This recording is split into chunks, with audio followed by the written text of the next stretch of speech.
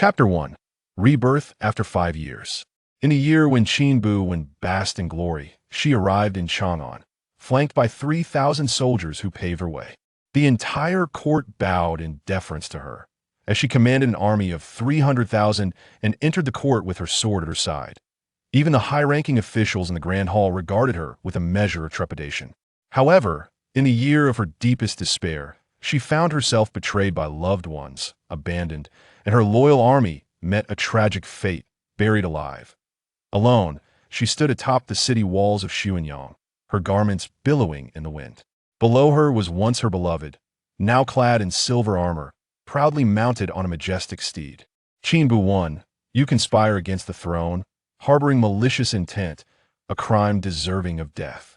Open the gates and meet your demise. Now, Li Yunmu stood as a trusted aide to the second prince. She should have anticipated that the man who had always harbored a deep-seated hatred for her would lower himself to be her companion in the dim light of the night, for he had ulterior motives. Qin Buwen had meticulously plotted her life, but in the end, she found herself outplayed. Li Yunmu, you climbed to your current position atop the corpses of my 300,000 loyal soldiers. Can you truly find peace in that? Qin Buwen smiled, though the harsh winds blurred her vision with tears. Your subordinates are obstinate and deserve their fate. Deserve their fate? Qin Buwen tilted her head, seemingly unable to comprehend his words. You claim they deserve their fate? Tears fell onto her hand as she glared at the man below. Li Yunmu, you must guard your beloved. Well, had I not perished, I would ensure she meets a fate worse than death. How dare you? Li Yunmu shouted, as if struck at his vulnerable core. Archers, prepare.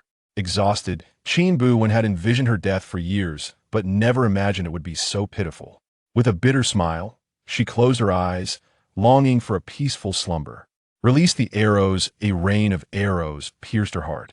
A sharp pain sliced through her chest, a sticky warmth filling her lungs. Qin Buwen gasped, her eyes snapping open. The soldiers and battlements had vanished, replaced by a strikingly handsome face, a sword poised at her heart. The man before her was equally startled. At that moment, Qin Buwen felt herself constrained, only to realize it was a dark-clad assassin pulling her aside to shield her from the blade. Seizing the opportunity, the assassin fled as the handsome stranger caught her effortlessly as she began to fall. Someone, the man called out in a commanding tone. A man in green attire approached and knelt before him. My lord. Qin Buwen had no strength left. She closed her eyes. The last words she heard were from the man holding her. Summon the physician. Swiftly take her back for treatment. The scent of sandalwood lingered in the air. Upon awakening, Qin Buwen was unaware of the hour. What was happening? Hadn't she died? The pain of 1,000 arrows still echoed in her memory. Where was she now? Tentatively, she moved her body, and upon the arrival of a maid bearing water, the girl's eyes brightened. Miss, you're awake. Wait, they'll call the Lord immediately. Without waiting for Qin Buwen's response, the maid dashed away.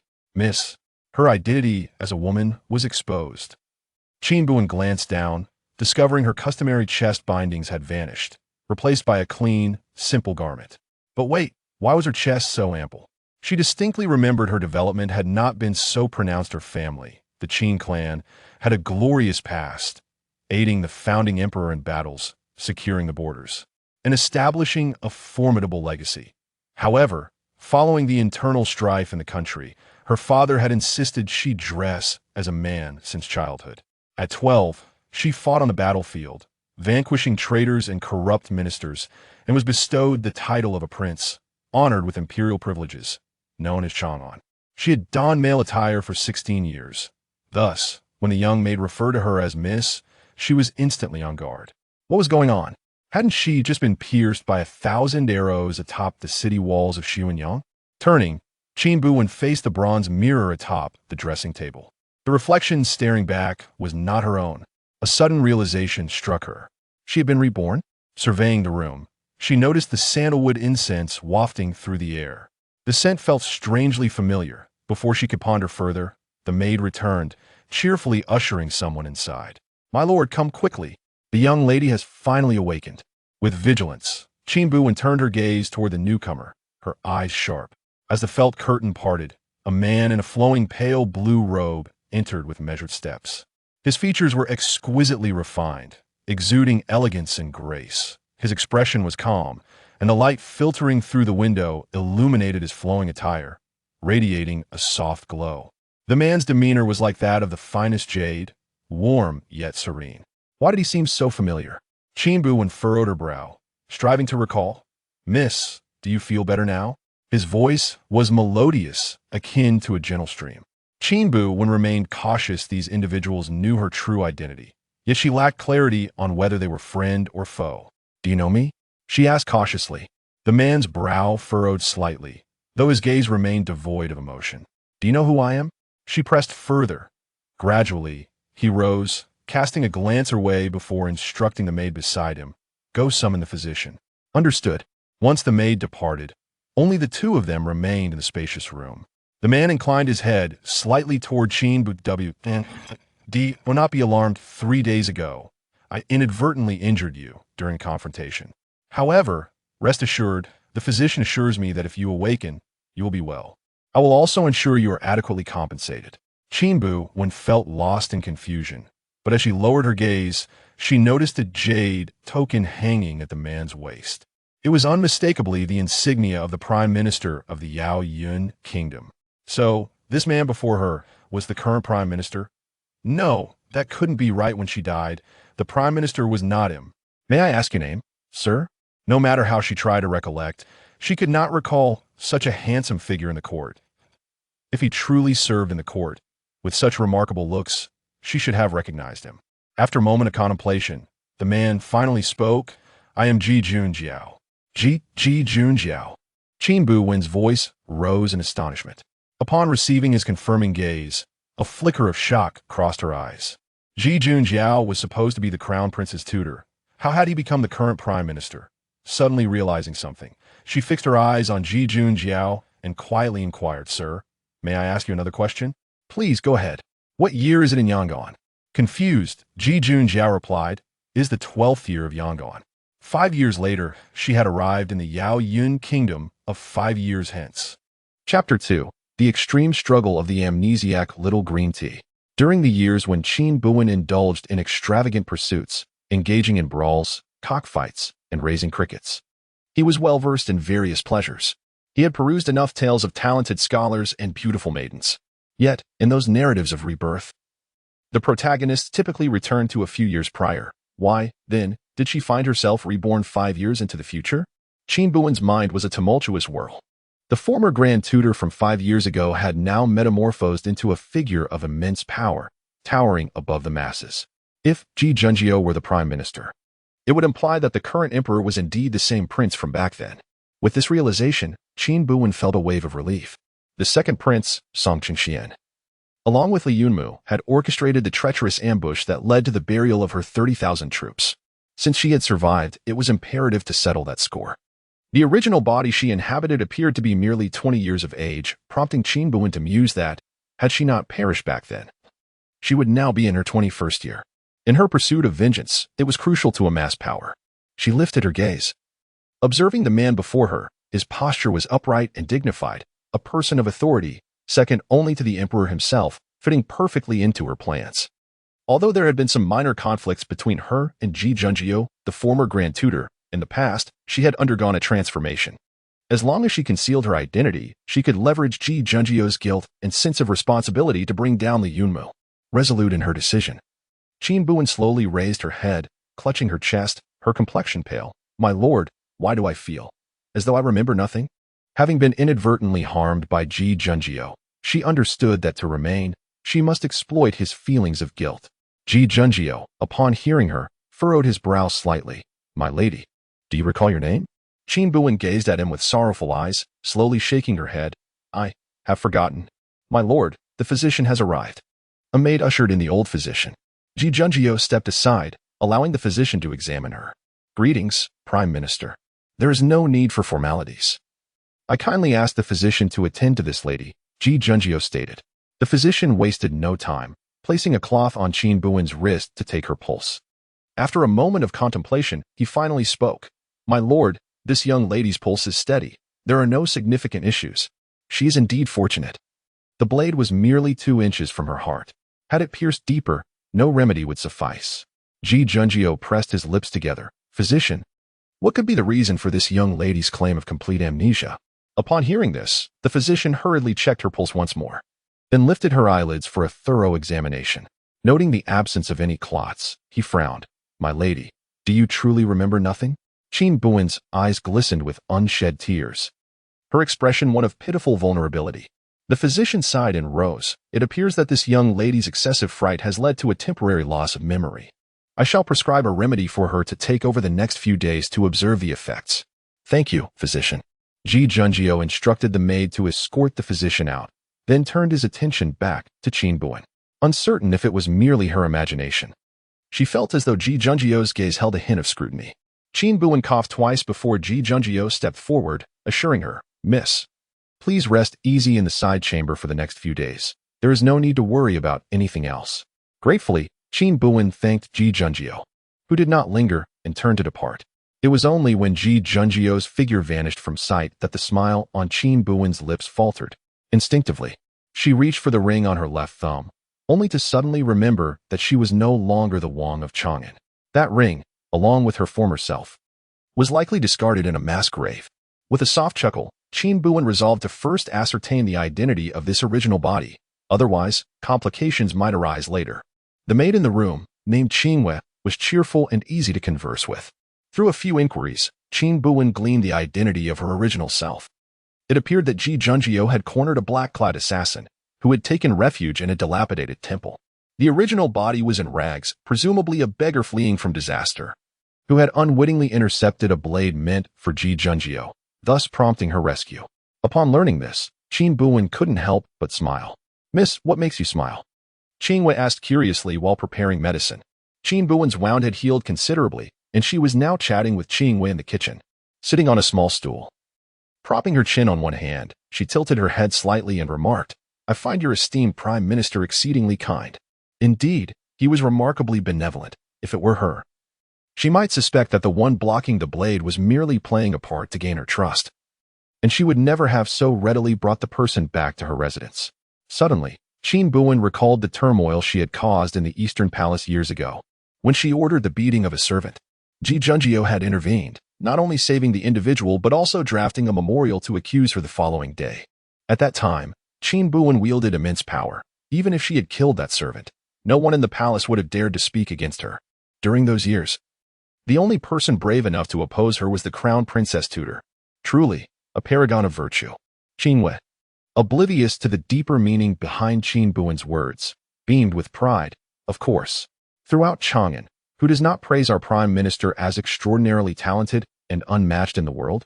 Qin Buwen merely joined in Qingyue's laughter. This made matters simpler.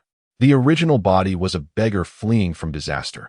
Even if she had parents, they were undoubtedly separated, thus ensuring that no witnesses would arise, regardless of how she fabricated her identity. Sir, you are leaving that girl behind just like that? A man in a dark robe stood before Ji Junjio in the study, expressing his disapproval. Ji Junjio, focused on her painting, replied calmly, the responsibility lies with me. I must wait until she recovers. The man frowned, but sir, what if she is a spy sent by someone else? Even seated, his stature remained imposing. He spoke with composure. If she were a spy, she would inevitably reveal her true intentions. The man tentatively suggested, shall I probe her a bit? Ji Junjio did not respond to him directly. Instead, she handed over the recently completed drawing. Cha-Ching, please make several copies of this and investigate the whereabouts of this pattern. The man in blue, addressed as Cha-Ching, glanced at the peculiar design. My lord, what is this? Although the assassin was not apprehended that day, I caught a glimpse of the tattoo on his arm. If you dispatch someone to look into this pattern, they should be able to uncover some clues. Cha-Ching nodded and then brought up another matter. By the way, my lord, a few days ago, while you were away from the pavilion, Deputy Minister of Revenue Li Yunmu came to pay you a visit. Ji Junjio acknowledged with a nod. I see. You may leave now. As you wish. Just as Cha-Ching departed, Qin Buwen appeared at the door of the study. My lord, it is I. I wish to discuss something with you. Ji Junjio gathered her books, letters, and various documents. Come in. Upon entering, Qin Buwen was greeted by the distant aroma of sandalwood. After stepping inside, she immediately knelt before Ji Junjio. My lord, I have recalled some matters. Chapter 3. the delicate little green tea Qin Buwen needed to gain the trust of Ji Junjie. However, based on their previous encounters, it was evident that Ji Junjie, though a paragon of virtue, was not an easy person to engage with. Earning his trust would not be a simple task. Moreover, her current identity was already suspect. If she could not clear her name, Ji Junjie would undoubtedly not allow her to remain there. Contemplating this, Qin Buwen lowered her head even further, quietly awaiting the man at the table. Ji Junjie's gaze was calm. Has the young lady recalled something? Qin Buwen's voice was barely audible. I remember, I fled to Chang'an with others due to a disaster in my hometown. I hadn't eaten for several days. And while resting in a dilapidated temple, I was captured by a dark-clad assassin. The man's long fingers lightly tapped the table. Where is your hometown, young lady? Qin Buwen shook her head. I do not recall. I only remember carrying a personal talisman for safety, which should have been left in the ruined temple. Ji Junjie nodded slightly. If you remember anything further, you may share it with me, and I will send someone to contact your family. Qin Buwen hesitated before speaking. Sir, that talisman is very important to me. May I return to the temple to retrieve it? Ji Junjie pondered for a moment. You have been unconscious for several days, and many refugees have gathered in that temple. It is likely that it has already been taken. Upon hearing this, Qin Buwen's eyes reddened slightly. Sir, I wish to search for it. Ji Junjie did not comprehend the significance of a mere talisman, but he was not one to impose on others. Very well, I shall send someone to accompany you.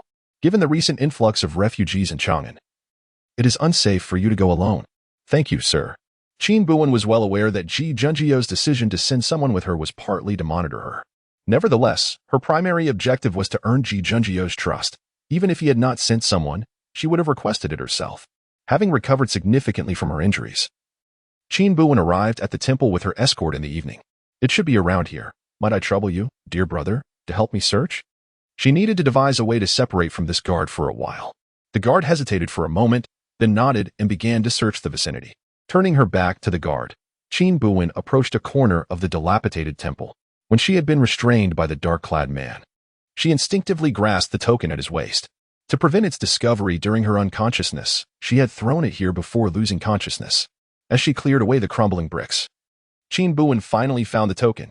Upon recognizing the emblem and inscription upon it, she let out a cold laugh. Indeed, her suspicions were correct. The assassin was an undercover agent dispatched from the northern deserts, and his presence here was undoubtedly linked to a transaction with Yaoyun's spies. Yet, what puzzled Qin Buwen was why Ji Junjie was here. Had he received advance notice? If so, from whom? Miss, we have searched over there and found nothing. Upon hearing the voice of the guard, Qin Buwen carefully tucked away her token before turning around, her eyes rimmed with red. I could not find it either, she admitted. The guard, filled with sympathy, suggested, Miss, shall we search more thoroughly? Perhaps we overlooked something. Qin Buwen shook her head, wiping her nose. There is no need. The Prime Minister is right. It's been so many days, it must have been picked up by someone else. The guard hesitated, wanting to say more. But Qin Buwen brushed away her tears and despondently made her way back. There was never any charm to begin with, if it were found. It would indeed be a ghostly affair. Upon returning home, Qin Buwen concealed the token, contemplating how to convey this news to Ji Junjie. Meanwhile, Cha Qing presented Ji Junjie with a copy of the engraved pattern. Sir, who was it that sent you the secret message to visit the ruined temple? Ji Junjie scrutinized the dark tattoo pattern. We are still investigating. This person has extensive connections. What could be their motive for relaying messages to you? Cha Qing furrowed his brow. Ji Junjie's voice was icy and detached. Regardless of the motive, we must uncover the court's informant. Understood, replied Cha Qing. After exiting the study, Cha Qing did not return to his quarters immediately, but instead headed towards Qin Buwen's residence. At that moment, Qin Buwen was in the courtyard engrossed in a game of chess. Years ago, upon receiving the news of the massacre of the Qingping army, she, in her grief, concocted several reasons to transfer all her trusted aides away. She wondered if they were still alive. Bearing the infamy that had plagued her for years, Qin Buwen wished to spare them from sharing her fate. As she placed a black piece on the board, Chang'an appeared behind her. Miss, do you still play chess? His tone was emotionless and somewhat cold. Startled, Qin Buwen stood up and bowed respectfully. I have the honor of meeting Lord Cha Qing. Cha Qing narrowed his eyes, scrutinizing her before his gaze fell upon the stone chessboard. The pieces are arranged with one row of black and one of white. It is clear you are merely playing for amusement, rather than engaging in a game. I noticed the chess pieces here and decided to play a little. Qin Buwen replied nonchalantly. Chang'an pressed his lips together. Have you recalled something? It was a clear attempt to test her. Qin Buwen lowered her eyes. I only remember that I fled from a disaster. As for the rest, I cannot recall. Chang'an's tone remained frosty. Have you even forgotten your own name? Qin Buwen bowed her head in silence. Chang'an said no more, merely stating, rest assured. My master will take good care of you. Thank you, Lord Chang'an, she responded. Before her words faded, Chang'an swiftly turned, drawing his long sword and thrusting it directly towards Qin Buwen. She furrowed her brow slightly, and as the sword's tip halted before her forehead, her eyes widened in shock, her entire being trembling. Chang'an, maintaining his composure, retracted the sword and revealed a spider at its tip. Be cautious, miss. A bite from a venomous spider at this time could be most unpleasant. Qin Buwen stumbled back a few steps, her body trembling, yet she dared not meet Chang'an's gaze. With a quivering voice, she expressed her gratitude. Thank you, Lord Chang'an. Chang'an furrowed his brow slightly, observing her reaction. Are you frightened, my lady? Qin Buwen remained silent, her head bowed, her body still shuddering. Chang'an pressed his lips together and clasped his fists, bowing respectfully to her. I apologize, my lady. It is nothing. It is merely that I am too timid. Please do not take offense, Lord Chang'an. As she spoke, her voice was tinged with a hint of sobbing. Chang'an did not linger further, offering another bow. Rest well, my lady. I take my leave. Once Chang'an finally departed, Qin Buwen slowly lifted her head, her eyes filled with inquiry and composure. Indeed, there are many talents surrounding Ji Junjiu. On the other side, in the study, a man pondered over the tattoo patterns imprinted on the paper, lost in thought. A guard who had accompanied Qin Buwen spoke respectfully, My lord. She merely visited a dilapidated temple. Did she find the talisman? No. The young lady searched for quite some time, but found nothing. When she left, her eyes were red. The guard clearly did not perceive Qin Buwen as a villain, responding with a touch of sympathy. Ji Junjiu nodded. You may leave now. Yes, my lord. The following morning, Qin Buwen visited the study in search of Ji Junjiu. With the court in recess these past few days, Ji Junjiu remained in the study, leading one to believe that a captivating beauty must be concealed within. My lord, I have brewed some tea. The sound of paper rustling echoed in the study, followed by the man's voice. Come in. Qin Buwen approached Ji Junjiu with the tea, hesitating momentarily before inquiring. My lord, are you investigating that man in black? Chapter 4. The first embarrassment. Ji Junjiu's movements faltered momentarily as she turned her gaze towards Qin Buwen, seemingly oblivious to the curiosity reflected in Ji Junjiu's eyes. Qin Buwen spoke unbidden. On that day, I was abducted by men in black, and in my panic, I reached out to grasp one of their hands. I believe I noticed a black tattoo on his arm. Ji Junjiu's fingers hesitated slightly, yet her expression remained as tranquil as ever. What kind of tattoo was it? Qin Buwen pondered earnestly for a moment, gesturing as she described. It resembled a wolf, but it seemed to have only one eye, the rest. In my fright, I could not recall clearly. Ji Junjiu extracted a piece of paper from the desk and presented it to Qin Buwen. Is this the design you saw? Taking the paper, Qin Buwen scrutinized it intently for a while before affirming. Yes, that is indeed the pattern. Though the young woman had lost her memory, her recollection proved to be remarkably sharp. Upon hearing Ji Junjiu's remark, Qin Buwen understood that she was being tested and responded with a smile. I am not entirely certain, but I remembered the tattoo at a glance amidst the chaos. Ji Junjiu lowered her gaze, and after a prolonged silence, she continued her inquiry. Do you recall anything else regarding this tattoo? The bait had been taken. Qin Buwen suppressed the smile that tugged at her lips, instead furrowing her brow as if straining to recollect. Having fled to this place alone, she had refrained from mingling with other refugees. She elaborated.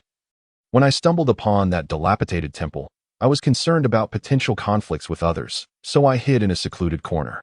Frowning, Qin Buwen pressed her memory. In a state between dreams and wakefulness, I seemed to hear someone mention the Wangfu of Chang'an, the northern desert, and so forth. At this, Ji Junjiu's brows furrowed slightly. The Wangfu of Chang'an? Qin Buwen nodded. Sir, what is the Wangfu of Chang'an? Ji Junjiu cast a glance at her and explained. It is the residence of a deceased prince, nothing particularly noteworthy.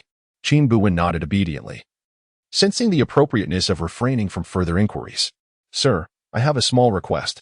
Do not hesitate to speak. With her head bowed, Qin Buwen hesitated before articulating. Might you be able to lend me some silver? I wish to procure a few items. Ji Junjiu raised her eyes to regard Qin Buwen, responding coolly. Your injuries have yet to heal. There is no need for you to trouble yourself. If you require anything, allow Chang'an to procure it for you." Upon hearing this, Qin Buwen's ears flushed crimson, and she lowered her head even further. "Sir, I wish to go myself." Perceiving the hesitation in Qin Buwen's tone, Ji Junjie furrowed her brow. "What troubles you? Is Chang'an making things difficult for you?" No. Qin Buwen hastily waved her hands in clarification. "It is. I wish to purchase some personal items, and it would be inconvenient for Lord Chang'an." Ji Junjie found herself momentarily at a loss. Personal items? With her head still bowed, her voice barely above a whisper, Qin Buwen confessed, "I wish to buy some intimate clothing, undergarments, and menstrual supplies." This time, it was Ji Junjie, seated at the desk, who found herself momentarily stunned. Qin Buwen's heart was overflowing with joy, yet she feigned a facade of indignation, lowering her head to avoid meeting Ji Junjie's gaze. For a moment, the atmosphere became exceedingly awkward. After an indeterminate amount of time, it was Ji Junjie who cleared his throat, shattering the silence. "In that case, my lady, simply request some funds from the treasury. There is no need to come through me." His voice was hoarse, clearly struggling to maintain an air of composure befitting a gentleman. Qin Buwen nodded in gratitude, and, not wanting to appear too eager, added, "Sir, may I request Qingwei to accompany me? I am not quite familiar with Chang'an." Ji Junjie nodded absently. Though Qin Buwen longed to observe Ji Junjie's flustered expression a moment longer, she recognized that prolonging her stay would not align with her character. After expressing her thanks, she quietly withdrew. Once the door to the study closed, Ji Junjie instinctively reached for the teacup on his desk, only to accidentally topple it, spilling the scalding tea all over his garments. He hurriedly rose, brushing off the tea leaves, only to notice that some of the books on his desk had also been splashed with water, prompting him to hurriedly tidy up. One would think that Ji Junjie, who had diligently studied the 4 books and 5 classics since childhood, understanding propriety and decorum, would never find himself in such a disheveled state in 22 years. Meanwhile, Qin Buwen was in high spirits. Teasing Ji Junjie had been her long-held ambition. Indeed, back when she was the Prince of Chang'an, engaging in all manner of mischief and chaos, Ji Junjie, then the Crown Prince's tutor, was her adversary. Their encounters on the streets of Chang'an were such that even a mosquito would not dare to chirp. Qin Buwen had often contemplated teaching him a lesson. However, Ji Junjie was a paragon of propriety, and despite Qin Buwen assigning several individuals to watch him closely for 2 months, they uncovered not a single fault. On the contrary, Ji Junjie frequently brought her before the emperor for various grievances. According to the emperor, the pile of memorials Ji Junjie had submitted to him in accusation of her could form a mountain of documents. This Ji Junjie was excessively meddlesome. In summary, the long unfulfilled desire of many years had finally been realized, and Qin Buwen could hardly contain her elation. After retrieving some funds from the treasury, she set out with Qingwei from the estate. "My lady, if you wish to purchase garments, you should visit the Penglai Pavilion on West Street, where the fabrics and silks are the most fashionable of the season." Qingwei enthusiastically introduced the sights of Chang'an as she linked arms with Qin Buwen. Observing the surroundings of Chang'an, a genuine smile gradually graced Qin Buwen's lips. It had been 5 years since she had last set eyes on this city. According to the year of her demise, following the battle in the northern desert, Qin Buwen had led the Qingping army to Xuanyang, her fief, which was also the nearest capital to the northern desert. She had remained there until her death, never returning to Chang'an. Now, the citizens of Chang'an were living in peace, with the sounds of bells and the aromas of feasting filling the air, creating a lively atmosphere. On both sides of the main street of Chang'an, vendors peddled their wares, their voices rising in a lively chorus. Some struck wooden clappers, others brandished rattles, while a few jingled bells, creating a harmonious melody that painted a picture of national prosperity. Accompanying Qingwei, we meandered through the bustling scene and eventually visited Penglai Pavilion, where we procured several ready-made garments. With arms linked, we strolled back. "Qingwei, do you know where there is a bookstore in Chang'an?" inquired Qin Buwen casually. "A bookstore? Do you wish to purchase some books?" Qingwei queried, perplexed. Qin Buwen replied, "I intend to buy some paper and brushes to practice my calligraphy." "Practicing calligraphy?" Qingwei nodded. "Indeed, it was out of kindness that the gentleman assisted me. But now that I have recovered, I must take my leave. I possess no remarkable skills, having merely studied for a few years. I thought perhaps I could sustain myself by selling my writing and letters, thus not becoming a burden to the gentleman." Chapter 5. She is ready to perform again. Upon hearing this, Qingwei was nearly overwhelmed with emotion. With tears glistening in her eyes, she gazed at Qin Buwen and said, My lady, if you require stationery, you may borrow some from the master's study. Qin Buwen waved her hand, looking somewhat troubled. The master, being the prime minister, undoubtedly possesses many important items within his study. If there is no pressing matter, I would never dare to disturb him. Sincerely. Qin Buwen stated that she would not enter the study more than twice a day. Qin Wei wholeheartedly agreed, taking Qin Buwen's hand. You truly are thoughtful, my lady. She then pointed ahead. There lies Bamafongtang, the largest bookstore in Chang'an. Let us go and have a look. Qin Buwen nodded with a smile and followed Qin Wei as they proceeded. Upon entering Bamafongtang, Qin Buwen was struck by the grandeur of the establishment. From the outside, it appeared vast, but upon stepping inside, she discovered it spanned 5 or 6 opulent floors. Good day, young ladies. What may I assist you with?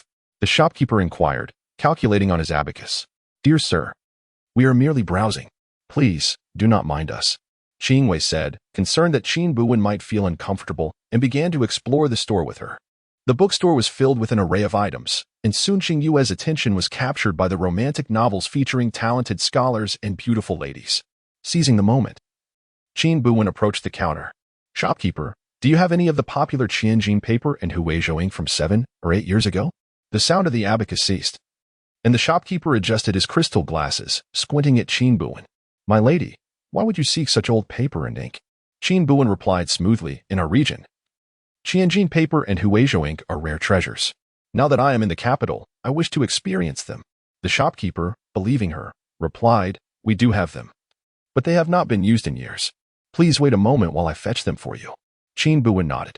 When the paper and ink were brought, Qin Buwen placed her hand on the Xian paper, gently caressing it before leaning down to inhale the fragrant ink. It is genuine. Thank you, shopkeeper. Qin Buwen smiled as she handed over the payment. With the paper and ink in hand, Qin Buwen also purchased a brush, feigning interest in a few miscellaneous books before leaving with Qin Wei.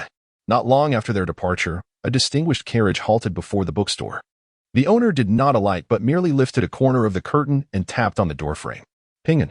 A rich male voice emanated from within the carriage. The attendant named Ping and respectfully nodded before stepping into the bookstore. The shopkeeper, clearly recognizing Ping'an, was instantly all smiles.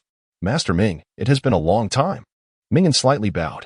Shopkeeper, I have come to purchase some items. As he spoke, Ming'an handed the shopkeeper a prepared note. Upon reading the 2 items listed on the note, the shopkeeper furrowed his brow slightly. Oh, what is it, shopkeeper? Ming'an inquired. Ah, yes, we do have them. The shopkeeper, regaining his composure, hurriedly explained. It is quite a coincidence that just moments ago, a young lady also requested the Tianjin paper and Huizhou ink. Ming'an remained silent. The shopkeeper chuckled awkwardly and respectfully handed over the Tianjin paper and Huizhou ink that he had failed to return earlier, saying, My Lord Ming, please take these. Ming'an placed a gold ingot on the counter, nodded at the shopkeeper, and turned to leave. Outside, the grandeur of the carriage drew a crowd of onlookers. The tassels at each corner of the carriage are made of jade, exclaimed one. Not only that, but they are threaded with gold, another added. Who could be the esteemed individual with such a carriage? Did you not see the crane carved on the front? It belongs to that esteemed Minister Situ. Situ? Is he the one afflicted with a leg ailment, yet has been promoted by the emperor to the rank of a first-class minister? Indeed, it is he. The law states that those with disabilities cannot hold office. But this Minister Situ is personally appointed by the emperor. The surrounding populace murmured as they gazed at the carriage. When Ming'an emerged from the bookstore, he handed the purchased paper and ink to the man seated within the carriage. How so swift? Inquired the man, his voice resonant. This Tianjin paper and Huizhou ink are relics from 8 years past. To find such antiquities in this ever-changing world would require considerable effort. Ming'an replied, My lord. The shopkeeper mentioned that a young lady had also requested these items and had not yet returned them. Someone sought the identical items? The tone of the voice within the carriage darkened slightly. Yes, Ming'an affirmed. A pause ensued. My lord? It is nothing, the man responded nonchalantly. Let us proceed to the Wenyuan Pavilion to meet our esteemed chancellor. Yes, my lord. Upon returning to the Wenyuan Pavilion, Qin Buwen initially intended to linger near Jijunjiu, but was intercepted by Changqing outside the main hall. Miss, the lord is expecting a guest shortly and cannot be disturbed at this time. Oh, Qin Buwen smiled. Then I shall not intrude. I will return later. Perfectly timed. Qin Buwen returned to her chamber, retrieved paper and brush, dipped them in ink, and after a moment's contemplation, began to write. In a short while, She set down her brush and gently blew on the freshly inked letter. Raising an eyebrow, she gazed at the still wet characters, a smirk playing on her lips. Ah. Ji Junjio, I have prepared the trap for you. Now it is up to you to leap into it. Meanwhile, within the main hall, Ji Junjio toyed with the rim of her teacup. Does the minister Situ acknowledge that it was you who delivered the intelligence to me 2 days prior? The man seated at the head of the table, his demeanor cool and commanding, held an air of authority without displaying anger. To his right sat a man on a wuho cart, the daylight casting a blinding glare upon him, rendering his features indistinct. He seemed to blend into the light, obscuring his visage. Clearing his throat gently, he spoke with a melodious tone. It was indeed I who directed the chancellor to the dilapidated temple. Ji Junjio lowered her gaze slightly, a delicate beam of light illuminating the man's lashes, akin to a celestial glimmer.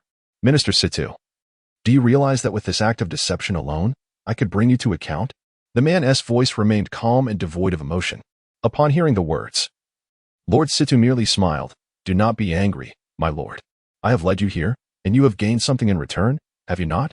Ji Junjio gently pursed her lips. For so many years, I had no idea that Lord Situ possessed such extraordinary connections.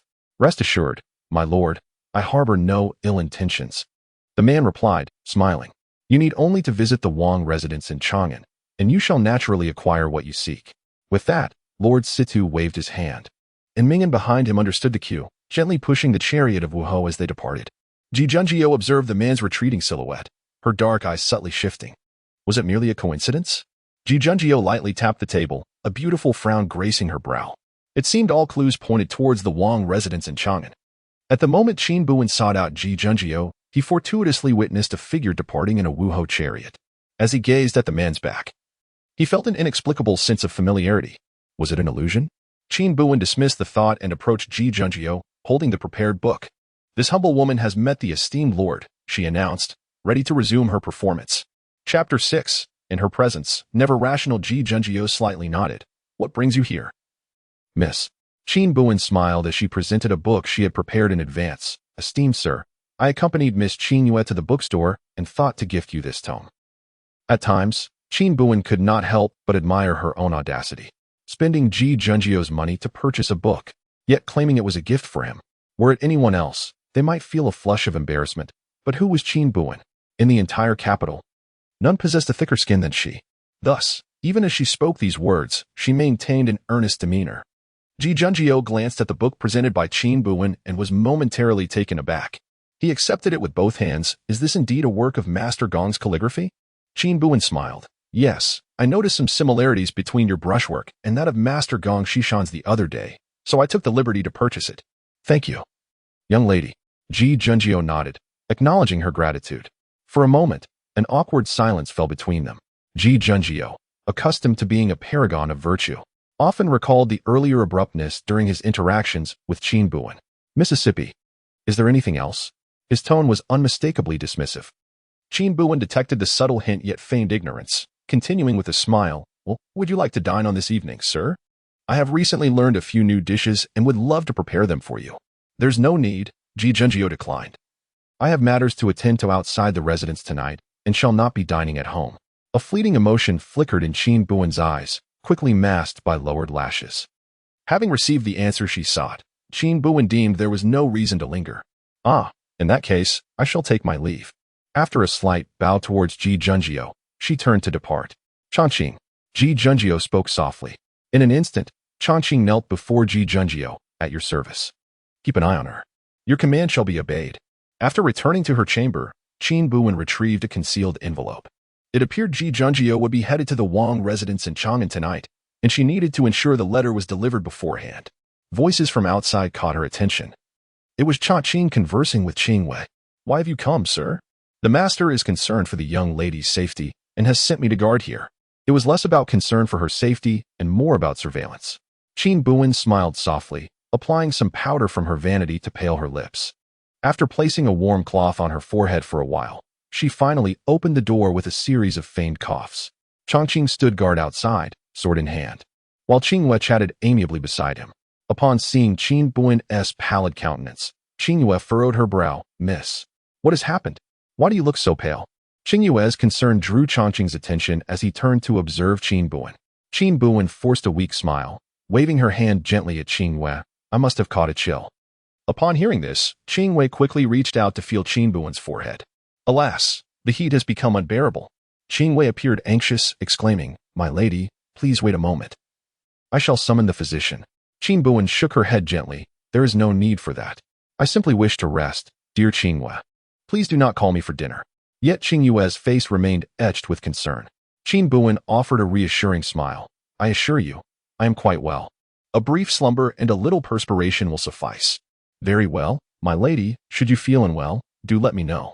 Cha Qing, assigned to guard Qin Buwen, had no objections to this arrangement. After giving her instructions, Qin Buwen coughed lightly and closed the door behind her. As the fragile Qin Buwen shut the door, she seized the opportunity, coughing to mask her actions, and opened the window. She spread out her bedding, stuffed several garments inside, and lowered the curtain. Once everything was in order, Qin Buwen nimbly vaulted through the window. Since the severing of her left hand's meridians years ago, she had refrained from using martial arts. Now, as she attempted to adapt to her new limbs, she felt somewhat awkward. In a few leaps, she arrived at the familiar yet desolate Wangfu of Chang'an, filled with nostalgia. When Qin Buwen first journeyed from Xuanyang to Chang'an, the late emperor had constructed this residence for her, rivaling even the grandeur of the Taihe Hall in the imperial palace. Countless treasures adorned the estate, including a magnificent coral tree towering 8 feet high, which even the emperor had never laid eyes upon. Many court officials had criticized her for being ostentatious and extravagant, but each rebuke was dismissed without exception. In those days, Qin Buwen, the Wang of Chang'an, wielded considerable influence. Now, gazing upon the forlorn and desolate estate, the ginkgo tree in the courtyard, capable of being embraced by 3 people, appeared lonely. Qin Buwen momentarily lost herself in thought. When the walls fall, the crowd disperses. When the tree falls, the monkeys scatter. With a wry smile, she entered the study with practiced ease. The door was sealed with a notice, but Qin Buwen climbed through the window, approached the desk, and tucked an envelope among the stacks of books. Having completed this task, she intended to depart swiftly but stumbled upon something on the desk, a letter. Qin Buwen furrowed her brow slightly. When had this letter appeared on her desk? Outside the Wangfu, the sound of the door being pushed open echoed. Lady Ji Junjio has arrived. Not wishing to linger, she concealed the letter and seized an opportunity to slip away. At the Sitter residence, Mingyan respectfully reported to the man seated in the main position, "My lord, the letter has been placed upon the desk in the Wangfu of Chang'an." "Very well, you may retire," the man replied. Mingyan remained still. "What is it?" The man's voice was rich and resonant. Mingyan continued with a bow, "My lord, regarding the Crown Prince of Chang'an." Noticing the man's expression shift, Mingyan quickly amended, Miss Qin's body still remains unaccounted for." The man's gaze lowered slightly, concealing all emotion. "Continue the search," he commanded. His tone as cold as ice. Mingyan opened his mouth, as if to speak, but after a pause, merely bowed his head in acquiescence. Yes. The master had never been rational regarding the Crown Prince of Chang'an. Returning to her chamber, Qin Buwen quietly closed the window. From the cuff, she retrieved the unopened letter. And without a moment's hesitation, Qin Buwen tore it open. Upon seeing the handwriting, her pupils dilated in shock. Yin Tang. The scene shifted abruptly. Qin Buwen suddenly recalled many years ago when, out of sheer laziness, she had carelessly handed over a pile of unapproved documents to Yin Tang. He, ever indulgent of her, had accepted the documents with a smile, and after mimicking her handwriting for a few days, had mastered it flawlessly. Thereafter, the majority of the document approvals bore his name. The handwriting on this letter was indistinguishable from her own. This was clearly a letter penned by Yin Tang in imitation of her script. Her heart raced, and her breath quickened. Back then, anticipating her fate, she had been unwilling to let the 2 individuals beside her share her doom. So she had found an excuse to send them away. Therefore, Yin Tang did not perish. Yin Tang is still alive. Chapter 7. I have overstepped. Qin Buwen's thoughts were in disarray. Years ago, she had transferred them away, wishing to shield them from the tumult of court intrigues, allowing them to live anew under different names. Yet now, Yin Tang had entered the fray. She furrowed her brow, suppressing the myriad emotions swirling within her, striving to maintain her composure. Upon perusing the contents of the letter, a bitter smile involuntarily graced her lips. Yin Tang, indeed, possessed an intellect that was both admirable and intimidating. The contents of this letter were identical to that of her own correspondence, both conveyed in a clandestine manner. informing Ji Junjie of a crucial piece of news. Li Yunmu was in contact with spies from the northern wilderness, gently caressing the luxurious paper of the letter. Qin Buwen sighed in resignation. Yin Tang was astute and calculated, always several steps ahead. Should she locate him and reveal her identity, her quest for vengeance would be considerably streamlined. However, after a prolonged moment, Qin Buwen's gaze flickered, and she ultimately brought the letter closer to the candle, allowing it to ignite slowly. As she watched the parchment succumb to the flames, her expression fluctuated between light and shadow. The path ahead would be fraught with challenges. She had already danced with death once, and thus feared little, but they could not afford to falter. She yearned for their survival. Resolute, Qin Buwen inhaled deeply, restoring her chamber to its former state before reclining upon her bed. The performance was far from over. When Ji Junjie returned to Wenyuan Pavilion, it was already the hour of the tiger. Qing Wei was just emerging from the rear courtyard, bearing thick garments destined for Qin Buwen's quarters. "My lord, you have returned." Qing Wei greeted Ji Junjie with a bow. Ji Junjie cast a glance at the clothing in Qing Yue's hands. "Ah, these garments are for the young lady?" Noting Ji Junjie's gaze, Qing Wei replied, "The young lady appears to have caught a chill, so I thought to prepare some warm clothing for her." Upon hearing this, Ji Junjie's brow furrowed slightly. "A chill? Has the imperial physician been summoned?" Qing Wei shook her head. The young lady mentioned she wished to rest and did not request the physician. Ji Junjie pressed his lips together, his tone growing somber. "This is absurd. Her health has yet to be restored. How can we neglect treatment for a chill?" Casting a glance at the visibly distressed Qing Wei, Ji Junjie chose not to voice further objections. "I shall go and check on her," he declared, striding purposefully toward Qin Buwen's quarters. Upon noticing his arrival, Cha Qing bowed deeply. Ji Junjie offered him a questioning glance, to which Cha Qing shook his head, signifying that no one had emerged from within. Ji Junjie took a few steps forward to the door, gently knocking. "Young lady?" There was silence from within. Ji Junjie's brow knitted further. "Young lady, are you inside?" His voice rose slightly, yet still, there was no response. A flicker of concern crossed his features as he turned to Cha Qing, instructing in a hushed tone, "Guard the back entrance." "Understood," Cha Qing replied, swiftly departing. Ji Junjie then straightened, resolved, and forcefully pushed the door open. He strode to the bedside, his expression steely, lips pressed tightly together. The curtains were drawn shut. Approaching quietly, Ji Junjie swiftly yanked the curtains apart. What met his eyes was a blinding red. He could even feel a deafening buzz in his ears. Qin Buwen was clad in a scantily covering red belly band, utterly flustered. "My lord." The woman's voice was somewhat hoarse, yet laced with extreme agitation. She hurriedly attempted to cover herself with her hands, her almond-shaped eyes glistening like a startled deer, gazing towards the intruder. Before she could fully comprehend the situation, Ji Junjie had already hastily dropped the curtain and turned abruptly. The room was likely infused with incense, as Ji Junjie detected a faint scent of cosmetics, characteristic of a lady's boudoir. As the curtain fell once more, Qin Buwen, peering through the delicate veil, caught a glimpse of the man's refined silhouette, albeit his posture appeared rigid and somewhat awkward. "I beg your pardon." Ji Junjie, typically composed and decorous, found herself at a loss, her tone betraying her disarray. Qin Buwen's lips curled into a subtle smile, her voice remaining soft and delicate. "My lord, I had just fallen asleep." She was attempting to explain why she had not opened the door. Yet, in this peculiar moment, the more considerate Qin Buwen became. The more Ji Junjie's thoughts spiraled into confusion. "Is that so? I have been rather abrupt." "No matter." Qin Buwen feigned a hoarse voice, her words barely audible. "My lord, you seem to be in a hurry. Is there something of importance?" Ji Junjie's mind was in turmoil, her voice unconsciously stiffening. "I have heard that you have caught a chill. Would you like me to summon the physician to examine you?" Qin Buwen pretended to cough lightly. "There is no need. My lord, a night's rest will suffice." Then, concerned she may have offended Ji Junjie, she timidly added, "If it pleases you?" At that moment, Ji Junjie had no inclination to ponder such matters. She nodded hastily, uttering a farewell for Qin Buwen to rest well, before hastily retreating. Through the curtain, Qin Buwen watched Ji Junjie's departing figure and smiled faintly. Indeed, he was a quintessential gentleman. Had she encountered a rogue today, evading him would not have been so effortless. Qin Buwen exhaled a breath of relief and comfortably reclined back onto her bed. It seemed she would enjoy a restful night. Meanwhile, just as Ji Junjie exited the room, Cha Qing hurried over. "My lord, no one has left through the back door," he reported. Ji Junjie did not glance at Cha Qing, merely responding, She is still here. You shall guard this place tonight. Inform me should anything arise. Yes, Chang'an replied respectfully, but when he raised his eyes to his master, a look of puzzlement crossed his face. My lord, why is your face so flushed? Ji Junjie cast a glance at Chang'an, prompting him to obediently fall silent. How peculiar. Was her lord angry? Qin Buwen drifted into slumber. In her dreams, she found herself reliving the moment of her first encounter with Yintang.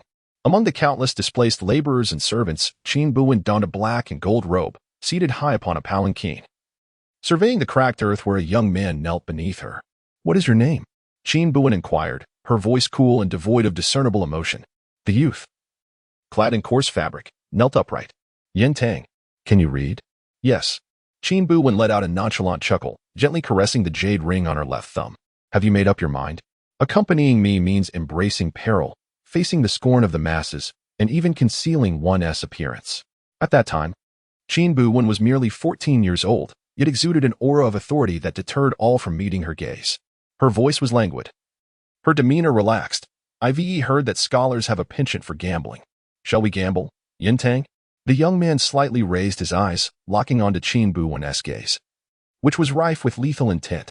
He straightened his back, as upright as a bamboo stalk. I wager on your highness, may all endeavors proceed smoothly, and wishes be fulfilled. The youth bowed his head against the barren ground, proclaiming his loyalty to the one in power. The following day, at the Situ Manor, when Yintang beheld the letter handed to him by Ji Junjie, he struggled to suppress the tumult within his heart, his eyes glistening with an ominous crimson. From whence had the Prime Minister procured this letter? His voice trembled violently, as if he were on the brink of being engulfed by an unrelenting tide. He fixed his gaze intensely upon Ji Junjie, sitting in the guest seat, nearly crushing the letter in his grip. My lord, from where did you obtain this letter? Chapter 8. The affection of Longyang 3 years prior. Yintang emerged in the sight of the courtiers. That year, Jiangning suffered a severe drought, leading to widespread famine and a surge of refugees. Chaos erupted across Jiangning, and the populace lived in dire straits.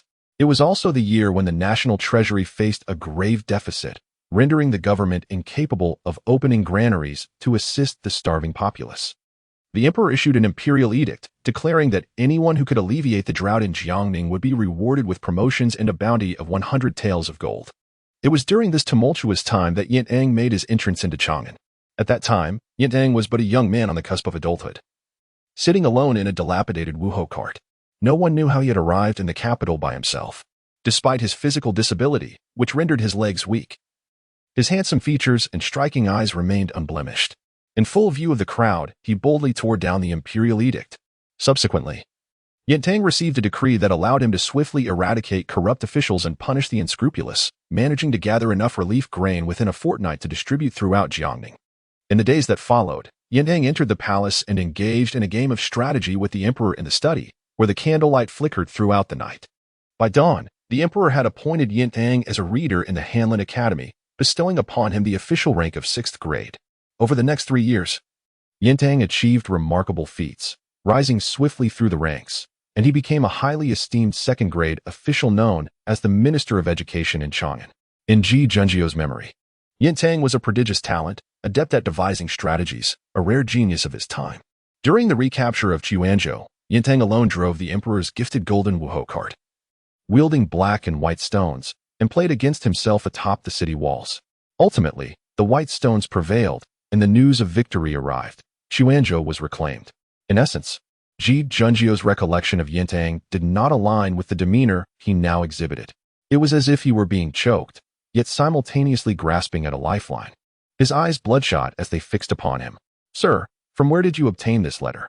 Ji Junjie, seated across from him, pondered for a moment before placing his teacup down. I had thought this letter was orchestrated by the Minister of Education. It appears I was mistaken. Ji Junjie furrowed his brow slightly, his elongated fingers tapping the table, seemingly deep in thought. He had never seen Yintang in such a state, nor did he grasp the reasons behind it. However, through Yintang's expression, Ji Junjie could discern that this letter was not of his making. Seated at the head of the table, Yintang's features remained strikingly handsome, though his pallor was excessively pronounced. He appeared eager to inquire about something, but the next moment, he erupted into a fit of coughs. Cough, cough, cough, sir. Mingyan, witnessing this, hurriedly approached with a handkerchief, which soon bore deep crimson stains. Blood trickled from the corner of Yin Tong's mouth, marring his already pale visage, revealing a certain morbid beauty characteristic of a scholar.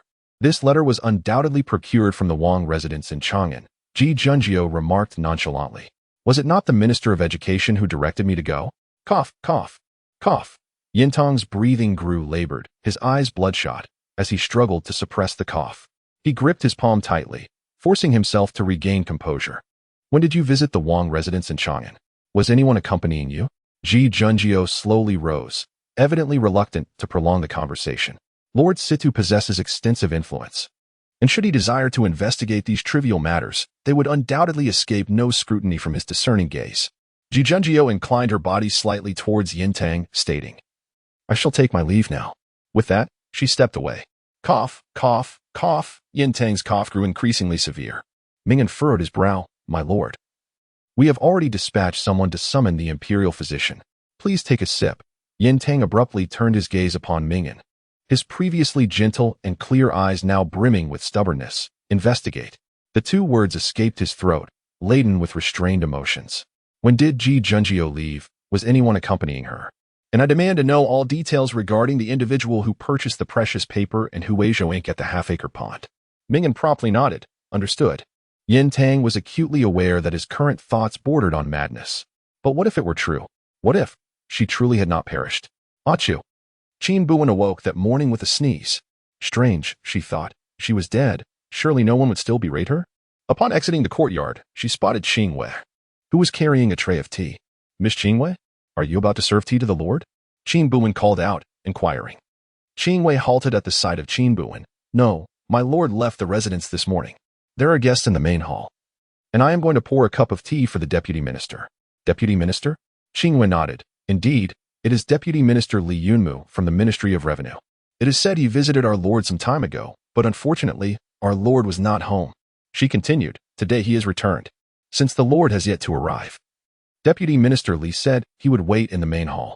After Qingwei finished her explanation with a smile, she noticed Qin Buwen's gaze had lowered, her expression somewhat obscure. Miss? Is something the matter? Qingwei asked with concern. Only then did Qin Buwen lift her head slightly, offering a radiant smile that seemed to shine brighter than the sun. Oh, it's nothing. I've simply never encountered this Deputy Minister Li, and am a bit curious. Qingwei chuckled. This Lord Li does indeed possess a significant background. Qin Buwen blinked with curiosity. What kind of background?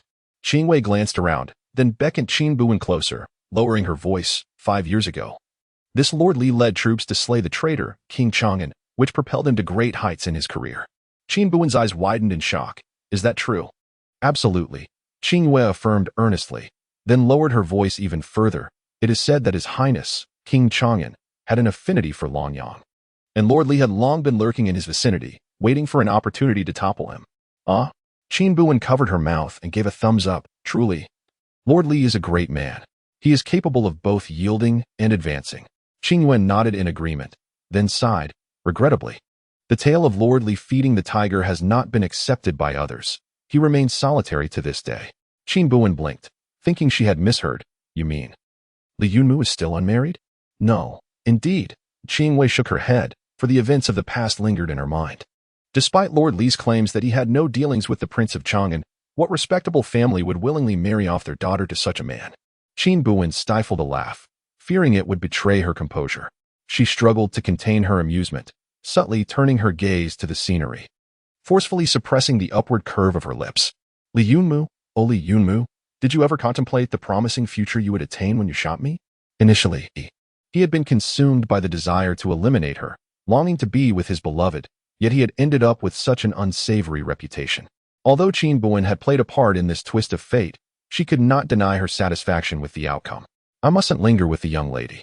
I have tea to deliver, Qingwei remarked, preparing to depart. Wait. Qin Buwen interjected eagerly, her sincerity evident.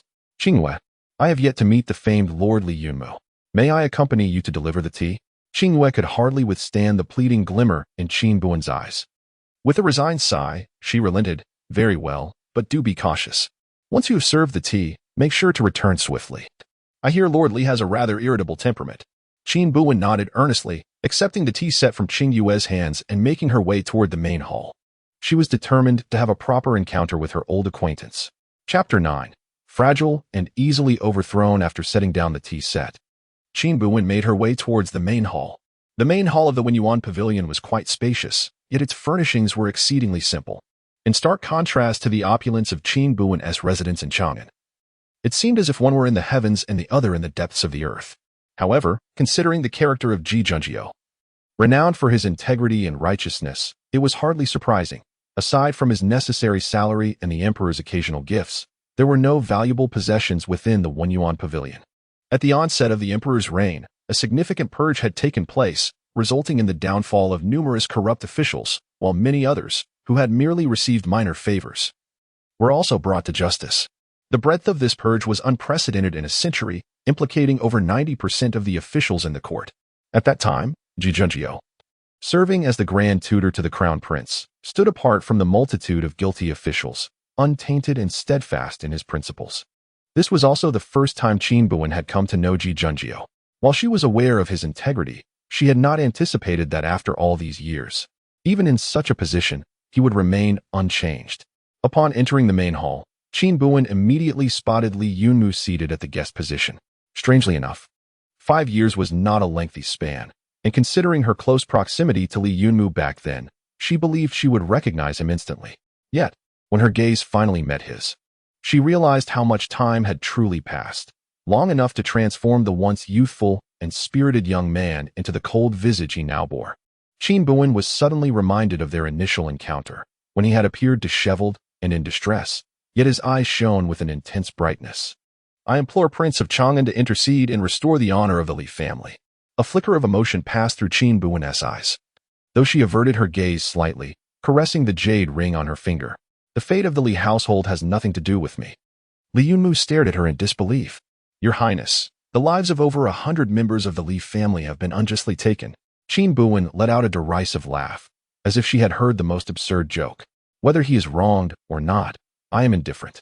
With that, she raised an eyebrow, appraising the young man before her. "Yet, it seems that young Master Li is quite the handsome figure, indeed." Li Yunmu, taken aback, struggled to regain his composure. "Your Highness, what do you mean?" Qin Buwen chuckled lightly.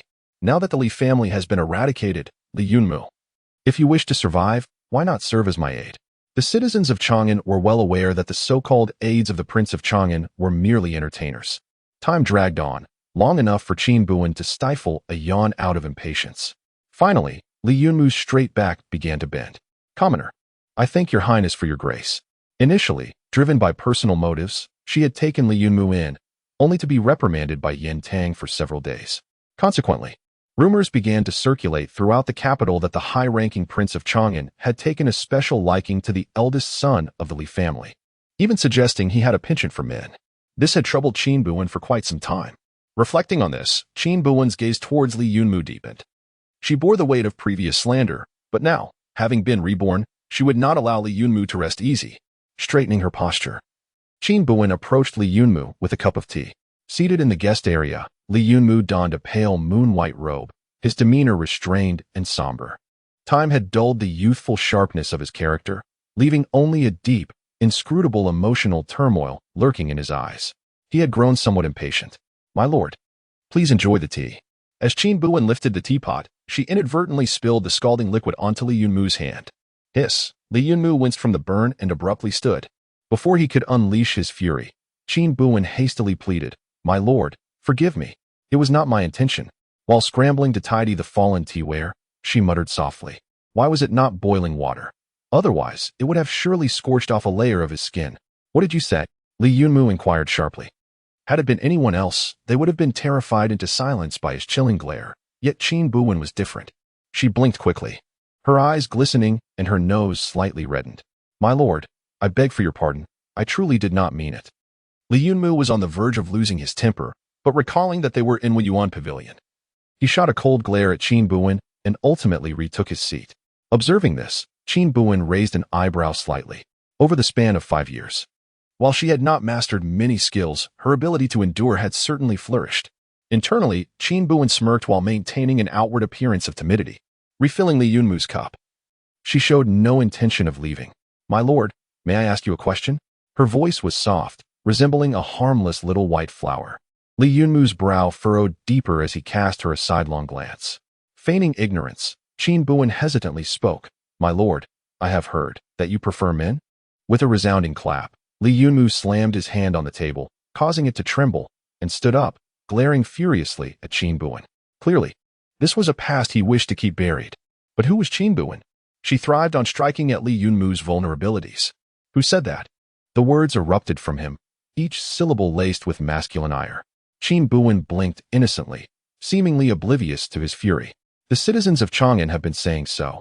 Otherwise, why have you not yet married your beloved? She paused, her beautiful apricot eyes resembling those of a guiltless fawn. Is it that you do not wish to? Impudent. Li Yunmu was utterly incensed. The fact that he had not wed his beloved after 5 years remained a thorn in his heart. He had strived to forget, yet now, an unrelated person brazenly brought it to the forefront. Hearing footsteps approaching from outside the door, Qin Buwen subtly smirked while feigning panic. Hastily retreating a few steps and lowering her head. "My lord, please do not be angry. I did not mean it. How disingenuous. What is your name? How is it that a brazen servant like you exists in the Prime Minister's residence?" Li Yunmu stepped forward, raising his hand high. "Today, I shall teach you a lesson on behalf of the Prime Minister." As he spoke, his palm descended towards Qin Buwen. Seizing the moment, Qin Buwen deftly used the tray in her hand to block Li Yunmu's descending hand, allowing herself to fall to the ground. Crash! The teapot and cups she held shattered upon impact. She lowered her gaze slightly and caught sight of a pair of black long boots not far away. A faint smile tugged at her lips, and when she raised her head again, her eyes glistened with tears. Yet her voice remained resolute. "You must not speak ill of the Prime Minister." Li Yunmu, initially poised to strike again, was momentarily taken aback by Qin Buwen's righteous words. It was in that instant of astonishment that a cool, deep voice resonated from outside the door. "What great authority the deputy minister wields, chastising my household's people here." Chapter 10. She is not a gentleman. Upon hearing the sound, Li Yunmu was caught off guard, and in the next moment, the woman on the ground began to weep softly. His hand hovered in the air, a hint of embarrassment flickering across his face. Ji Junjie strode into the hall, while Changqing swiftly assisted Qin Buwen to her feet. With tear-filled eyes, Qin Buwen looked up at Ji Junjie, her almond-shaped eyes seemingly pleading. "My lord, it is my fault. I have offended Lord Li." Ji Junjie did not acknowledge her, but regarded Li Yunmu with a cold, stern expression. "Nonsense." Li Yunmu's veins throbbed visibly, his eyes wide with fury. "What are you babbling about here? Does Lord Li also believe it is her fault?" Ji Junjie's voice was frigid, instilling an inexplicable chill. Clearly, Li Yunmu was infuriated by Qin Buwen's words, and he pointed an accusatory finger at her, addressing Ji Junjie with raised voice. "Chief Minister, where did this lowly maid come from, daring to slander the deputy minister?" A mere glance from Ji Junjie sent a shiver through Li Yunmu, finally snapping him back to reality. How could he raise his voice in the Yuan pavilion and even question the chief minister? Realizing his folly, Li Yunmu fell silent, meeting Ji Junjie's cold gaze with astonishment. Though not particularly short of stature, he felt an overwhelming sense of inferiority in Ji Junjie's presence. "My lord, forgive me.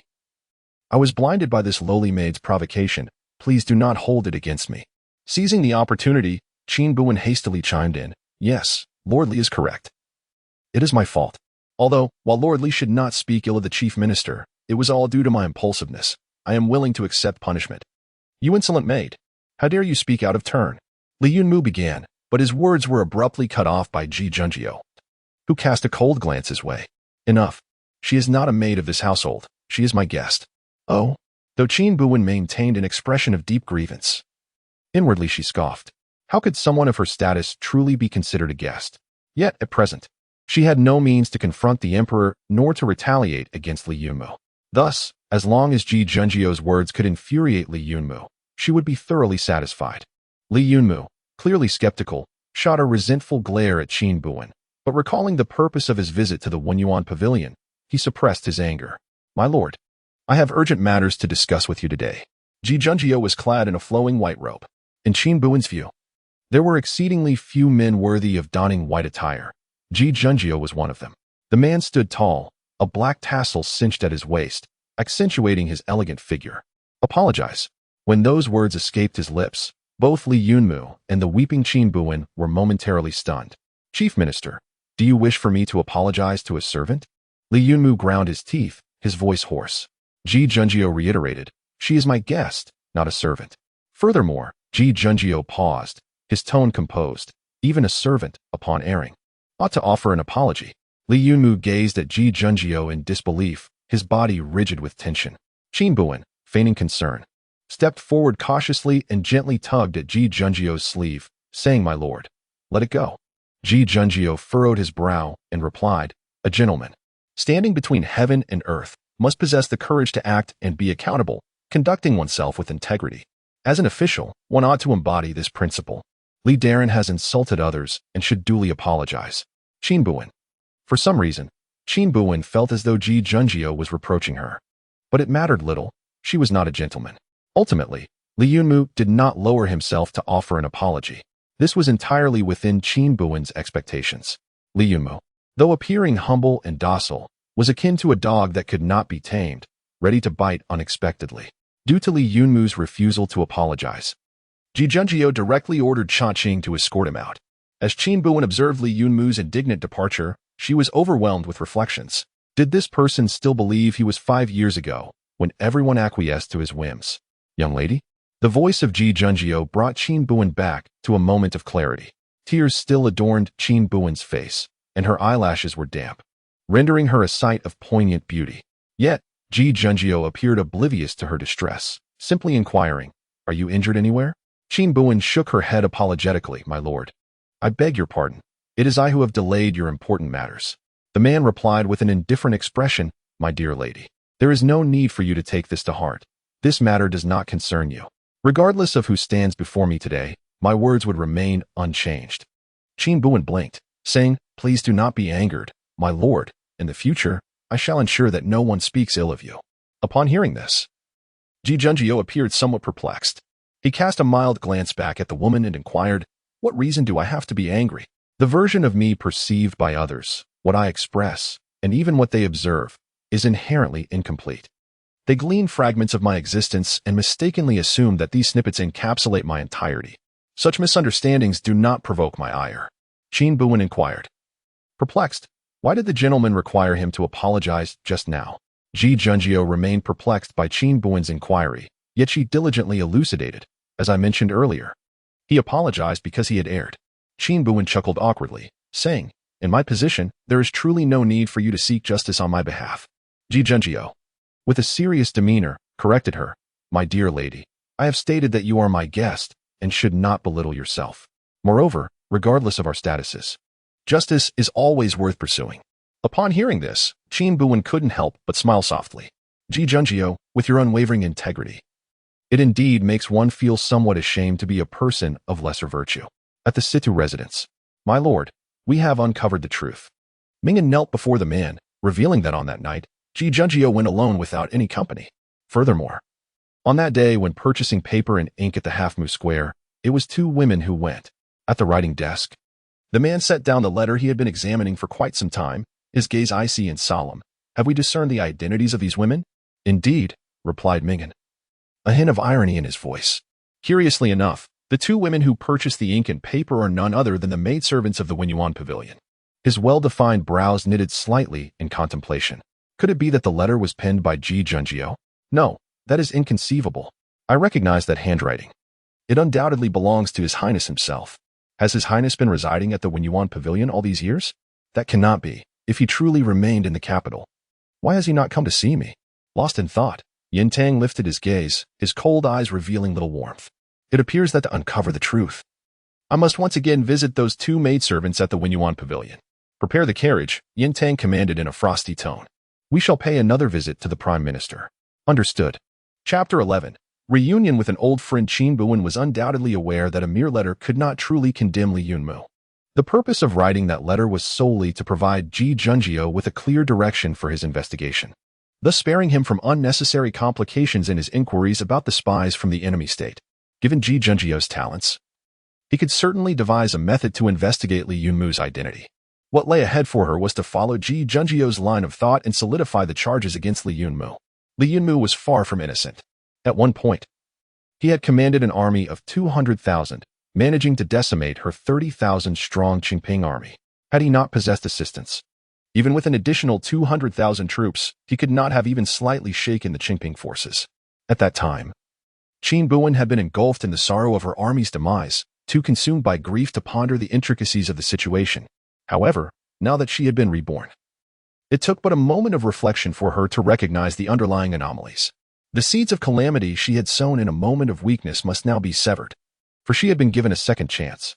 Her foremost task now was to earn Ji Junjio's trust to remain by his side, thus granting her the opportunity to meet the emperor. Resolute in her decision, Qin Buwen slowly placed the black stone down. The black stone prevailed. She disrupted the chessboard and began to collect the pieces into the jar. Gaining Ji Junjio's trust was no simple feat, without an impeccable rationale. Even if she forcibly remained by his side, suspicion would inevitably arise. As for what kind of reason would prevent his doubts, Qin Buwen narrowed her eyes, as if a thought had struck her. "With Yuan Pavilion, main hall." Ji Junjio's expression was nonchalant. "Lord Situ, it appears you have been quite busy of late." Seated in the guest position, Yin Tang smiled, and even from the Wuhou carriage, one could discern the man's exceptional stature. "Your Excellency jests. I have come today with a matter to request." Ji Junjio remained silent, awaiting Yin Tang's elaboration. Yin Tang smiled lightly. "I have heard that the Prime Minister recently took in a refugee woman who is reportedly seeking her family in the capital. May I request an audience with her?" Ji Junjio's gaze darkened slightly. His words, "I see.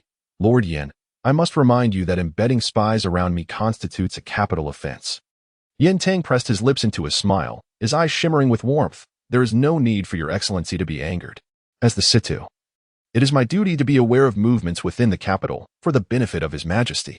Pausing for effect, Yin Tang's eyes sparkled with mirth. "Moreover, the Prime Minister is known for his integrity and virtue. Even if I were to place a spy, I would find no fault with your Excellency." Ji Junjio's demeanor shifted to one of seriousness. "Yin Tang, this matter lies outside your purview." Yin Tang chuckled lightly. "Prime Minister, you are well aware that His Majesty is omniscient. Were it not for his tacit approval, my informants could not possibly have survived until now. Furthermore, I am but a scholar. With your esteemed status, I would not be foolish enough to challenge you." Ji Junjio's expression remained cold and unyielding, and he chose not to respond. "Rest assured, my lord, I merely wish to confirm the rumor I heard about your benevolence in sheltering a destitute woman, as she may be a distant relative of mine." Yin Tang smiled, his demeanor refined and courteous, embodying the essence of a cultured gentleman. "I appreciate your concern." Qin Buwen found solace in the courtyard where she resided, particularly enamored by a towering hibiscus tree, often retreating beneath its boughs to idle away her time. At times, she would rest her chin in her hands and succumb to slumber for the entire afternoon. In that moment, Qin Buwen reclined, her head cradled in her hand, teetering between wakefulness and dreams, when a gentle breeze stirred her senses. Lazily, she squinted, only to behold a figure approaching her from a distance, seated upon a golden chariot. For a fleeting moment, Qin Buwen pondered whether she was dreaming, for how could Yin Tang appear before her in this very place? As memories flooded her mind, she recalled a time long past when she would often take refuge in the pavilion of the courtyard, where Yin Tang would chide her with a furrowed brow for her indulgent naps. Yet, he was always congenial, allowing her to slumber undisturbed after her half-hearted acquiescence. Eventually, even as she persisted in her ways, Yin Tang ceased his admonishments, instead draping a blanket over her shoulders during her rest. She had napped in that pavilion for 4 or 5 years without ever catching a chill. This must be a delightful dream. A smile danced upon Qin Buwen's lips as a droplet of water fell from a hibiscus petal, landing at the corner of her eye. She blinked, the refreshing chill rousing her from her reverie. It was not a dream. When Qin Buwen noticed the man being guided towards her, she tilted her head slightly, confusion and innocence flickering in her gaze. The droplet traced down her cheek. Gazing at the man before her, her mind became a whirlwind, thoughts escaping her grasp. The gentleman, seated on the imperial chariot, regarded her with a polite yet distant smile. Such was the gaze Yin Tang reserved for strangers. Qin Buwen found herself unable to ponder further. Her attention fixated solely on the man's legs, covered by a blanket. What was amiss? Why did he not rise? Unbidden, memories surfaced of a time when Yin Tang had vexed her, and no amount of persuasion could mend her ire. That night, he traversed all of Chang'an to procure the truffle cake she had longed for, which ultimately led to their reconciliation. With a resigned smile, he had remarked, "Your Highness is somewhat difficult to please." As she savored the truffle cake, her spirits lifted. She quipped, "You are frail. It would be wise to strengthen your legs." Yin Tang, fully aware of her petulance, merely nodded in agreement. "Very well. I shall personally procure your pastries henceforth." At that moment, Qin Buwen felt as though she was ensnared in a dream, perhaps a nightmarish one. She tilted her head, her expression vacant, her eyes tinged with red. Why could she not awaken? Yin Tang turned his gaze to Qin Buwen, his smile gentle and warm. "I am Yin Tang. It is a pleasure to meet you, my lady." His familiar visage, his well-known voice, and even his recognizable smile caused a pang of emotion to swell within Qin Buwen. Is this real? It must be a fabrication. Did Yin Tang not promise to buy her pastries from now on? The girl? Yin Tang's brow furrowed ever so slightly. Qin Buwen's gaze gradually shifted to Yin Tang's face. She took a few steps back, and after a considerable pause, she finally regained her voice. "What happened to your leg?" If Qin Buwen were in a rational state of mind, she would have recognized the abruptness of her question. Yet, in her current state of confusion, this was the only inquiry she could articulate. She felt her voice had grown hoarse, her eyes darting around as she gazed at Yin Tang in bewilderment. "Why aren't you standing up? How audacious!" Upon hearing this, Mingyan, standing behind Yin Tang, drew his sword, pressing it firmly against Qin Buwen's neck. "How dare you offend Lord Situ?"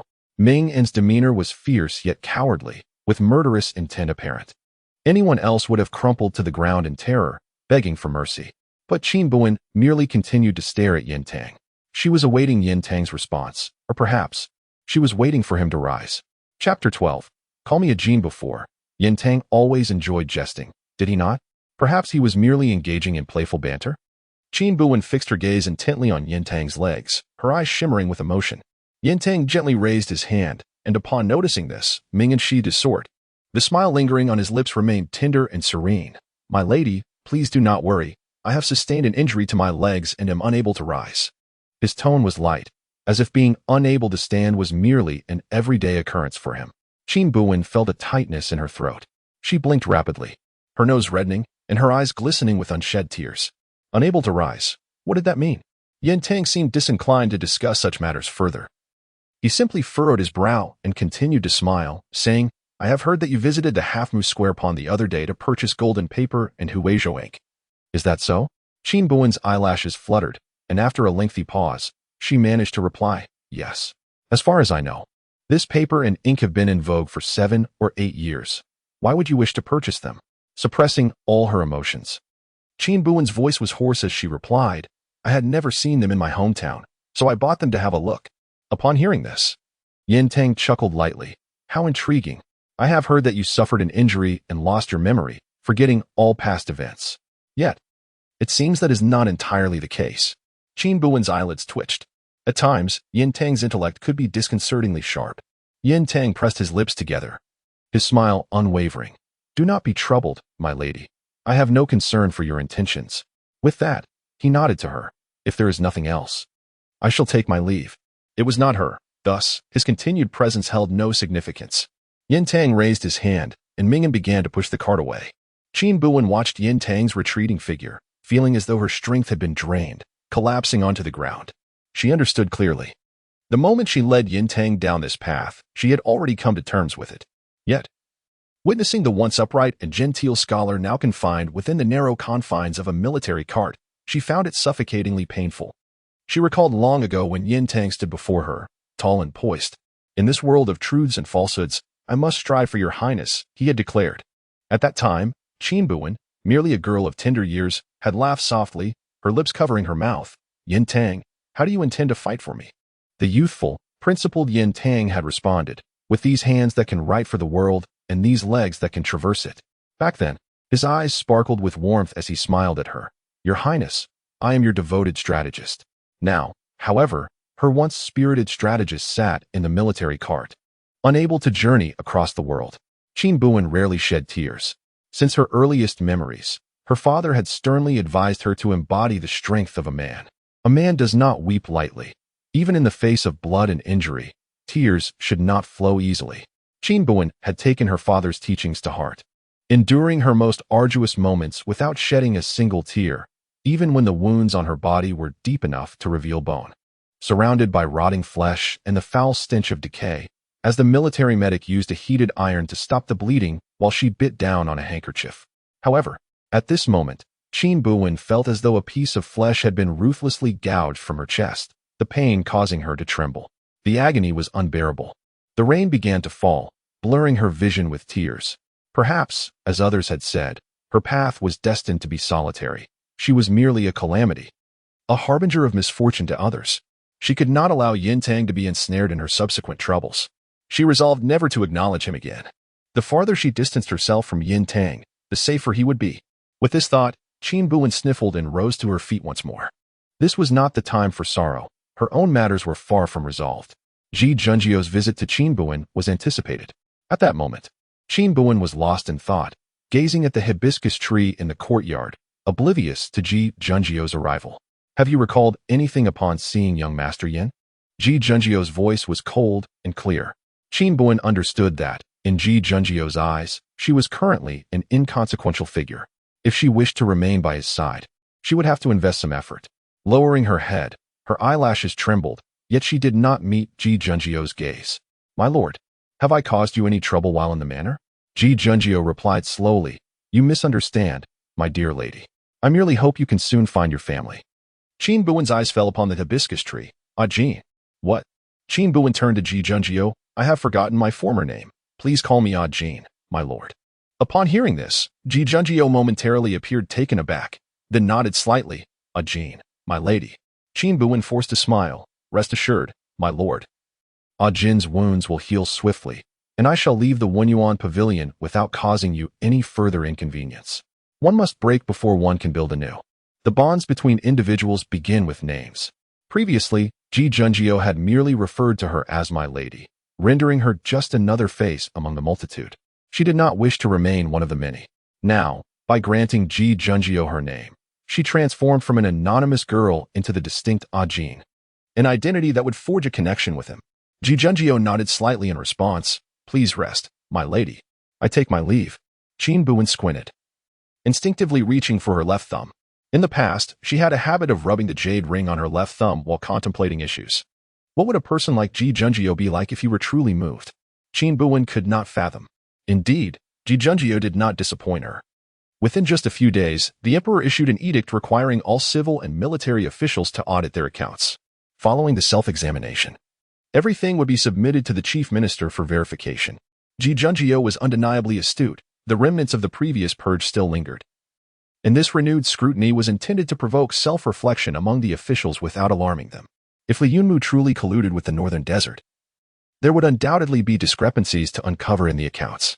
It was quite unexpected that shortly after this decree was issued, a great fire erupted at the residence of the Deputy Minister of Revenue, Li Yunmu, incinerating the storeroom that housed the account books entirely.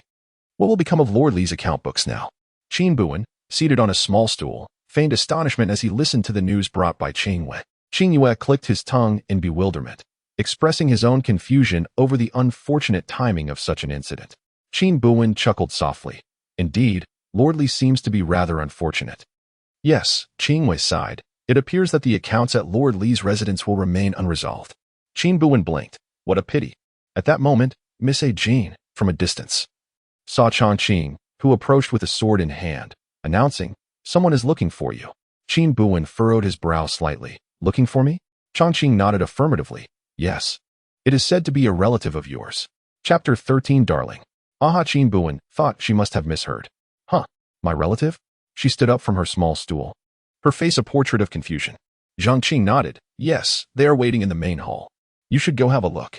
Suppressing the turmoil within her heart, Qin Buwen made her way towards the main hall. If it truly was a relative of her original self seeking her out, it would indeed pose a predicament. Inside the main hall, Ji Junjio sat in a white robe at the head of the table, silent as he sipped his tea. A portly man occupied the guest seat, his girth so substantial that he barely fit into the grand chair. The man appeared to be in his 30s, his corpulence rendering his smile a mere slit of eyes. Upon spotting Qin Buwen, he rushed towards her, exclaiming, Darling, darling, I've finally found you. I've searched high and low for you. Qin Buwen instinctively took a few steps back, her eyes wide with bewilderment. Why you? Who are you? The rotund man, tears and snot mingled on his face, pleaded. Darling, you are my betrothed. I know you've lost your memory, but fear not. My dear husband will take you home. As he spoke, his chubby hand reached out towards Qin Buwen. She deftly evaded him, lowering her head to conceal the storm of emotion swirling within her. Betrothed? Could this be true? When she looked up, she met the man's threatening gaze and felt a sense of certainty emerge within her. It was most likely a fabrication. Pretending to be startled, she shrank her neck slightly. Seeing this, Ji Junjie finally spoke. Young Master Zhang, you have frightened her. Zhang Fu nodded vigorously, his grin stretching from ear to ear. It has been so long since I've seen my dear wife. I am simply overjoyed. Please forgive my excitement. Ji Junjie pursed his lips, casting a glance towards Qin Buwen. Their eyes met for a fleeting moment before Ji Junjie discreetly averted his gaze. My apologies, young Master Zhang, for the unfortunate incident involving your esteemed relative a few days prior.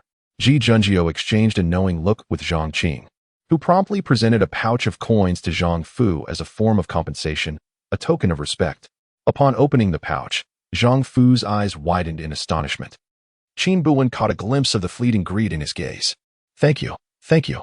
Zhang Fu hurriedly tucked the pouch away, bowing deeply towards Ji Junjie. Then, I shall take my beloved and take my leave. As he spoke, he grasped Qin Buwen's slender wrist, attempting to pull her towards the exit. Qin Buwen remained unmoved. Wait. The man at the head of the table's voice was calm yet firm. Zhang Fu froze in place, turning back with a smile. Sir, is there something else? This time, Ji Junjie did not address Zhang Fu directly, his focus resting on Qin Buwen. Ah Jin, he said, his brow slightly furrowed. Is there anything you wish for? With her head bowed, Qin Buwen slowly lifted her gaze, her eyes reflecting panic and terror as they locked onto Ji Junjie's. Under the gaze of those piercing eyes, Ji Junjie felt as though her fingertips had been pricked by a needle. It was not particularly painful, yet it was impossible to ignore. After spending so much time in the Wenyuan Pavilion, it was only natural that she harbored some emotions. Contemplating this, she cast a faint glance at Qin Buwen, seemingly awaiting her response. The woman in the center of the hall bit her lips slightly, her eyes tinged with a hint of red. My lord, may I speak with him privately? Ji Junjie nodded in acquiescence. Qin Buwen, accompanied by Zhang Fu, moved to a secluded area. Within the hall, Chang'an frowned in disapproval. My lord, do you think they intend to negotiate for a larger compensation? Ji Junjie shot a glance at Chang'an. Do not speak rashly of others. Chang'an sulkily fell silent. In the courtyard, Zhang Fu trailed behind Qin Buwen, irritation evident on his face. Where the hell are you taking me? Qin Buwen surveyed the surroundings, ensuring no one was in sight, before coming to a halt and turning to face Zhang Fu. She crossed her arms, leaning against the courtyard wall. Speak. Speak of what? Damn you. I am your man. Perhaps sensing the absence of onlookers, Zhang Fu's true nature emerged. He lewdly scrutinized the woman before him and rubbed his chin. Heh, you're quite the catch. I'll make sure to treat you well when I take you back. Qin Buwen raised an eyebrow. So, you do not recognize me? Humph. Why should I care? You'll soon belong to me.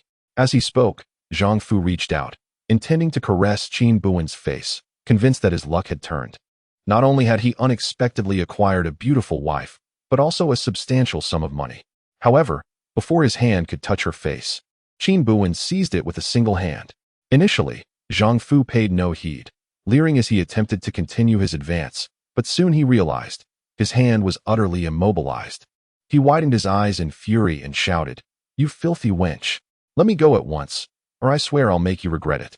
Qin Buwen let out a cold laugh, applying just enough pressure for Zhang Fu's cries to escalate dramatically. With an indifferent expression, she warned, Allow me to remind you. Divulge everything you know, or you may as well consider that hand lost. Humph. Do you think I'm easily intimidated? The rest of his words were abruptly lodged in his throat.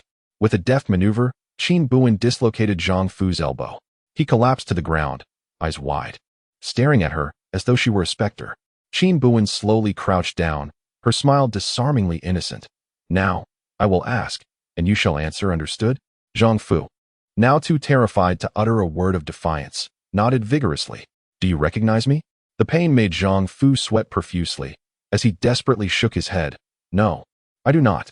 Who sent you? I heard someone at the tea house mention that Wenyuan Pavilion had taken in a refugee girl from the capital seeking her family. Not only is she beautiful, but she also suffers from amnesia, having forgotten everyone. It is said that the Prime Minister would reward her generously, which is why Qin Buwen chuckled lightly. So, You came here to try your luck? Zhang Fu nodded. Indeed. I initially harbored little hope. Yet unexpectedly, I succeeded. I was merely momentarily befuddled. Qin Buwen rested a hand upon her chin, surveying him with a discerning gaze. Who was the individual you encountered at the tea house? Zhang Fu grimaced in pain. I do not recognize him. He wore a hood, and I could not discern his appearance. Qin Buwen appeared contemplative. It seemed someone had set their sights on her. However, she was merely a vagrant. What could possibly draw someone's attention?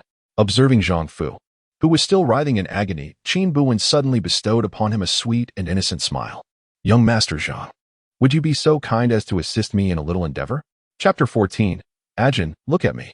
When Qin Buwen and Zhang Fu re-entered the main hall, Ji Junjiao was still waiting. He slightly lifted his gaze, noticing the woman with her eyes lowered, deliberately avoiding his stare. His expression remained indifferent. Do you have anything further to say? Zhang Fu, sporting a fawning demeanor, replied, No. Your kindness is something I will never forget. And I shall treat Ajin well. Ajin. Ji Junjiao set down his teacup and slowly approached Zhang Fu, inquiring, You call her Ajin? Zhang Fu forced a grim smile. Yes. Ji Junjiao frowned slightly. Ajin is a name she chose for herself. Are you not aware of her real name? Zhang Fu, flustered and sweating, stammered, Well, I thought Ajin was a rather lovely name, haha. Ji Junjiao fell silent, his gaze now fixed on Qin Buwen, who remained silent and averted her eyes. Ajin. He called her that. Qin Buwen did not respond, still keeping her head down. Ajin. Ji Junjiao's voice was elegant, devoid of emotion. Look at me. Only then did Qin Buwen slowly lift her head, her tear-streaked eyes meeting his. The familiar sting returned. Ji Junjiao's brows furrowed as he gazed intently at her. The corners of Qin Buwen's eyes were red, yet she concealed her hands behind her back. Ji Junjiao noticed. He reached out, gently pulling her concealed hand forward, slightly lifting the edge of her sleeve. The bruise on her wrist, a deep red and purple, stood out starkly against her porcelain skin. Her wrist was so delicate that even through the fabric, Ji Junjiao hesitated to apply any pressure, as if a mere touch might shatter it. A wave of anger surged within him. The sight of the bruise was so shocking that he was momentarily taken aback. Chang Qing, present in the hall, also noticed. His eyes flashed with surprise before he raised his sword against Zhang Fu. Zhang Fu, terrified, immediately knelt, exclaiming, Spare me. My lord, spare me. Ji Junjiao suddenly felt the hand he grasped was unnaturally warm. He pressed his lips tightly together and looked down at Qin Buwen. She remained silent, her head bowed. Please spare me. I only heard that the girl from Wenyuan Pavilion gets a lot of money once she is betrothed. I was led astray. Zhang Fu pleaded desperately. You scoundrel. How dare you accept such ill-gotten gains? Chang Qing, enraged by Zhang Fu's words, drew his sword. Chang Qing. Ji Junjiao called out to stop him. Chang Qing glared at Zhang Fu, suddenly feeling a pang of guilt. He seemed to have been rather harsh towards Ajin. Take him to see the magistrate, Ji Junjiao commanded. Yes. Chang Qing sheathed his sword and escorted Zhang Fu away. In an instant, the expansive hall was left with only Qin Buwen and Ji Junjiao. Had you not let slip just now, you would have left with him, wouldn't you? Ji Junjiao spoke slowly, his tone revealing no discernible emotion. Unable to endure such grievances any longer, Qin Buwen finally lifted her head abruptly. Her almond-shaped eyes wide with astonishment as they met Ji Junjiao's gaze. Is this not what the adults desire? Tears welled in the woman's eyes. Upon hearing this, Ji Junjiao furrowed his brow, perplexed. What? Is it not the adult's wish for a Jin to leave the Wenyuan Pavilion as soon as possible? Qin Buwen's voice trembled, her eyelashes fluttering. Ji Junjiao pressed his lips together. I have no such intention. I merely wish to help you find your family. If the adults truly care for me, then the identity of Zhang Fu should be thoroughly investigated, should it not? Ji Junjiao remained silent. This matter was indeed his oversight. My lord, I have lost my memory. I remember nothing at all. Qin Buwen's tears shimmered in her eyes, yet she refused to let them fall. Thus, I know not my identity, nor whom I am waiting for. At such a moment, when someone approaches me claiming to take me home, regardless of how they humiliate me, I must accept. Qin Buwen's eyes glimmered, her beautiful almond-shaped orbs resembling a galaxy. My lord, do you still believe this is for my benefit? Ji Junjiao lowered his gaze, his long eyelashes trembling slightly. This matter is indeed my oversight. I had originally thought that those who could come to the Wenyuan Pavilion to seek their kin would already have clarified their identities. Ji Junjiao had not anticipated that someone would impersonate a relative for the sake of money. I sincerely apologize to the young lady, he said, bowing respectfully, with a sincere demeanor, assuring her that such an incident would not occur again in the future. In truth, Qin Buwen understood well that Ji Junjio's failure to verify Zhang Fu's identity before allowing him entry stemmed fundamentally from her being deemed unworthy of such effort. For everyone at the Wen Yuan Pavilion, she was the outsider. Had it been Cha-Ching in this predicament today, Ji Junjio would undoubtedly not have acted so recklessly. It is human nature, unavoidable. Yet, Qin Buwen was determined not to resign herself to being an outsider. She lowered her head. Her voice waited. My lord need not apologize to a Jin. It is a Jin who has erred, showing disrespect to you. One should temper their anger appropriately. Qin Buwen inclined her body towards Ji Junjio. My lord, please forgive me. If there are no other matters, a Jin will take her leave. With that, Qin Buwen turned to depart, leaving no opportunity for Ji Junjio to respond. In the days that followed, aside from occasionally visiting Qingwei, Qin Buwen spent the remainder of her time in her room practicing calligraphy. Several days later, she set up a stall on Chang'an Street with Qingwei, dedicated to writing letters and copying books for the common folk, surprisingly finding the venture quite prosperous. Qingwei tentatively inquired, Miss Ajin, your injury has yet to heal properly. Why are you so eager to set up a stall? Upon hearing this, Qin Buwen merely smiled. I thought to become self-sufficient as soon as possible and leave the Wen Yuan Pavilion. For I have caused much trouble for the adults during these days. When Ji Junjio learned of this, he was reviewing the accounts of various officials. Changqing, assisting nearby, could not help but suggest, the streets of Chang'an are rife with all sorts. Should we send someone to follow Miss Ajin? Ji Junjio, holding a red brush dipped in cinnabar, circled and marked the accounts. There is no need. The man seated at the desk maintained an upright posture. Previously dispatched observers had been partially recalled, allowing for a more relaxed vigilance. Indeed, Cha-Ching replied, then could not help but inquire, my lord. What gifts do you believe would be suitable for Miss Ajin as an apology? His hand paused momentarily while turning the page, and Ji Junjio looked up, a flicker of confusion crossing her eyes. An apology? Yes, Changqing admitted sheepishly, scratching his head. His subordinates had assumed that Miss Ajin was materialistic and had uttered some rather harsh words. Although she had not overheard them, the sight of the conspicuous bruise on her wrist always left him feeling remorseful. Thus, his subordinates suggested that he procure some items as a gesture of contrition. Seemingly struck by a thought, Ji Junjio's fingers hesitated slightly, and she gradually lifted her gaze. Indeed, an apology is warranted. Chapter 15 Apology in recent days. Qin Buwen has been faring quite well. She was aware that, previously, whenever she left the estate, numerous spies from Wen Yuan Pavilion would follow her. However, ever since she employed a ruse of self-inflicted suffering a few days ago, she has noticeably felt a significant reduction in her tail. Taking advantage of this opportunity, Qin Buwen, in a fit of defiance, set up a stall, knowing that Ji Junjio would not intervene. With this pretext, she would find it much easier to venture out in the future. The intelligence available to Wen Yuan Pavilion remained insufficient if she wished to ascertain Li Yunmu's whereabouts. Mere inquiries through Qingwei would not suffice. Today, when Qin Buwen was operating her stall, she overheard some tidings. Following the incineration of Li Yunmu's account books, Ji Junjio had ordered him to reorganize and transcribe the ledgers within 7 days for submission to Wen Yuan Pavilion. Today marked the 7th day. She was quite curious about the kind of account books Li Yunmu would present to Ji Junjio for review. Having concluded her stall with a lightened heart, just as Qin Buwen pondered what excuse to concoct in order to visit Ji Junjio in his study, she was unexpectedly summoned by him. Upon entering the study, she felt a tinge of confusion. The desk was piled high with neatly arranged ledgers, and the aromatic scent of ink permeated the air. Even the incense burned within could not mask it. It seems our esteemed Prime Minister has been exceedingly busy these past few days. Qin Buwen mused to herself. Given his current state of affairs, she could hardly fathom why Ji Junjio would summon her to the study. Could it be that he had discovered her clandestine inquiries? The mere thought of this quickened her heartbeat. Nevertheless, she maintained an expression of tranquility. Greeting, I have come to see you, my lord. Hearing her voice, Ji Junjio slowly lifted his gaze. Miss Ajin, he said, rising to present her with a long box. This is for you. His tone was somewhat stiff. Qin Buwen pursed her lips, uncertain whether Ji Junjio was testing her or not. Taking a deep breath, she composed herself and gradually opened the box. What came into view was an exquisite silver hairpin, its head adorned with jade, depicting some ethereal imagery, delicate and gentle, with exquisite craftsmanship that shimmered brilliantly. Qin Buwen's eyes sparkled.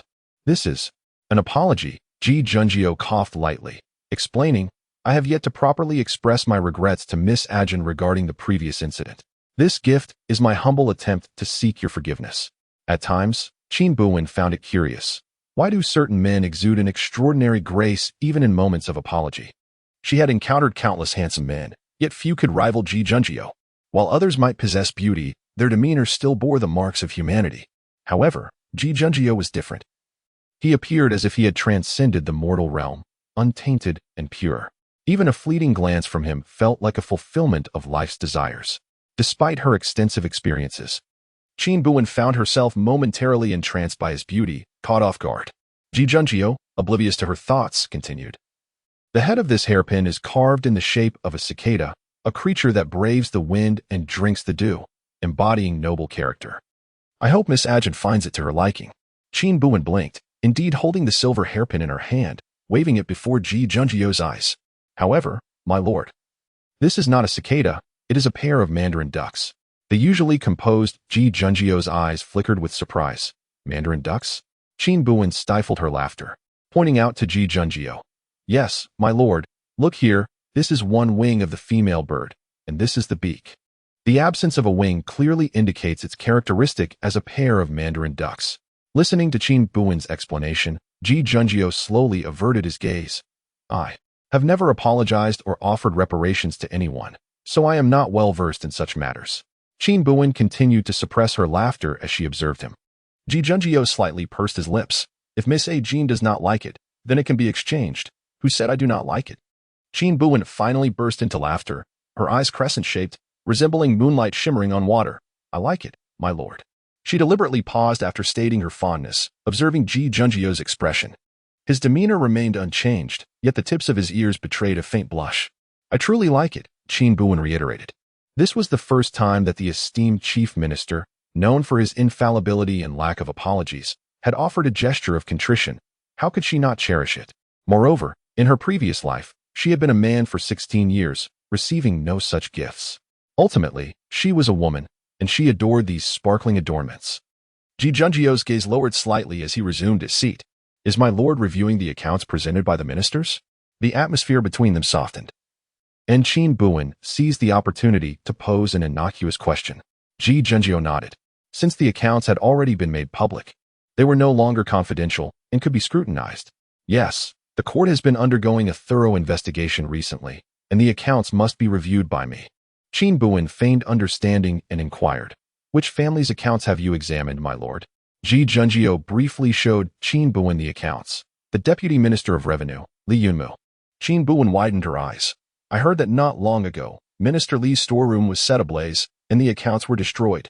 Indeed, Ji Junjio replied, flipping through the accounts with a solemn expression, granting them 7 days to reorganize.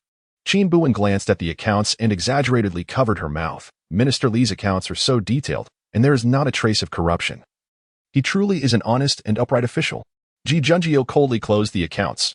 These records are fabricated. Qin Buwen appeared perplexed. Fabricated? Precisely because the accounts are too meticulous.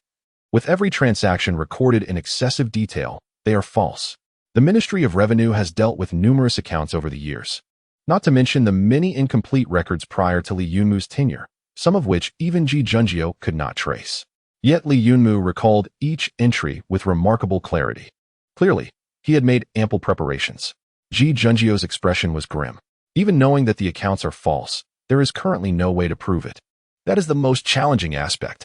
Qin Buwen glanced at Ji Junjio, casually remarking, My lord, I find it impressive how you officials remember every detail so clearly. Unlike us ordinary folk, who rarely keep accounts. Qin Buwen paused momentarily and remarked with a smile, Nevertheless, it is quite easy to discern whether an individual possesses wealth, even without meticulous records. Ji Junjio suddenly lifted her gaze, seemingly struck by a thought. Cha Qing. The ever-watchful Cha Qing entered the room, responding, Your subordinate is here. Ji Junjio's voice was grave as she instructed, Tomorrow, at the Baibu auction, please verify whether Li Yunmu is on the guest list. Understood. Shortly thereafter, Cha Qing returned with a report, My lord, Li Yunmu is indeed listed among the guests. Ji Junjio lightly tapped her fingers on the table, declaring, Then we shall attend tomorrow's auction as well. The following day, Qin Buwen had initially no intention of participating in the auction after all. The matter concerning Li Yunmu could easily be entrusted to Ji Junjio.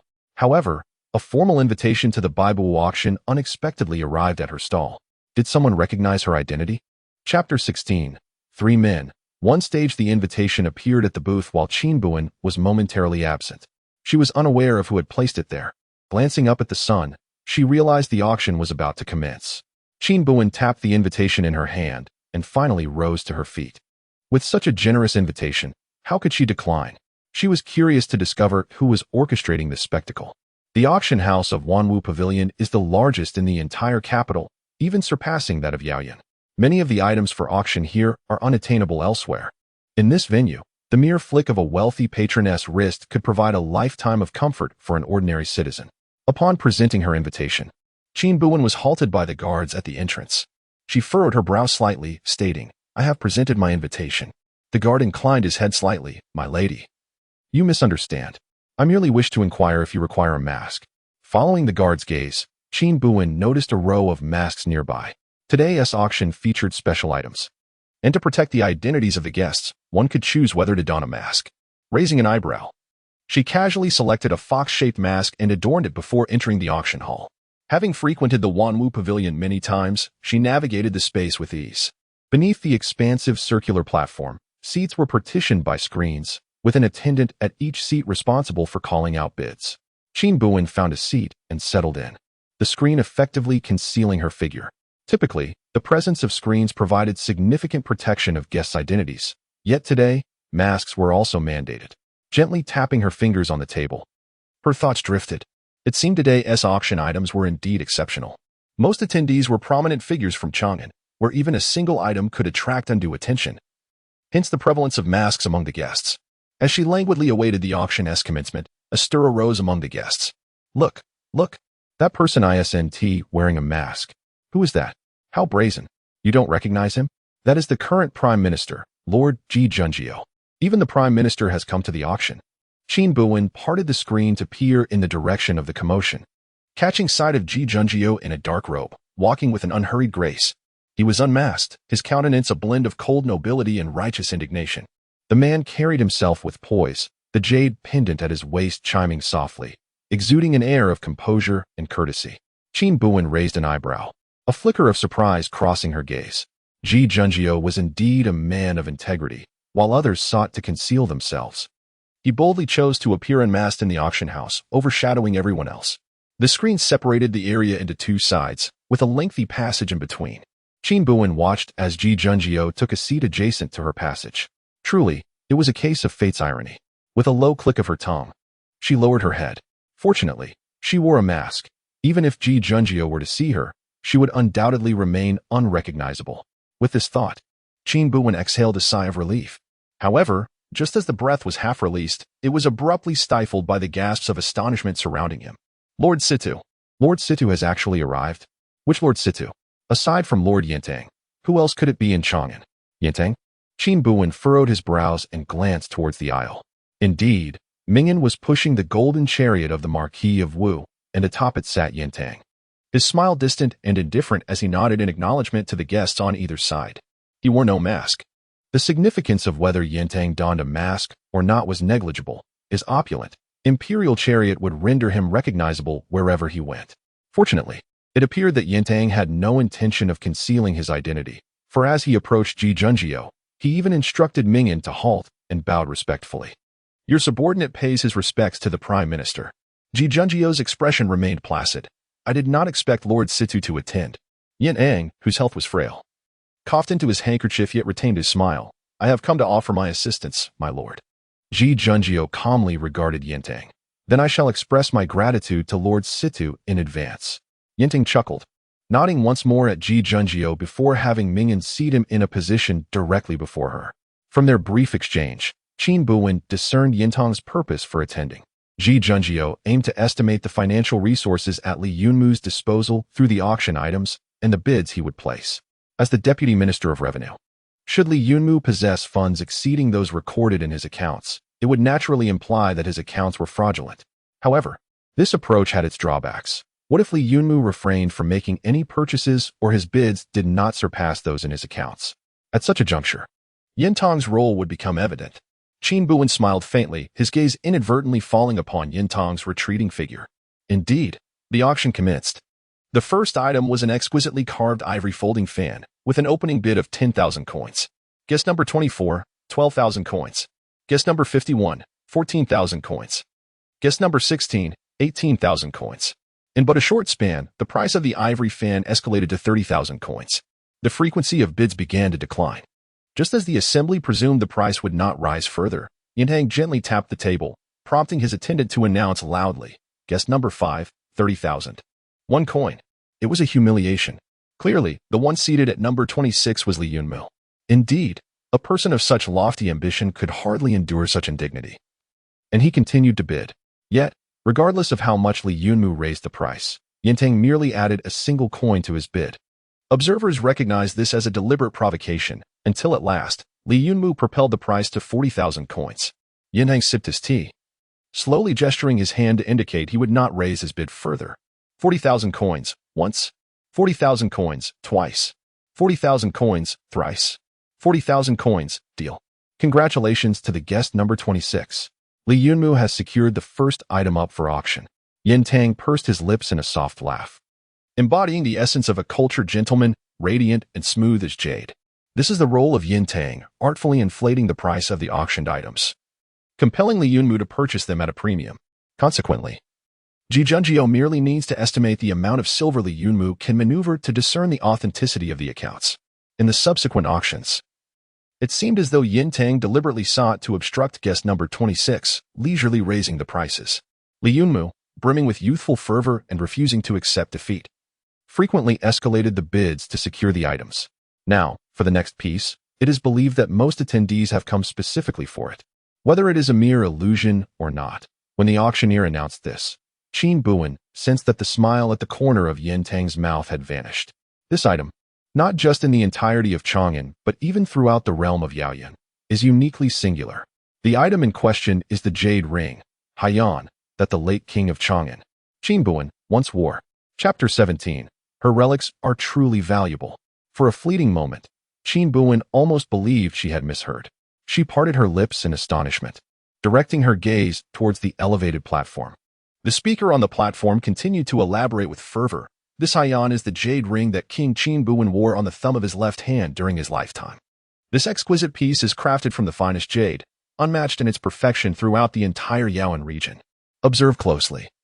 The faint trace of blood on this jade ring is said to have come from when King Qin Buwen leaped from the heights of Xuanyang City, splattering his blood upon it. Gasps of surprise erupted from the audience below. Qin Buwen's eyelashes fluttered. She beheld the jade ring wrapped in the man's handkerchief, shimmering under the light, its translucent luster captivating. Suddenly, she felt a constriction in her breath. Her thoughts were abruptly transported back to that fateful year, when she stood alone atop the towering Xuanyang City, surveying the world, only to be struck down by a single arrow from Li Yunmu, plummeting helplessly from the city walls. The pain was excruciating, gnawing at her very soul, rendering her breathless. She could not comprehend why her jade ring had appeared here. She merely felt a profound sorrow at the sight of it. It dawned on her that after her demise, not only her body had been taken, but even her personal belongings had been stripped away. She had indeed committed countless heinous acts, and heaven could bear witness to her transgressions. Qin Buwen lowered her gaze and let out a soft laugh, suppressing the myriad emotions swirling within her. The speaker continued his narration. I believe you have all heard of the 30,000 chomping soldiers under King Qin Buwen, who were invincible in battle and were revered as the heavenly soldiers. He paused for effect, squinting with a grin. It is rumored that this Haiyan serves as the tiger tally capable of commanding those 30,000 chomping soldiers. The audience gasped in shock. Although the chomping soldiers had been annihilated, the jade ring represented unparalleled status and power. As soon as he finished speaking, someone in the audience could no longer contain their excitement, calling out, I bid 100,000 coins. The man on stage adjusted his crystal glasses, smiling. Please remain calm, ladies and gentlemen. The starting price for this item, Haiyan, is 500,000 coins. What must it be like to witness one's own relics being auctioned off? Qin Buwen believed that her current experience was likely unparalleled. She found herself with not a single coin to her name, let alone the sum of 500,000 coins. This amount could purchase nearly half a residence. Qin Buwen narrowed her eyes, resting her chin in her hand as she observed the proceedings on stage, her brow slightly furrowed. As the largest auction house in the entire Yaoyan region, Baiwu Pavilion undoubtedly held a privileged position in conducting auctions. However, considering that Haiyan belonged to royal lineage, Baiwu Pavilion would not dare to publicly auction such a piece without substantial connections. She surmised who the proprietor behind Baiwu Pavilion might be. Lost in thought, the price of Haiyan had already soared to 1 million coins. Qin Buwen furrowed her brow and began to count on her fingers, murmuring softly. This jade ring had been gifted to her by an elderly Taoist priest, and she had worn it for many years, drawn to its charm. Little did she anticipate that in death, her ring would become even more valuable. Number 26, 150,000 coins. Li Yunmu placed his bid once more, clearly determined to acquire the jade finger ring. The fifth guest has offered 2 million coins. Upon the utterance of these words, a momentary silence enveloped the gathering. Qin, oblivious, instinctively turned towards the source of the sound. At the banquet, Tang's gaze was icy and penetrating, fixated intently on the jade ring upon the stage, her fingers momentarily pausing. That was hers, no one could take it away. Guest number 26, 2,100,000 coins. Guest number 5, 3 million coins. This time, Master Yin no longer incrementally pressured Li Yunmu to raise the price. Master Yin, behind the screen on the 26th. Li Yunmu could no longer contain himself and rose to his feet, striding towards Yin Tang. The attendant beside him intended to intervene, but was silenced by a mere glance from the man on the stage. Li Yunmu removed his mask and approached Yin Tang. In that moment, all eyes were drawn to the two of them. Though filled with indignation, Li Yunmu still bowed respectfully to Yin Tang, stating, "I am Li Yunmu, a humble official, paying my respects to Lord Situ." Yin Tang seemed to have anticipated that Li Yunmu would arrive, and his expression betrayed no surprise. "Master Li, it's a pleasure to see you well," he remarked. Li Yunmu, feeling a surge of discontent, retorted sharply. "Did Master Situ already know that the 26th is the date for my official duties? If that is the case, why must you treat this humble official with such indignity just now?" Yin Tang glanced at Li Yunmu, a fleeting thought crossing his mind, followed by a soft chuckle as he shifted his gaze away. "What does Master Li mean by that? How I raised my bid is of no concern to you." Yin Tang rarely reveals his emotions. To Qin Buwen's knowledge, Yin Tang always appears with a gentle smile, reminiscent of a languid cat, exuding an air of elegance and refinement. He seldom succumbs to anger, believing that wrath does not resolve issues. Regardless of the person, Yin Tang consistently maintains a demeanor that is amicable and accommodating, his expression gentle yet indifferent, leaving no room for criticism. However, due to his profound understanding of Yin Tang, Qin Buwen perceives that Yin Tang is presently filled with anger and impatience. He is even too indifferent to conceal his feelings from Li Yunmu. Faced with Yin Tang's unceremonious retort, Li Yunmu's breath quickened, yet he forcefully suppressed the fury within his heart. "Since Sir Situ desires those auction items, I shall deliver them to your residence on a later date." After a brief pause, Li Yunmu articulated his condition. "As for this jade finger ring, might it be more fitting for Sir Situ to bestow it upon me?" Yin Tang let out a faint sneer, abruptly lifting her gaze, her eyes directed at Li Yunmu, brimming with icy disdain. Li Yunmu had long heard of Lord Situ's grand banquets and his refined literary demeanor, which exuded elegance and grace. However, for reasons unknown, he harbored a profound animosity towards him. Will you concede to him? Lord Li possesses an impressive countenance. Yin Tang disdainfully refrains from engaging in pretense with Li Yunmu. Propping himself against the armchair, his gaze piercingly cold, Lord Li may continue to raise the bid. "I am quite curious to see if the Li family's fortune is sufficient for this jade bracelet." Li Yunmu's eyes widened in fury, clearly incensed. He called out loudly to the person on the dais, 3,500,000 coins. Yin Tang lowered his gaze and replied calmly, "For 1,200,000. 5 million. Yin Tang, you." Li Yunmu's eyes were tinged with red, clearly pushed to the brink of desperation. If he were to utilize the existing property deeds of the Li family, perhaps he could contend with Yin Tang. However, after a moment of contemplation, Li Yunmu ultimately cast a resentful glare at Yin Tang, and without further delay, turned to leave the gathering. The onlookers, witnessing this exchange, began to murmur amongst themselves. "So, it implies that Lord Situ's offer is significantly higher, does it not? 500,000 coins, that amount could procure a fine residence in Chang'an, but alas, it is beyond reach." It appears that this jade bracelet now belongs to Lord Situ. On the stage, the man proclaimed loudly, 500,000 coins. Is there any other guest willing to raise the bid? 500,000 coins, once. 500,000 coins, twice. 500,000 coins, 1 million. A cold, clear voice interrupted, causing Qin Buwen to believe he had misheard. He swiftly turned towards the source of the sound, where he beheld Ji Junjio sitting upright, her back straight, as she slowly began to speak. Chapter 18. I only desire her, I care not. The vendor atop the platform wore a mask, and his hammer remained suspended in the air, momentarily taken aback by Ji Junjio's bidding. 10 million coins. The audience gasped in astonishment. How could the Prime Minister offer such a staggering sum? That was indeed 10 million coins. Could it be that this jade ring truly commanded the loyalty of the peacekeeping forces?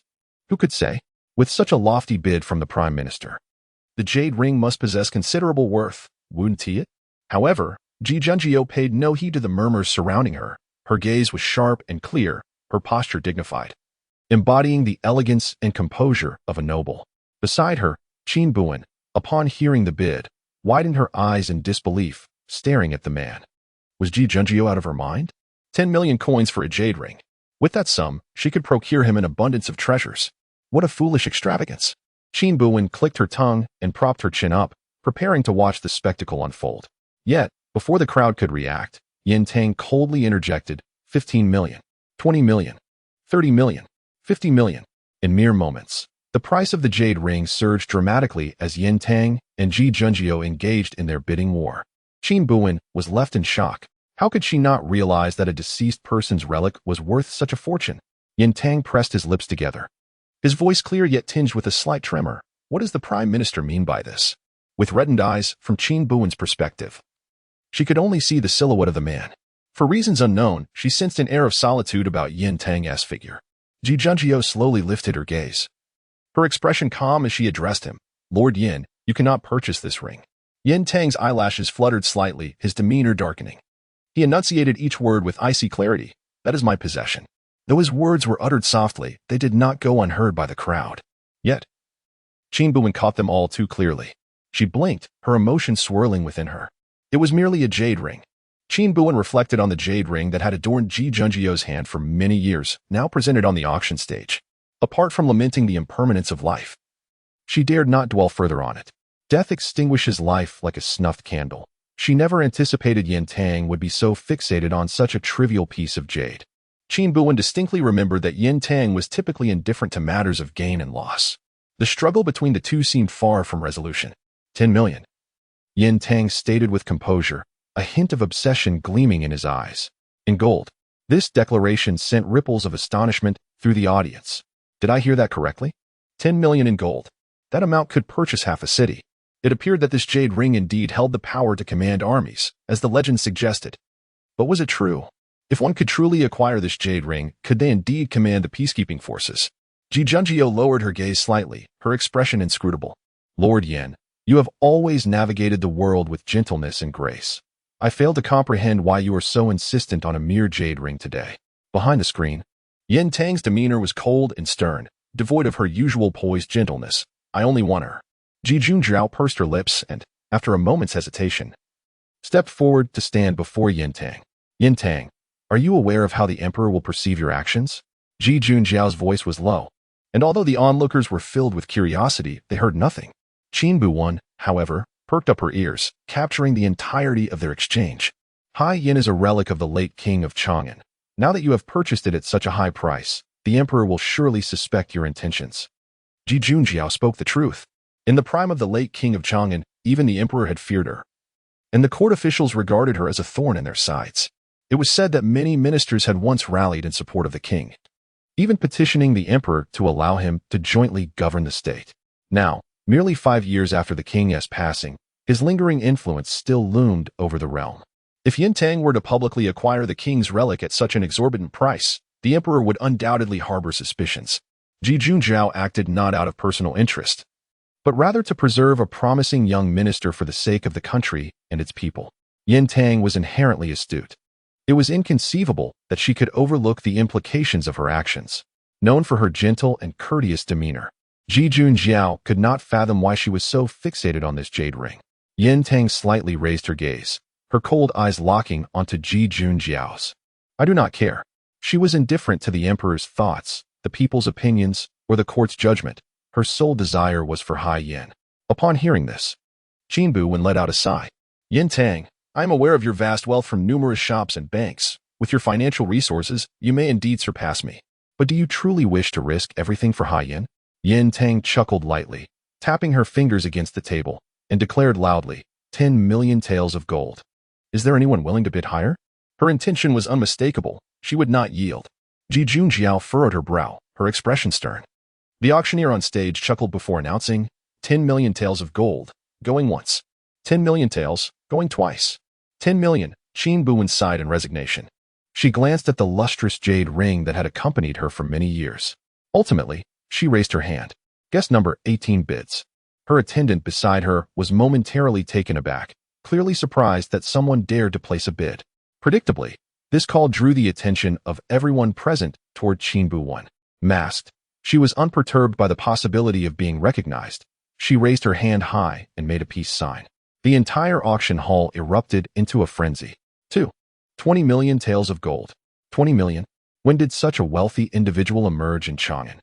And it is a woman. In all my years in Chang'an, I do not recall anyone of such stature. 20 million taels of gold. The royal treasury may not be able to produce such funds, after all. Yin Tang's gaze was cold, directed at Qin Buwen, filled with an air of frostiness. Clearly, her patience had worn thin. The vendor on the stage squinted slightly, maintaining a courteous smile as he looked towards Qin Buwen. With one hand raised in A2 gesture and the other propping his chin, Qin Buwen appeared utterly disinterested, yawning languidly. Yes, number 18. Are you indeed bidding 20 million taels of gold? The man on stage inquired with a chuckle. Qin Buwen blinked innocently, shaking his 2 fingers in bewilderment. Who said I was bidding 20 million taels of gold? And what is your bid, esteemed guest? The man pressed. Qin Buwen grinned, revealing a pair of charming dimples. I bid 2-1. The man's expression shifted, disbelief washing over him as he struggled to maintain his composure. What? Qin Buwen continued to beam innocently, exuding an endearing charm. I said, I bid 2-1. Chapter 19. A penny is still money. The auction hall was enveloped in an eerie silence. Qin Buwen seemed oblivious to her surroundings, absent-mindedly cracking her fingers and murmuring, No, that's too expensive. Let's stick to a penny, shall we? As she spoke, she bent down a finger, gently wiggling her index finger with a pure, innocent smile. The crowd around her seemed to awaken from their stupor. Hey, young lady, what chaos are you causing here? Someone exclaimed. Indeed, this is a matter for the esteemed gentleman. Why are you meddling? They had assumed she possessed some remarkable ability, only to realize she was just a foolish child. Ha ha ha, I told you. How could such a person exist in Chang'an? How on earth did she even enter the auction house? Surely she didn't sneak in among the crowd? Where are the guards? Throw her out. Out with her. But, of course, no guards appeared to escort her away. Those who could enter the auction house had been meticulously selected by the Wanwu Pavilion, with all identities thoroughly verified. It was inconceivable that anyone could slip in unnoticed. The incessant chatter around her began to irritate Qin Buwen. She yawned again and retorted defiantly, Who says I'm causing trouble? I'm placing a bid. If the seller is willing, what's the problem? With that, she pulled a copper coin from her sleeve and tossed it to the man on the stage. Excuse me. Could you ask your boss if he would sell for a penny? Preposterous. Utterly absurd. How could anyone just walk into the Wanwu Pavilion's auction house? And to think she could purchase Haiyan for a mere penny? What a daydream. Stop causing a ruckus. Hurry up. Continue the auction. The crowd dismissed Qin Buwen as an ignorant child, exchanging disdainful remarks before urging the auctioneer to proceed. Yet, the man on stage squinted with a sly smile, resembling a cunning fox. Please hold on. I shall consult with our manager. Qin Buwen nodded with a smile. Go on, go on. Afterward, the man slightly bowed to the audience and retreated towards the back room. The attendees were taken aback. It was not mere self-aggrandizement. Anyone selected from this auction house was of an elite caliber, a figure beyond the reach of ordinary folk. And now, the man on stage had simply abandoned them to leave? When had they ever experienced such treatment? Many whispered amongst themselves, peering through the screens. Qin Buwen casually glanced up and noticed Ji Junjiao and Yin Tang's gazes fixed upon her. She languidly sipped her tea and even politely nodded at the two. Before long, the man reappeared on the high platform. He first bowed slightly to the audience, maintaining a courteous smile on his face. Ladies and gentlemen, This piece, Haiyan, is now the property of guest number 18, with a transaction price of 1 penny. The room erupted in astonishment. What kind of joke is this from your Wanwu pavilion? Indeed, are you mocking us? If you do not provide us with a satisfactory explanation today, do not expect us to let this go. The man adorned with a mask smiled amiably, exuding an air of grace. I apologize for the inconvenience caused today. As a token of our regret, our esteemed proprietor has prepared a modest gift for you. With this, a servant appeared seemingly from nowhere, presenting an exquisite brocade box to the assembly. A mere gift as an apology? Since when has the 100 Goods Pavilion become so cavalier? This is an utter disregard for us. We demand the proprietor himself to apologize. The proprietor of the 100 Goods Pavilion is known to never meet with guests, and none have ever laid eyes upon his visage. The crowd murmured discontent, clearly unwilling to let the matter rest. One individual, filled with fury, opened the brocade box, only to have their anger swiftly transform into shock and dread upon seeing its contents. In the next instant, someone screamed and hurled the box to the ground. Qin Buwen tilted her head, catching sight of the object that had fallen. It was a crimson tongue, severed and grotesque. Fear gripped the eyes of the onlookers, and the previously tense atmosphere fell into a chilling silence. Ji Junjie and Yin Tang remained composed, seemingly unfazed by the horrific sight. The man on stage continued to smile as he spoke. Our proprietor wishes for today's events to remain a secret. Should anyone outside the auction house learn of this, he left the threat hanging in the air, casting a significant glance over the crowd. The attendees understood the implication. The wealthy are often most protective of their lives. The proprietor of the 100 Goods Pavilion was indeed a formidable character. Qin Buwen smiled softly, maintaining her usual demeanor. The man on stage turned his gaze toward her, still wearing a pleasant expression. Guest number 18, please follow me. Our proprietor wishes to meet you. Unperturbed, Qin Buwen rose slowly, stretched languidly, and followed the man into the back room. Below, Ji Junjie observed the woman's retreating figure, his brow slightly furrowed. Although he was unsure of her identity, he recognized that with Yin Tang not acquiring Haiyan, he had no interest in unrelated matters. With the auction concluded and having formed his own judgment about Li Yunmu, he deemed it pointless to linger. He slowly stood, preparing to depart. Prime Minister, Yin Tang called out, halting Ji Junjie in his tracks. Ji Junjie turned, his gaze steady. Yin Tang lifted his eyes to meet his expression light. After assessing Ji Junjie, he chuckled softly, his tone nonchalant. Does the esteemed official have anything of concern? Ji Junjie nodded. The nation and its people. Yin Tang raised an eyebrow. In this world, does the official have anyone he cares for? Though Ji Junjie was puzzled by Yin Tang's inquiry, he shook his head slowly. None. A gentleman is broad-minded, refined and untainted by worldly affairs. Yin Tang nodded with a smile. Yet his eyes held no trace of mirth. Then I wish you, esteemed official, to remain free of attachments. Should the day come when you do, I would relish the opportunity for you to experience such anguish. As Qin Buwen was led into her room, the door behind her closed with a definitive thud. The man before her slowly turned, removing his mask. Qin Buwen had indeed guessed the identity of the proprietor of the Curiosities Pavilion. Yet upon truly beholding the visage before her, she still felt a sense of disorientation. Reflecting upon it, it had been many years since they last met. The bewilderment she experienced was perceived by the man in front of her as sheer astonishment. He chuckled softly. The mask he had worn concealed his features, but now, with it removed, his captivating fox-like eyes held an irresistible allure. I am the proprietor of the Curiosities Pavilion. May I inquire your name, fair maiden? Qin Buwen blinked innocently. Before asking for someone's name, shouldn't you introduce yourself first? The man raised an eyebrow. Then, dear lady, might you consider removing your mask? Let us converse openly. Certainly. Without a hint of hesitation, Qin Buwen removed her mask, revealing a delicate and demure countenance. The man's smile waned slightly. She was not someone he recognized. Qin Buwen's smile, however, deepened. You inquired about my name just now. As for you, standing tall and elegant, why not let me take a guess? Upon hearing this, Qin Buwen appeared troubled. But I am merely a frail woman, and I know no one. How could I possibly guess? The man's enchanting fox-like eyes sparkled with amusement. Dear lady, feel free to venture a guess. Should you be incorrect, it is of no consequence. Chapter 20. Oh, my child, I guess. Qin Buwen blinked, fearfully retracting her neck.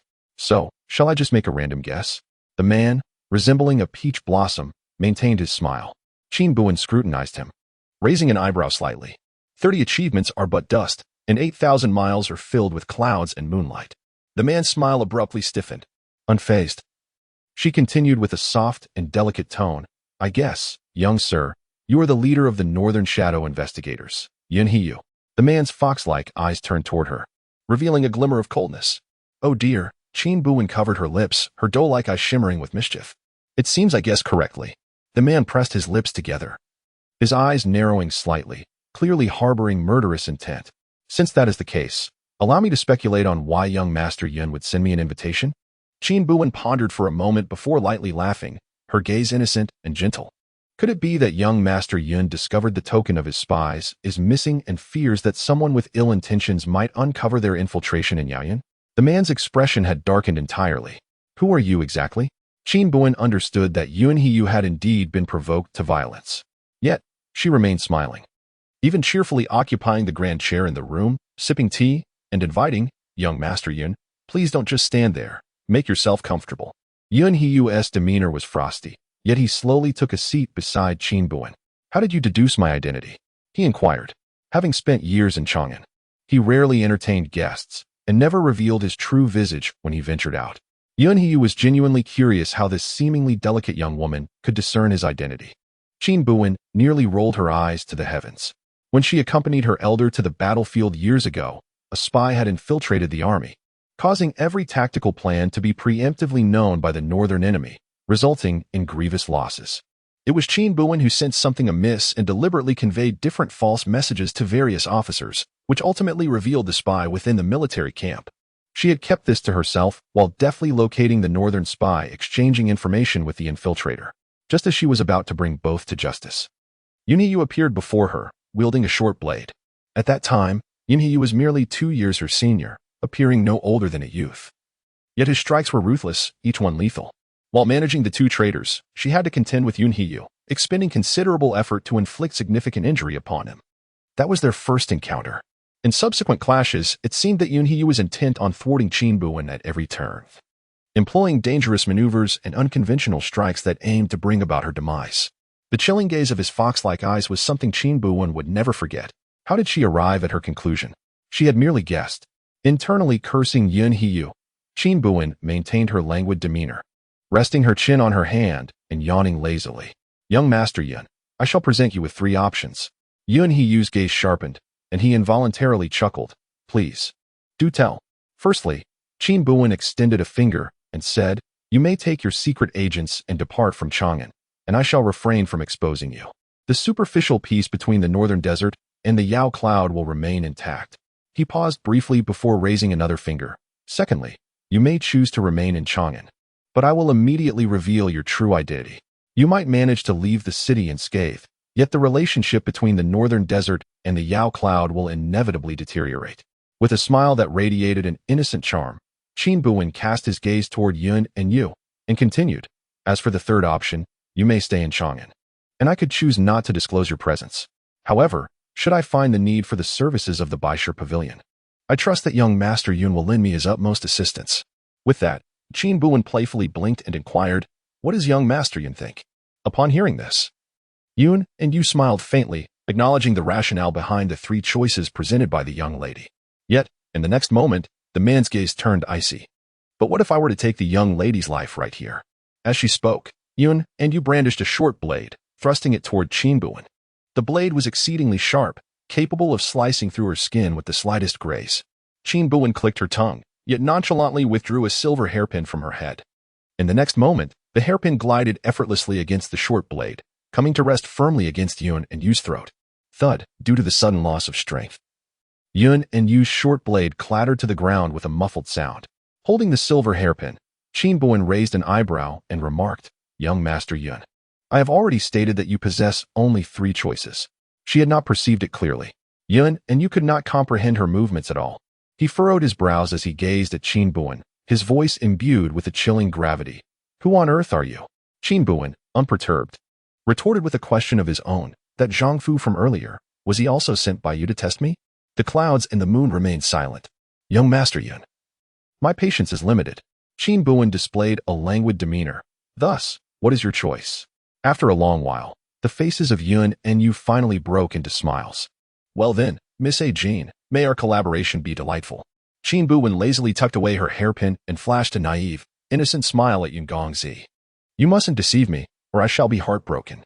As a frail woman, should you trick me, I would be utterly devastated. The smile on Yun and Yu's face grew somewhat stiff. When Qin Buwen departed from the Wanwu Pavilion, dusk was approaching. Shortly after stepping out, she sensed that she was being watched. Just around a corner, a shadow from behind blocked her path. The figure donned a night cloak and a face scarf, revealing only a pair of cold, piercing eyes. Initially, Qin Buwen presumed this was someone sent by Yin Tang, plotting to seize an opportunity to shake him off. However, when the cloaked figure lunged at her, she realized something was amiss. The speed. How astonishingly swift. She swiftly evaded the assailant's attack, her eyes wide with astonishment. How could it be possible that this person possessed martial skills even superior to her own? Qin repressed his smile, unwilling to engage further, and began seeking a way to extricate himself from the situation. Only those who approached could discern her intentions, engaging in close combat with her, leaving Qin Buwen no opportunity to escape. Who on earth is this person? In the realm of martial prowess, Qin Buwen had yet to encounter many who surpassed her skills. The assailant before her wielded lethal intent, clearly unprepared to hold back, compelling Qin Buwen to summon every ounce of her focus to contend with the threat. She needed to devise a means of escape. As she surveyed her surroundings, inspiration struck her like a flash of lightning. After being struck by the cloaked figure, she staggered back, swiftly producing the treasured high yen from her sleeve. You desire this, do you not? She taunted, momentarily halting the adversary's advance. Seizing the opportunity, she leaped into the bustling streets of Chang'an, confident that he would hesitate to follow her there. However, as she glanced back, she realized she had underestimated his resolve to acquire the high yen. To her astonishment, he was skillfully traversing the rooftops in pursuit. With no time to ponder her next move, Qin Buwen darted into a nearby brothel, the evening thrumming with life as patrons flocked in droves. Surely, a person of his intelligence would think twice about entering such a place clad in dark attire. Just as she began to exhale in relief, a cool voice pierced through the din behind her. Jean? What brings you here? Chapter 21. Has the chief minister come to the brothel? At first, Qin Buwen thought she must have misheard. She silently repeated impossible 3 times in her mind. Impossible, impossible. Ji Junjio could not possibly be here. This is a brothel. Ji Junjio would absolutely not, Jean? The man's voice behind her remained cold and dignified. Qin Buwen stiffly turned around, her eyes wide as saucers. Before her stood Ji Junjio, clad in a moon-white robe, tall and elegant, exuding an air of propriety. He appeared starkly out of place amidst the scantily clad, softly spoken women surrounding them. Qin Buwen's mouth fell open in shock. My lord, you. Oh heavens. She had sought Ji Junjio's faults for so many years, yet she could find none. After all these years, she never expected her wish would be granted today. In her astonishment, there was also a hint of excitement. Capturing Ji Junjio in a brothel could easily be etched into her epitaph. Ji Junjio, observing Qin Buwen's astonished expression, seemed to realize her thoughts. He paused momentarily, then pressed his lips together, his tone slightly stiff. It's not what you think. Qin Buwen squinted, her eyes brimming with understanding as she nodded vigorously. Rest assured, my lord. Jean will never speak of this to Cha Qing and Qing Wei. Ji Junjio's ears turned slightly red as he stated earnestly. No, I am here on official business. I know. My lord, Jean is very discreet. Qin Buwen covered her mouth with both hands, her grin nearly stretching to her ears. Oh, this girl seems rather decent. Hick. Ji Junjio clearly had more to say, but just then, a hand landed on Qin Buwen's shoulder from behind. She frowned slightly. A drunken man was leering and attempting to touch her face. Initially, she thought to break his hand, but remembering Ji Junjio was present, she quickly changed her demeanor. My lord, Qin Buwen exclaimed in a panic, rushing to Ji Junjio's side, clinging to the sleeve of his robe. She appeared frightened by the sudden appearance of the inebriated man. Ji Junjio frowned at the drunkard, who glanced at Qin Buwen hiding behind the man, then at Ji Junjio. Damn it, so she's taken. What bad luck. With a curse, the drunkard stumbled away to bother someone else. Only then did Qin Buwen cautiously emerge from behind Ji Junjio, her head bowed, unwilling to stray far from him, having shed her earlier playful demeanor. Ji Junjio chuckled helplessly. You still haven't explained why you are here. With her head lowered, Qin Buwen murmured. A girl asked me to deliver a message. I just found out she has already left the building. Ji Junjio surveyed the crowded room. There are too many people here. I will escort you out. Upon hearing this, Qin Buwen hurriedly grasped Ji Junjio's sleeve. My lord, Are you not returning to the residence tonight? Ji Junjio sighed helplessly. No, Miss Jane. I truly have official duties to attend to. Then, sir, could you take me along? Qin Buwen, pinching her thigh, had tears brimming in her eyes, appearing utterly pitiful. I cannot return alone. Ji Junjio initially intended to decline, but upon seeing the petite figure of the girl trembling slightly, evidently frightened by recent events, he pursed his lips slightly. Miss Jane, I must meet someone of great importance shortly. It's all right. It's all right. Qin Buwen hurriedly waved her hand. Standing obediently behind Ji Junjio. I will follow closely behind you. I won't be a bother. Humph. She was rather curious about whom Ji Junjio might meet in such an establishment. Ji Junjio was still hesitating when a man resembling a guard approached him, bowing slowly. Sir, my master is awaiting you upstairs. Qin Buwen raised an eyebrow. Ji Junjio replied sternly, Please, lead the way. After speaking, he glanced back at Qin Buwen, who understood and obediently followed. She asked nothing, keeping her head lowered throughout, appearing timid and fragile. The guard stopped before a guest room on the upper floor. Before the door could be opened, Qin Buwen heard the sound of feminine laughter from within, rising and falling like the tide. The guard gently knocked on the door. Young master, the person has arrived. The laughter inside quieted slightly. Come in. The door opened from within, and Qin Buwen stepped in behind Ji Junjio. The room was permeated with a strong scent of musk, causing Qin Buwen to wrinkle her nose in discomfort. Fortunately, Ji Junjio carried a faint fragrance of sandalwood, which provided her some solace. The spacious room featured a bed draped with curtains, which were drawn closed. Qin Buwen heard the sound of clothing rustling from behind the curtain. Following Ji Junjio, who stood upright and focused ahead without any sign of impropriety, she felt a strange sense of decorum. It was only when the curtain slowly parted that she could finally see the visitor, the fifth son of the late emperor, the brother of the current emperor, Prince Xian, Song Qingxian, an old acquaintance. Qin Buwen averted her gaze, maintaining her poise. As the prime minister, Ji Junjio enjoyed a status that permitted him to enter the court freely. And upon meeting Prince Xian, he merely inclined slightly, saying, I greet His Highness, Prince Xian. Perhaps feeling unsatisfied from earlier, Song Qingxuan's expression darkened slightly. Prime Minister. It has been quite a while. Ji Junjio remained silent, standing tall. Song Qingxuan's gaze shifted from Ji Junjio to Qin Buwen behind him. Upon seeing her, Song Qingxian narrowed his eyes, exhaling through his nose. Prime Minister, your taste. He scrutinized Qin Buwen, scoffing. Indeed, quite extraordinary. Qin Buwen felt an urge to retort. That scoundrel Song Qingxian had not learned to speak properly after all these years. Yet she appeared even more timid, hiding behind Ji Junjio, resembling a frightened little rabbit. With a hint of trepidation, Song Qingxian expressed a modicum of interest, raising an eyebrow as he inquired, Are you receiving guests? Ji Junjio, maintaining an air of composure, replied, Your Highness summoned me here at such a late hour. May I inquire as to the purpose? Finding the situation rather dull, Song Qingxian shifted his gaze away from Qin Buwen. He smiled at Ji Junjio, gesturing for the esteemed chancellor to take a seat. Ji Junjio gracefully settled into the chair, while Qin Buwen stood attentively beside him. Song Qingxian reclined against a beautiful companion, one arm wrapped around her, reveling in the indulgence. The two exquisite beauties, possessing delicate features and enchanting visages, catered to him, one serving wine while the other offered morsels of food, much to Song Qingxuan's delight. Your Highness, would you care for a grape? Your Highness, would you like to savor my wine? Your Highness, Your Highness. Even Qin Buwen found himself captivated by the allure of these beauties, though a glance at Ji Junjio revealed him seated serenely on a wooden chair, his expression composed and exuding an austere demeanor. Observing this, Song Qingxian, somewhat displeased, clicked his tongue and carelessly pointed to one of the beauties, instructing, Go.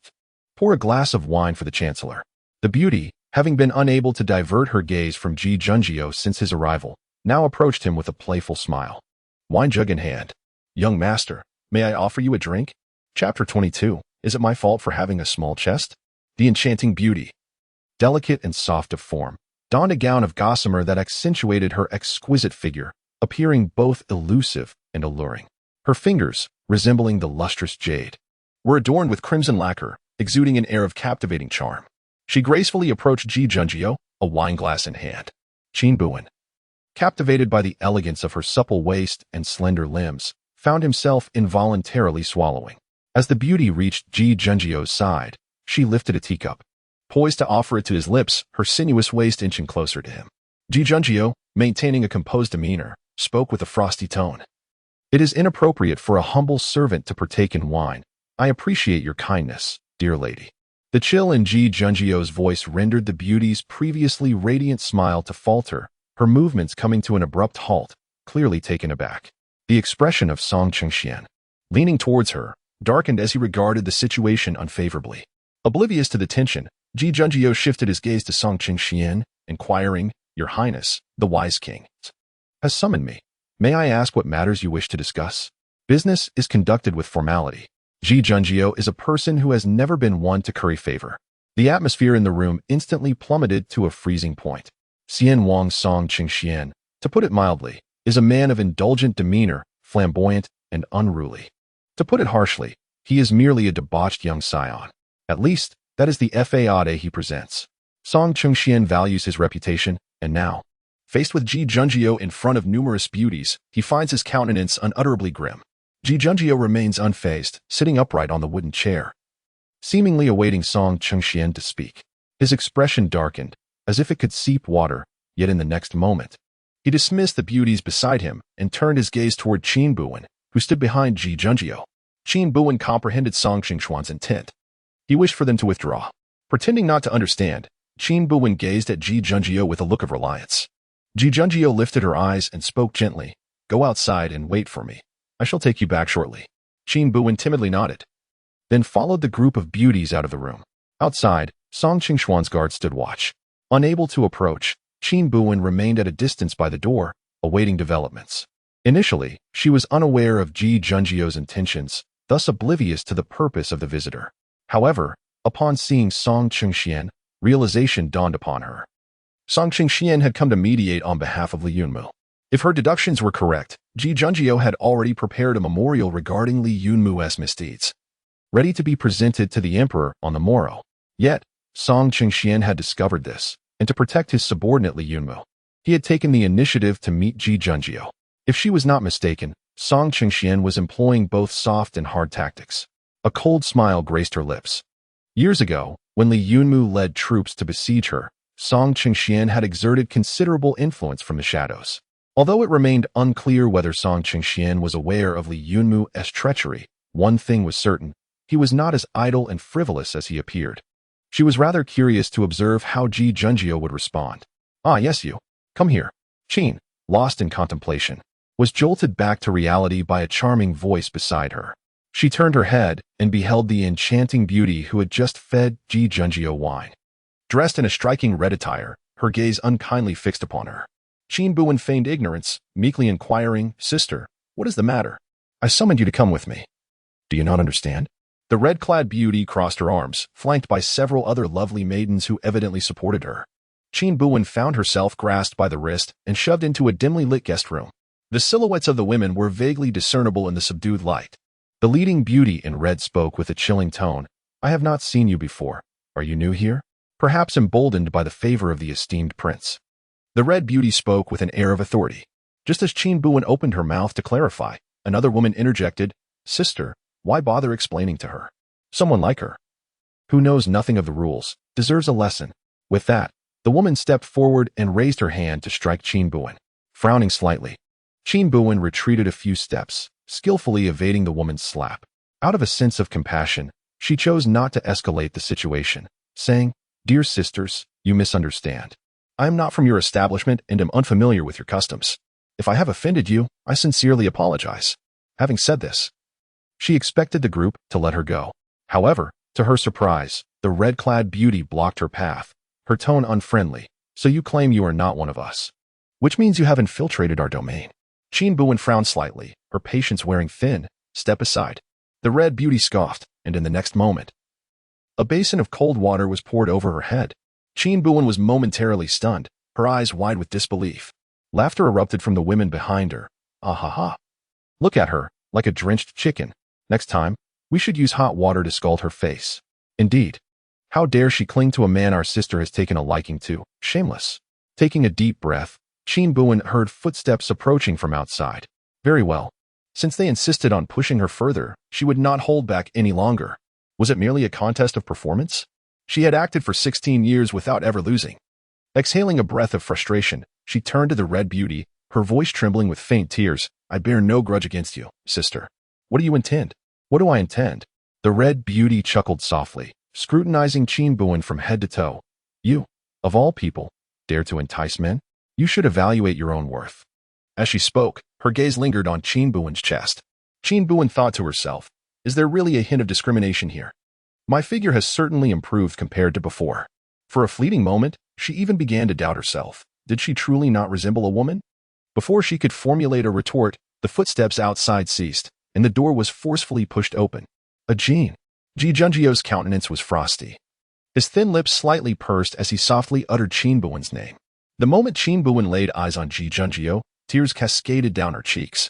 My lord, she exclaimed, rushing towards Ji Junjio, only to inadvertently tumble into his embrace. The biting cold surrounding her was enveloped by the warmth of his sandalwood fragrance. Ji Junjio lowered his gaze to the girl nestled against him. Her garments were drenched, her hair clung to her in wet strands, rendering her appearance quite disheveled. Ji Junjio's brows furrowed slightly, recalling that Miss A Jin's injury had yet to heal, his expression darkening further. He removed his outer garment and draped it over Qin Buwen, then turned his attention to the several stunned beauties nearby. Young master, she is the one who has disregarded propriety and intruded upon us, one of them exclaimed. Indeed, we merely sought to teach her a lesson. Another chimed in. Young master, this woman surely harbors ill intentions. She is not one of us. The chorus of voices echoed around, while Qin Buwen remained clasped in Ji Junjio's embrace, sobbing softly. Ji Junjio's upbringing was truly commendable. He cast a steady gaze upon the group of beauties, and in an instant, they fell silent. Chapter 23. Is she not considered a woman? Even at this moment, Ji Junjio still maintained her graceful demeanor. She is one of my household, and the man's voice was crisp and ascetic. You have misjudged the situation.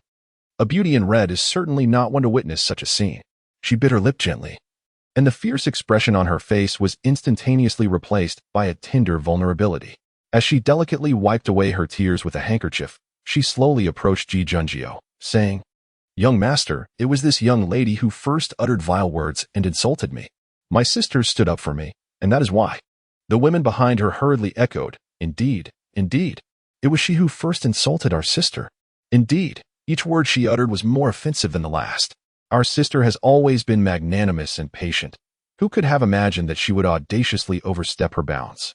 Indeed, we sought to defend our sister's honor by administering a lesson. Alas, Qin Buwen nearly shattered his silver teeth, stifling a laugh. Have we encountered a worthy adversary? The woman in the red dress gazed pitifully at Ji Junjio, her impressive bosom seemingly poised to reveal a breathtaking view with the slightest inclination. Yet, Ji Junjio remained steadfast, her gaze fixed straight ahead, reminiscent of the unperturbed Lu Xiaohui. Upon hearing the grievances of these young ladies, had it not been for Qin Buwen's first-hand experience, she might have almost been swayed to believe them. She lifted her head from Ji Junjio's embrace, her doe-like eyes gazing innocently at him, anxiously shaking her head. My lord, A Jin did not. Just as Qin Buwen pondered how to continue the act, he heard the man above him speak coldly. A Jin is not that kind of person. Qin Buwen was momentarily taken aback, nearly losing the innocent expression on his face. Ji Junjio, concerned that Qin Buwen might catch a chill, chose to refrain from further conversation, simply stating, I shall remember today's events. Upon uttering these words, she led Qin Buwen out of the room. Qin Buwen's eyes widened in surprise, momentarily lost in thought. It was not until the man guided her out of the brothel, feeling the cool breeze wafting down the long street, that Qin Buwen shivered and suddenly came to her senses. Is it still cold? Ji Junjio sensed the tremor of the young woman and could only stand at the edge of the wind, offering her a modicum of shelter. I apologize, Miss Ajin, for not having taken a carriage today. Qin Buwen, regaining his composure, sniffled and spoke in a timid voice. My lord, has Ajin caused you any trouble? Ji Jun's brows furrowed, yet his gaze remained unchanged. It is not so. It is my fault that you have suffered. Qin Buwen shook his head and smiled. It is of no consequence to me. I am grateful for your rescue, my lord. Suddenly recalling something, Ji Jun's expression grew troubled. He parted his lips and slowly began.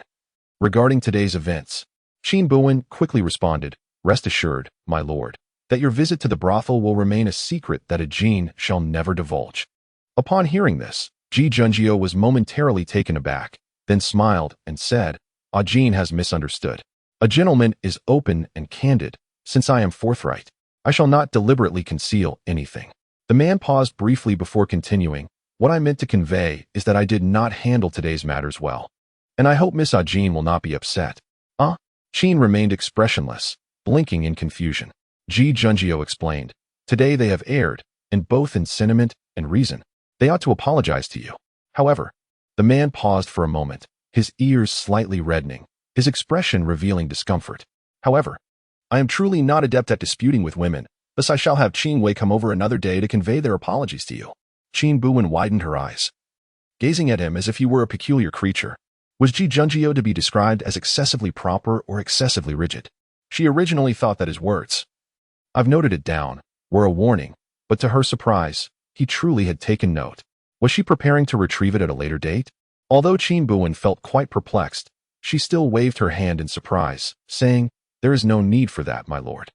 I am already immensely pleased that you are willing to support me."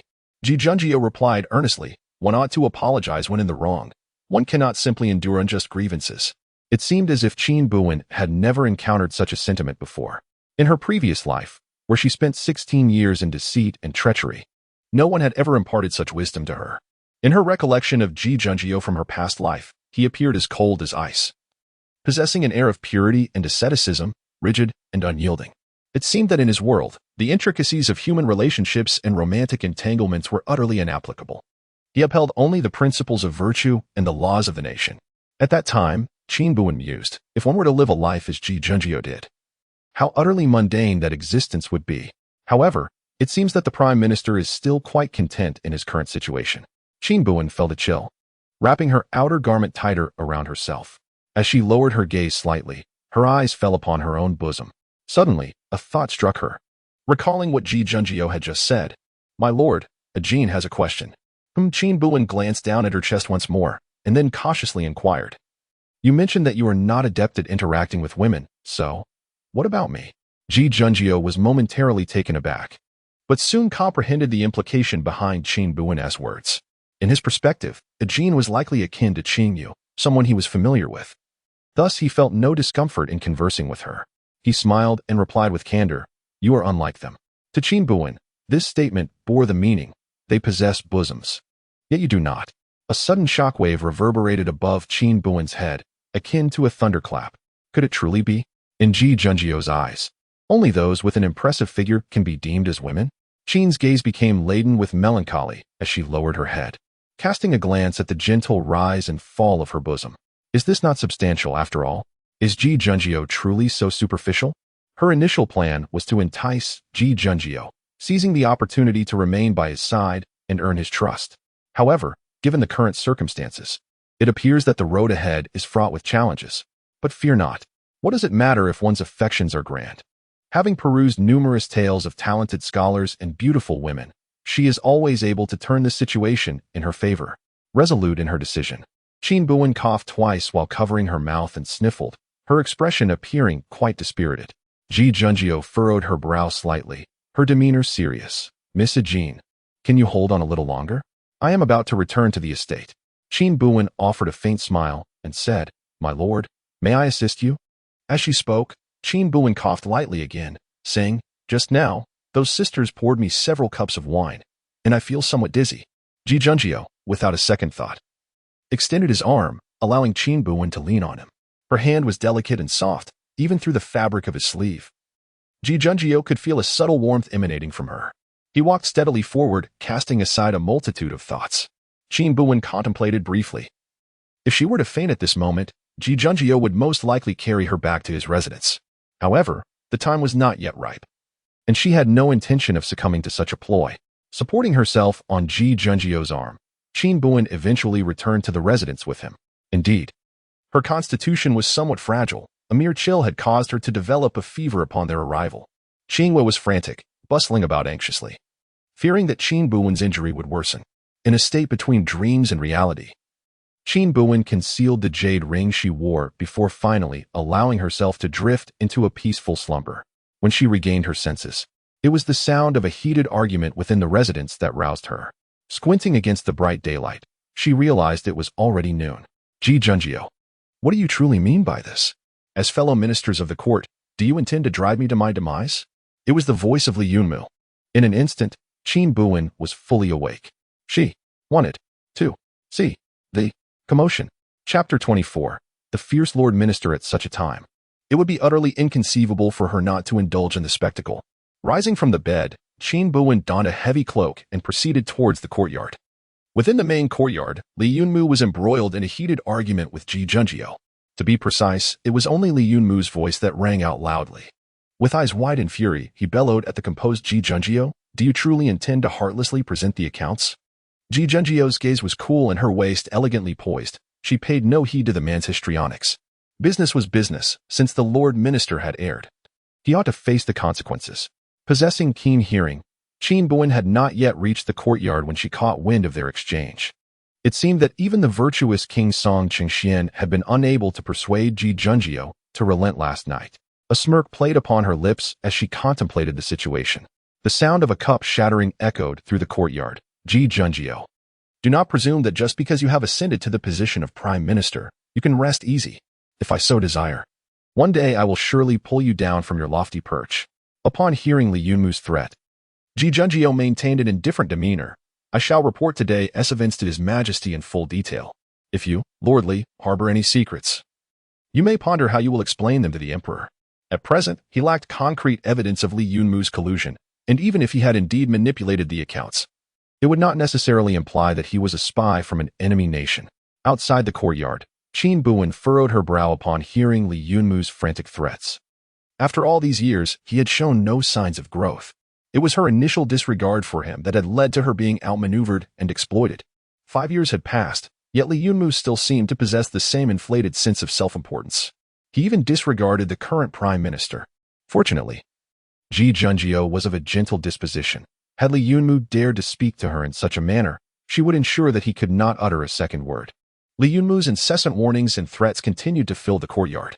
Qin Buwen adjusted her posture to appear frail and delicate, then leaned against the moon gate.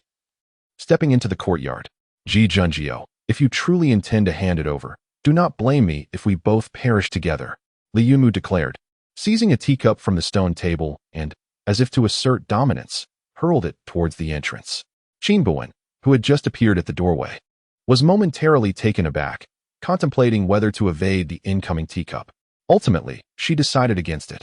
Although she could dodge, it would surely raise Ji Junjiu's suspicions. With a firm resolve, Qin Buwen remained rooted in place, bracing herself for the anticipated pain. Yet, after a brief moment, the expected discomfort did not arise. Instead, she inhaled the fragrant scent of sandalwood. Slowly opening her eyes, she discovered that Ji Junjiu had somehow positioned himself before her. The man stood tall and graceful, clutching the teacup that Li Yunmu had thrown. The cup appeared to be crafted from the finest porcelain, yet in Ji Junjiu's grasp, it paled in comparison to the color of his fingers. Observing the man's elegant silhouette, Qin Buwen couldn't help but frown. His speed was astonishing. Li Yunmu, too, remained frozen in place. He had not anticipated that someone would suddenly step forward. He raised his gaze to Ji Junjiu, only to find the man's eyes finally turn cold. Ji Junjiu pressed his lips together, the emotions that had previously been concealed now darkened. If the Minister of Personnel continued to entangle himself, he would have no choice but to act without mercy. Li Yunmu furrowed his brows, observing the man's striking yet frigid expression, and inexplicably felt a shiver run down his spine. After a long pause, Li Yunmu shot Ji Junjiu a cold glare, saying, "You shall wait for me." With that, he swept away. Ji Junjiu watched Li Yunmu depart before turning to Qin Buwen. "Miss Ajin, are you unharmed?" Qin Buwen, appearing somewhat shaken, managed a slight smile. "Thank you, my lord, I am fine." Ji Junjiu was not one to project his personal emotions onto others. He inclined his head slightly to Qin Buwen, his voice remaining clear and composed. "Why are you out? The physician advised you to rest well." Qin Buwen's smile deepened. "I am well." Upon hearing the commotion, I grew concerned for the Chancellor and came to see. Ji Junjiu said nothing further and permitted Qin Buwen to rest in the side chamber. After summoning the physician for a diagnosis, and upon hearing that there were no serious issues, Ji Junjiu's previously furrowed brow relaxed somewhat. Cha Qing had gone out on an errand, while Qing Wei had cared for her throughout the night and was still resting. In the expansive side chamber, once the physician had departed, only the two of them remained. Qin Buwen did not feel uncomfortable. Rather, she seized the opportunity to probe Ji Junjiu's thoughts. "My lord, That Minister of Personnel is quite fierce. Qin Buwen initiated the conversation gently, her voice tinged with lingering trepidation. Ji Junjio assumed she was still anxious and reassured her. There is no need to fear. I have dispatched additional personnel. In the future, without my permission, no one shall dare to cause a disturbance. Qin Buwen blinked, my lord. Will Lord Li Yunmu be dismissed and investigated? Ji Junjio raised an eyebrow slightly. It seems Miss A. Jean is quite intrigued by him. Qin Buwen nodded earnestly. Because Qin Yue informed me that Lord Li led troops to execute the treacherous prince of Chang'an, which made me admire him at first. Ji Junjio remained silent, seemingly awaiting Qin Buwen's continuation. After a brief pause, she hesitated before speaking again. However, after meeting the Minister of Personnel twice, I feel he does not seem as illustrious as the rumors suggest. Qin Buwen's statement was impeccably phrased, leaving Ji Junjio unable to find fault. People are not merely black or white. Ji Junjio replied coolly. While Lord Li may have merits for quelling the rebellion back then, it does not imply he is infallible. You say people are not simply black or white. Qin Buwen scratched her head. Then does my lord believe that the Prince of Chang'an was a villain? For some reason. Qin Buwen suddenly found this question particularly intriguing. In the past, Qin Buwen had clashed with Ji Junjio, engaging in numerous petty schemes that Ji Junjio observed with a scowl that seemed capable of crushing a fly. In Ji Junjio's eyes, she must have been a thoroughly wicked person back then, right? However, what Qin Buwen did not anticipate was that Ji Junjio did not directly respond to his inquiry, but instead spoke of another matter. Just yesterday, I learned that the jade ring worn on the thumb of the late king of Chang'an was named Haiyan. Qin Buwen's brow furrowed ever so slightly, perplexed by Ji Junjio's sudden mention of this. Haiyan, what significance does this name hold? Ji Junjio's gaze softened. The army of the king of Chang'an was called Qingping. When the seas are calm, all corners of the world enjoy peace. Ji Junjio spoke with tranquility, and upon hearing this, Qin Buwen was momentarily taken aback. She had never imagined that one day, someone would utter these words. Chapter 25, You will protect me, right? When she first received the jade ring, the old man chuckled and said, not hearing, give it a name. At that time, Qin Buwen was quite young. She stood amidst the vast expanse of the battlefield, gazing at the boundless army below. Haiyan. Without hesitation, the little Qin Buwen declared. Let us name it Haiyan for the phrase when the sea is calm and the rivers are clear. The old man gently patted her head and replied, what a splendid name. My Buwen is truly clever. Back then, Qin Buwen believed that as long as she remained loyal and devoted to protecting her homeland, she would forge ahead and etch her name in history. Yet, reality proved that she was rather naive. When the sea is calm and the rivers are clear, as taught to her word by the old man. After the Prince of Chang'an was granted nobility and appointed to high office, his actions were hardly commendable. Ji Junjio spoke in a calm tone, but I believe that the young Prince of Chang'an, who once followed the late emperor to the northern front, must have exhibited the same fervent loyalty. When Ji Junjio uttered these words, his expression remained unflinching. He maintained an objective and fair stance towards people and matters, and despite the troubles the Prince of Chang'an had caused him, he addressed the issues at hand without any hint of personal gain. Qin Buwen suddenly realized that her plans had found the right ally. In the midst of the swirling currents of the court, many officials aligned themselves, eager to carve out their own piece of flesh. Only Ji Junjio remained above the fray, devoted solely to the state and the common people. Noticing Qin Buwen in a moment of distraction, Ji Junjio slightly pursed his lips and asked, Jin, are you weary? Qin Buwen snapped back to attention and flashed a broad smile at Ji Junjio. No, my lord. You haven't yet shared your thoughts. Do you believe that the minister will be dismissed and investigated? Ji Junjio lowered his gaze slightly, emotions swirling within his eyes. After a long pause, he finally spoke. No. Time passed swiftly, and 3 days slipped by, during which Qin Buwen's cold had nearly subsided. She had also gathered quite a bit of intelligence. Just as Ji Junjio had stated, Li Yunmu was merely penalized with a 2-year salary reduction and was not dismissed or investigated. It seemed that the virtuous King Song Qingxian had no intention of abandoning Li Yunmu and had chosen to act. This, in fact, fell within Qin Buwen's expectations. Setting aside the false ledger's implications, even if Li Yunmu truly conspired with the enemy, the emperor would refrain from rash actions without thorough preparation. While the court's situation outwardly appeared tranquil, beneath the surface, various overt and covert struggles were more intense than in previous years. Over the past few days, whenever she had a moment, Qin Buwen sought out Ji Junjiu, engaging him in various discussions. Ji Junjiu, well-versed in both ancient and contemporary matters, could always offer insights, regardless of the topic. Over several consecutive days, Qin Buwen found her bond with Ji Junjiu growing closer, just as she contemplated her next course of action. 2 invitations arrived at Wenyuan Pavilion.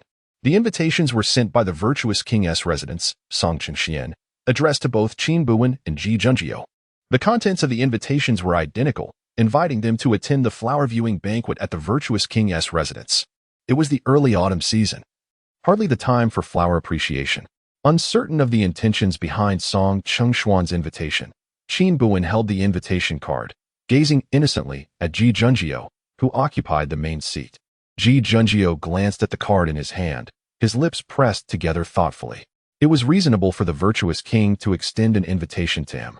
Yet he could not fathom why the virtuous king would send an invitation to Ajin.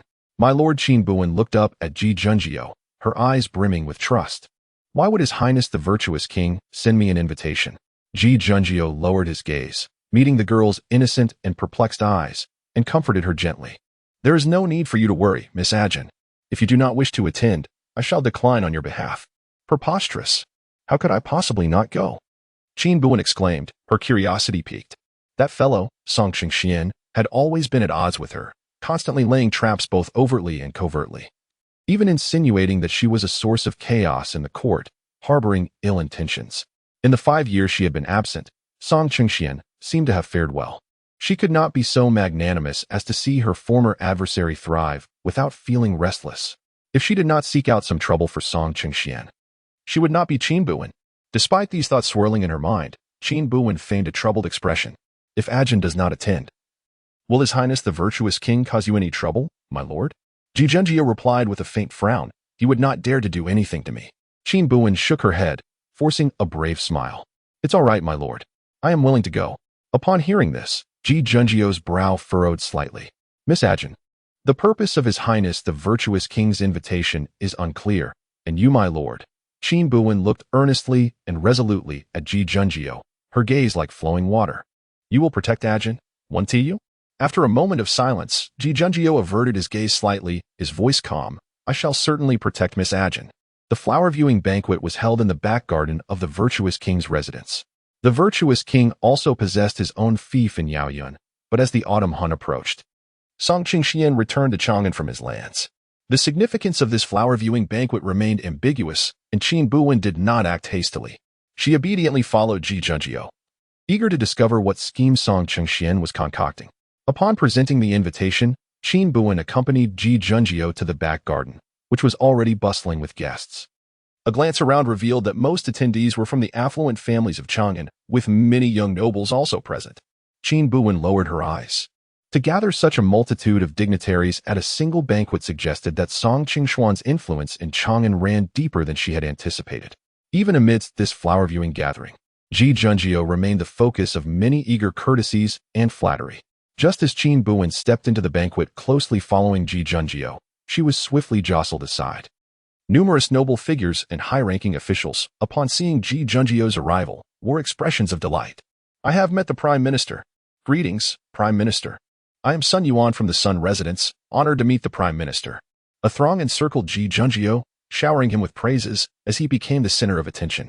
Qin Buwen gazed at the obsequious smiles adorning the faces of those around her, and an involuntary recollection surfaced from her past, recalling the days when she attended banquets. At that time, Qin Buwen exuded an aura of lethal intent, wielding power over the nobility, her achievements eclipsing even those of her sovereign. All the ministers, although outwardly respectful, dared not approach her for conversation. She found the atmosphere tedious and, in a moment of whimsy, singled out a minister to dance before the assembly. This, however, provoked his ire, leading him to storm out in indignation, forever sealing their enmity. In essence, Qin Buwen had not shied away from morally questionable actions in her previous life. Indeed, virtuous individuals are distinctly different. Wherever they go, they are the center of admiration, akin to stars encircling the moon. Just as she was preparing to find a place to sit and await the commencement of the banquet, a melodious voice resonated from behind her. My lady, it is a pleasure to see you again. Qin Buwen turned abruptly, only to find Yin Tang seated in the Wuhou carriage, smiling at her with gentle eyes. How could Yin Tang be here as well? Chapter 26. The Chief Minister has brought ladies? What on earth is Song Shinshian up to? Why has he summoned so many distinguished officials? Even Yin Tang is mentioned in the invitation. Qin Buwen was momentarily taken aback, then turned to Yin Tang with a timid smile. Greetings, Lord Yin Tang. Behind Yin Tang, Mingyan was pushing a cart. As she glanced away, she noticed Ji Junjiu surrounded by a group of noble families, remaining composed and unperturbed. Yin Tang gazed at Ji Junjiu. His smile warm and gentle. The chief minister is indeed a person of integrity and grace. It was unclear to Qin Buwen whether Yin Tang was murmuring to himself or addressing her directly. She merely lowered her head, feigning ignorance. After a brief moment, Yin Tang's gaze shifted from Ji Junjiu back to Qin Buwen. Your name is Ajin, is it not? Qin Buwen raised an eyebrow slightly. It appeared that Yin Tang had his informants even at Yuan Pavilion. She chose to act oblivious to this fact, simply bowing her head and softly replying, Yes. I am Ajin. A faint smile graced Yin Tang's lips, a stark contrast to the obsessive demeanor he exhibited during their last encounter at Wanwu Pavilion. This is the first time the chief minister has brought someone else to a banquet. Yin Tang spoke in a tone devoid of emotion, merely stating a fact. Qin Buwen smiled demurely. It is because the chief minister fears that Ajin might not grasp the etiquette and inadvertently offend His Highness the virtuous prince. A breeze swept by. Yin Tang clenched his fist against his lips, clearing his throat twice. Upon hearing this, Qin Buwen couldn't help but frown. Although Yin Tang had been frail in the past, he had never been in such a state. Lord Yin Tang, Qin Buwen pondered for a moment before suggesting, a pear soup might alleviate your discomfort. Yin Tang paused for a moment upon hearing her words before breaking into a soft smile. Thank you for your concern, Miss Ajin. It is merely an old ailment. There is no cause for alarm. His tone was rather antiquated, which Qin Buwen found unappealing. The former Yin Tang, clad in white, once stood alone on the highest Mingjing terrace in Chang'an, composing 300 verses, where his presence still lingers in the esteemed seat.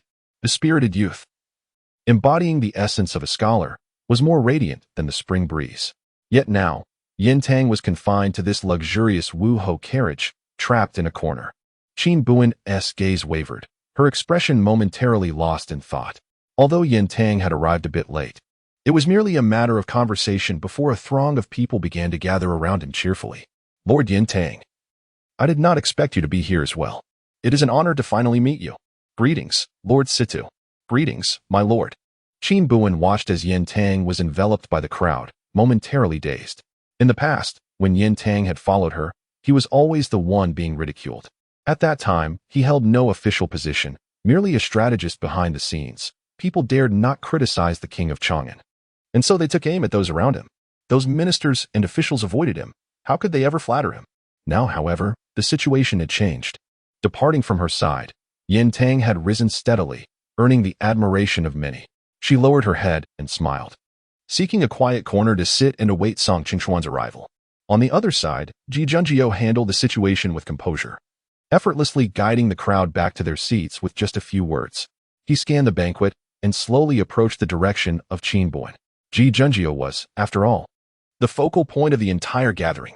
Moreover, at this moment, the man donned a flowing ink-colored robe, his visage akin to that of a jade crown, effortlessly captivating the attention of all present.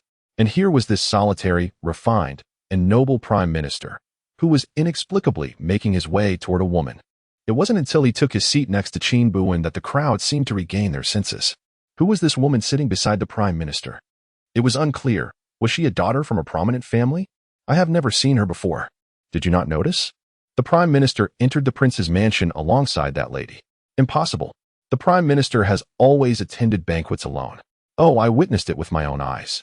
If you don't believe me, you may inquire with the guards at the entrance. They saw it too. Is it true? The prime minister actually brought a female companion to the banquet?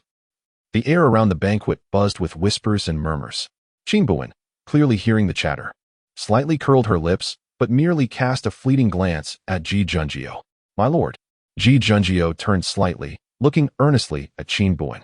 She bit her lip hesitantly, but then gestured towards him. Understanding her intent, Ji Junjiu leaned in closer. Qin Buwen raised an eyebrow in satisfaction. In a hushed tone beside his ear, she inquired, My lord, will you be drinking later? The man nodded slightly, lowering his voice. We shall likely toast the prince. Qin Buwen gazed at Ji Junjiu with an air of dependency. My lord, I do not have a strong tolerance for alcohol. Ji Junjio reassured her. Then I shall have someone replace your drink with fruit wine. A single cup should suffice. With that, Qin Buwen visibly relaxed, her expression softening. My lord.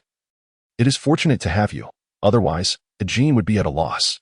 Ji Junjio offered her a reassuring glance and signaled the attendant behind her to change the cup. To Ji Junjio, this exchange seemed entirely appropriate, and he felt no guilt. Yet, unbeknownst to him, their actions appeared intimate and suggestive to the onlookers. A group of elderly and young alike widened their eyes, their expressions akin to having encountered a ghost. When had the Prime Minister ever been so gentle? Indeed, the relationship between this woman and the Prime Minister was anything but ordinary. At the flower-viewing banquet, numerous young men and women were present.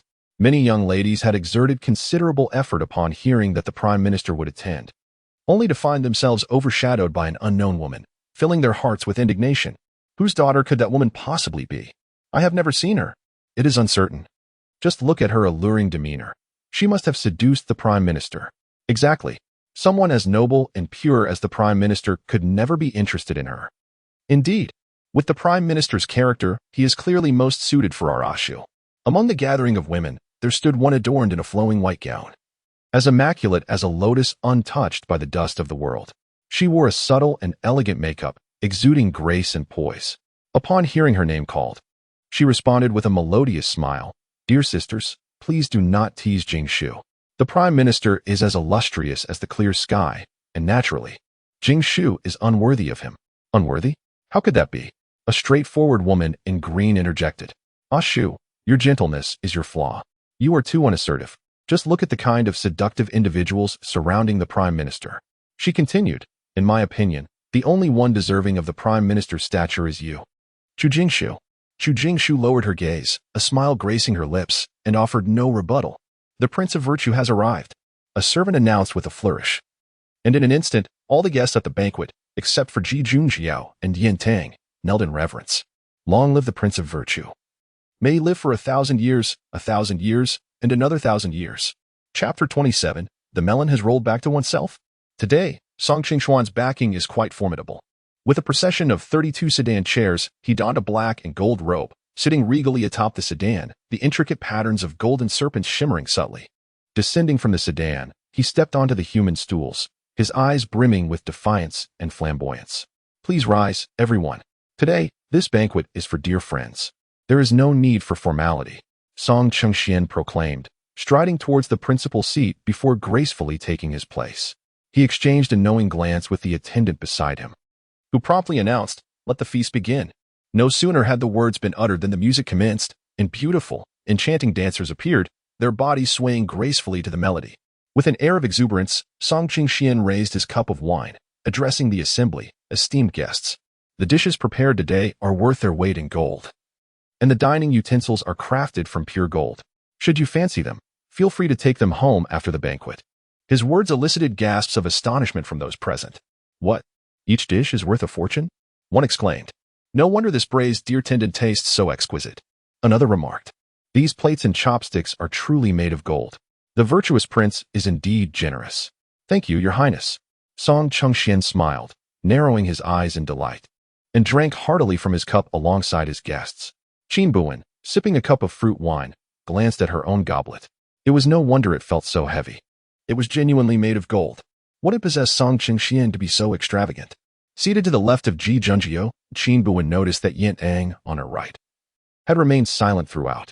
Yin Tang gazed at the exquisite delicacies on the table, a smile lingering at the corners of his mouth. So that was it. Amidst the clamor of music and laughter, Qin Buwen caught snippets of Yin Tang's musings. What could he mean? Her curiosity was piqued.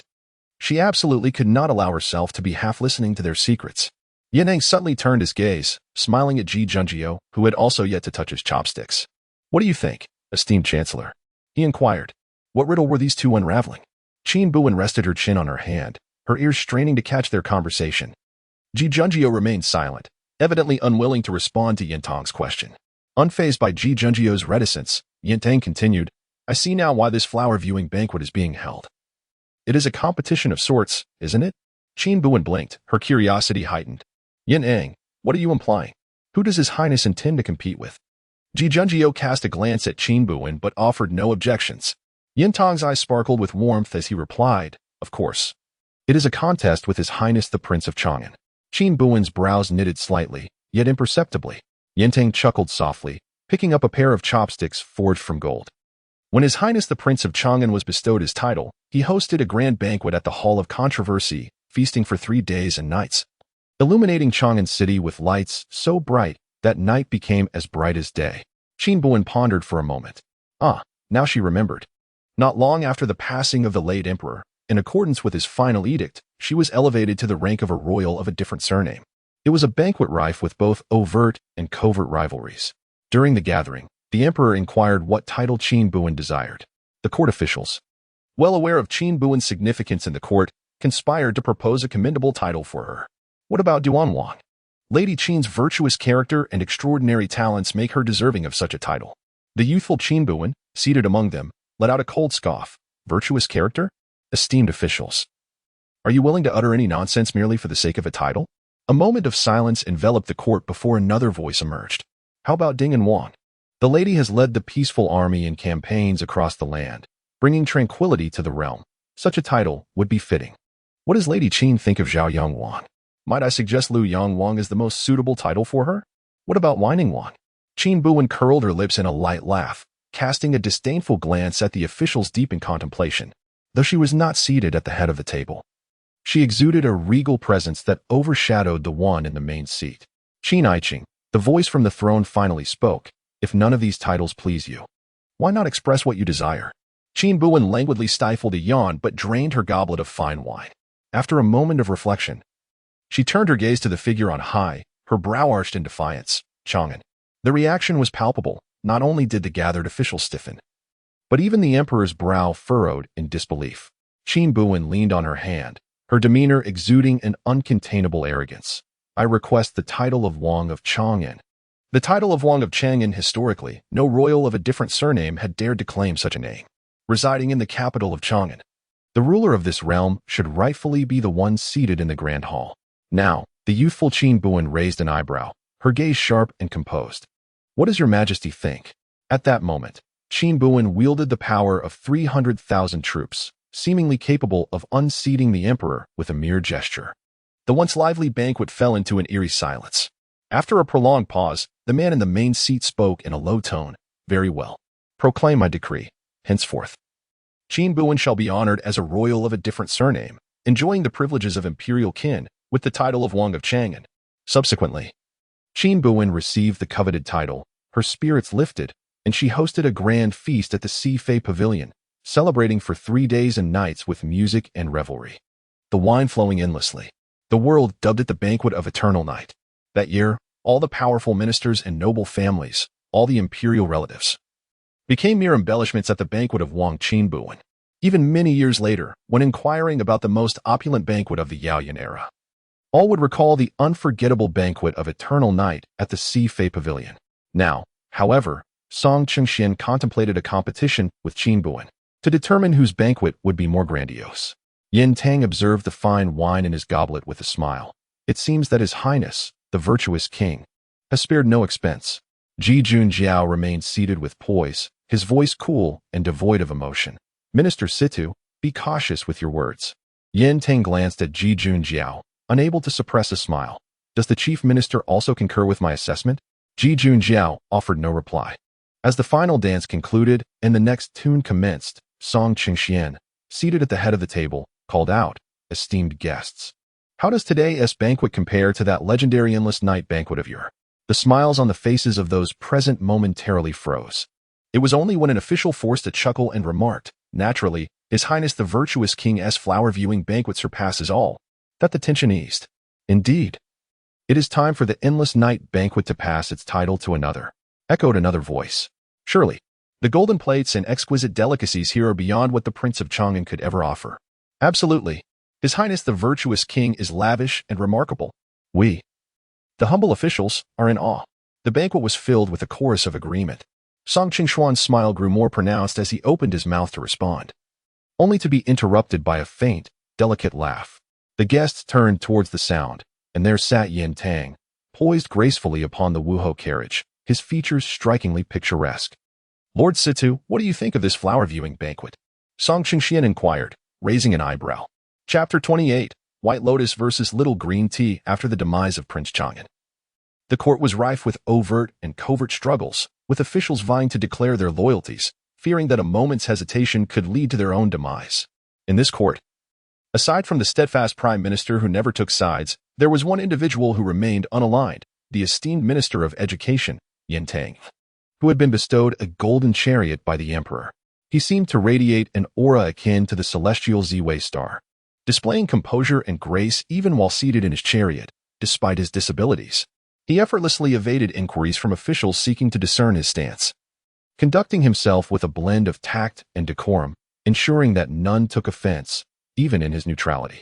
Today, however, the Minister of Education surprisingly attended the flower-viewing banquet, leading many to speculate whether he harbored intentions of aligning himself with the virtuous prince. When Prince Xian, Xian, posed a question to Yintang, the eyes of the assembly instinctively turned to him, eager to witness his response. "Minister, what is your opinion of this flower-viewing banquet?"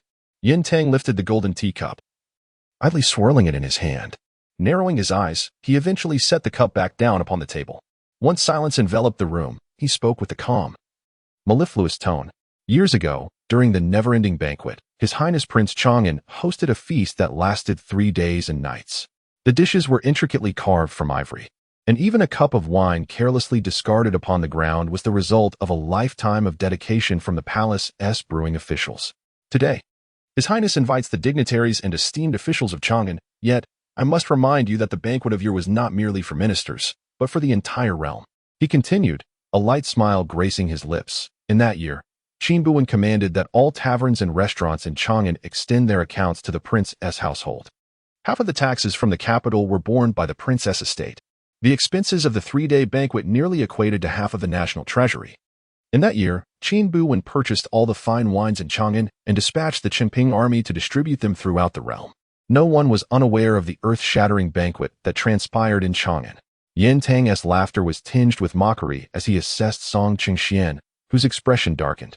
"Your Highness, perhaps after today, the entire city of Chang'an will be aware of your flower-viewing banquet, but the legendary never-ending feast is a tale known across the nation. If one were to truly compare the two, it may lead to unintended ridicule." With an expression of indifference, he raised a hand slightly. His attendant, Ming'an, understood the cue and began to push the chariot away from the banquet. "Due to my ill health, I shall take my leave. Please, do as you wish." As Yintang made his exit, Ming'an had already begun to guide the chariot towards the door. Qin Buwen, observing Yintang's retreating figure, could not help but chuckle. How had she not realized before how sharp-tongued Yintang could be? Song Qingxian's face had nearly turned a shade resembling that of liver. Qin Buwen stifled a chuckle while the banquet fell into a profound silence. The guests exchanged awkward glances, uncertain of how to alleviate the frigid atmosphere. With the departure of Yintang, the once vibrant gathering was suddenly shrouded in stillness. Even the melodies of song and dance dared not resound. Looking at the host, his complexion had clearly darkened, yet he forced a grim smile for the assembly. "Ah, it seems I have misspoken. The Prince of Chang'an is overly ambitious, burdening the populace and depleting the coffers. The people voiced their grievances, struggling to survive, and now His Majesty advocates for frugality. Thus, I could never follow in the footsteps of the Prince of Chang'an." His words, though somewhat artfully crafted, elicited laughter and agreement from the guests, gradually rekindling the lively spirit of the banquet.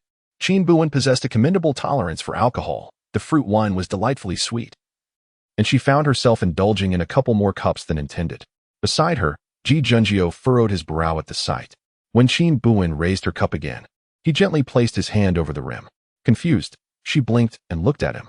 Though this fruit wine is not easily intoxicating, it is unwise to overindulge. Ji Junjio expressed disapprovingly. "What a jest! If I do not become inebriated, how shall I act next?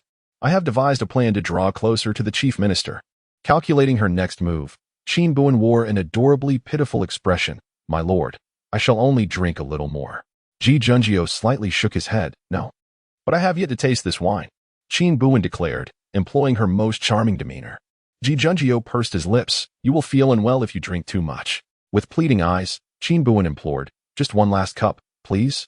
Ji Junjio frowned, hesitating, when a gentle voice interjected. "Little Miss Chu Jingshu, I have come to pay my respects to the chief minister." Following the voice, Qin Buwen turned to see a young woman in a white gown, her eyes downcast. Gracefully bowing to Ji Junjiu. Chu Jingshu? The name struck a familiar chord. Ah, now she remembered. Qin Buwen's eyes brightened almost instantaneously. Was this not the object of Li Yunmu's unrequited affection? In years past, she had only heard whispers of Chu Jingshu from Li Yunmu. And seeing her today illuminated the reason for his lingering thoughts. Before her stood a woman as pure as snow, with gentle brows and eyes that radiated warmth.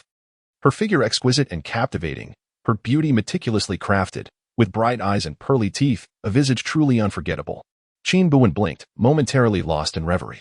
No wonder Li Yunmu had once stooped so low before her, determined to eliminate her from his life. One might call it a fierce passion for a beloved. Regrettably, despite Qin Buwen's appreciation for beauty, she was no saint inclined to repay malice with virtue. Her feelings towards the enchanting Chu Jingshu were far from favorable. Having lived as a man for many years, she was acutely aware of the allure such women held over men. She glanced at Ji Junjiu, who nodded slightly to the woman as a form of greeting. Chief Minister, Jingshu has come to express her gratitude. Chu Jingshu's gentle eyes and soft voice exuded warmth. Her father, Chu Huainan, had been wrongfully accused of embezzling rations. Fortunately, the chief minister had testified on his behalf, clearing his name, for which Jingshu felt immense gratitude. Ji Junjiu's gaze turned towards Chu Jingshu, realizing that she was the daughter of the esteemed Lord Chu. Jingshu smiled, her lips curving without revealing her teeth. Lord Chu had devoted his life to the nation and its people, earning great merit through his tireless efforts. Thus, it was unnecessary for Miss Chu to feel overly sentimental. Yet, the corners of Chu Jingshu's mouth retained a faint smile as she remarked, to the chief minister, "It may seem a trivial matter, but to me, it is a life-saving grace." As she spoke, she took a few steps towards Ji Junjiu. In her distraction, she stumbled upon the carpet, her body leaning towards Ji Junjiu. Chapter 29, The Prime Minister is Protective. The young maiden appeared delicate and fragile. When she fell, it seemed to tug at the heartstrings of all present. Chu Jingshu cried out, her eyes flashing with panic and helplessness. Ji Junjiu furrowed her brow slightly. In the next moment, bang, the sound of a wine cup spilling. Chu Jingshu did not fall into Ji Junjiu's embrace as she had hoped. She opened her eyes in astonishment and beheld a beautiful face filled with concern, none other than the woman beside Ji Junjiu. Qin Buwen steadied Chu Jingshu, her face etched with worry. "Miss Chu, are you all right? Are you hurt anywhere?" Chu Jingshu was still in a daze from the recent events. What had happened? She had clearly. With a panicked expression, she looked toward Ji Junjiu behind Qin Buwen, her eyes brimming with tears. "My lord, I have disturbed you." At this moment, Ji Junjiu had already risen. He first glanced at Chu Jingshu, then shifted his gaze to the large stain on Qin Buwen's garment. Jin. Ji Junjiu swiftly stepped forward, shielding the wine-soaked area of Qin Buwen's attire. Qin Buwen stood there, somewhat embarrassed, but looked at Ji Junjiu with a sense of reliance. Clutching his sleeve in a flurry of anxiety. The outfit she wore today was made of sheer gauze, radiant in appearance, yet now marred by the spilled wine, revealing a hint of disarray. The damp stain subtly showcased the maiden's fair complexion, prompting a few guests to feign indifference while casting sidelong glances, their eyes narrowing. Ji Junjiu frowned slightly, but without hesitation removed his cloak and draped it over Qin Buwen. "Wear this for now." His voice, cool yet reassuring, evoked a sense of comfort. The banquet was in full swing, and although an incident had occurred here, most guests were captivated by the dancers on stage and paid little heed to the commotion. Chu Jingshu stood there, wide-eyed, gazing at Ji Junjiu, who did not engage her in conversation.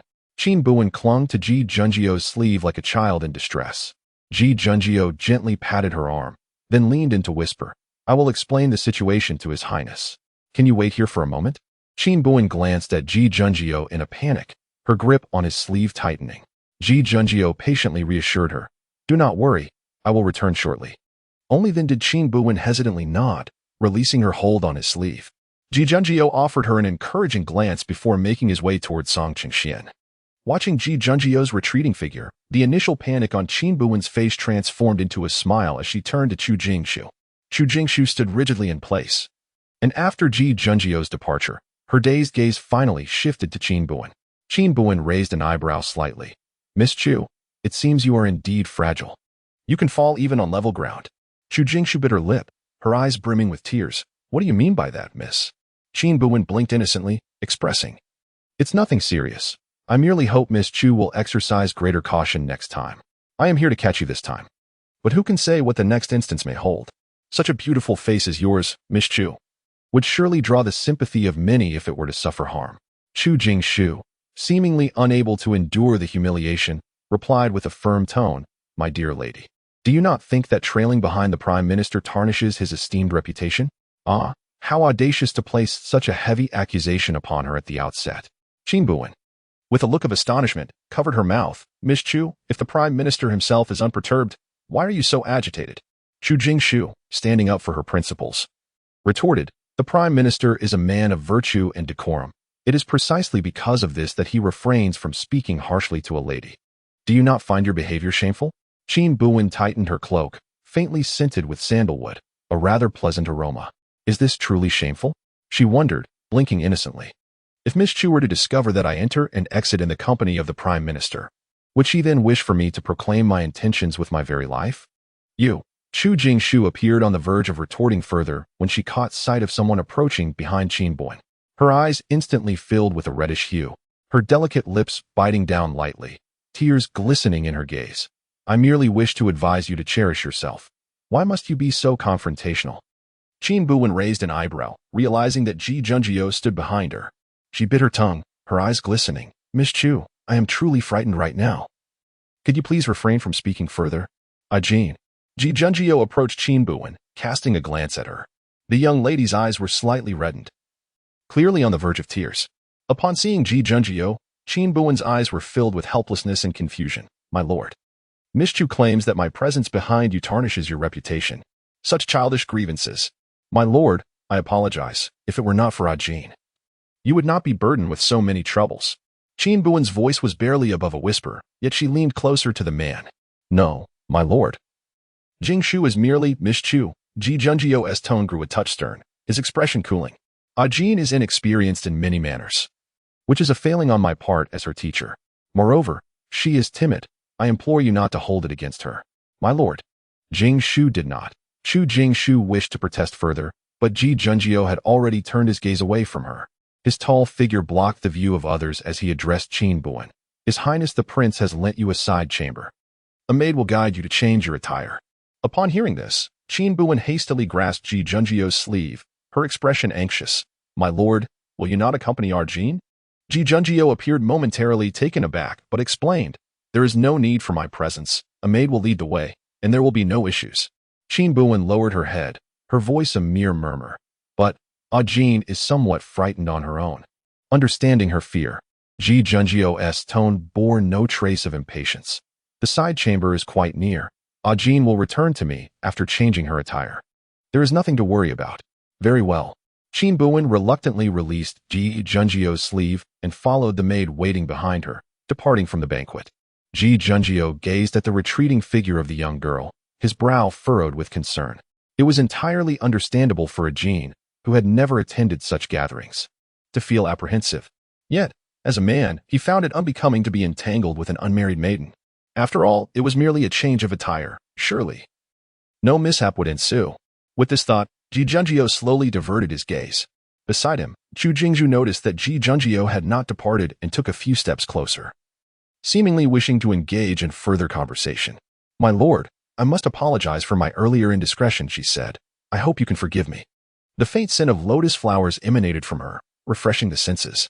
Ji Junjio, observing the delicate beauty of Chu Jingzhu, spoke softly, Miss Chu, there is something I wish to convey to you. A flicker of astonishment crossed Chu Jingzhu's eyes. The man before her was indeed striking, upright as a pine and as luminous as jade. Please, my lord, do go on. Ji Junjio pressed his lips together, then stated, I believe you ought to express your gratitude to Miss Ajin.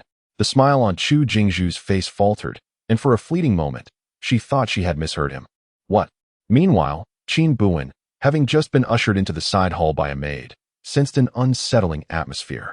This room, it has been infused with an intoxicating fragrance. Chapter 30. A man and a woman alone in a room having been a prince for many years. Qin Buwen was well acquainted with the various underhanded tactics both within and outside the palace. The moment he stepped into the side hall, he sensed it immediately.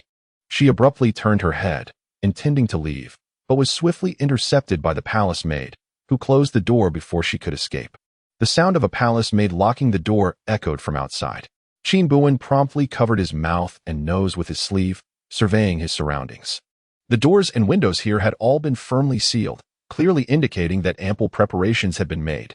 As Qin Buwen turned his eyes a few times, he overheard the conversation outside the door. Have they discovered it so soon? Indeed, she sensed something amiss the moment she stepped through the door. Fortunately, nothing went awry. The room had been thoroughly infused with an intoxicating fragrance, and even if she were to discover it, it would be too late. As instructed, you shall remain here while I devise a plan to summon the Prime Minister. Indeed, upon finishing, the voice gradually faded into the distance. Qin Buwen, having overheard the conversation between the two, raised an eyebrow. Could it be that they intend to use her to ensnare Ji Junjie?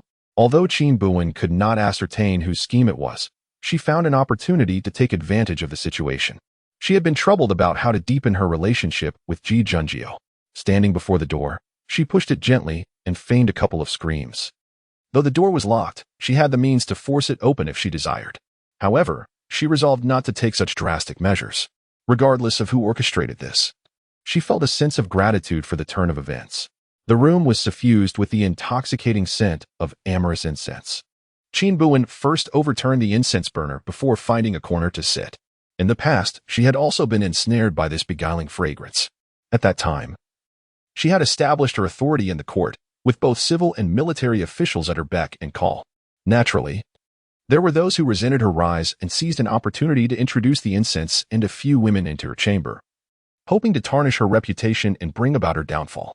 Fortunately, the intruders were women, and by the time they discovered her secret, it was too late.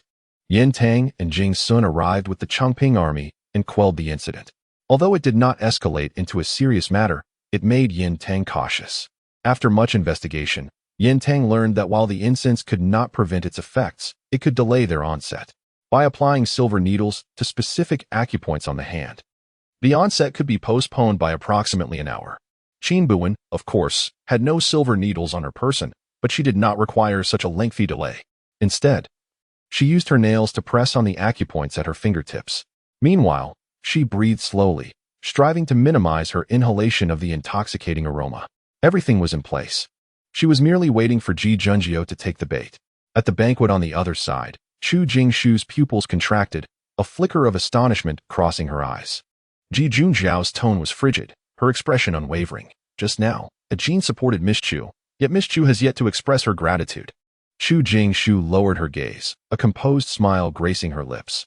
I was indeed a bit flustered earlier and completely forgot to thank Miss A. Jin. Suddenly, Chu Jingzhu inclined slightly, her demeanor poised and dignified. Might the Prime Minister convey my gratitude to Miss A. Jin on my behalf? She inquired. Why is she yet to return? Ji Junjie gazed at the golden wine goblet, filled with fragrant and rich liquor, momentarily lost in thought. Upon hearing Chu Jingzhu's words, Ji Junjie's expression remained nonchalant. Miss Chu, we are not well acquainted. It is not my place to express gratitude on your behalf. At this, Chu Jingzhu's brow furrowed slightly. Yet he had clearly apologized to Miss A. Jin on her behalf just moments ago. Maintaining her smile, she deftly shifted the topic. I have heard that the Prime Minister possesses exquisite calligraphy skills.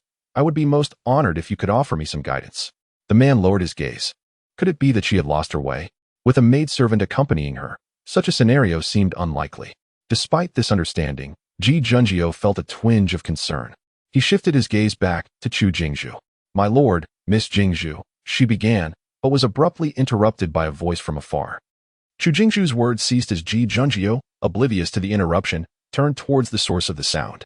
Unbeknownst to him, Li Yunmu had already approached and was bowing before him. A shiver ran down Chu Jingzhu's spine. Ji Junjie inclined his head slightly in acknowledgement. Li Yunmu's gaze involuntarily fell upon Chu Jingzhu, his eyes reflecting a complex array of emotions. Chu Jingzhu appeared flustered, hastily curtsying to Ji Junjie before taking her leave. As Li Yunmu turned his attention back to Ji Junjie, a shadow of gloom clouded his eyes. However, he skillfully masked it with a smile. I hope the Prime Minister can forgive me for my previous indiscretion.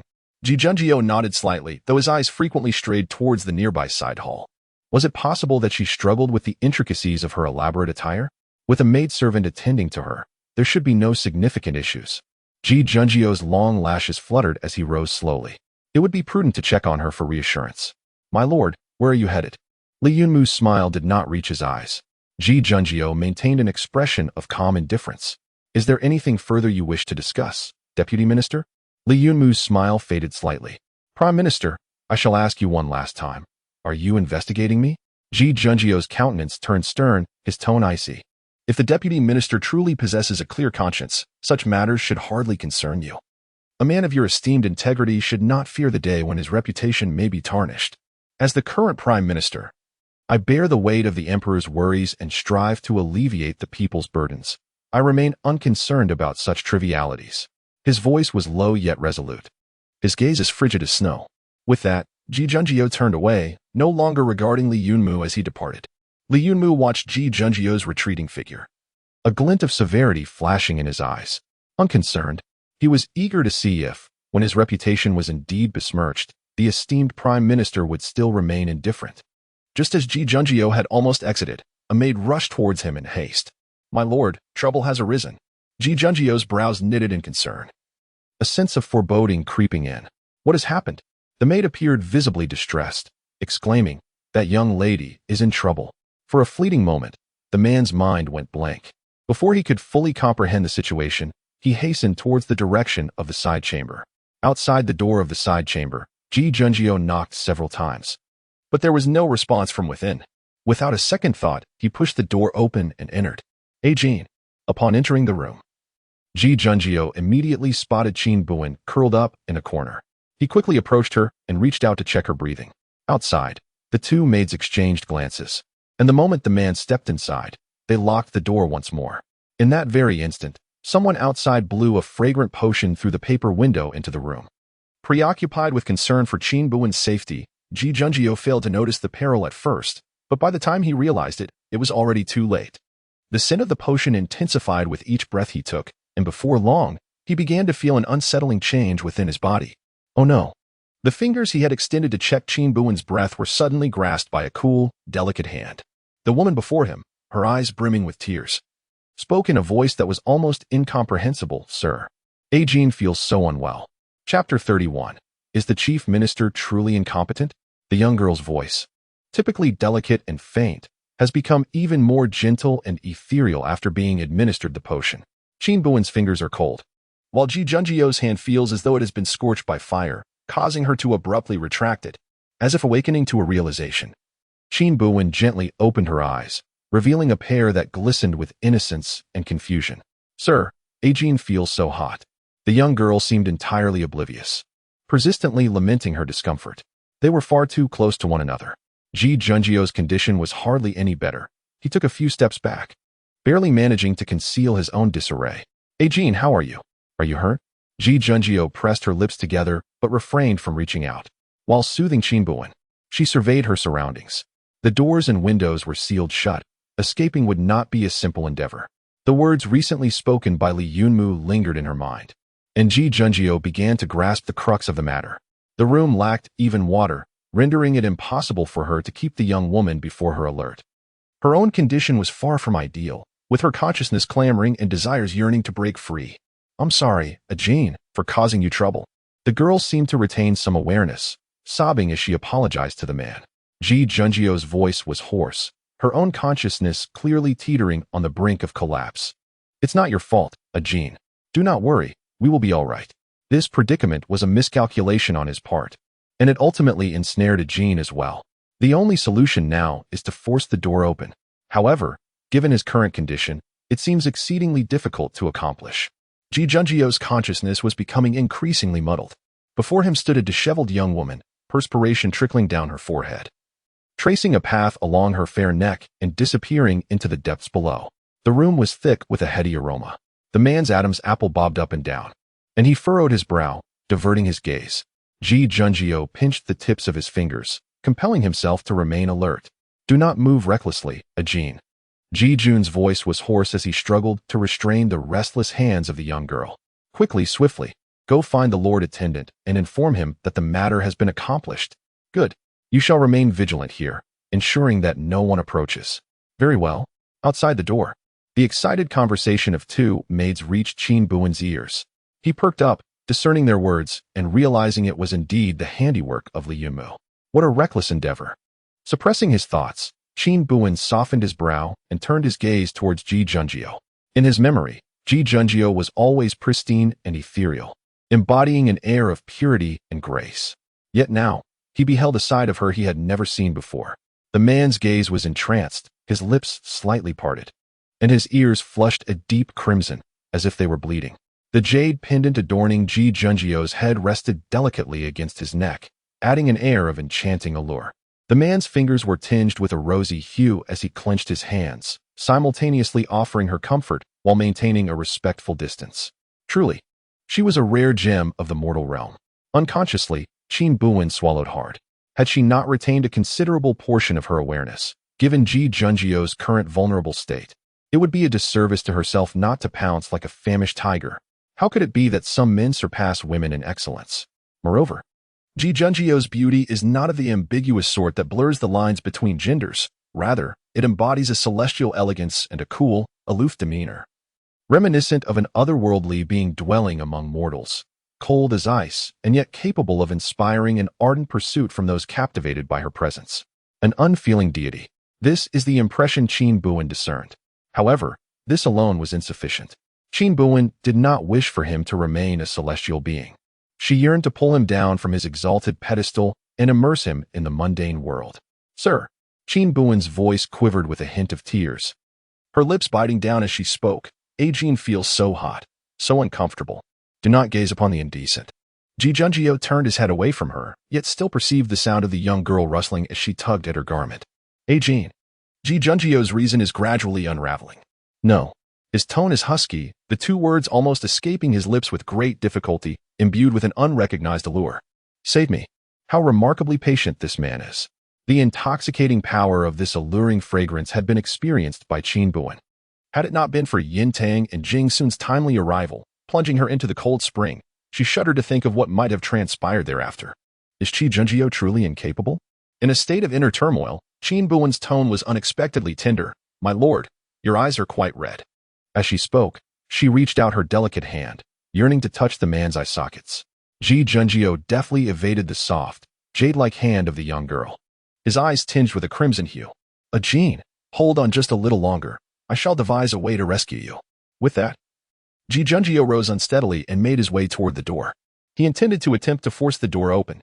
Now, there remains but this solitary course of action.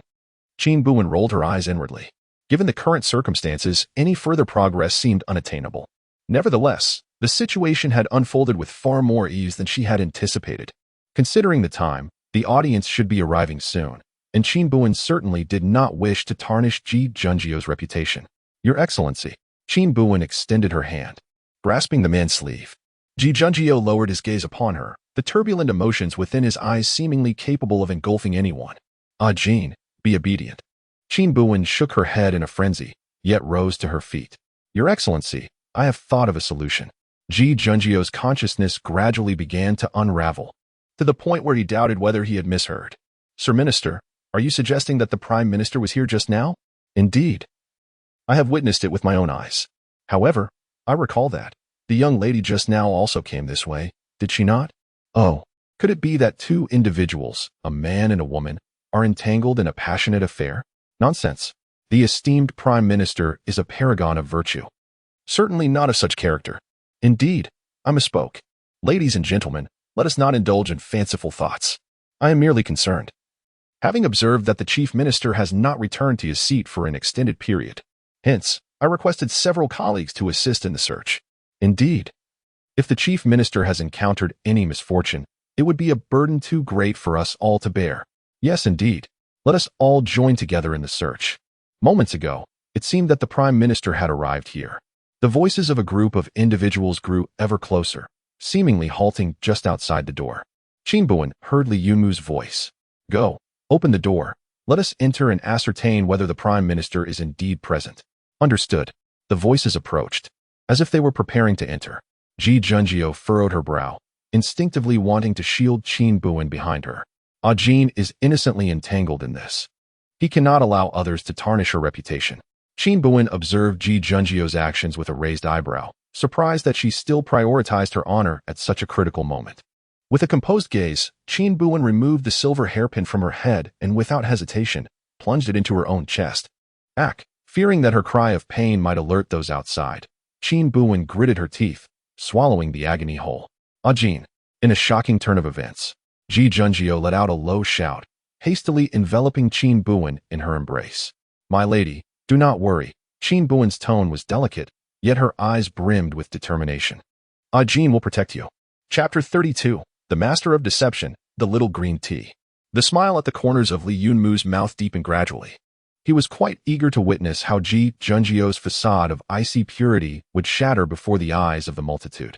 He stood outside the door, accompanied by a throng of dignitaries, having already dispatched individuals to encircle the room. There was absolutely no way for Ji Junjie and that woman to escape. Claiming to be indifferent to reputation? It is easy to say, but if it were discovered that the esteemed prime minister was clandestinely consorting with a common woman, could he maintain such composure? Li Yunmu narrowed his eyes and quietly inquired of the maid beside him, Are you certain they are both inside? The maid, lowering her voice, assured him, Rest assured, my lord, we have been watching closely. There will be no issues. Satisfied, Li Yunmu nodded and turned to address the gathering. Ladies and gentlemen, today is the flower viewing banquet hosted by His Royal Highness, the virtuous prince. I had no intention of making such a grand display. He paused before continuing. Yet the matter is of great significance. Should anything unfortunate befall the Prime Minister, it is a burden we cannot bear.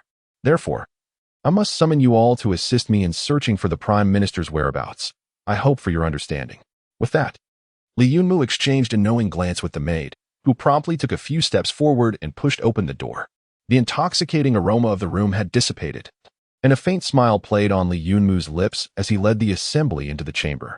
However, when he turned his gaze toward the room, he was met not with the anticipated scene of debauchery. Jin, awaken. In the center of the room stood Ji Junjie, clad in an ink-colored long robe. Dignified and poised, yet a thin sheen of sweat adorned his forehead, and the woman in his arms lay nearly unconscious. Upon witnessing the scene before him, Li Yunmu's mind went blank. He stood frozen, momentarily at a loss for how to react. The bewildered courtiers behind him gasped, What on earth has happened? The man's gaze shifted from the woman to Li Yunmu, his expression turning frostbitten. For some inexplicable reason, Li Yunmu sensed an ominous chill. Maintaining his composure, he forced his voice to rise unnaturally. Prime Minister, why do you find yourself in this predicament with this young lady? Ji Junjie's countenance darkened, his eyes glinting with frost as he regarded Li Yunmu. Why am I here, you ask? Sir, I wish to inquire. When I arrived, I found Jin unconscious, her life uncertain. Merely changing attire, why was Jin assaulted? Ji Junjie's words sent shockwaves through the gathered assembly. How could this be? Was there an assassin at the flower viewing banquet? It seemed impossible, for the security had been arranged personally by the deputy minister. There could not have been an oversight. Could there? Have you all forgotten? Just days ago, the prime minister uncovered discrepancies in the deputy minister's accounts. Could it be that the deputy minister, in a fit of rage and humiliation, sought to eliminate the prime minister? Caution, caution. The murmurs behind him were not insignificant. Li Yunmu clenched his fists upon hearing them. It seemed the chief minister harbored some misunderstandings. The princess' residence was heavily guarded, making it impossible for any assassins to infiltrate. Ji Junjie's eyes glimmered coldly. I noticed that Jin has been changing her clothes for quite some time without returning, so I intended to check the side hall. Upon arriving at the side hall, he discovered the door ajar, and even the maidservant was nowhere to be found. Ji Junjie's lips pressed together, his tone icy as he asserted, I approached to investigate and found Jin injured and unconscious. The maidservant belonged to Lord Li. And Ji Junjie's handsome features were overshadowed by an expression as frigid as frost. Lord Li might as well inform me where your maidservant is gone. Nonsensical. Li Yunmu retorted urgently. My maidservant has never left the side hall. Never left? Ji Junjie's voice was sharp. If she has not departed, how then did I enter? Li Yunmu opened his mouth, seemingly seeking to explain, yet words failed to escape his lips. No, if he persisted that the maidservant had not vacated the side hall, Ji Junjie's presence there would implicate him. What a wretched turn of events. A glint of malice flickered in Li Yunmu's eyes. He had calculated every possible outcome, yet never anticipated that Ji Junjie would injure Jin for the sake of his own reputation. It appears Ji Junjie is far more ruthless than he had imagined. Ji Junjie realized he could not provide an explanation. However, Li Yunmu's silence was interpreted by onlookers as a tacit admission. Indeed, The maidservant arranged by Li Yunmu left without permission, resulting in Miss Ajin's assassination. In an instant, whispers filled the air, and an undercurrent of unease swept through the crowd. It seemed an assassin had truly infiltrated the flower banquet. We must leave at once. This place is no longer safe. Indeed. Let us bid farewell to His Highness the Prince. The atmosphere in the room grew fraught with anxiety and trepidation. Ji Junjio lifted Qin Buwen with ease, the beads of sweat on his brow not detracting from his composure in the slightest. I must return to summon the physician, Ji Junjio stated coldly as he approached Li Yunmu. Today's events will not be so easily dismissed. With that, Ji Junjio strode forth, carrying Qin Buwen away. He could indeed seize this opportunity to confront Li Yunmu, yet with Ajin injured, his mind was preoccupied with more pressing matters. Li Yunmu gazed at the man's graceful silhouette, a flash of vindictiveness crossing his gaze. He refused to believe he could not unmask Ji Junjio's hypocritical facade. In the carriage returning to One Yuan Pavilion, Ji Junjio's earlier cold demeanor had vanished, replaced by worry. He rapped on the carriage wall. Faster. Inside, the young woman lay with her eyes shut tightly, her brow furrowed deeply, beads of sweat cascading down her forehead. A large stain of crimson marred her chest, her dress resembling a blooming scarlet lotus. Ajin, do not fall asleep. We shall arrive shortly. The Ji Junjio that Qin Buwen had encountered before was always composed and strategizing. At the very least, when Ji Junjio encountered her as the king of Chang'an, she was as cold as snow, her brows furrowed and sleeves brushed aside. Such a display of anxious concern is indeed rare. Cough, cough, cough. Qin Buwen pressed a hand against her chest, her voice intermittent. My lord, is Ajin going to die? It was a falsehood. Her actions were measured. And though the blood appeared alarming, it posed no threat to her life. Yet, she desperately needed to evoke Ji Junjio's compassion with this bloodshed. Love is a weighty burden, impossible to attain in a single stride. Therefore, she resolved to first elicit pity from Ji Junjio. Ji Junjio's beautiful brows knitted tightly, his voice strained. It won't happen, Ajin. You will be safe, trust me. Qin Buwen's voice grew faint. My lord, Ajin feels so uncomfortable lying here. Upon hearing this, Ji Junjio carefully helped Qin Buwen into an upright position. The carriage swayed, and inadvertently, Qin Buwen leaned against Ji Junjio's shoulder. The scent of blood was overwhelming, tightening his heart. My lord, Ajin hasn't found her family yet. What should we do? Qin Buwen's tone was frail, her consciousness fading. Ajin, once you recover, I will help you find your family, the man replied, his voice clear yet hoarse. My lord, Ajin. Qin Buwen had intended to seize this rare opportunity to further play the victim, but in the next moment, she sensed something amiss. Oh no, the effects of the seductive incense are taking hold. Chapter 33. Grabbing his belt, Qin Buwen felt an urge to curse. She had anticipated that the effect of the enchanting fragrance would not last long, yet she never imagined it would manifest at such a moment. Although the intoxicating fragrance inhaled by Ji Junjio is potent, he possesses an extraordinary self-control that can still suppress its effects. However, Qin Buwen is just an ordinary person. Before her stood a man of such captivating allure that if she were to remain unmoved, she could hardly be considered human. The temperature of his body began to rise abruptly, and Qin Buwen truly felt uncomfortable this time. She was concerned that she had indulged too much, reluctantly easing herself away from the man. Sensing the weight lift from her shoulder, Ji Junjio glanced slightly to the side and asked, Ajin, what is troubling you? Qin Buwen's face was flushed, and she felt as though her entire being was ablaze. She lowered her voice, her tone so sultry it seemed one could almost squeeze water from it. My lord, Ajin feels quite hot. Ji Junjio furrowed his brow even more tightly. Yet his movements were particularly stiff. Ajin, please hold on a moment. We shall return to the manor shortly. Qin Buwen, unable to endure the sweltering heat, shifted away from Ji Junjio. My lord, Ajin feels unbearably hot. Might you step back a little? Alas, this is hardly the time to be enticing Ji Junjio. She truly finds it somewhat irresistible. The fragrance is delightful. Qin Buwen caught a whiff of the scent emanating from the man. A subtle sandalwood entwined with the essence of cold spring water. Normally, this aroma would evoke a sense of tranquility within her. Yet now it felt akin to the most potent of potions. It was unusual for Ji Junjio to wear such fragrant garments. Why did he possess such an enchanting scent? Qin Buwen found herself in a tumultuous state, overwhelmed by an oppressive heat and shortness of breath. She longed to embrace something cool to alleviate the discomfort that enveloped her. Upon hearing her words, Ji Junjio distanced himself further.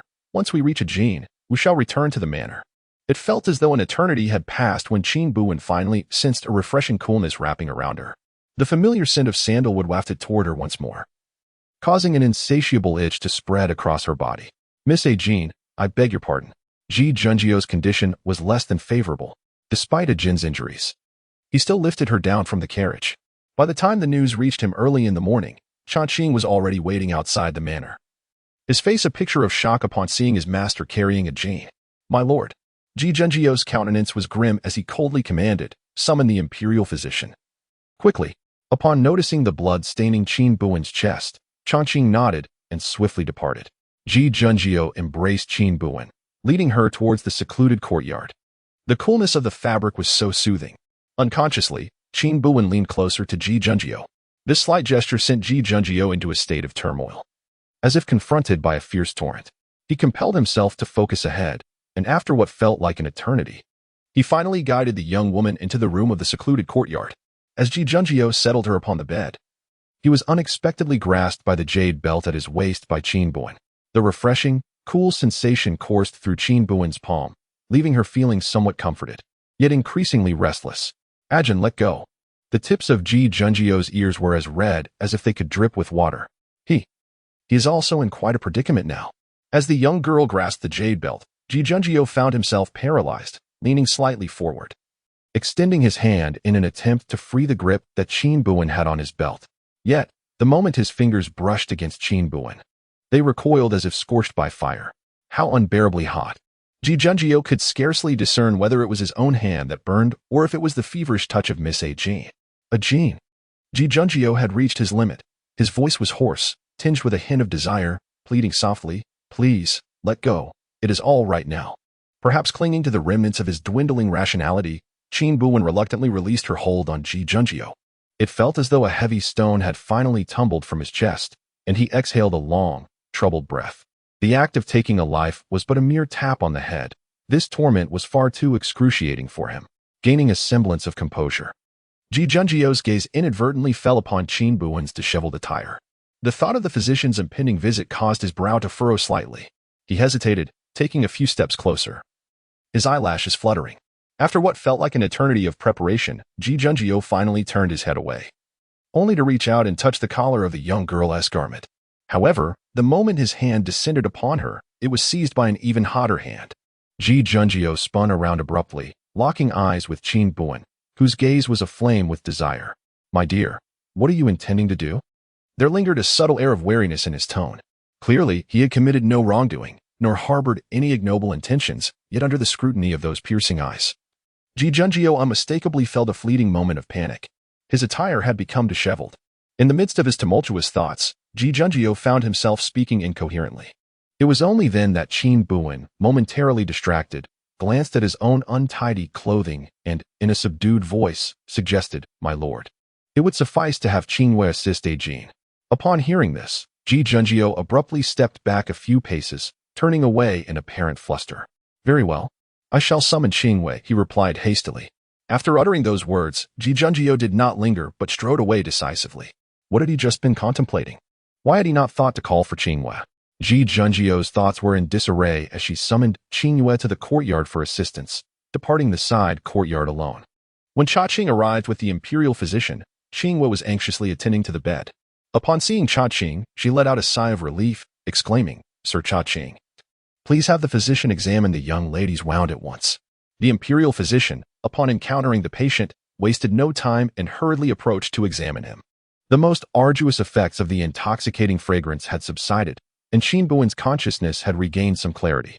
Noticing Chang'an's presence, he weakly inquired, "Chang'an, where is the master?" Chang'an furrowed his brow and said, "I haven't seen the elder for a while. I shall go and search for him." The bathing pool. At the onset of early autumn, a refreshing chill begins to permeate the air. In this moment, Jun Jiao finds himself immersed in the frigid waters. His brow furrowed in concentration.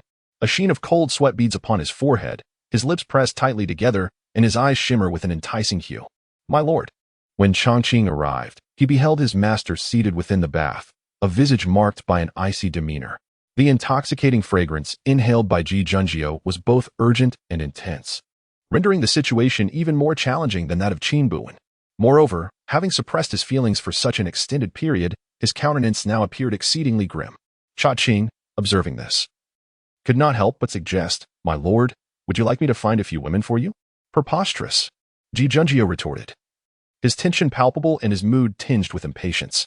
Qin half knelt on the ground, acknowledging his error. "I misspoke, my lord." Qin exhaled a heavy breath, attempting to quell the myriad emotions swirling within him. "How's Jean?" he inquired. "She has already been attended to by a physician," came the reply. The man's thoughts were in disarray, leaving him little mental capacity to ponder other matters. Upon hearing that Jean had received medical attention, he chose not to pursue further inquiries. Qin gazed at the man's silhouette, contemplating whether to speak further. "My lord, regarding your relationship with Miss Jean, Chapter 34. He is hiding from her from Chang'an's perspective. He could only see the back of Qin. The water shimmered softly, accentuating the man's taut muscle lines, his contours smooth and bones distinctly defined. He was entirely submerged in the cold pool, his long, dark hair cascading elegantly down, with a few strands resting upon his smooth shoulders. This was perhaps the essence of a beauty emerging from a bath. Upon hearing Chang'an's words, Qin slightly pressed his lips together. The effects of the enticing fragrance had yet to dissipate, causing his cheeks to flush crimson, his eyes glimmering with an intense desire. He suppressed his emotions, his voice hoarse. What transpired today must not be disclosed. It would tarnish Jin's reputation. He himself was unperturbed by such matters. Yet he recognized that rumors could be injurious. Jin should not endure such calamity. Chang'an replied softly, "Your subordinate understands." After a moment's pause, noticing the man had not spoken further, Chang'an awkwardly continued, "Just now, Miss Jin regained some semblance of clarity and inquired about your well-being." The water glimmered, and Qin's gaze flickered, reflecting the hues of the pool, captivating in its allure. Suddenly, the man recalled the moment when the young girl, without a second thought, had plunged a silver hairpin into her chest. The intertwining of desire and blood created a moment of sheer panic within Qin. He did not respond to Chang'an's comment, but instead stated another matter. "Come to my study shortly." Chang'an was momentarily taken aback, unable to comprehend why the adult inexplicably mentioned the need to go to the study. Qin slowly closed her eyes, her tone both frosty and alluring. "I shall create a portrait of Jean. You will take the painting to investigate whether she has any relatives in the capital." Chang'an was somewhat taken aback. "My lord, why the sudden urgency? Previously, you did not seem so eager to seek out Miss Jin's family." Qin pressed her thin lips together slightly, contemplating that it was indeed improper for Jean, an unmarried woman, to remain in the Wenyuan pavilion. Chang'an understood the implication, affirming his comprehension. Once he withdrew, Qin slowly opened his eyes. In the depths of a man's gaze, coldness and desire intertwined, creating an indescribable allure. His actions today had been rather reckless. Perhaps due to his inexperience in dealing with women, he only now realized that such behavior was uncharacteristic of him. Jean, who accompanied him, had already attracted considerable attention, resulting in this unfortunate outcome. Were it not for Jin's desperate struggle for survival, the consequences would have been dire. Initially, he had kept Jean close out of guilt and a sense of responsibility. Now that her injuries were healing, it was time to seek out her family and send her away. Resolute in his decision, Qin suppressed the faint, unsettling feeling in his chest and continued to feign sleep with narrowed eyes. As for Qin Buwen, her injuries were not particularly severe, under conditions that spared her vital points.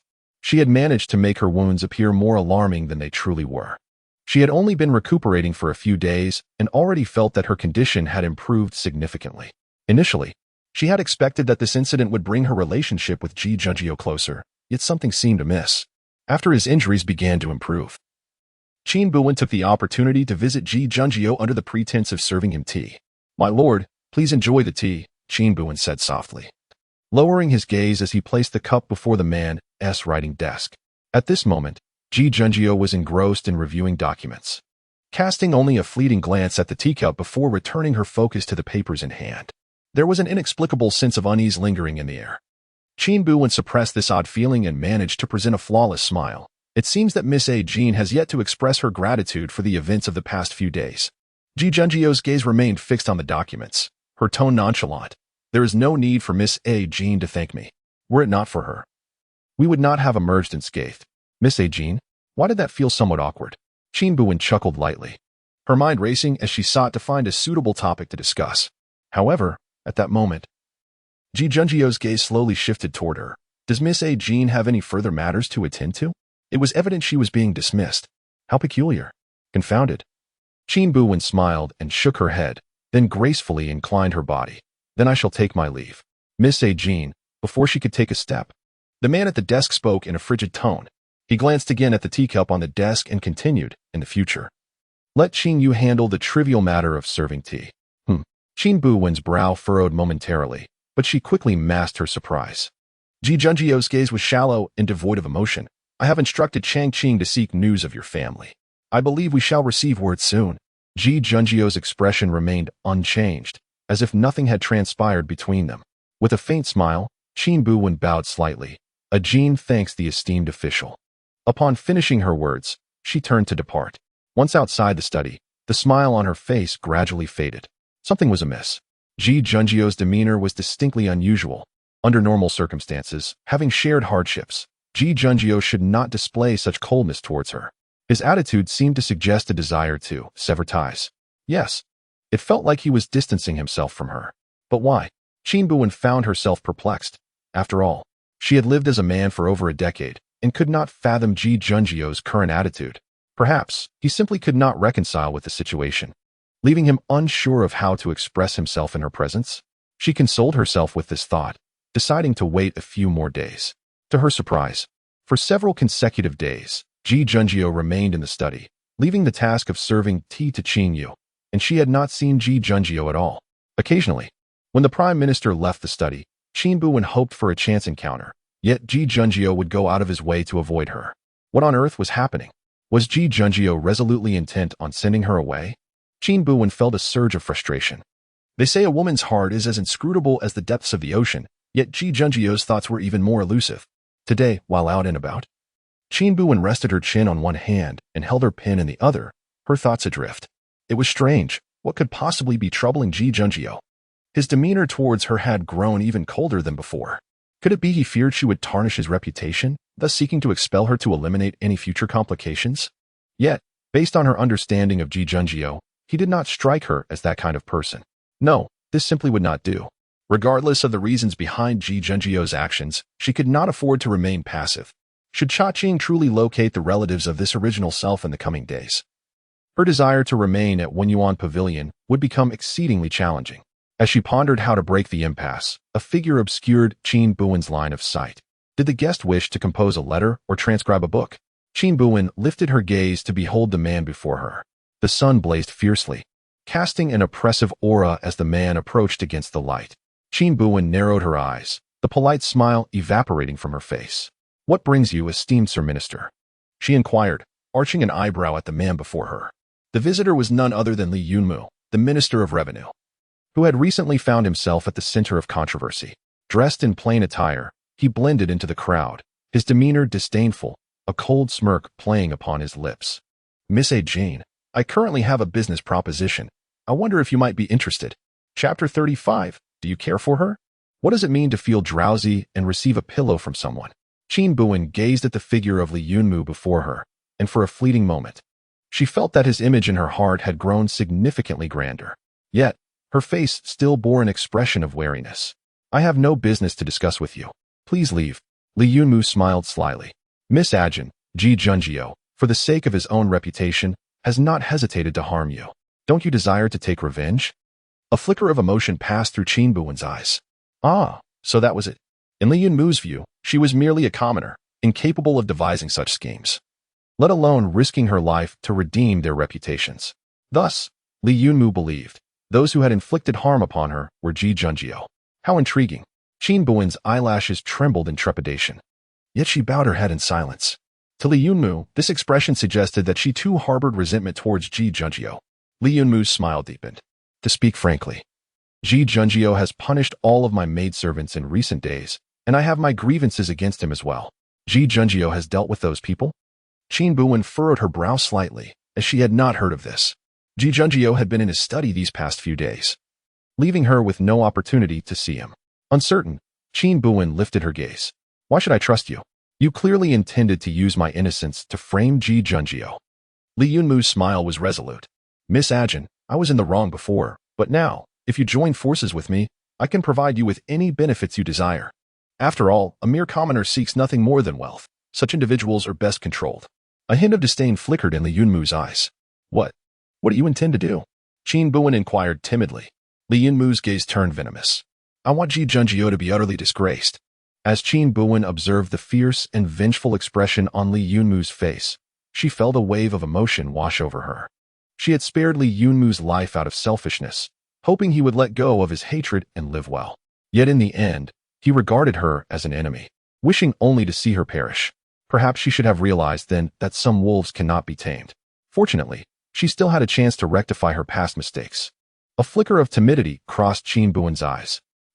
You don't expect me to kill Ji Junjie, do you? Li Yunmu offered a gentle smile. Rest assured, Miss Ajin, I would not put you in such danger. After a moment, his smile deepened.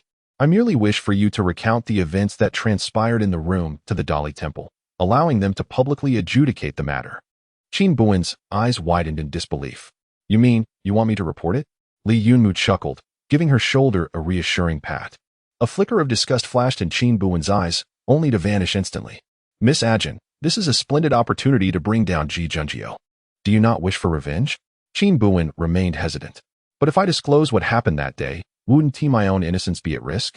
Li Yunmu's smile waned, replaced by a chilling coldness. I did not expect this woman to be so astute. Gathering her courage, Qin Buwen met Li Yunmu's gaze directly. You may allow me to sue Ji Junjie, but I have conditions. Li Yunmu replied icily, state them. I require 300,000 taels of gold. And you must prepare a carriage for me to leave the city. Having offended Ji Junjie, I must depart Chang'an immediately. 300,000 taels? Gold? Li Yunmu narrowed his eyes, a dangerous glint in his gaze. Ajin, your appetite seems rather excessive. Qin Buwen played the role of a timid, yet avaricious woman to perfection. Sir, do not blame me for my warning. Should you refuse my terms, I shall inform Ji Junjie of our conversation in its entirety. Li Yunmu's expression grew colder. After a lengthy pause, a faint smile broke through his stern visage. Ajin, if it means toppling Ji Junjie, 300,000 taels of gold is a price I can afford. Let us proceed with your conditions, after all. She cannot take it with her. Qin Buwen, seemingly oblivious to the murderous intent in his eyes, brightened momentarily, pretending to be composed. Very well. In that case, Sir Li, prepare what I have requested, and upon seeing the money and carriage, I shall heed your instructions. Li Yunmu snorted derisively and swept away with a flick of his sleeve. As Qin Buwen watched his departing figure, a smirk crept upon her lips. Ah, Ji Junjie, I have prepared quite a spectacle for you. That night, in Wenyuan Pavilion, Ji Junjie could not shake the feeling that something was amiss. During dinner, Qingwei approached to report that Ajin would not be joining them. Although he had intentionally avoided Ajin over the past few days, often finishing his meals before her arrival, hearing that she would not come today felt strangely unsettling. He set down his chopsticks and inquired, why is she not dining? Is she unwell? Qingwei shook her head. No, it seems that after returning from the bookstall today, Ajin has been somewhat distracted. When I brought her the medicinal soup, she was lost in thought and accidentally spilled it. Pausing briefly, Qingwei continued. Do you think Ajin has something on her mind? Ji Junjie's eyelids flickered, but he remained silent. Cha Qing, who was standing by, chimed in, interestingly. Ajin hasn't inquired about your matters these past few days. Normally, she would pester her subordinates with questions when she had a moment to spare. Ji Junjie cast a fleeting glance at Cha Qing, who promptly fell silent. Having consumed only a modest amount during dinner, Ji Junjie surveyed the uneaten dishes before slowly rising. Qingwei, pack some food to send to the side courtyard. Ajin has yet to fully recover and should eat something. Yes, as if recalling something, Ji Junjie pursed his lips, contemplating, and, do not mention that I asked you to deliver it. Qingwei paused for a moment, exchanged a glance with Cha Qing, and hurriedly replied, yes. Ji Junjie speculated that Miss Ajin might be suffering from lingering injuries, which had led to excessive worry and a heavy heart. He believed that in a few days, she would recover. However, in the following days, according to Qingyue's reports, Ajin appeared to be perpetually distracted, and there was an instance where she nearly stumbled on the steps, causing her wound to reopen. Qingwei frequently remarked that Miss Ajin's condition seemed quite poor, as though she harbored some unspoken concerns. Ji Junjie had no intention of prying into such matters. After all, They were the private affairs of another. And even as the prime minister, he believed he had no right to interfere. Yet, upon hearing from the physician that Ajin's current state was ill-suited for recuperation, Ji Junjie felt compelled to pay closer attention. Cha Qing, you are to accompany Ajin in the coming days without her noticing.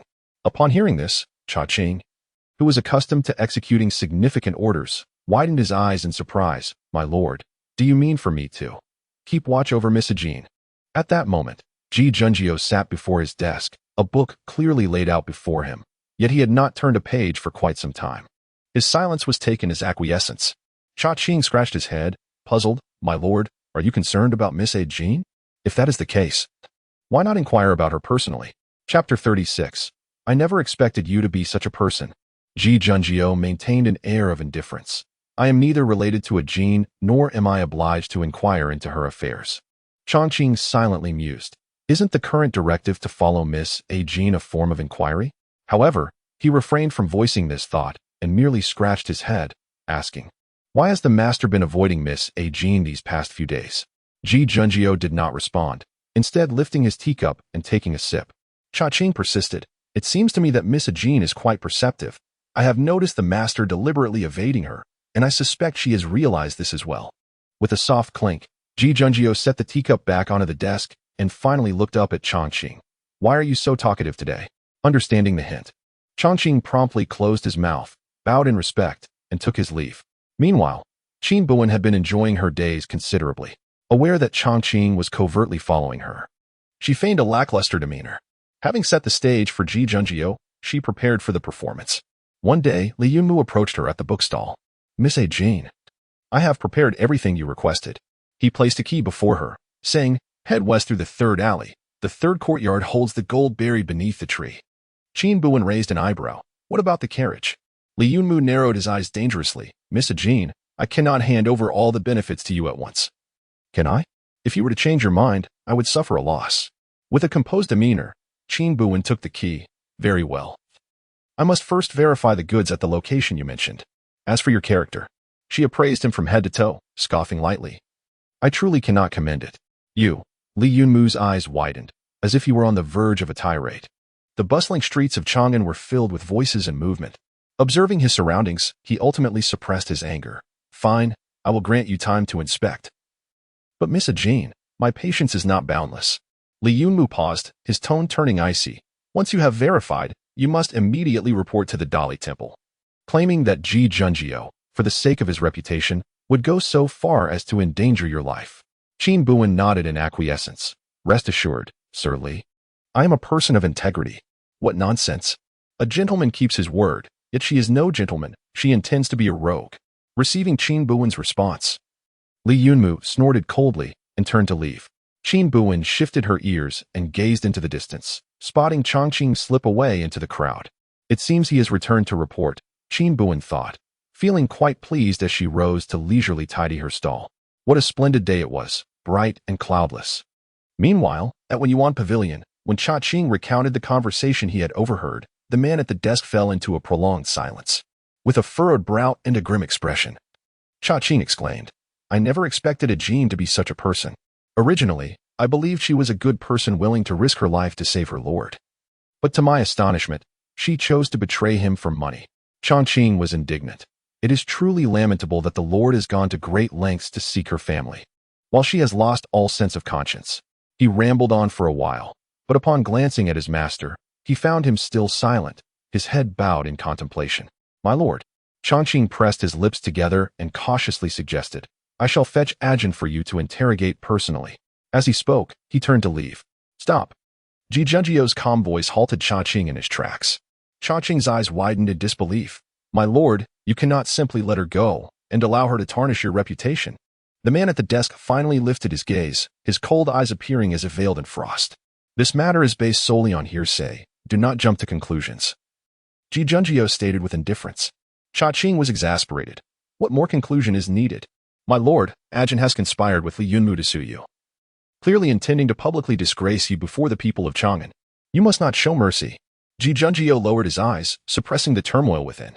I will handle this matter personally. Do not act rashly, he replied, his lips pressing together. When he looked up again, his gaze was frigid. If she truly aims to defame me, I shall deal with it justly. Though Chang'an disagreed, he acquiesced, as you command. His master, though gentle and courteous, was certainly not one to show weakness or compassion. Chang'an found solace in this understanding. When Qin Buwen returned to Yuan Pavilion, she found Chang'an waiting at the entrance. Due to Qin Buwen's previous conduct, their relationship had significantly improved, allowing for casual conversation. However, today, Chang'an stood rigidly at the gate, sword in hand, not even sparing her a glance. Qin Buwen understood the situation and raised an eyebrow, forcing a pale smile. Lord Chang'an, what brings you here? Chang'an clearly heard her inquiry but did not look at her, maintaining his gaze forward, his tone icy. It is none of your concern. Qin Buwen was momentarily taken aback but then smiled and chose not to pursue the matter further, turning to enter the pavilion. Stop, just as she took a step forward. Chang'an brandished his sword, blocking her path. Qin Buwen paused, looking at Chang'an. Chang'an's voice held little emotion. Miss Ajin, the main entrance of Yuan Pavilion is reserved for important guests. You should return through the back door. Upon hearing this, Qin Buwen nodded with a smile. Very well. She then slightly bowed to Chang'an and turned to walk towards the back entrance of Yuan Pavilion. Chang'an was exerting his authority over her. Qin Buwen was not foolish and could easily discern his intentions. She chuckled softly, humming a tune as she entered her own courtyard through the back door. For dinner, Qin Buwen still did not go to the dining hall. It was not Qingwei who delivered the food to her tonight, but rather the esteemed Ji Junjio himself. The autumn night was desolate. Qin Buwen sat in the courtyard, and when she beheld the tall figure of the man approaching her slowly, a flicker of astonishment crossed her eyes. I have met the esteemed one, Ajin said. Qin Buwen performed a graceful bow, yet kept her gaze lowered. Avoiding direct eye contact with the man, Ji Junjio merely acknowledged her with a faint response, placing the food box upon the stone table. Why have you not dined at the dining hall these past few days? Qin Buwen lowered her eyes, her lashes fluttering delicately. Ajin has not had much of an appetite lately due to her wounds. I appreciate your concern, esteemed one. Ji Junjio cast his gaze downward. The man was tall. Merely lowering his gaze allowed him to see the soft crown of the girl's hair. He recalled the moment she had thrust a silver hairpin into his chest. His fingers tightened slightly, and Ji Junjio pursed his lips, regarding Qin Buwen with a gaze filled with complexity. Seemingly unfazed, Qin Buwen cautiously glanced at Ji Junjio and asked, Esteemed one, is there anything else? After a long pause, the autumn wind rustled through the girl's dark hair, caressing the jade pendant at the man's waist, producing a melodious sound. Lady Ajin, do you have any worries on your mind lately? Chapter 37, Stand Aside. For I shall begin my performance. When Ji Junjio uttered this phrase, he distinctly noticed the girl's eyelashes fluttering momentarily. His brow furrowed imperceptibly, and his tone grew more somber. If Miss Ajin faces any difficulties, you may confide in me. Ji Junjio was extending her an opportunity. In truth, he was not typically a man of leniency. However, for reasons unknown this evening, he wished to grant her a chance for redemption. The man's dark eyes fixed intently on the girl, his thin lips pressed tightly together. Simply standing there, he emanated an air of unutterable nobility and pride. Qin Buwen seemed to catch a whiff of the faint sandalwood fragrance wafting from the man. A cool breeze rustled through the air, as a man and a woman stood in the moonlit courtyard, resembling a timeless painting. It was a bit chilly. Qin Buwen slightly regained her composure but took a step back, causing the pleasant scent of sandalwood surrounding the man to diminish. She lifted her gaze toward him, adorning her face with a perfect smile. Thank you for your concern, my lord. Ajin is doing well. Qin Buwen perceived a fleeting glimpse of disappointment in the man's eyes. Seemingly oblivious, she continued to smile. My lord, what troubles you this evening? Ji Junjio's emotions roiled within his eyes. After a pause, he spoke again, his voice now colder. It is nothing. Miss Ajin, you should rest early. I shall not disturb you further. With that, Ji Junjio did not bother to glance back at Qin Buwen's expression and turned to leave. As Qin Buwen watched the man's departing figure, her smile deepened.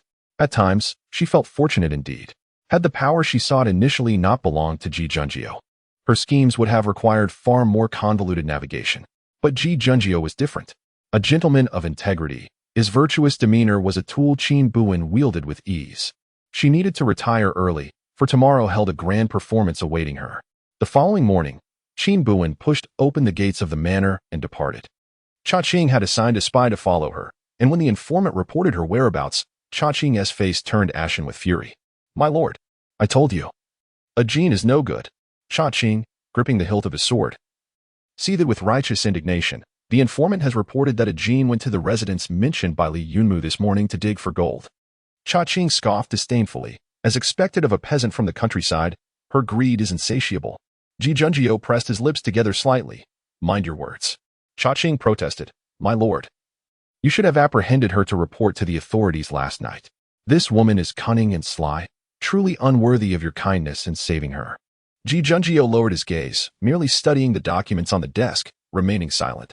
Cha Qing, unable to contain himself any longer, exclaimed, My lord, after a Jin examines the gold, she will accompany Li Yunmu to the Dali Temple to report it. Why are you not the least bit anxious?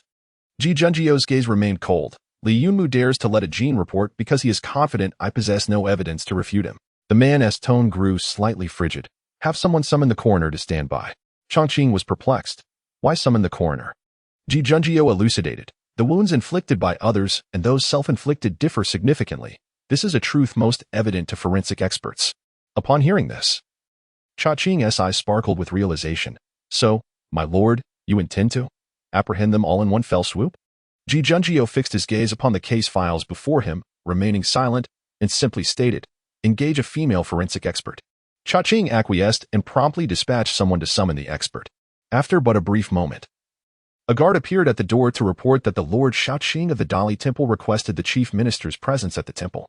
Ji Junjio nodded slightly and rose slowly. Let us proceed. His eyes were cold and expression detached as they made their way to the Dali Temple. At this moment, the Dali Temple was bustling with an overwhelming crowd. What is happening here? Why are there layers upon layers of people? Have you not heard? A woman claims she intends to accuse the chief minister. Accuse the chief minister? Who is she? Has she lost her mind? Indeed, our chief minister is known for his integrity and high moral standards. He has never faltered in his duties. Precisely. Look there, seated on the trial platform, is the Minister of Revenue. What crime could the chief minister have committed to warrant the Minister of Revenue's presence? I do not know. Here he comes. The chief minister is approaching. As the words were spoken, the crowd collectively turned their gaze toward a singular direction. A tall man was encircled by several Dali Temple guards, parting the throng of onlookers. Clad in a navy blue long robe, with striking features, his mere presence captivated the hearts of those around him. The guard shouted, The Dali Temple is in session. Bystanders must disperse. As they ushered the man into the grand hall of the temple. Inside the hall, aside from the public officials of the Dali Temple, stood a seemingly frail young woman in the center. Qin Buwen gently dabbed her tears with a handkerchief, and upon hearing the commotion behind her, she turned slightly. For a fleeting moment, her gaze collided with that of the man. However, in the next instant, Ji Junjio discreetly averted his eyes. The man's countenance was icy. It was reminiscent of Qin Buwen's first encounter after her rebirth. She bit her lip gently, tears still clinging to her long eyelashes, evoking a sense of pity.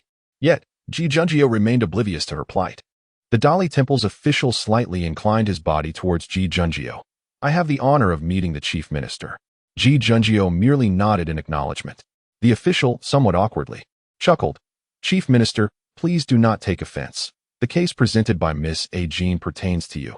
Hence the Lord Shaoqing requested your presence. Ji Junjio inclined his head slightly. Let us conduct official business. There is no need for the temple official to accommodate me. The official managed a nervous laugh, beads of sweat adorning his forehead.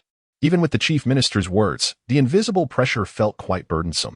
Please wait a moment, chief minister. The Lord Shaoqing has deemed this matter significant and has gone to the palace to consult His Majesty. In matters as significant as the trial of the prime minister, it is imperative to inform the emperor before he is apprised of the situation. Naturally, Ji Junjiao comprehended the protocol and nodded in silence. The hall was enveloped in a profound stillness, starkly contrasting with the throngs of people outside the court of judicial review. Weapons were prohibited within the court. And at this moment, Chang'an stood behind Ji Junjiao, casting a cold glance at Qin Buwen. Miss A. Jean, the Lord has treated you with great favor. Chang'an remarked in a somber tone, I never expected you would so readily betray him. Qin Buwen raised her gaze, her moist almond eyes wide with astonishment as they met Chang'an's. It seemed she took an eternity to comprehend his words. She stood there, momentarily stunned, before shifting her focus to Ji Junjiao. He, however, did not return her gaze, maintaining an upright posture, resolute and unyielding, leaving no room for criticism. Observing this, Qin Buwen quickly lowered her eyes, as if she had come to an understanding. A soft laugh escaped her lips, yet she remained silent. At the head of the hall, Ji Junjiao, though not looking directly at Qin Buwen, felt his fingers tighten involuntarily upon hearing her laughter. Whether it was merely his imagination, he sensed a hint of disappointment and bitterness in the young woman's demeanor. Lord Shaoqing has arrived, announced the guards as a man donned in a crimson official robe approached the hall with an upright posture. Chapter 38. She is too delicate calculating with her fingers. It has indeed been quite some time since Qin Buwen last encountered Fu Xining. Oh, the current esteemed vice minister of the Dali court. When Qin Buwen was still around, Fu Xining was far from holding such a distinguished title. He was merely a fifth-rank official in the Dali court. To describe Fu Xining's attitude towards her back, then would be to invoke the phrase deeply detest.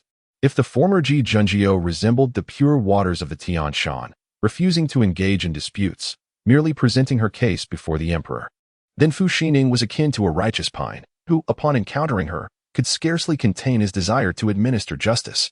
However, at that time, as a mere official, Fu Xining lacked the privilege to attend court meetings with the emperor.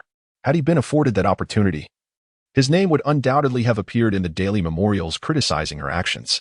Now, after a 5-year absence, Fu Xining has ascended to the rank of vice minister.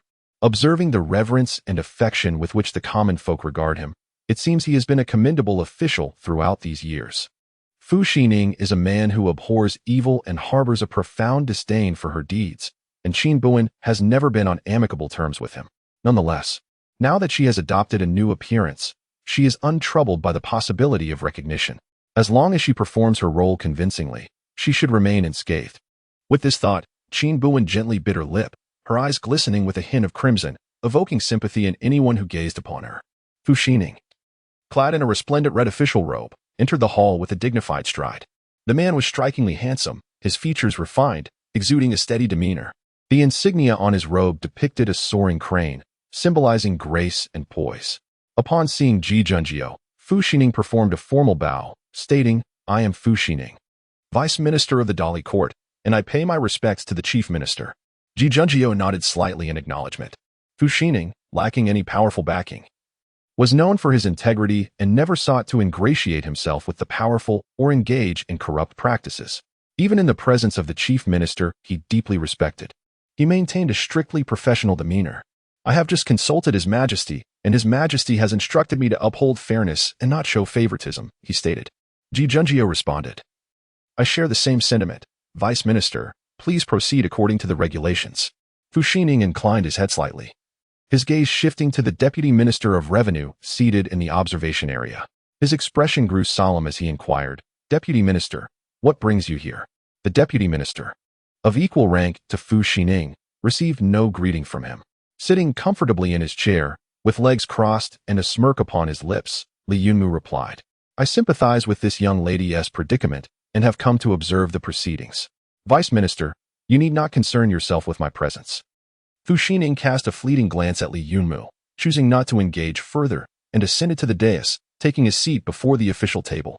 The sight of him in his striking red robe made him all the more captivating, radiating an air of authority without needing to raise his voice.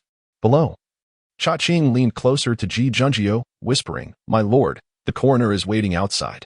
Ji Junjiao's gaze remained cold, yet his attention involuntarily drifted towards the young woman. From his vantage point, he could only glimpse her delicate silhouette, fragile, with a graceful figure that was both enchanting and vulnerable. For reasons unknown, Ji Junjiao suddenly recalled the scene when the young girl had succumbed to the intoxicating fragrance, leaning against his shoulder. Perhaps it was the effect of the potion that heightened all his senses at that moment.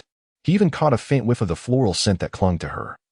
A delicate whisper that danced into his nostrils, subtle yet enchanting. In his desperate attempt to save her, he had swept her into his arms, only to discover that she was as light as a feather. She seemed to bear numerous injuries, so fragile. Sometimes, when she merely coughed, Ji Junjiao fretted that her blood might stagnate, causing her to faint.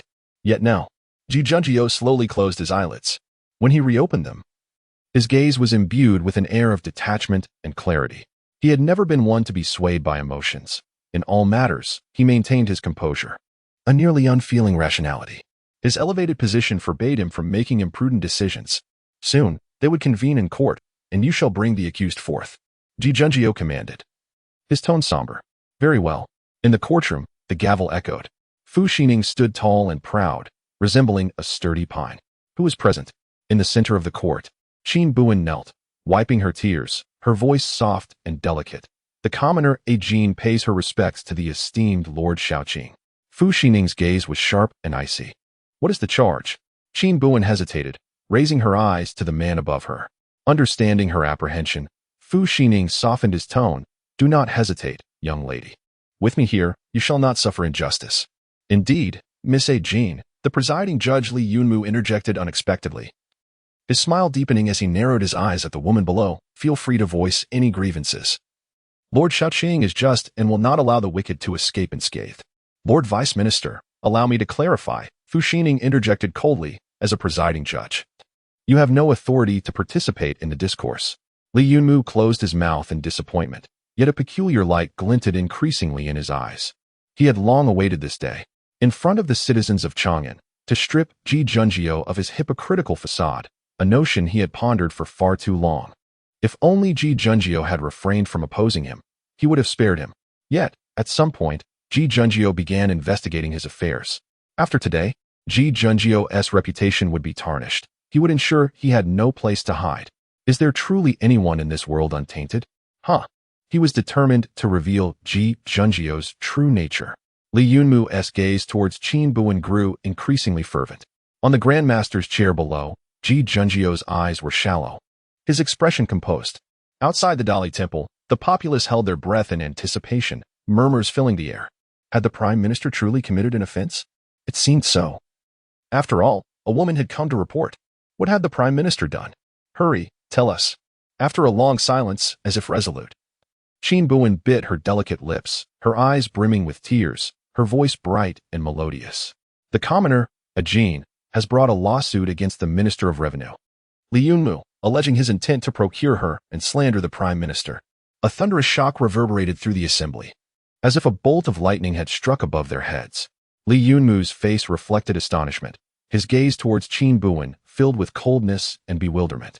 Below, Ji Junjiu slightly raised her eyes, her dark orbs unwaveringly fixed upon the young woman. She slowly blinked several times, her lips pressed tightly together, the pounding of her heart resonating profoundly. The hand resting on the Grand Tutor's chair gradually tightened, the knuckles turning pale from his grip. Shaoqing, too, believed he had misheard, his eyes widening in disbelief, momentarily at a loss for how to respond. Outside the Court of Judicial Review, the citizens were equally taken aback, murmurs of shock erupting into a cacophony of noise. Silence. The sound of the gavel echoed as Fu Xining's steady gaze fell slowly upon the fragile woman before them.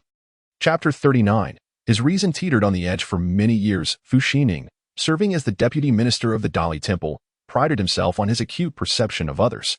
Yet, for reasons unbeknownst to him, the woman before him evoked an inscrutable sensation.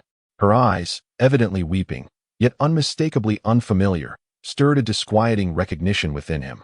Strangely, Fu Xining felt that her brows and eyes bore an uncanny resemblance to someone he despised with a fervent passion. Regaining his composure, Fu Xining spoke in a low and crisp tone. Are you suggesting that the Deputy Minister of Revenue seeks to bribe you to defame the Prime Minister in court? Qin Buwen lowered her gaze, her voice trembling. Yes. Nonsense. Li Yunmu, seated in judgment, nearly rose in indignation. He glared fiercely at Qin Buwen below, his expression dark enough to evoke a sense of foreboding. As if intimidated by Li Yunmu's imposing presence, Qin Buwen's eyes widened in fear, tears glistening as they cascaded down her cheeks, clearly terrified of the man. Deputy Minister. Fu Xining raised his voice, a sharp glint in his eyes as he turned to Li Yunmu. Are you truly resorting to tyranny in this court? Li Yunmu, eyes wide in disbelief, retorted. Fu Xining. She is clearly fabricating lies. Guards, seize her at once and throw her into the dungeons. Impudence. Fu Xining's voice was icy, his demeanor resolute. Guards, take Deputy Minister Li Yunmu down from the stand. Upon receiving the command, the guards seized Li Yunmu by the shoulders, forcibly escorting him down from his position. Struggling against their grip, Li Yunmu raised his head defiantly. Fu Xining, do you dare treat me this way? Do you not fear that His Highness the Virtuous King will take your life? Flustered, Li Yunmu invoked the name of the Virtuous King, Song Chengxian, believing Fu Xining would be intimidated. However, to his astonishment, Fu Xining's expression remained cold and unyielding. If today the one who transgresses the law is His Highness the Virtuous King, I would still have the audacity to bring him down from the stand. Qin Buwen slightly raised an eyebrow, silently applauding Fu Xining's audacity. As a defendant, she could not remain on the stand. And once the guards had escorted Li Yunmu down, Fu Xining turned his attention back to Qin Buwen. Miss A. Jane, how can you prove that Li Yunmu sought to bribe you? Qin Buwen swallowed hard, seemingly gathering her courage before she stammered. I received the key to the courtyard from Minister Li, where beneath the locust tree lie 300,000 taels of gold. You may send someone to verify this. As she spoke, Qin Buwen trembled as she produced the key from her sleeve and handed it to the presiding Dali temple official. The official accepted the key and dispatched someone to investigate. Observing Li Yunmu's worsening complexion, Fu Xining deduced that the key was likely genuine. Deputy Minister. Fu Xining's tone was frigid. Do you have anything further to say? Li Yunmu glared at Qin Buwen with a stormy countenance, gritting his teeth. You wretched woman. How dare you deceive me? Then, turning back to Fu Xining, he declared, I refuse to accept this. Fu Xining inquired, why do you refuse? Li Yunmu scoffed. I offered her gold out of pity for her plight, yet now she dares to bite back. Fu Xining's eyes blazed with intensity, and what pity do you speak of? Li Yunmu squinted, a smile curling on his lips. In order to preserve her own reputation, Ji Junjiu did not hesitate to wound herself. I am indignant. Which is why I brought her to report this matter. Who would have thought she would now turn against me? Li Yunmu cast a resentful glance at Ji Junjiu, who remained lost in thought upon the Grandmaster's chair. Who knows if the two of them are colluding, intending to frame me? The injuries on the commoner's body were self-inflicted and have nothing to do with the Prime Minister. Qin Buwen hurriedly clarified, her eyes betraying her panic. Ji Junjiu's gaze flickered. His dark pupils slowly fell upon Qin Buwen, deep and unfathomable. He paused, as if grappling with some tumultuous emotion, teetering on the brink. Li Yunmu scoffed. You inflicted those wounds yourself? How can you prove it? Humph. I was merely trying to rescue you from your suffering, yet you conspired with Ji Junjiu to ensnare me. Tears streamed down Qin Buwen's cheeks like pearls scattered from a broken string. Biting her lip, she feigned strength, declaring, all that has transpired today is solely the doing of a Jane. The Prime Minister was completely unaware. The Prime Minister is of noble character, not the person you depict. Li Yunmu naturally turned a cold smile toward Ji Junjiu. What a remarkable method. Where did you find such an obedient dog?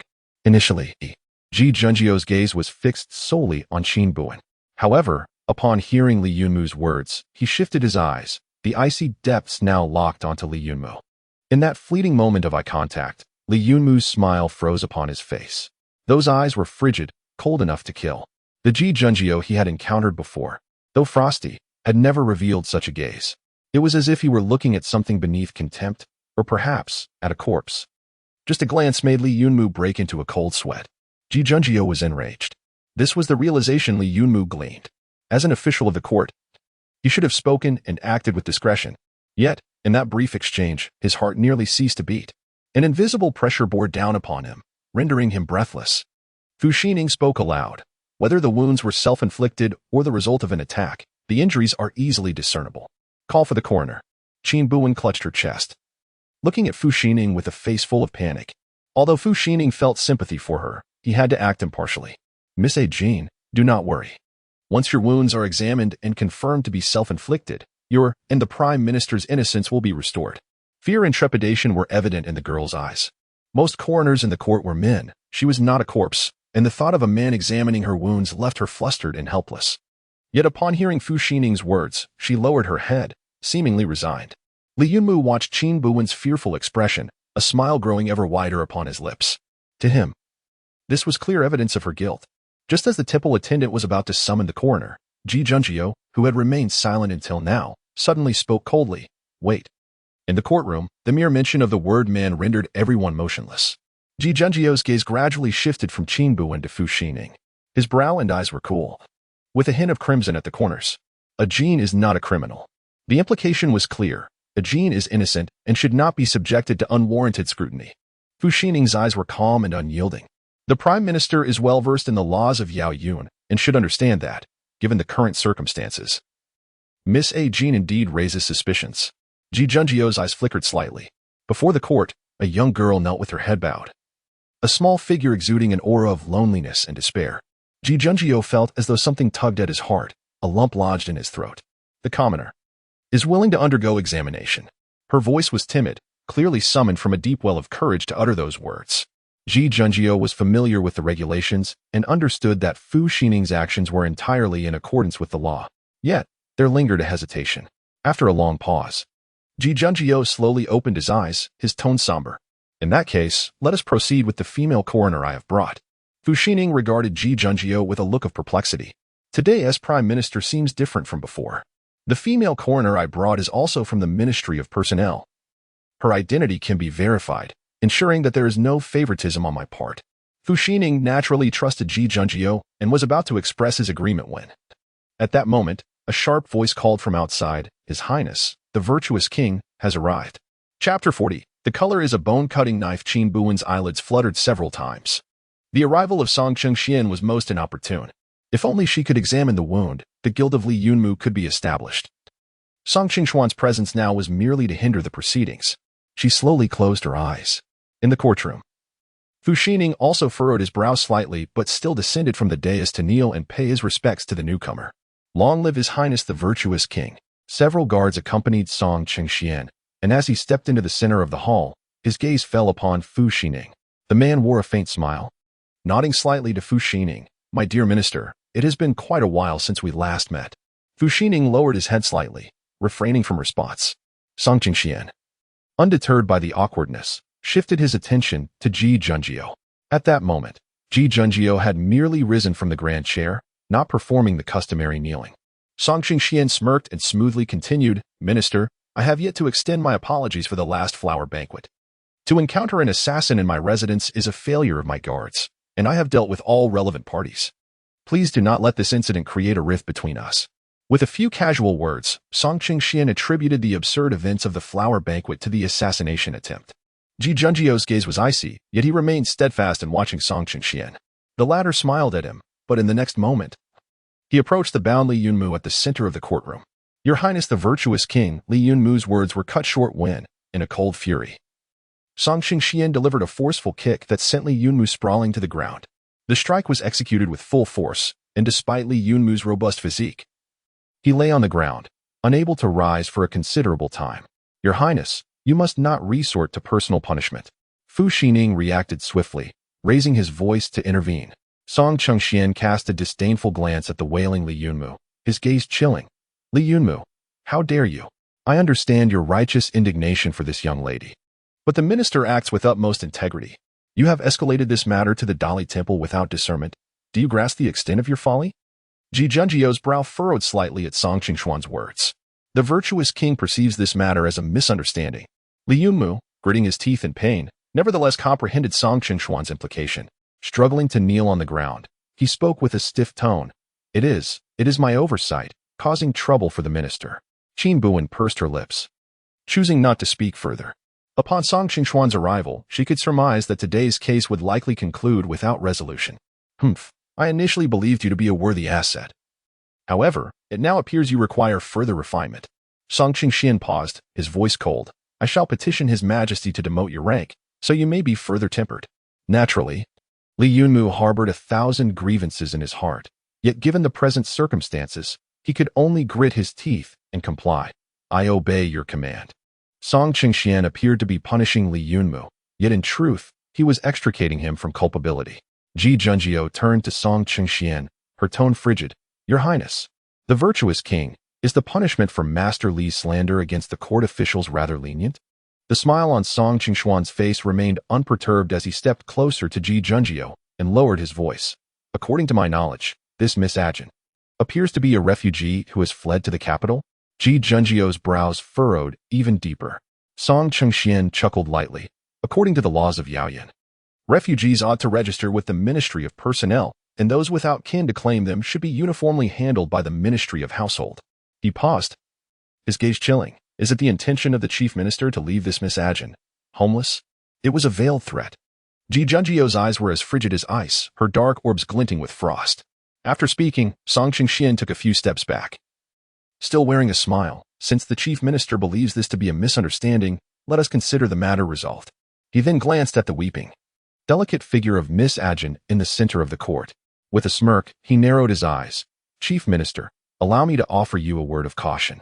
Throughout, Ji Junjiu stood tall and composed, her gaze icy, her demeanor regal. Song Chengxian chuckled. Desire is a blade that cuts to the bone. Each stroke claims a life. His voice was not soft, and Qin Buwen heard him clearly. Panic-stricken, she looked at Song Chengxian, her eyes filled with dread. Song Chengxian did not linger, leading Li Yunmu away as he turned to exit the Dali Temple. With the case deemed a misunderstanding, Ji Junjiu had no intention of probing further, and naturally, Fu Xining had no reason to continue the investigation. It was not until most people inside and outside the Dali Temple had departed that Ji Junjiu's gaze returned to Qin Buwen. He pursed his lips slightly, taking a few steps forward, intending to help her rise. Yet, Qin Buwen recoiled as if confronted by a ferocious beast, hastily stepping back. Ji Junjiu's hand hovered in the air, uncertain. He lowered his gaze, attempting to discern the girl's expression, but Qin Buwen kept her head bowed, avoiding his eyes. He opened his mouth, and after a long moment, his voice emerged hoarse. "Let us go." "Thank you, my lord," Qin Buwen murmured, still not looking at Ji Junjiu, and walked out of the Dali Temple alone. Outside the Dali Temple, a carriage from Wenyuan Pavilion awaited. Ji Junjiu approached Qin Buwen's side, remaining silent. The attendant, Chang'an, who had been following Ji Junjiu, was now utterly mortified. He had initially believed that Miss Ajin intended to betray her lord for money, but to his astonishment, she had accused Li Yunmu at a critical moment. Although he was unclear about the details, it seemed that Miss Ajin had not indeed wronged her lord, which made the situation quite awkward. Chang'an scratched the back of his head, glancing at the lord who did not board the carriage. Clearing his throat, he tentatively spoke. Miss Ajin, please, let us board the carriage. We must return home." The girl, slender of shoulder, slowly turned, slightly bowing to Ji Junjiu. "Ajin, a mere commoner, should not share a carriage with a lord. Ajin simply needs to walk back." Chang'an turned his face away, wishing he could find a crevice to disappear into. In a moment of impulsiveness, he had spoken too harshly. It is no wonder that Miss Ajin feels disheartened now.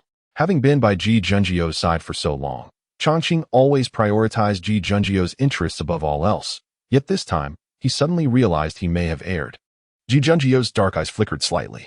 His thin lips pressed together, as if he were about to speak. The young woman before him kept her head bowed low. She was not like this before.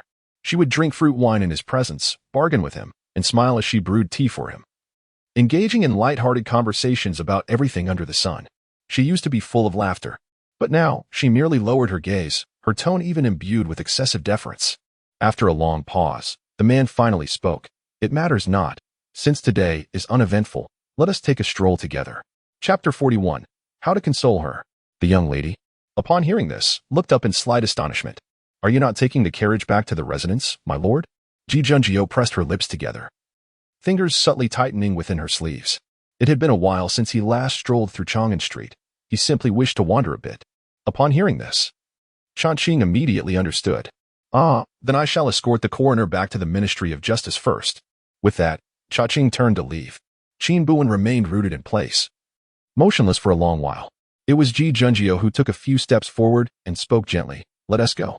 Qin Buwen kept her head bowed, trailing behind the man as they made their way towards Chang'an Street. The two did not walk side by side. Qin Buwen consistently maintained a half-step distance behind him, silent and withdrawn. Initially, Ji Junjiu had intended to slow his pace, waiting for the young lady to catch up, yet no matter how many times he attempted, Qin Buwen merely kept that half-step distance, never drawing closer. Chang'an Street was bustling with voices, a lively scene indeed. Clad in a dark blue robe, Ji Junjiu stood amidst the throng, his striking features illuminated all the more. He gradually came to a halt, and the young lady behind him did the same. When he turned around, he found Qin Buwen still lingering half a step away, her gaze lowered and silent. She had not spoken to him throughout their journey. Ji Junjiu suddenly recalled the days spent with Ajin, where she would incessantly seek conversation. She seemed to have an endless stream of questions, and regardless of his responses, she would ultimately commend him for his vast knowledge. Those moments had been far from this disconcerting silence. Perhaps it was his own lack of wit that rendered conversation so elusive. The autumn breeze swept through the lively streets of Chang'an, rustling his robe as he stood amidst the throngs, yet his eyes were solely fixed upon her. "Ajin." The man uttered her name. Qin Buwen did not lift her gaze, merely responding with a soft, "Yes."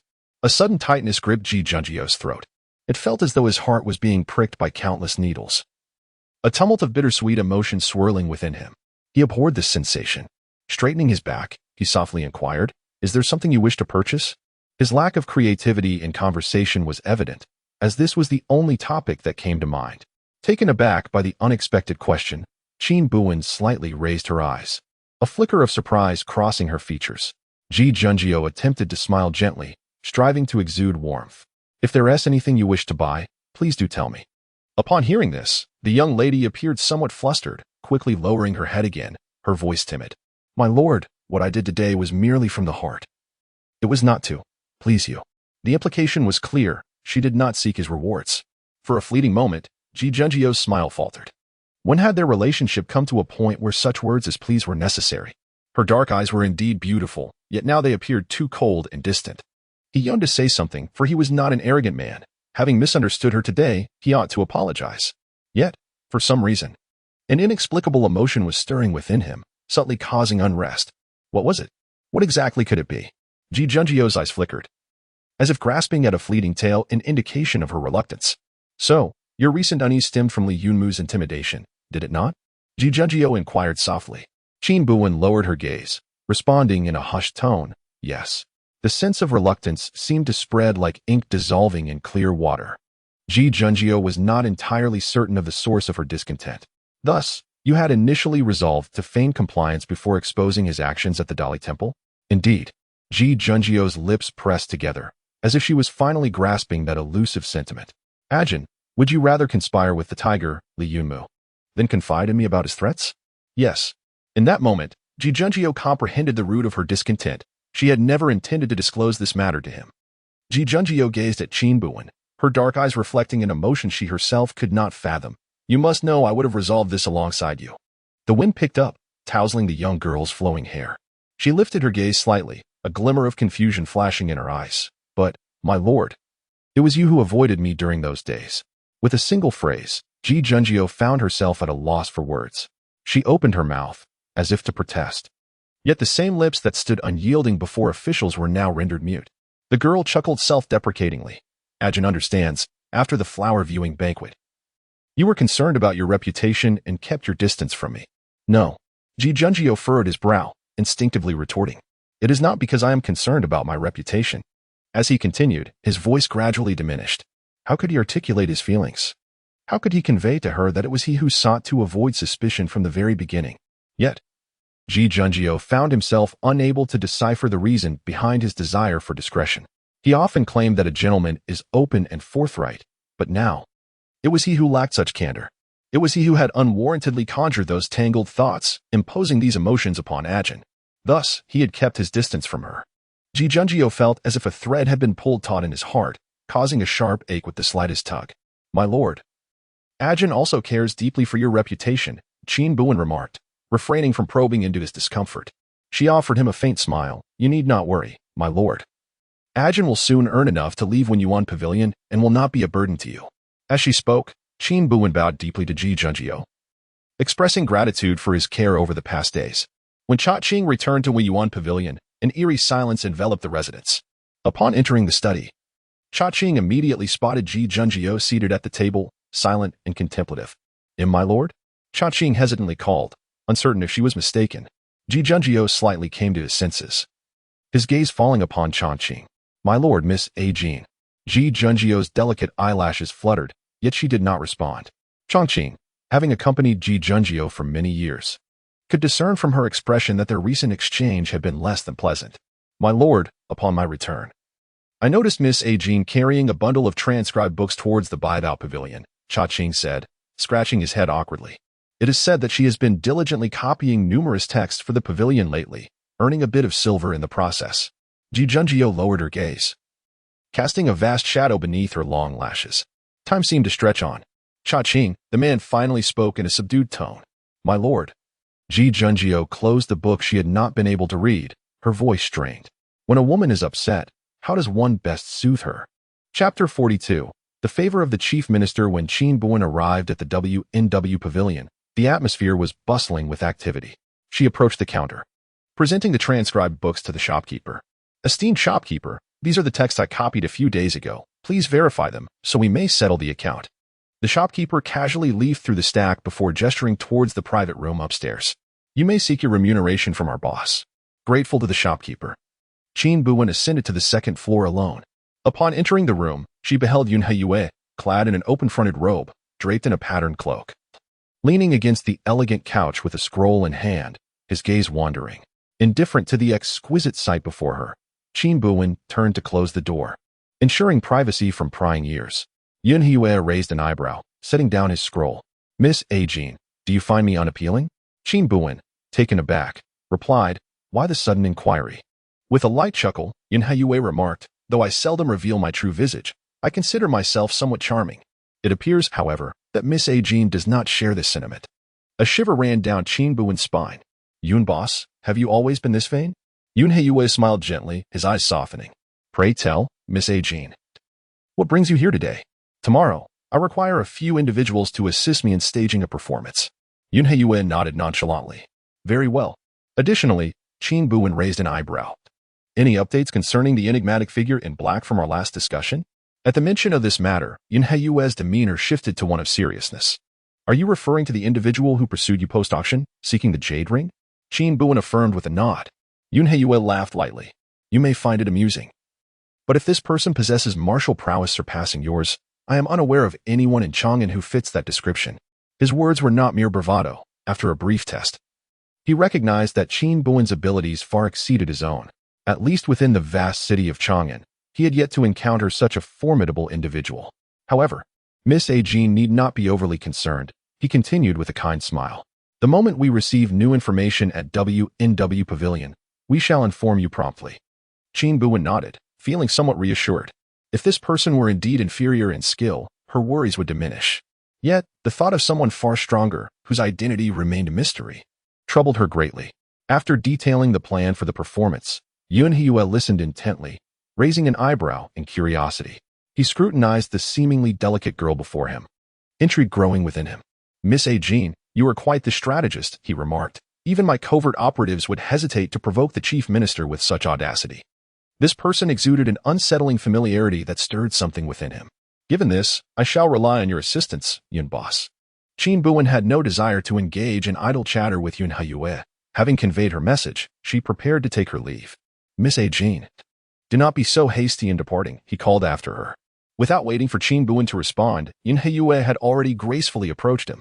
The man's attire was disheveled, revealing glimpses of his skin beneath, his long hair cascading freely, and his exquisite eyes narrowed slightly.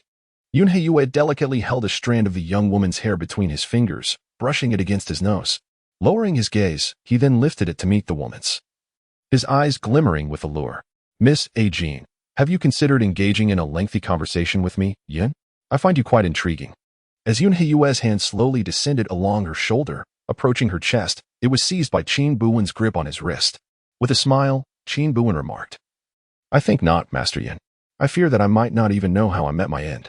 Yun Heyue was cunning, willing to sacrifice everything to achieve his goals. His current interest in her identity meant he would undoubtedly pursue the truth. Qin Buwen had no desire to engage further with such a madman. Rising, she made her way towards the Wenyuan Pavilion, contemplating whether she would be allowed to remain there the following day. Upon returning to the Wenyuan Pavilion, Qin Buwen sensed something amiss. Although the household staff were few, the silence was unsettling. Furrowing her brow, she quickened her pace towards the courtyard. To her surprise, she found Ji Junjie waiting there, standing beneath a vast expanse of bamboo, his white attire blending with the dappled shadows, resembling an exquisite ink painting. Qin Buwen was momentarily entranced, rooted in place. She recalled Yun Heyue's earlier remark about her indifference to beauty. Of course, with a figure akin to a celestial being beside her, no worldly beauty could capture her attention.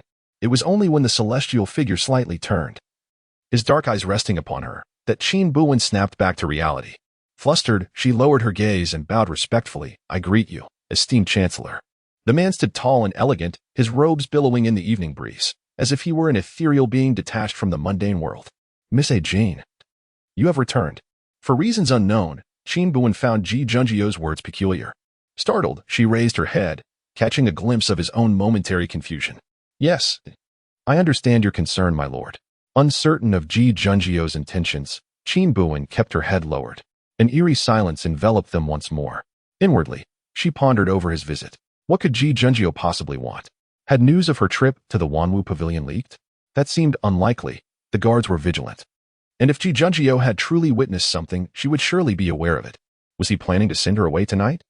Or had she spoken too freely during the day, prompting Ji Junjio to seek accountability? Qin Buwen's thoughts spiraled in a myriad of directions until she finally heard the man's gentle voice above her. Tomorrow. Does a Jin have any matters to attend to? Qin Buwen shook his head, a look of bewilderment on his face. Ji Junjio, with a faint smile gracing his lips, suggested, how about I take you on a boat ride tomorrow? Huh. Qin Buwen thought he had misheard, tilting his head in confusion at the mention of a boat ride. In the dim evening light, if one observed closely, they could see the faint blush on Ji Junjio's ears. Indeed, the maple leaves along Yunyan Lake were at their peak crimson, an ideal season for boating. Ji Junjio's expression was gentle as he asked, would you like to join? A Jin? In the unseen shadows, Ji Junjio tightened the hand hidden within his sleeve. After a long pause, Qin Buwen finally lifted his head, a smile gracing his lips as he replied, all right. Ji Junjio's gaze flickered, yet he merely allowed his smile to widen slightly. Then tomorrow, I shall prepare a carriage for us. Qin Buwen nodded in acknowledgement. Thank you, my lord. Rest early tonight. With that, Ji Junjio did not linger, stepping away.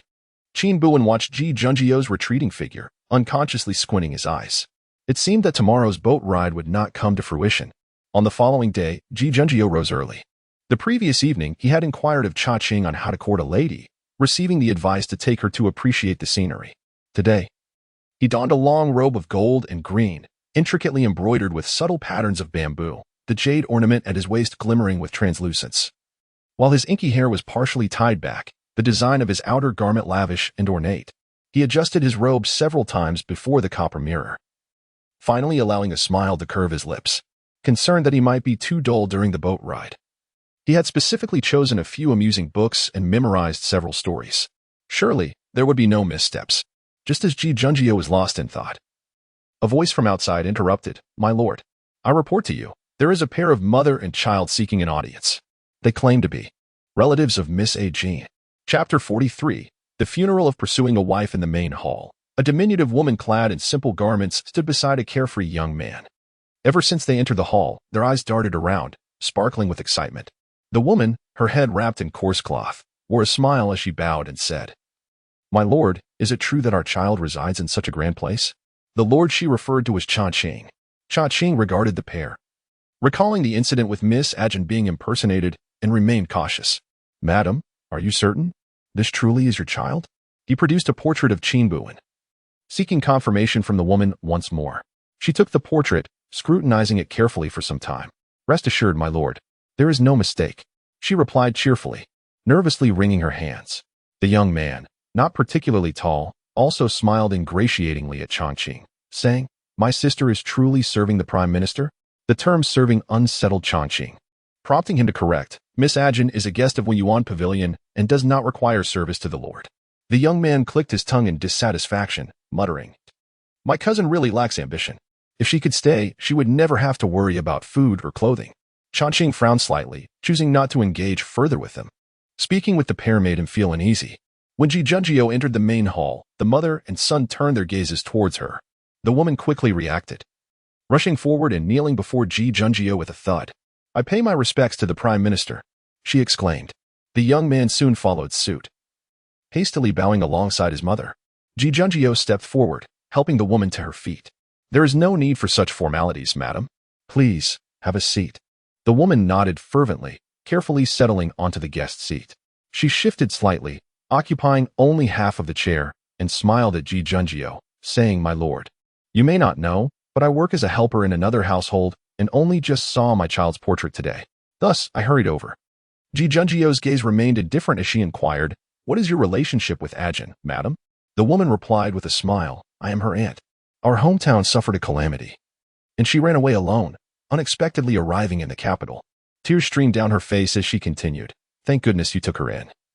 Or how would my unfortunate child survive? Ji Junjio pressed her lips together slightly and exchanged a knowing glance with Cha Qing. He understood the unspoken message. The identity had been verified, and it was indeed untainted. Following the previous incident, Ji Junjio had grown more cautious. She looked at the woman and asked calmly, how can you prove your kinship with Ajin? The woman wiped her tears and replied, this is easy to explain. There is a small mole on the chest of my dear niece. When she was born, the fortune teller proclaimed she would have a short life. And all of us relatives are aware of this. Dear niece? Ji Junjio raised an eyebrow, her expression slightly perplexed. The woman sensed her slip of the tongue and continued to smile apologetically. Ji Junjiao's Adam's apple trembled slightly. Is Jin, originally named Chonu? The woman chuckled awkwardly, momentarily at a loss for words. At that moment, a man beside them spoke up. My lord, you may not be aware, but such names are quite common in our village. When my cousin was born, her family had initially contemplated abandoning her, hoping for a son instead. A vague pain began to spread within Ji Junjiao's chest, neither intense nor easily ignored, yet it felt as though something was tugging at him. After all, she was alive. Ji Junjiao's voice was hoarse as he spoke, uncertain of the emotions that stirred within him. In our region, women are often seen as burdens, destined to marry and leave. The man spoke with a calm tone, oblivious to any impropriety in his words. Ji Junjiao opened his mouth, seemingly wanting to say something, but ultimately felt a suffocating weight in his chest. Chonu. She was undeniably beautiful. Had she known that was her original name, she would surely have abhorred it. After a few more inquiries, the mother and son conversed effortlessly, clearly. They were well acquainted with Jin. Ji Junjiao pressed his lips together slightly. The woman maintained her ingratiating smile. My lord, where is my child? Let us meet her. Just as Ji Junjiao prepared to respond, a soft female voice echoed from outside the hall. My lord, I have changed into my clothes. When shall we? The girl stood at the entrance of the main hall, already dressed in her attire for the boat ride, but upon entering, she was confronted with the scene before her. Her smile faltered, and she tilted her head in confusion. Who were they? Before Ji Junjiao could explain, the woman dashed to Qin Buwen, tears streaming down her face. My child, you have suffered so much on this journey, haven't you? Rest assured, dear. Your aunt is here. We shall return home. The girl seemed unable to comprehend, first gazing blankly at the weeping woman, then shifting her gaze to the man seated at the head of the table. His back was noticeably rigid. Jin, they. Ji Junjiao's lips pressed together tightly as he simply regarded her, remaining silent. After a long pause, Qin Buwen seemed to grasp Ji Junjiao's intent. She let out a soft laugh and slowly knelt down. A resounding bow met the floor, her voice trembling with emotion. Thank you, esteemed minister, for finding Jin's family. Jin is eternally grateful. The girl lifted her head, smiling through tears in her almond-shaped eyes. It seems you will not accompany me on the boat today, my lord. Ji Junjiao stood from his seat. Jin, it is not like that. He genuinely wished to take her on the boat today. But the turn of events had come as a surprise, leaving him unprepared. Qin Buwen rose. Since my lord has summoned Jin, you must have already clarified her identity. She slightly inclined her body towards the man, saying, I shall gather my belongings now, my lord. Please take care. With that, Qin Buwen turned and departed to the side courtyard. In the center of the main hall, the man pressed his thin lips together, his gaze cold and somber. When he instructed Chang'an to search for the relatives of Jin, he had anticipated this day would come. Yet, when it truly arrived, Ji Junjiao was taken aback by how swiftly it had unfolded. Thank you, my lord. Thank you, my lord. The mother and child continued to bow deeply before him. However, at this moment, Ji Junjiao found himself devoid of any surplus emotions to ponder over these matters. His brows furrowed slightly, and in the next moment, he strode purposefully towards the side courtyard. Upon reaching the side courtyard, he found the young woman had already packed her belongings and was stepping out of her room. Her possessions were minimal, easily contained within a small bundle. Upon seeing his arrival, Qin Buwen was momentarily taken aback. My lord, what brings you here? Ji Junjiao pressed his lips together, standing rigidly in place, uncertain of what he wished to convey. He merely, if you do not wish to leave today, I can arrange for them, no need. The young woman raised her gaze, meeting the man's dark eyes, which were evidently shimmering with emotion. She mustered a faint smile and performed a deep bow, saying, Jin is grateful for your care over these many days. As she spoke, Qin Buwen retrieved a coin from her sleeve and handed it to Ji Junjiao. This is what Jin has saved during this time. I am unable to repay your life-saving grace, my lord. She was severing ties with him, cutting off all connections. Realizing this, Ji Junjiao suddenly felt a tightness in his chest. Chapter 44. The Chancellor's regret. The evening breeze caressed his ears, transforming into a vague ringing. Ji Junjiao furrowed his brow, the elegance of his features marred by deep lines of concern. He had never encountered such a situation before, indeed. In the span of over 20 years as the Chancellor, he had never anticipated facing such circumstances. In all his experiences, No one had ever instructed him on how to navigate the present dilemma. He felt as though he were suffocating. Before him, the young lady wore a faint smile. "My lord, thank you for your kindness." After speaking, she averted her gaze and gracefully departed, leaving him in contemplative silence. The autumn air seemed to have grown decidedly chill. Clad in a golden-green robe, he stood tall, his figure casting a striking silhouette amidst the bamboo shadows. His posture, though dignified, appeared somewhat rigid as he remained motionless. Lost in thought, unsure of what to observe. It was not until Chang'an arrived late, kneeling beside him, that he broke from his reverie. "My lord," she spoke gravely. "Miss Jean has left with that mother and son." Rain began to fall, a gentle autumn drizzle at first, landing softly on his eyelids and dampening his long lashes. The rain soon intensified, yet Ji Junjio remained rooted, uncertain of what he awaited. With a furrowed brow, Chang'an rose to retrieve an umbrella, holding it over him. "My lord, it is raining." Her voice was somber. "I have yet to apologize to Miss Jean for the previous incident," he murmured, feeling a knot of unease within him. He had not yet determined how to express his remorse, and now she was gone. Lowering his head, he sighed softly. "Do you think Miss Jean might harbor resentment towards me? Might she resent him?" Ji Junjio lifted his gaze slightly, and the raindrops clinging to his lashes, overwhelmed, felt like crystalline tears. In matters concerning Jean, he often felt he was in the wrong, even his attempts at amends lacking sincerity. His eyelids fluttered, and he slowly closed his eyes. "It is best this way. We shall likely not meet again." The rain continued to pour. "My lord, we should return," Chang'an urged gently, holding the umbrella aloft. Ji Junjio turned slightly, only to see Qin Wei emerging from Qin Buwen's room, wiping tears from her eyes. Upon noticing Ji Junjio, she paused in surprise, hastily performing a bow. "My lord, what brings you here?" He remained silent, gazing at her. Realizing his presence, Qin Wei quickly explained. "Miss Jean asked me to tidy the room before she left, to ensure nothing was left behind." Ji Junjio nodded slightly. "By the way, my lord," Qin Wei continued, braving the rain to present him with a neatly wrapped bundle. "This is what Miss Jean left behind. I was just thinking of bringing it to you." Ji Junjio's eyes flickered with curiosity as he accepted the package, which was wrapped meticulously in leather paper. Upon unwrapping it, he discovered several volumes of handwritten manuscripts by Master Gongshi Shan, some of which were rare editions he had been unable to locate. What a remarkable effort it must have taken her, a lady, to collect such treasures. The autumn rain fell gently upon the man's knuckles as Ji Junjio's slender fingers traced over several books, her eyelashes fluttering softly. A corner of a page peeked out, and she extracted the slip of paper from within. It was her own writing. "To Lord Jean, I wish you well. May autumn bring peace and winter joy." Suddenly, a thunderclap rumbled, the sound echoing as flashes of lightning illuminated the man's face in an alternating dance of light and shadow. Time seemed to stretch indefinitely. Ji Junjio abruptly lifted her head and strode purposefully towards the entrance of Wenyuan Pavilion. "Chang'an," the attendant behind her barely had time to respond. "At your service." "Prepare the carriage." He intended to see her. Chang'an instantly grasped her intent, his eyes brightening with understanding. "Yes."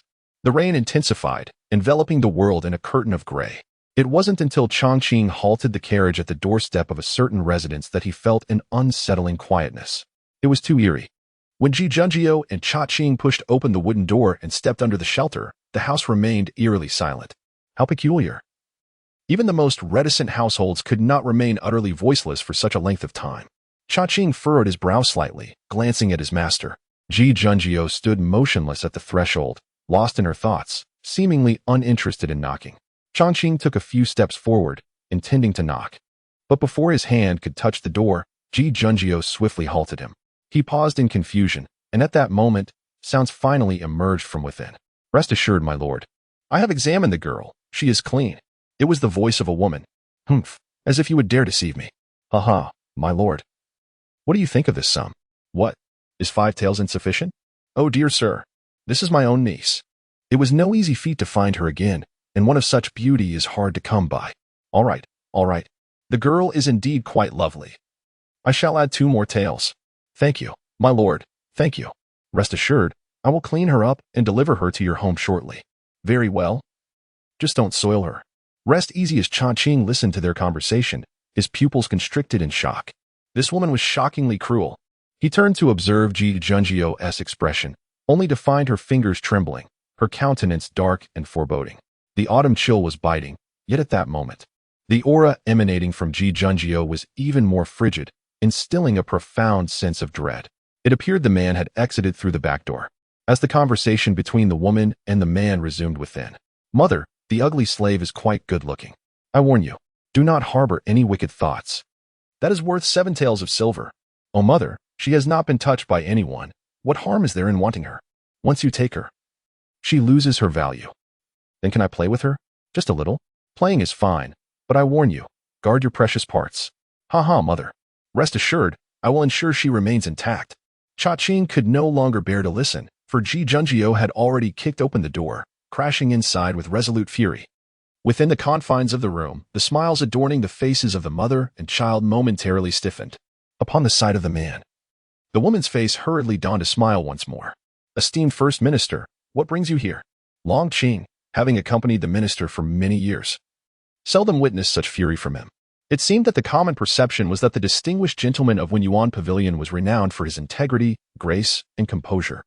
Yet only Long Qing understood that when the minister was enraged, it was a tempest difficult to quell.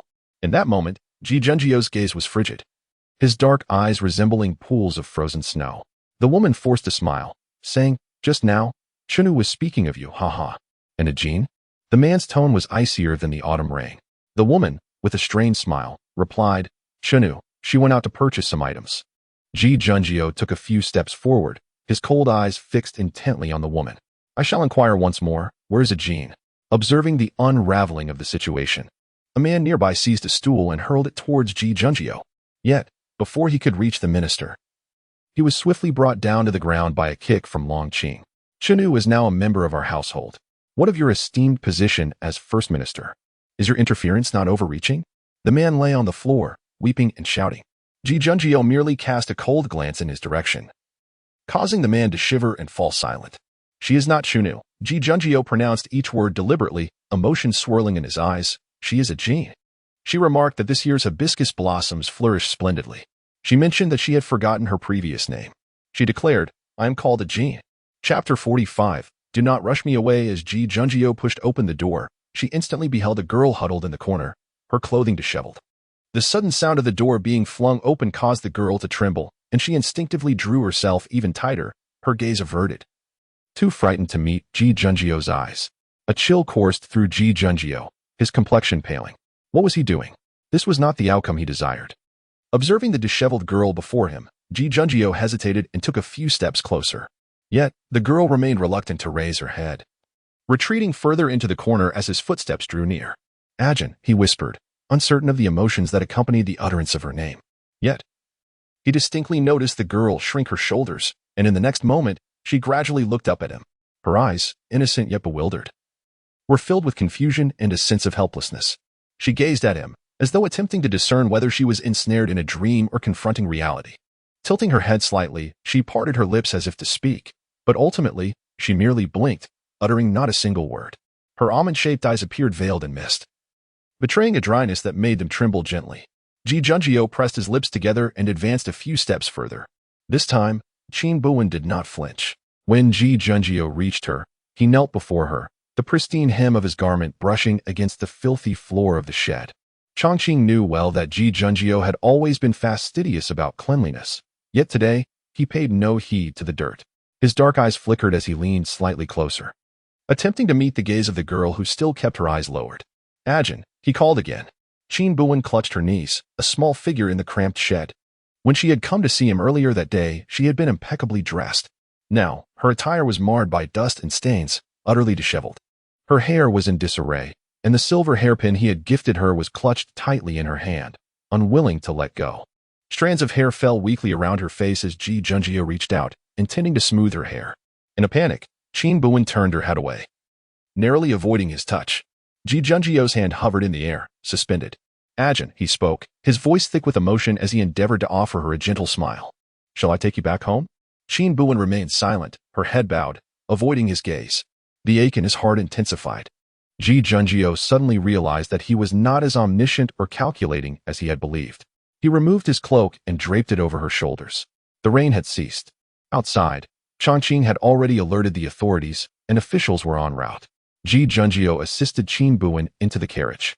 On the journey back to Wenyuan Pavilion, He attempted several times to initiate a conversation, but the girl remained mute, gripping the cloak around her, lost in her own thoughts.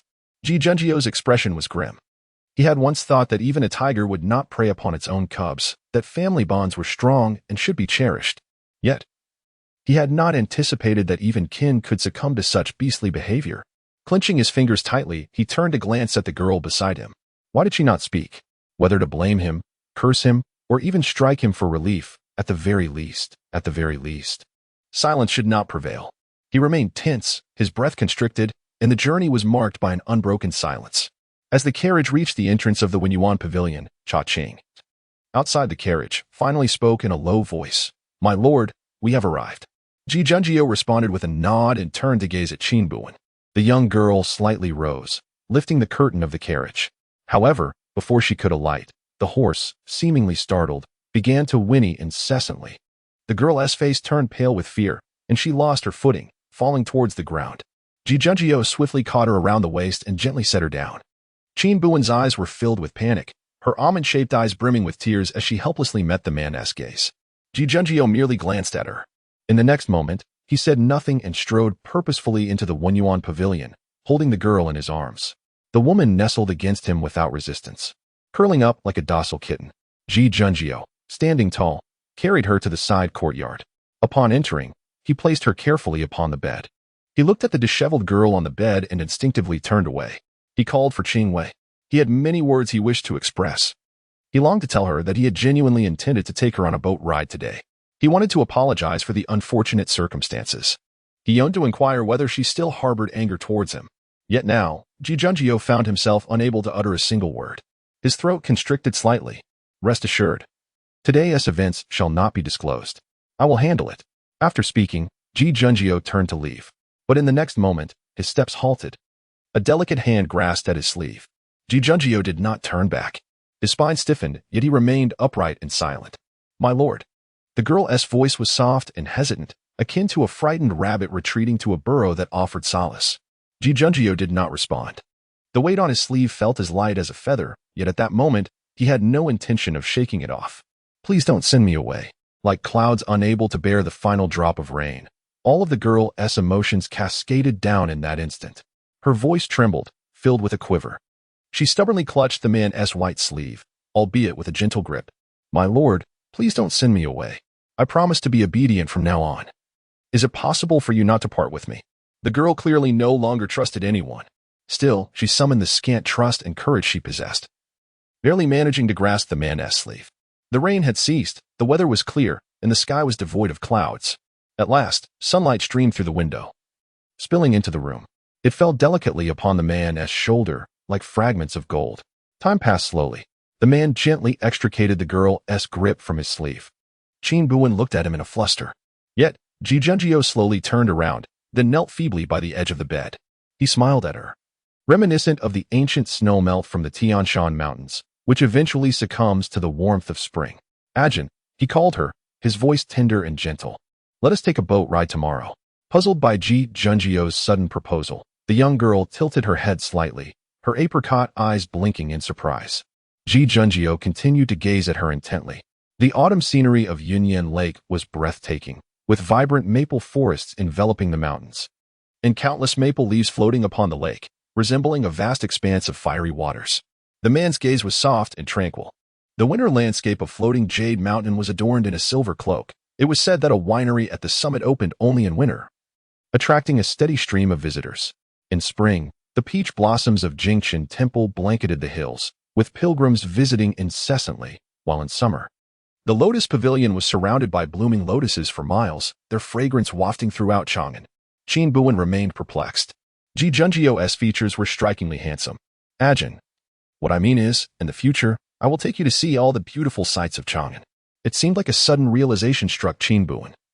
Her eyes widened in astonishment, the light within them growing ever brighter. Eventually, tears welled up in her eyes, and she smiled radiantly at the man. "All right." Just then, as Chang'an entered, he was taken aback by the scene before him, his jaw nearly dropping to the floor. Chapter 46. A world of two becomes three. Upon hearing the voice, Ji Junjio abruptly rose, turning to face Chang'an. At that moment, Chang'an's eyes widened, a look of astonishment on his face. Ji Junjio slightly pursed her lips, her ears burning with embarrassment. Sir. It is Lord Xiaoqing who seeks an audience outside. Xiaoqing sensed that the atmosphere had shifted uncomfortably, rendering him momentarily incoherent. Ji Junjio cleared her throat before speaking slowly. Very well, please have him proceed to the main hall. Understood. Xiaoqing responded and hastily exited. Ji Junjio then straightened her posture. Turning her back to Qin Buwen as she spoke, you should rest well. I shall have Qing Wei come to attend to you. Thank you, sir. The young woman's voice was soft and charming. Ji Junjio couldn't help but smile slightly as she took her leave. Qin Buwen watched her departing figure, narrowing his eyes slightly. The Prime Minister, if Ji Yue were to be enamored, what would that look like? When Ji Junjio arrived at the main hall, Fu Xining had already been waiting for some time. Upon seeing Ji Junjio, Fu Xining rose and bowed respectfully. I am Fu Xining, humbly greeting the Prime Minister. Ji Junjio nodded slightly. There is no need for such formalities, Lord Xiaoqing. May I inquire the purpose of your visit today? Fu Xining, the Vice Minister of Justice, rarely visited his fellow officials to avoid any perception of bias in his judgments. His presence today must signify an urgent matter. Without further ado, Fu Xining stated, I have received intelligence from the undercover agency indicating that there may be a threat to His Majesty during the autumn hunt in half a month's time. Ji Junjio's brow furrowed slightly, her dark eyes deepening with concern. Is the information reliable? Fu Xining nodded. The undercover agency has been investigating for days and has discovered unusual activities near the hunting grounds. Ji Junjio lowered her gaze, seemingly deep in thought. This matter is of great significance. Aside from you, I have not disclosed it to anyone else, Fu Xining continued, his gaze resolute and his tone earnest. Therefore, I ask for your guidance, Prime Minister. Ji Junjio's eyelids flickered. Do not make this public yet. I will choose a day to report this to His Majesty. Fu Xining nodded. I understand. The two exchanged a few more words, and amidst their brief conversation, Fu Xining mentioned another issue. Recently, the resettlement of displaced persons in Chang'an had stirred dissatisfaction among many wealthy gentry. Fu Xining pursed his lips, noting that the treasury had opened its granaries to provide relief, preventing the gentry from selling their hoarded grain at inflated prices, which had led to numerous violent confrontations. His Majesty had also been troubled by this matter. Ji Junjio stated calmly that the Deputy Minister of Revenue, Li Yunmu, had been demoted, leaving the position vacant. Thus, the responsibility for resettling the displaced would fall to Yin Tang. Lord Situ is quite capable. I believe he will manage this successfully, Fu Xining remarked. Yet, for some reason, he was reminded of an incident from 8 years ago. That year, a severe drought plagued the nation, leaving countless corpses in its wake, and the treasury was depleted. However, many wealthy gentry in Chang'an seized the opportunity to inflate grain prices, seeking to amass a fortune. Upon learning of this, the king of Chang'an directly led a contingent to kick down the doors of those gentry, allowing the peacekeeping army to seize all their hoarded grain. At that time, the leading gentry hurled insults at the Prince of Chang'an, attracting a considerable crowd of commoners and refugees. Beside the prince stood only a masked strategist of unknown origin and a guard wielding a sword, his face concealed by a wolf-toothed mask. No one could discern how he struck. It seemed to occur in the blink of an eye. The gentry, who had been vociferously berating moments before, was suddenly drenched in blood and lifeless on the spot. The onlookers gasped in horror, some even fainting from fright. The Prince of Chang'an, perched in his sedan chair, merely picked at his ear with his pinky and let out a dismissive snort. Noisy. He surveyed the crowd with a cold demeanor and declared, from now on, anyone hoarding grain or maliciously inflating prices shall be executed. The scene was utterly shocking, an act of murder committed in broad daylight under the gaze of the royal court. Such an occurrence had never transpired in the lengthy history of the Yaoyun kingdom. This incident stirred the court, and although the ministers harbored deep animosity towards the prince, none dared to punish him. Ultimately, he was placed under soft house arrest for 3 days, and that was the end of it. However, for the next 3 to 4 years, no one dared to manipulate grain prices or hoard supplies. It was not until the prince's demise that those gentry, emboldened after so many years, began to stir once more. Fu Xining was unsure why this incident suddenly resurfaced in his mind. He shifted his gaze toward Ji Junjio. What does the Prime Minister think of His Highness the Prince of Chang'an? Ji Junjio raised an eyebrow, seemingly perplexed by Fu Xining's sudden mention of the prince, who had passed away 5 years prior. Nonetheless, he replied candidly, as a minister, one should not casually judge a prince. Fu Xining chuckled softly. Not long after the late emperor's passing, the prince ascended to Lingyun Pavilion and inscribed his achievements and failures on the celestial stone at its summit with a sword. His 8 achievements: establishing the nation, securing peace, cultivating oneself, and strengthening the military and laws to uphold the state. His 4 failures: lack of benevolence, injustice, untrustworthiness, and absence of virtue. This was the prince's self-assessment. Subsequently, he wielded immense power, instilling a sense of trepidation even in the one seated atop the Ming Hall. Fu Xining harbored resentment towards him. Resentment for the suffering inflicted upon the common people, for his disregard of propriety and law, and for his ruthless nature, which led to countless deaths. Yet, at times, Fu Xining felt that his hatred was too profound. Even after 5 years, he still vividly recalled the visage of that prince of Chang'an. It was nothing more than idle chatter, he mused with a self-deprecating smile. Before rising to bow once more to Ji Junjiu, if there is nothing further, I shall take my leave. With that, Fu Xining did not linger and turned to depart. The following morning, Ji Junjiu prepared himself, instructing Chang'an to ready the carriage. When Qin Buwen emerged from the side courtyard, she appeared considerably revitalized. My lord. She stood behind the man, gently patting his shoulder. Ji Junjiu turned and smiled at Qin Buwen. Let us go. All right. The two boarded the carriage, and before long, they arrived at the shores of Union Lake. Qin Buwen inhaled deeply and unconsciously stretched her body. It had been infrequent that she visited Union Lake, and she was pleasantly surprised by its delightful scenery. Today, Ji Junjiu donned a celestial blue robe, appearing even more ethereal against the backdrop of the crimson foliage. Let us proceed. The boat awaits, she remarked with a smile, leading Qin Buwen towards the mooring. Before they could embark, a delicate voice floated towards them from behind. Miss Chu Jingzhu, I have had the honor of meeting the esteemed Prime Minister. Qin Buwen furrowed his brow slightly and turned to the source of the voice. There. He beheld Miss Chu in a flowing azure gown, gracefully approaching them. Upon seeing her, Qin Buwen immediately sensed that today's boat ride would unfold into yet another captivating spectacle. Ji Junjiu also inclined her head slightly, acknowledging Chu Jingzhu. As the young lady reached them, she first cast a glance at Qin Buwen, then raised her eyes to Ji Junjiu. My lord, what a delightful coincidence. Have you come to enjoy the scenery on the boat as well? Ji Junjiu nodded gently. Indeed, it is quite a coincidence. Chu Jingzhu smiled, and her accompanying maid promptly added, My lord, my young mistress was unable to locate a boatman. Might we share a vessel? Chapter 47. My lord. I am truly frightened. As soon as these words were uttered, Chu Jingzhu hastily silenced her with a low voice. Ranxiang, do not speak frivolously. At that moment, a faint blush graced her cheeks. Oh, it was evident that she harbored intentions of sharing the same vessel. However, Ji Junjiu was rather oblivious to such subtleties. His tone remained indifferent. It is indeed rather inconvenient. If Miss Chu cannot find a boatman, you may have Cha Qing assist with an introduction. Qin Buwen, upon hearing Ji Junjiu's response, nearly burst into laughter. The smile on Chu Jingzhu's face momentarily froze. She raised her head slightly, her bright eyes glistening with tears. My lord, are you still angry about the previous incident? She continued. I truly panicked and forgot to apologize to Miss Jane. Chu Jingzhu bit her lip and turned to Qin Buwen. Miss Jane, please do not hold it against Jingzhu, all right? In just a few words. She had painted herself as the one lacking understanding.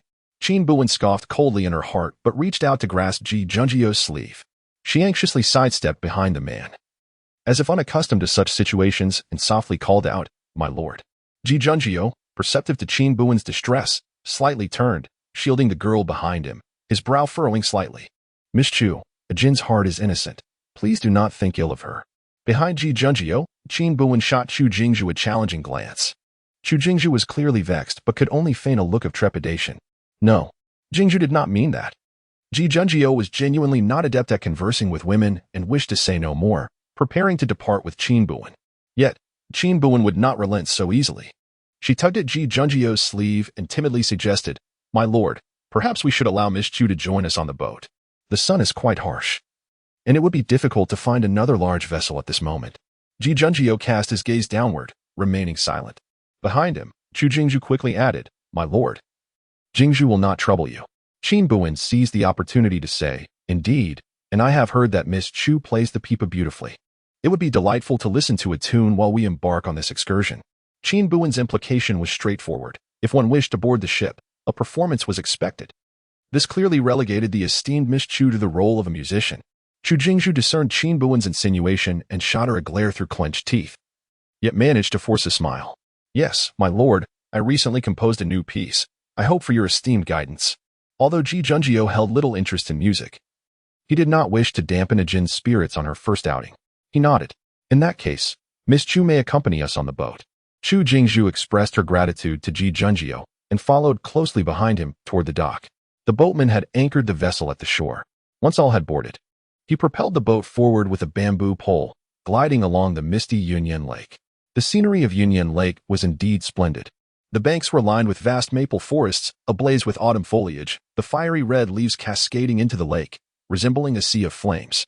Qin Buwen casually picked up a maple leaf and examined it closely. My lord, does this leaf resemble a mountain range? Ji Junjie turned his gaze towards Qin Buwen upon hearing her words. He did not dismiss her inquiry lightly, but took a moment to appreciate the leaf before smiling gently. Indeed, it bears a striking resemblance.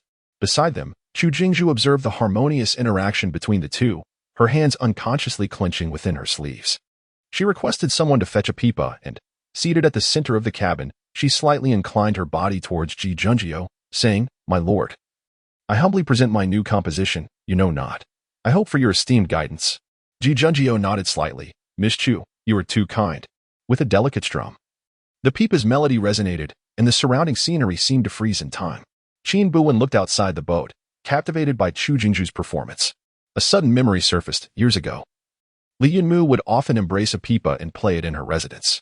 As the emotions deepened, tears welled up, uncontrollable in their flow.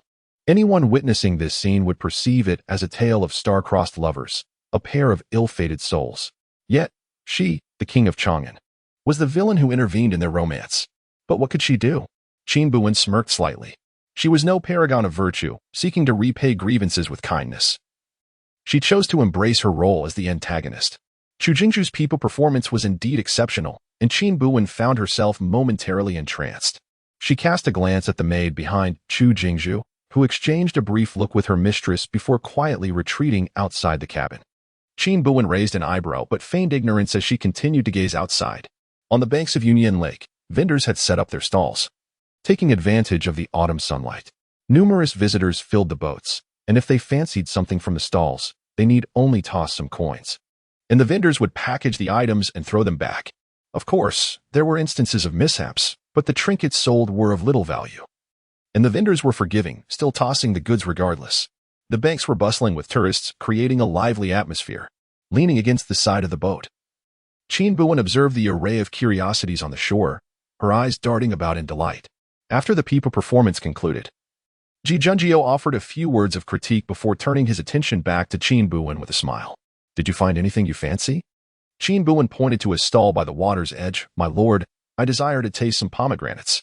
Ji Junjie chuckled, unfastening the purse at his waist and handing it to Qin Buwen. She retrieved some coins and called out to the vendor, Good sir, I would like 2 pomegranates. With that, she tossed the coins towards the vendor. The vendor received the money with a hearty laugh and specifically selected 2 large, ripe pomegranates, exclaiming, Miss, do catch them. He then tossed the pomegranates towards the boat. Before Qin Buwen could reach out, Ji Junjie had already extended his hand and skillfully caught the fruits. Stand back a bit. What if they fell? Ji Junjie chuckled helplessly as he handed both pomegranates to her. Qin Buwen smiled as she accepted them, about to express her gratitude when her gaze inadvertently shifted and caught sight of a dark figure swiftly approaching from the shore. A frown creased her brow as the figure moved with remarkable speed, vanishing back into the crowd in a matter of moments. Jin, what is the matter? Ji Junjie inquired, noticing her unease. Qin Buwen chuckled lightly. It's nothing, sir. I wish to see the outside of the boat. Ji Junjie remained silent as the vessel swayed. He took Qin Buwen and stepped out of the cabin. Chu Jingzhu followed closely behind, stealthily approaching Qin Buwen and exchanging a knowing glance with the maid. The maid understood and hurried over. Miss, do you find that view appealing? Upon hearing this, Chu Jingzhu seemed to forget about Ji Junjie behind her and, with a sudden shove, attempted to push Qin Buwen into the water. Qin Buwen instinctively sensed Chu Jingzhu's movement and realized she could have evaded it. However, upon raising her gaze, she spotted the figure in black on the shore, the same person who had once tried to snatch her jade bracelet. In the blink of an eye, Qin Buwen decided to play along, offering little resistance as she was thrust into the water. The splash echoed loudly. Jin. In the next moment, before Chu Jingzhu could react, Ji Junjie leaped into the water without hesitation. Sir. Qin quickly followed suit, diving into the lake as well. The commotion drew the attention of many, and the people on both banks swiftly grabbed bamboo poles to rescue her. Qin Buwen was a proficient swimmer. Yet the autumn waters were chillingly cold. Through the murky depths, she seemed to glimpse a figure reaching out to her. Time passed without her notice. Suddenly, with a splash, Ji Junjio emerged from the water, cradling the girl in his arms. She wrapped her arms around his neck, her chest rising and falling rapidly. Ji Junjio tensed, feeling somewhat uneasy. The girl's clothes were soaked through, the pale fabric revealing a hint of crimson beneath. He stole a quick glance before hastily averting his eyes. Cough, cough, cough. Qin Buwen pretended to cough, her voice tinged with a sob, clinging tightly to Ji Junjio. Sir, Ajin is so frightened. Chapter 48. A demand for explanation. Ji Junjio tightened his embrace around the young girl, murmuring, Ajin, do not be afraid. It is all over now. Qin Buwen sobbed softly, her arms encircling Ji Junjio's neck. A number of townsfolk began to gather around them. Ji Junjio frowned slightly. My lord.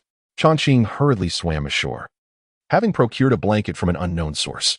Ji Junjio accepted the blanket and draped it over Qin Buwen. The girl buried her head in the man's chest, her breath still uneven, not lifting her gaze even as others approached. Sensing her trembling, Ji Junjio held Qin Buwen and navigated through the crowd. My lord.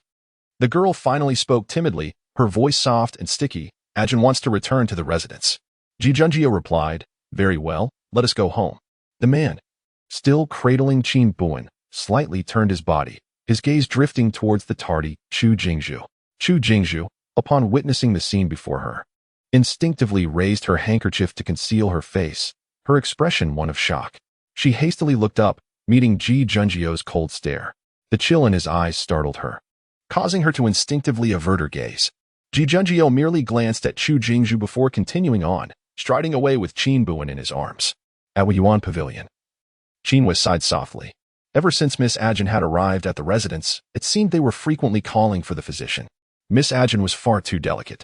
Resolving this in her mind, Qin determined to prepare more nourishing meals for her in the future to help restore her health. Thankfully, Miss Ajin had merely fallen into the water and was not seriously harmed. After taking her medicine, she fell asleep. The lord had gone to change his clothes, and Cha Qing, along with Qin, closed the door and exited the room. Cha Qing then let out a sigh of relief. Thank heavens they are both safe. I was terrified. Qin echoed his sentiment. I recall the lord is not an adept swimmer. Chang'an frowned. Indeed. When I saw the lord plunge into the water, I nearly lost my wits. Qin chuckled at his words. It seems the lord has someone he cares for. Chang'an scratched his head in confusion. Huh? If I told you, you wouldn't understand. When Cha Qing entered the room to find his master, Ji Junjio had already changed his attire. The man's still damp hair cascaded down in soft waves over his shoulders, exuding an aura of serene restraint. Ji Junjio was engrossed in a book, maintaining a composed demeanor. Upon hearing the noise, he lifted his gaze slightly to Cha Qing. My lord. Cha Qing bowed respectfully. Ji Junjio nodded slightly, retrieving a letter from his desk and handing it to Cha Qing. Take this to the Chu family. Cha Qing accepted the envelope, unable to suppress his curiosity. My lord, what is this? Ji Junjio lowered his eyes, his tone cool. An explanation. Ah? Cha Qing was puzzled. Ji Junjio lifted his gaze, his dark pupils icy. I require an explanation from the Chu family. Understanding dawned on Chang'an. My lord, do you believe that Miss Ajin's fall into the water was not an accident? Ji Junjio remained silent. Chang'an clasped his hands in salute. This subordinate shall attend to it immediately. Moreover, Ji Junjio spoke softly, instructing, I shall visit the palace tomorrow. Do not make it widely known. Understood, my lord, replied the subordinate. The following day, when Qin Buwen awoke, Qin had already prepared breakfast. Where is the lord? Qin Buwen blinked and inquired. Qin smiled. It seems the lord has gone out on business and will not be at home today. Qin Buwen nodded. After having breakfast, she took the opportunity to leave the Yuan Pavilion under the pretense of setting up a stall. Today, she intended to venture onto Chang'an Street in search of fortune. With the cloaked figures lurking in the shadows, her presence in the open was decidedly perilous. If that shadowy figure merely sought the jade ring, perhaps it would be wise to acquiesce. Furthermore, given the man's formidable skills, there might be an opportunity to negotiate terms. With these thoughts in mind, Qin Buwen set up her stall and made her way toward the bustling areas of Chang'an Street. The street was alive with a throng of people, and as Qin Buwen aimlessly wandered, she noticed a significant number of individuals converging towards the western end of the street. What is happening? She casually queried an elderly man nearby. "Good sir, what draws everyone to the West Street?" The old man hastily replied, "My dear girl, are you not aware? Lord Yin Ang is distributing porridge and silver at the West Street. If you tarry, there may be none left." With that, the old man hurried away. Intrigued, Qin Buwen joined the crowd and proceeded onward. At the end of the West Street stood a makeshift shelter, flanked by armed officials. Behind the shelter, numerous sacks of grain were stacked high, as Yin Tong's aides distributed porridge and silver to the lined-up beggars. Yin Ang sat upon a chariot, observing the lengthy queue with a placid gaze. Qin Buwen found the situation peculiar. Was it not risky to open such an event to the entire city of Chang'an? Surely, some citizens might seize the opportunity to masquerade as beggars in pursuit of silver. Yet, her curiosity was soon satisfied. When a man in tattered clothing approached to request porridge and silver, Yin Tong's eyelids flickered slightly. The official beside him dutifully inquired, "Name, place of origin." "Zhao Ting." "From Zhao Pass," the man replied. Yin Tang raised his gaze slightly, addressing the man, "Son Yi, residing in the northern street of Chang'an, with 2 sons and a daughter. Your wife has passed away." The man widened his eyes in astonishment, staring at Yin Ang. "How do you?" Yin Ang maintained a gentle smile. "I have stated before. Those who are not beggars are ineligible for rations or silver." As soon as the words left his lips, 2 soldiers appeared beside the man, forcibly escorting him away. The man's cries and pleas echoed throughout the queue, causing many with ulterior motives to flee in disgrace. This display of authority evidently served as a warning. Qin Buwen raised an eyebrow. How could she have forgotten that Yin Ang was quite astute? Watching the composed and dignified Lord Situ, she couldn't help but smile. Qin Buwen did not stand in line. She remained in a corner nearby. Just as she prepared to turn and leave, she overheard a hushed conversation emanating from the shadowy corner. "This banquet has caused our grain to go unsold. He must be taught a lesson." Indeed, he deserves to be taught a lesson. He is merely a cripple, yet he truly believes he possesses some measure of power. "In a moment, we shall." "Very well, let us proceed as you suggest." Qin Buwen, overhearing this, felt her expression grow cold. As she turned to follow the sound, she noticed the 2 men from the corner had blended into the crowd. With so many people around, it was not an opportune moment to act. Qin Buwen lowered her gaze slightly, contemplating this, and followed behind the 2 men, joining the line. The queue of refugees moved forward in an orderly fashion, and soon it would be the turn of the 2 men at the front. Just then, the stout man nudged the taller one, who, unwilling to yield, retaliated with a shove. After several exchanges, the 2 men began to shove each other vigorously. "Damn it! How dare you push me? Are you tired of living? Who do you think you are? I was clearly here first, and you dared to cut in line. You must want to die?" Their scuffle caused the entire line to descend into chaos. At that moment, the tall man pushed the stout man towards Yin Tan, who seized the opportunity to step back a few paces, then shouted fiercely and lunged at Yin and with a knife. Chapter 49. A Heroic Rescue. My lord, Mingyan, who was maintaining order nearby, rushed over in haste. Sitting in the chariot of the martial hero, Yin Tang remained impassive, observing the stout man approaching him with a dagger, a sinister expression on his face. However, the burly man barely reached Yin Tang before he seemed to be struck at the knee by some unseen force. With a wail, he collapsed to the ground. The tall figure witnessed this and attempted to advance, but in the next moment, something struck him from behind, sending him sprawling onto the ground. Yin Tang's brows arched slightly, a flicker of emotion dancing in his beautiful eyes. He lifted his gaze, slowly focusing on the figure behind the 2 men, Qin Buwen. Seeing Qin Buwen did not surprise Yin Tang. He merely nodded at the young woman.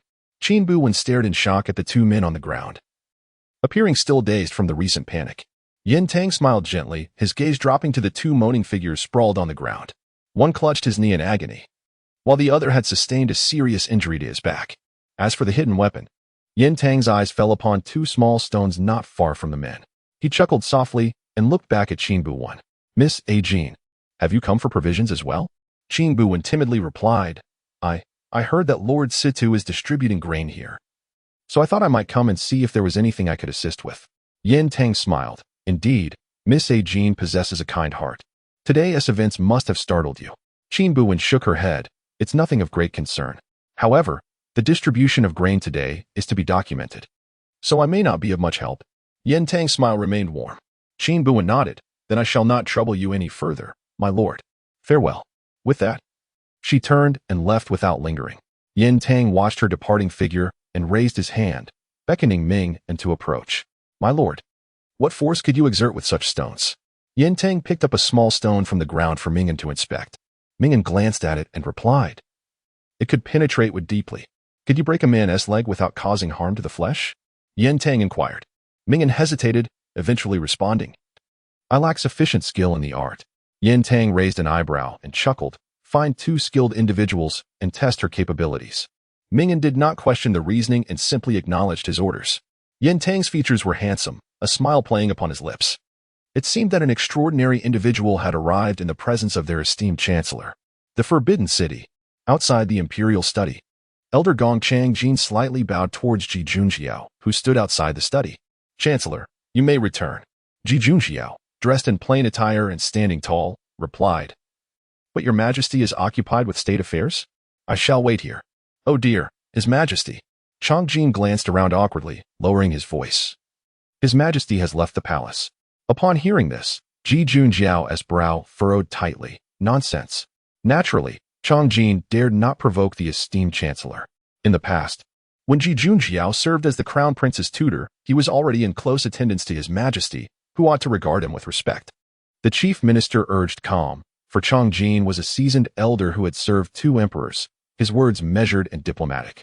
His Majesty, disguised for a private visit, merely wished to observe how Minister Situ managed the displaced populace, intending to assess him. Ji Junjiao furrowed her brow and pressed her lips together. "Master Chang'an, you must dissuade His Majesty. The number of refugees in Chang'an is overwhelming. If a mishap were to occur, what would become of our nation?" Chang'an nodded earnestly. Bowing slightly, "Your Excellency speaks wisely, yet you know well the Emperor's temperament.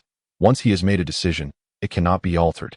Rest assured, there are over a dozen shadow guards covertly protecting him. He will not come to harm." Ji Junjiao understood that she would not see His Majesty today. "I shall seek an audience again tomorrow. Please keep today's events confidential." "Of course, I comprehend fully," replied the old servant. Qin Buwen recognized that her actions in broad daylight had been somewhat hasty. Yet, the thought of the 2 individuals potentially posing a threat to Yin Tang was uncontrollable. He was already incapacitated, and she would not allow any further misfortune to befall him. As she walked through the bustling streets of Chang'an, Qin Buwen sensed something amiss and turned slightly. Someone was following her. It was likely that Yin Tang had sent someone to test her resolve. Preferring to avoid confrontation, she considered utilizing the labyrinthine alleys of Chang'an to elude them. With a swift movement, she vanished into a narrow passageway. The vibrancy of Chang'an was not solely due to its populous nature. It teemed with life, featuring 32 pleasure boats and 64 brothels, with countless streets and alleys intertwining. Qin Buwen navigated through the small lanes, seeking an opportunity to shake off her pursuers. However, they seemed to have caught on to her intentions. And at the far end of a deserted alley, they suddenly appeared before her. Qin Buwen frowned slightly. This was troublesome. If she incapacitated them here, it would mean Yin Tang's test had succeeded. Yet, should she choose to maintain her guise, would she not be inviting an unnecessary beating? With a furrowed brow, she feigned a demeanor of fear, stammering, "Who are you? What do you want?" 3 or 4 masked men encircled her, offering no words as they slowly advanced. Cornered, Qin Buwen surveyed her surroundings, her gaze darkening. There was no way out. She certainly did not wish to be beaten. If Yin Tang suspected her, so be it. For he could never discern her true identity. Resolute, she tightened her fists, just as she prepared to swiftly deal with the man. A refined and melodious voice floated from nearby. Alas, in broad daylight, how can there still be those who would forcefully seize a maiden? Upon hearing that voice, Qin Buwen froze in place. 5 years had passed, perhaps even longer. She had thought that she would not immediately recognize his voice. Yet, the moment he spoke, she did. "Who?" The masked individuals turned toward the sound. A man, resplendently dressed and holding a folding fan, approached them with deliberate grace. A man, with a folding fan obscuring half of his face, revealed only a pair of striking fox-like eyes. He chuckled softly and said, "You may call me the handsome young master." The leader of the cloaked figures snorted coldly. "This matter does not concern you. Keep your distance." The man clicked his tongue, shaking his head in mild disapproval. "You are mistaken. Upon witnessing a beauty in distress, it is only noble to draw one's sword in aid. How could it possibly be deemed irrelevant?" The black-clad figures, seeing the unfolding scene, ceased their verbal sparring and charged towards Qin Buwen.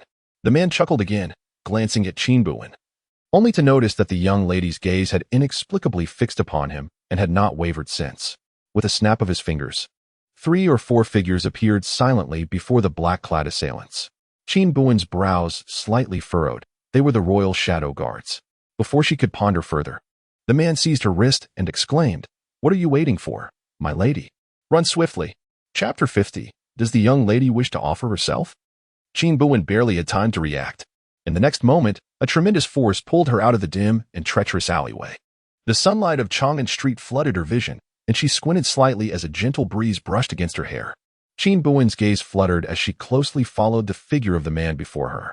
Suddenly, memories from many years ago surfaced, when she had accompanied the late emperor on a campaign and had sustained a grievous injury during an enemy attack.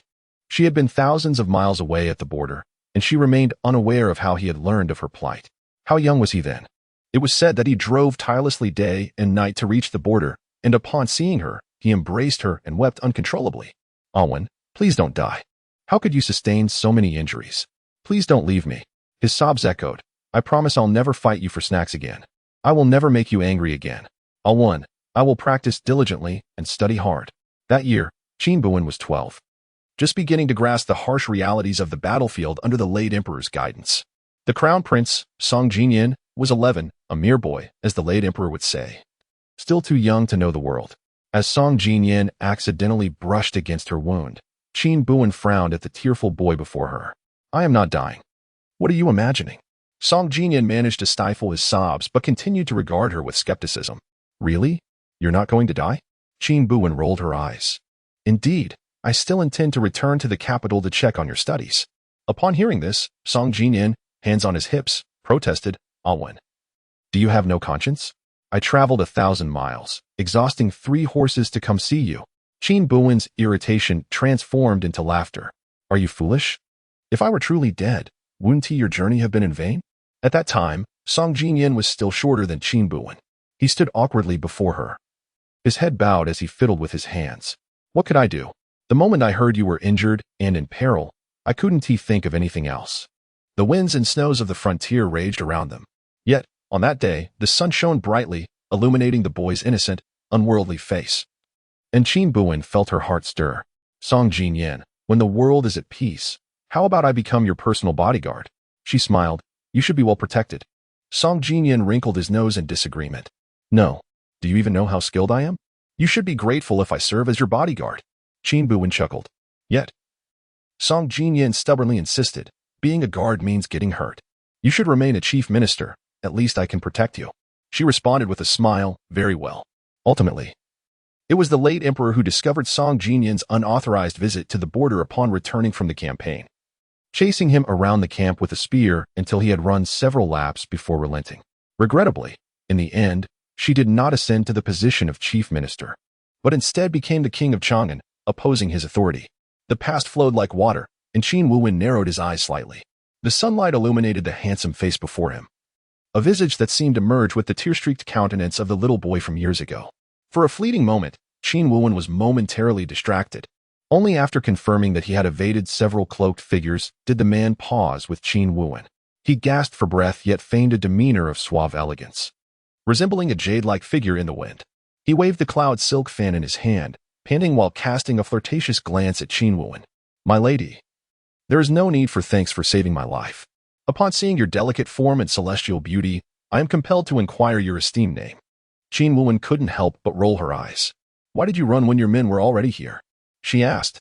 "Ah, my lady, you misunderstand," the man replied, fanning himself with a look of trepidation. "Those men appeared quite fearsome, and my retainers are but weaklings, merely putting on a show. Of course, I had to flee." Qin Buwen was rendered speechless. If the shadow guards hidden in the dark heard their master claim to be powerless, one could only imagine their thoughts. However, Qin Buwen surmised that Song Jinyan had likely sneaked out, taking care not to reveal his identity. She surveyed her surroundings. The streets of Chang'an were bustling with voices and throngs. Indeed, it was not a suitable place for conversation. "Come with me," Qin Buwen urged, leading Song Jinyan to a spacious area. She furrowed her brow as she gazed at him, momentarily unsure of how to begin. Should she reveal that she had been reborn? Or that she had directly arrived 5 years into the future? Yet, who would believe such tales? Qin Buwen remained silent, her furrowed brow conveying an entirely different message to Song Jinyan.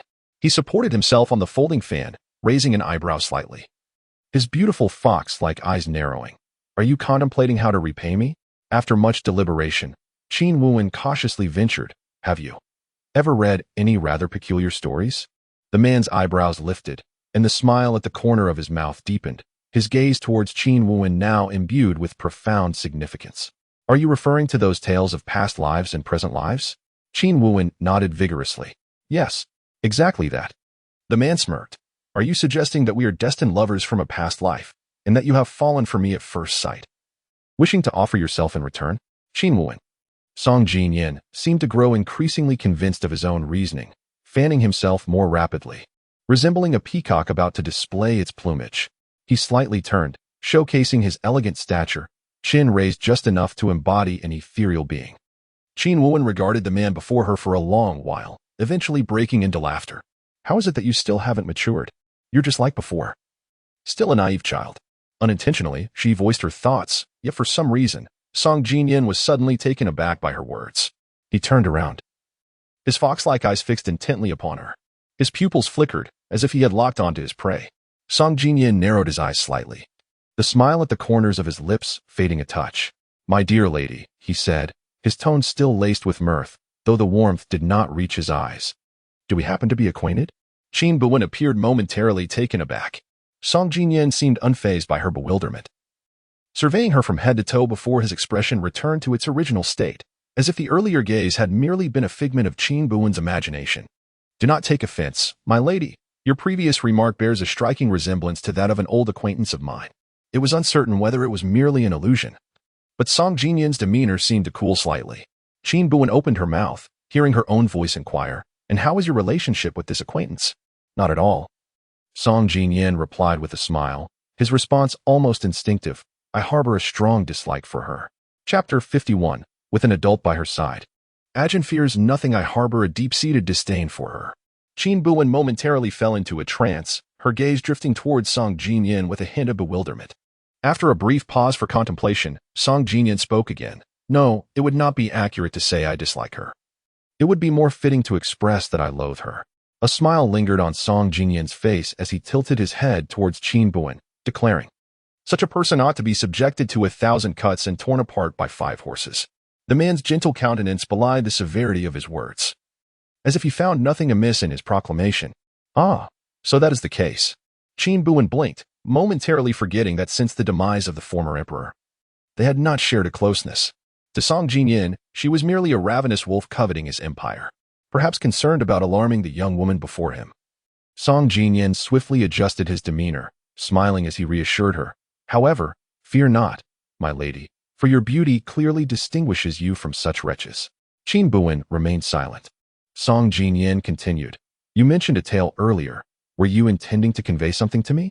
Qin Buwen opened her mouth, only to feel an unexpected heaviness in her chest.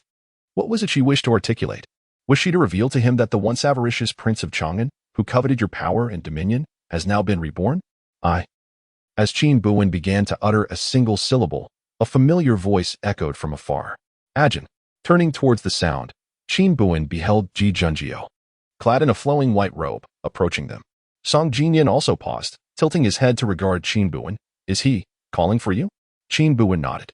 Upon reaching her side, Ji Junjio clearly noticed Song Jinyin's presence and frowned disapprovingly. "Your Majesty." "Young master, you should not be out here." Having feared Ji Junjio since his youth, Song Jinyin felt utterly cowed under the current circumstances, unable to utter a single word. "You are quite right," he mumbled meekly. The earlier bravado evaporated. Ji Junjio pursed his lips, then turned to Qin Buwen. "Ajin, do you know each other?" It was unclear whether it was merely Song Jinyin's impression, but he felt that the chief minister's tone towards this young lady was markedly more gentle than that directed at him. Upon seeing Ji Junjio, Qin Buwen transformed into a delicate figure, walking timidly behind him and speaking in a soft voice. "I am not well acquainted with this gentleman. Why is she so bashful?" Song Jinyin squinted and chuckled, fanning himself with his tattered fan, having previously declared his willingness to commit himself. "Commit oneself?" Ji Junjio articulated the phrase with a frosty tone. Qin Buwen, hiding behind Ji Junjio, shot a fierce glare at Song Jinyin, her eyes brimming with threat. Song Jinyin, noting the expression on Qin Buwen's face, belatedly looked up to meet the cold gaze of the man before him. He hastily forced a smile, I was merely jesting. Ji Junjio's eyes remained icy as he addressed Qin Buwen. Ajin, let us return home. I have matters to discuss with this young gentleman. Understood. Qin Buwen cast a sharp glance at Song Jinyan, making a gesture as if to seal her lips, signaling him to refrain from speaking indiscreetly. Upon witnessing this, Song Jinyan hurriedly nodded in understanding. However, to Ji Junjio, this warning took on a somewhat different significance. Ji Junjio shot Qin Buwen another look, prompting her to swiftly withdraw her gesture and discreetly slip away without uttering a word. Only then did Ji Junjio turn his attention to Song Jinyan. With the departure of others, the pretense between sovereign and subject could be laid aside. Ji Junjio slightly inclined his body, signifying about a Song Jinyan, Your Majesty. With the current turmoil in Chang'an, it would be unwise for you to leave the palace. Song Jinyan smiled. What the chief minister says is entirely correct. I shall take heed. Ji Junjio, unfazed by Song Jinyan's admission of fault, simply remarked, You must transcribe the Ziji Tongjian as a punishment.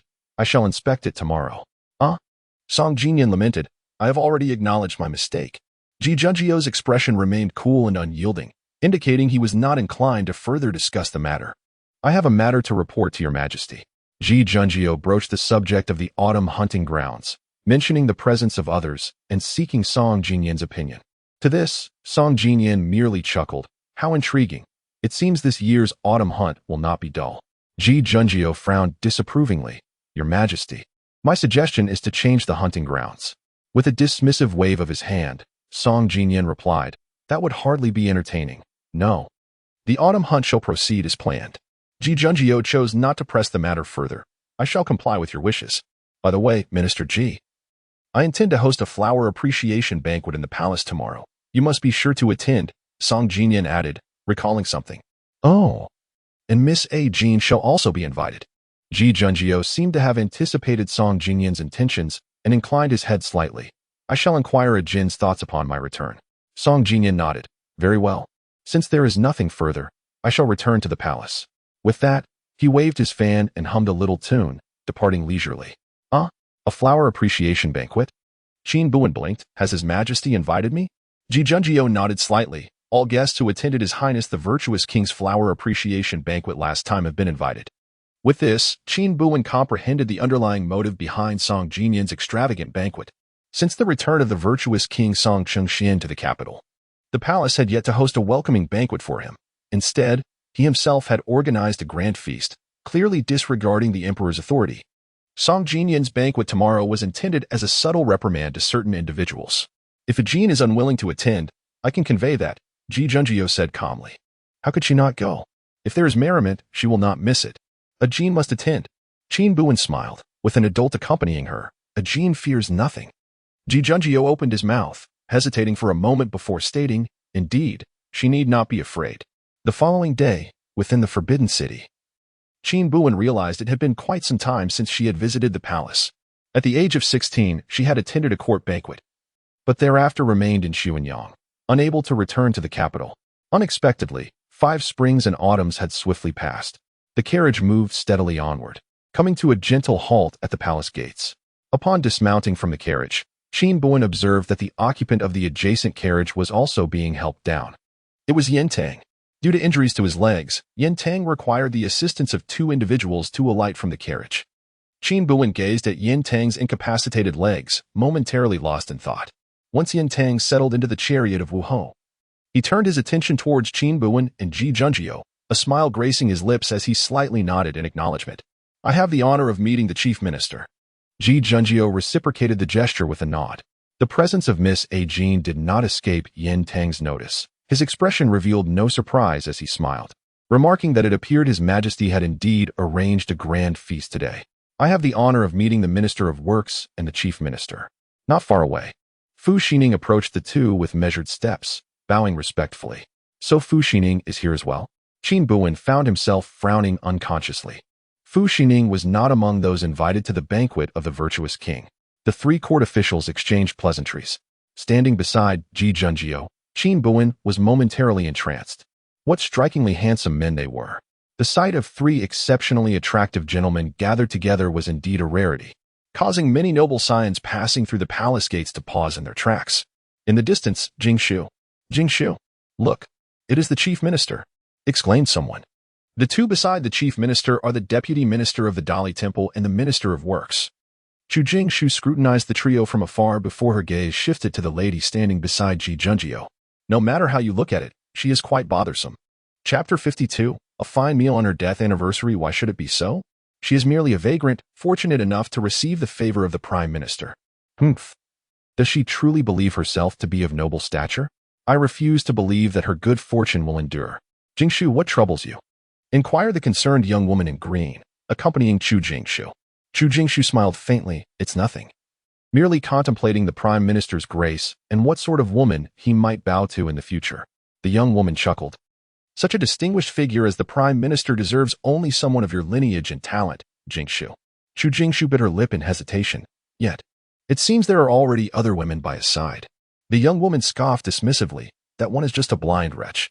Fear not, Jingshu, at the banquet. Watch how I make her disgrace herself. A slight smile tugged at the corners of Chu Jingshu's lips as she chose to remain silent. Meanwhile, Yin Tang had evidently sensed the tension.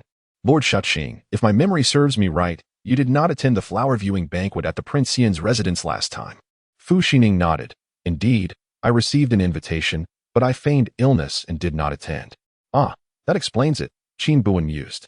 Fu Xining upheld a reputation for integrity, rarely indulging in the extravagant feasts that characterized the interactions between monarchs and ministers. Had it not been for the emperor's invitation today, he likely would not have come. The group proceeded toward the palace gates. Does the prime minister know what day it is today? Yin Tang began. His tone light as he rode in a carriage pushed by Ming, and Ji Junjio maintained her composed demeanor, gazing ahead. Upon hearing Yin Tang's question, Qin Buwen frowned slightly. What day could it be? She glanced up to find Fu Xining's expression somewhat grim. An air of subtle tension enveloped the three.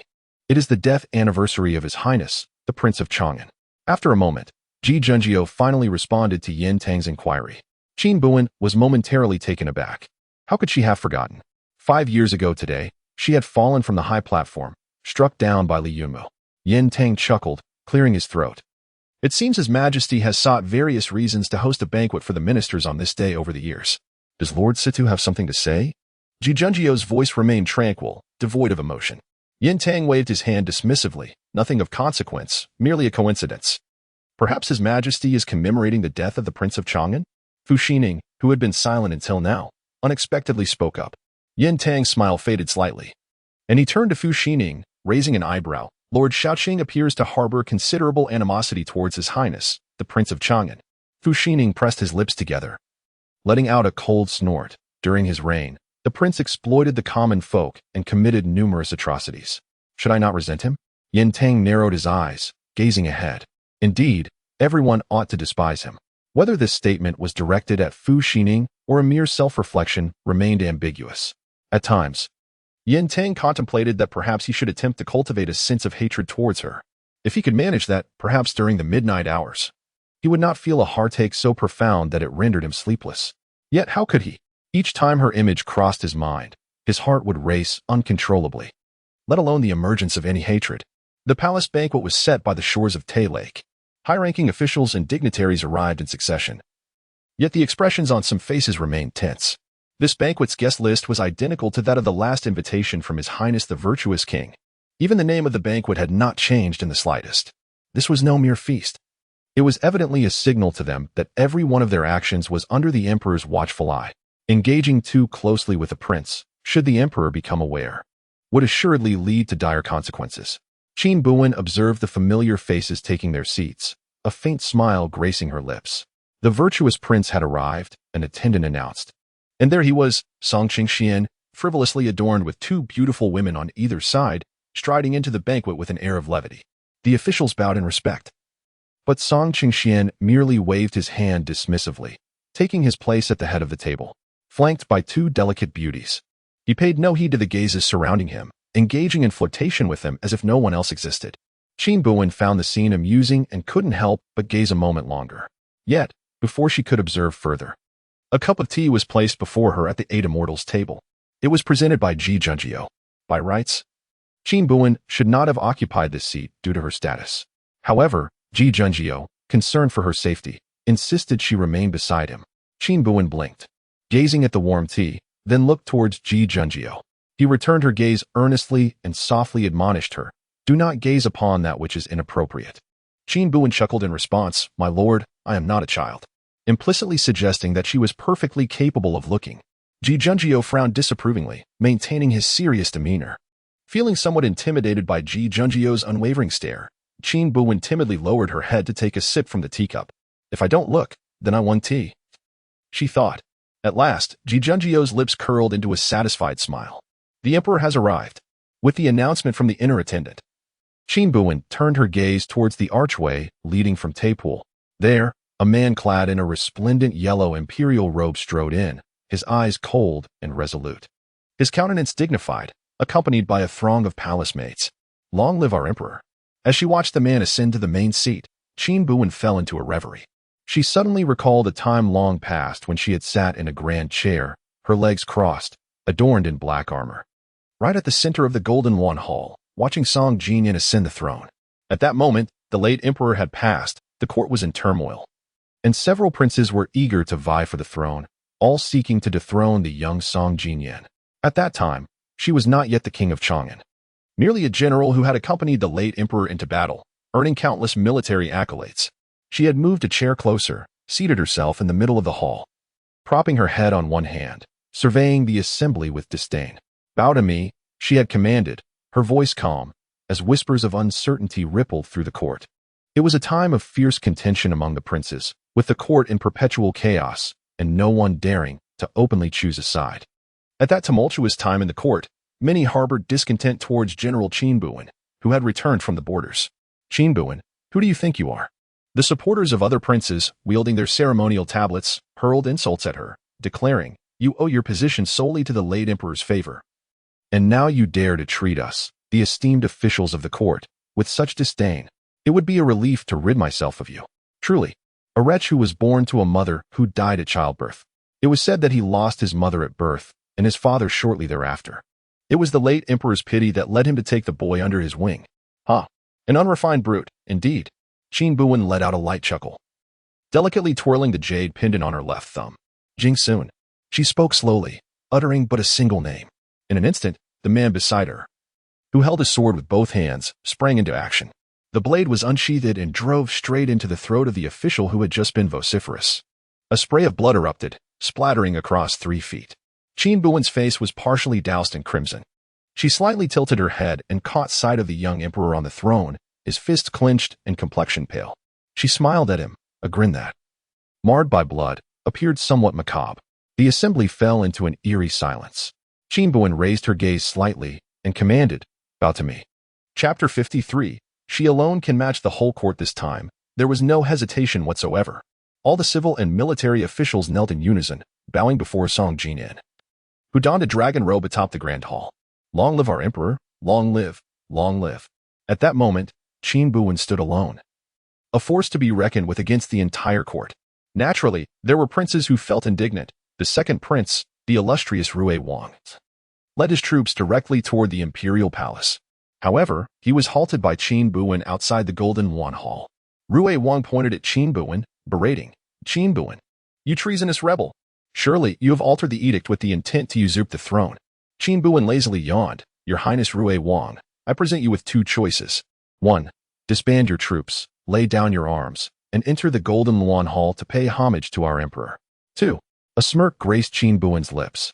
To establish a grand legacy, it indeed requires brave souls like your Highness to march forth and meet their demise. Rui Wang furrowed his brows. Qin Buwen, you traitor. My dynasty has flourished for a century. When have I needed an outsider like you to dictate the realm? What rationale is this? Qin Buwen's gaze was indifferent. Rationale? In the next moment, countless troops from the Qingping army surged into the vicinity of the Golden Wan Hall, surrounding Rui Wang's forces completely. A glint of bloodthirsty delight flashed in Qin Buwen's eyes. Why not engage in a discussion about rationale with my Changping army, Your Highness Rui Wang? A flicker of unwillingness crossed Rui Wang's eyes. Qin Buwen, you chose Song Jianyan as emperor merely because you perceive him as young and easily manipulable. Let me tell you, you have been deceived by Song Jianyan. Qin Buwen raised an eyebrow. Indeed, it is precisely because I find him easily manipulable. She then toyed with the jade ring on her finger, languidly continuing, Your Highness Rui Wang, remember this. It is not Emperor Song Jianyan who selected me. Rather, it is I, Qin Buwen, who has chosen him as emperor." That year, Qin Buwen stood alone upon the Golden Wan Hall, commanding the officials to bow and honoring Song Jinyan as emperor. Now, witnessing Song Jinyan once again seated naturally in the main position, Qin Buwen felt a wave of emotions. Ji Junjio, observing Qin Buwen lost in thought, misinterpreted the situation.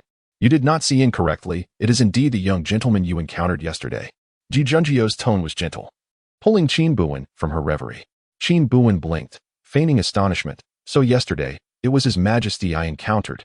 "My lord," Qin Buwen spoke with a hint of trepidation. "His Majesty will not hold my disrespect from yesterday against me, will he?" Ji Junjio laughed reassuringly. "His Majesty is benevolent and kind-hearted. He will not dwell on such matters." Only then did Qin Buwen feign a sigh of relief. Before her, Song Jinyan did not exhibit the carefree demeanor from the previous day. His lips were slightly pressed, a smile evident yet imbued with a sense of detachment and aloofness. His enchanting fox-like eyes seemed subdued, revealing a hint of coldness and authority. At today's flower banquet, the purpose was twofold: to allow everyone to appreciate the autumnal beauty of Tay Lake and to welcome the virtuous king back to the capital, to extend a warm reception. Song Jinyan smiled, his tone grave. "Everyone need not be overly formal. Feel free to enjoy yourselves." Upon finishing his words, Song Jinyan drained the exquisite wine in his cup. No sooner had he spoken than the melodious strains of silk and bamboo instruments filled the air as the dancers, with flowing sleeves, gracefully took to the floor. As the lanterns began to glow, Tay Lake revealed its vastness, divided into 3 smaller islands: Polai, Fangzhong, and Ingzhou. Each island possessed its unique charm, and the sudden autumn breeze invigorated the spirit. As the music deepened, many guests relaxed and immersed themselves in the festivities. Along the shores of Tay Lake, a multitude of guests reveled together, their cups clinking in cheerful camaraderie. Perhaps stirred by the sight of familiar faces, Qin Buwen felt a sudden desire for wine. She fumbled for her cup, only to find it filled with lukewarm tea. With a pout, she looked towards Ji Junjio and said, "My lord, I wish to drink wine as well." Ji Junjio, with a tranquil gaze, replied, "That is not permissible. Fruit wine has not been prepared for the banquet, and these beverages are prone to intoxication." Qin Buwen feigned further discontent. "But my lord, everyone else is drinking wine, and I am the only one left with tea." Ji Junjio chuckled softly, shaking his own cup of wine in front of her. Curious, Qin Buwen leaned closer to sniff it, only to discover it was also tea. Ji Junjio seemed rather humorless. Just as she contemplated lamenting her plight, a clear, melodic voice called from behind, "You must be Miss Ajin, am I correct?" Turning around, she beheld a woman clad in azure, who approached with a smile. Qin Buwen nodded. "Indeed, that is I." The woman in azure smiled warmly. "Miss Ajin, we did not have the chance to meet at the residence of His Excellency the Prince of Virtue. Today seems fortuitous. Shall we be friends?" With that, she offered a cup of wine, her expression radiating friendliness. Upon seeing the wine, Qin Buwen's eyes sparkled. She glanced back at Ji Junjio, seeking his permission. He, resigned to the situation, chuckled, "Partake sparingly." "Thank you, my lord." Qin Buwen eagerly accepted the cup from the azure-clad woman and drank it down in one gulp. Ji Junjio, intending to voice a caution, found himself encircled by approaching dignitaries, leaving him unable to attend to Qin Buwen. The woman in azure laughed. "Miss Ajin, you truly are bold." Qin Buwen returned her smile. Noticing Ji Junjio's diverted attention, a flicker of malice crossed the azure woman's eyes. She continued to smile at Qin Buwen. "Miss Ajin, I hear you have recently arrived in the capital and are suffering from amnesia?" Qin Buwen nodded. "Oh dear, then allow me to share some insights about the capital." The azure woman said with apparent goodwill, "Are you aware that His Majesty shares an exceptionally close bond with the late Prince of Chang'an? They are sworn brothers." Qin Buwen gleaned a hint of intrigue from her words. Raising an eyebrow, she inquired, "The Prince of Chang'an? Is he not regarded as a traitor? How could His Majesty possibly have such a favorable relationship with him?" A glimmer of panic flashed in the azure woman's eyes, quickly replaced by a dismissive wave and a smile. But you are mistaken. Who can truly ascertain the events of the past? If His Majesty did not hold the Prince of Chang'an in regard, would he have hosted this banquet today?" Qin Buwen chuckled softly, beginning to grasp the woman's ulterior motives. "Thus, sister, what you mean is..." The woman in green glanced around before lowering her voice, having just arrived in the capital. "If you wish to establish yourself among the powerful and influential, you must earn the Emperor's favor. In a moment, you should extol the virtues of His Highness, the Prince of Chang'an, to the Emperor." I assure you, after hearing your words, His Majesty will surely be delighted and reward you handsomely. Qin Buwen smiled at the woman in green, but inwardly cursed. Do I look like a fool? In truth, she suspected that this person believed her to be a simple country girl seeking to make her way in the capital, and thus was willing to resort to any means to curry favor with the emperor. One must admit, while the approach was rather clumsy, a genuine peasant might indeed take the risk. Unfortunately, Qin Buwen was not one of them. Thank you for your advice, Sister Xie. Growing weary of further conversation with the woman in green, Qin Buwen nodded with a smile. Satisfied that she had achieved her aim, the woman departed with contentment. Who in the capital does not know that the emperor harbors the deepest resentment towards the prince of Chang'an, who once coveted his throne? She was curious to see if the emperor would exact a death sentence upon her. Numerous guests exchanged toasts, offering compliments and expressing refined sentiments, filling the air with jubilant praises. Perhaps the atmosphere of the banquet had influenced Song Jinyin, who, after consuming another cup, recited aloud a long sword inscribed with merits and demerits, but this was merely the beginning, and the smiles of those present froze upon their faces. Even Ji Junjiu furrowed her brow upon hearing this. Yin Tang set down his wine cup, slowly lifting his gaze towards Song Jinyin, while Fu Xining's expression turned cold, his eyes cast down in silence. In that instant, the banquet hall fell into an oppressive silence. A long sword inscribed with merits and demerits? Qin Buwen frowned. This line of poetry felt remarkably familiar. The next moment, she realized with a start, wasn't this the poem she had composed years ago?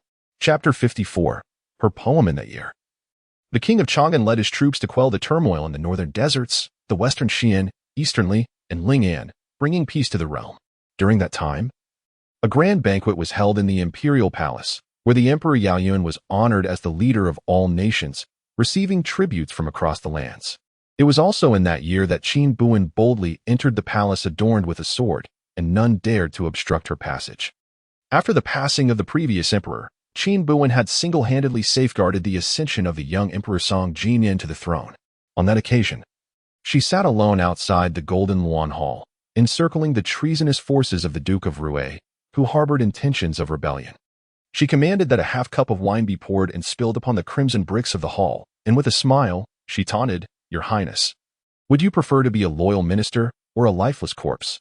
After a long silence, the Duke of Rui was the first to cast down his sword and weapons, leading his followers to kneel before the Golden Luan Hall.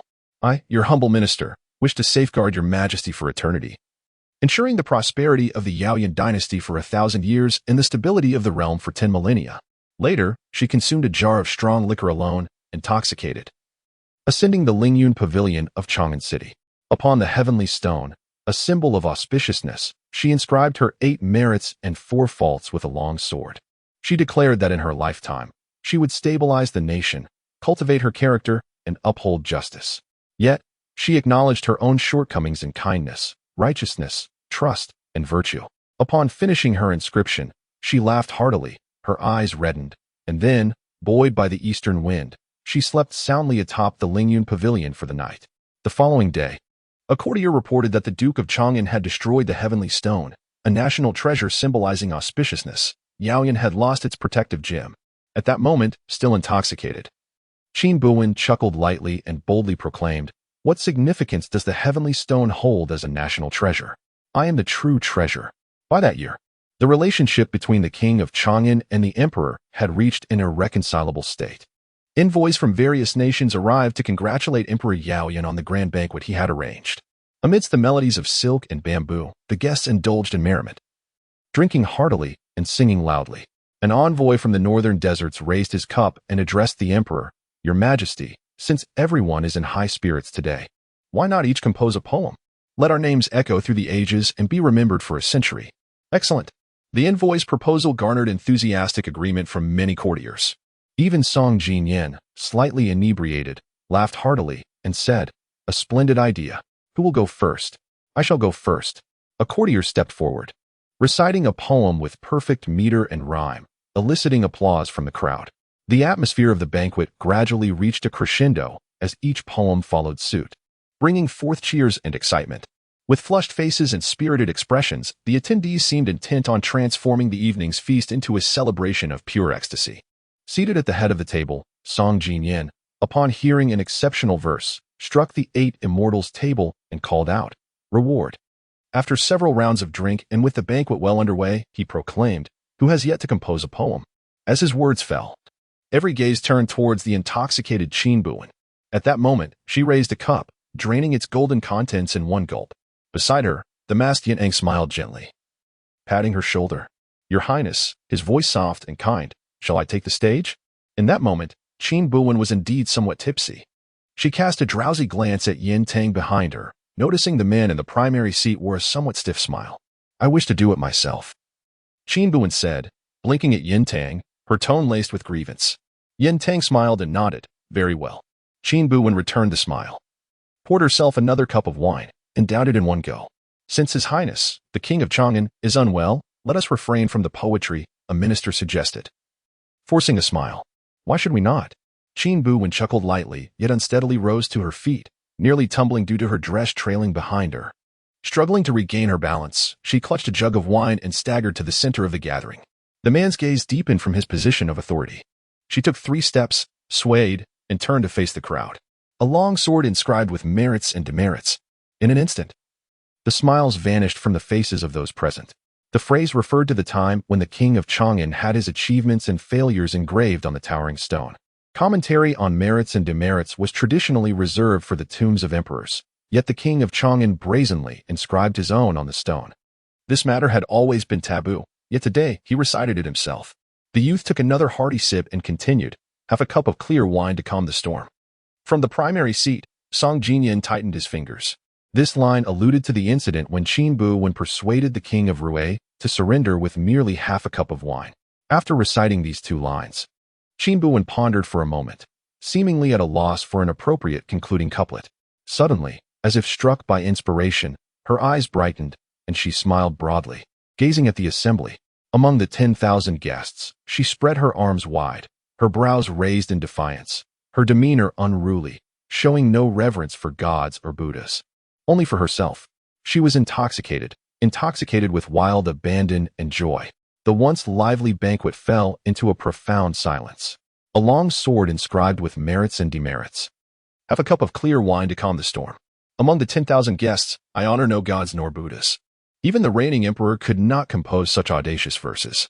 The smiles of the crowd seemed frozen, the atmosphere chilling to the core. Time passed, and then applause broke out. From the primary seat, Song Jinyan smirked and cheered. "Well done. A splendid line. I honor no gods nor Buddhas." The emperor's intentions remained inscrutable, leaving no one to fathom why he applauded, yet everyone followed suit, clapping for His Highness, the King of Chang'an. From this banquet, all were made aware of the rumored discord between the King of Chang'an and the emperor, which indeed proved true. The subsequent events faded from Qin Buwen's memory. But upon hearing Song Jinyan recite that line about the long sword once more, she found herself momentarily stunned. The audience gaped, astonished, their eyes fixed on the emperor above. As Song Jinyan recited, he noticed the unusual expressions of those present. He chuckled lazily, seemingly unconcerned, and remarked, "What is this expression, my lords?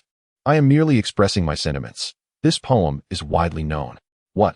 Am I forbidden to recite it?"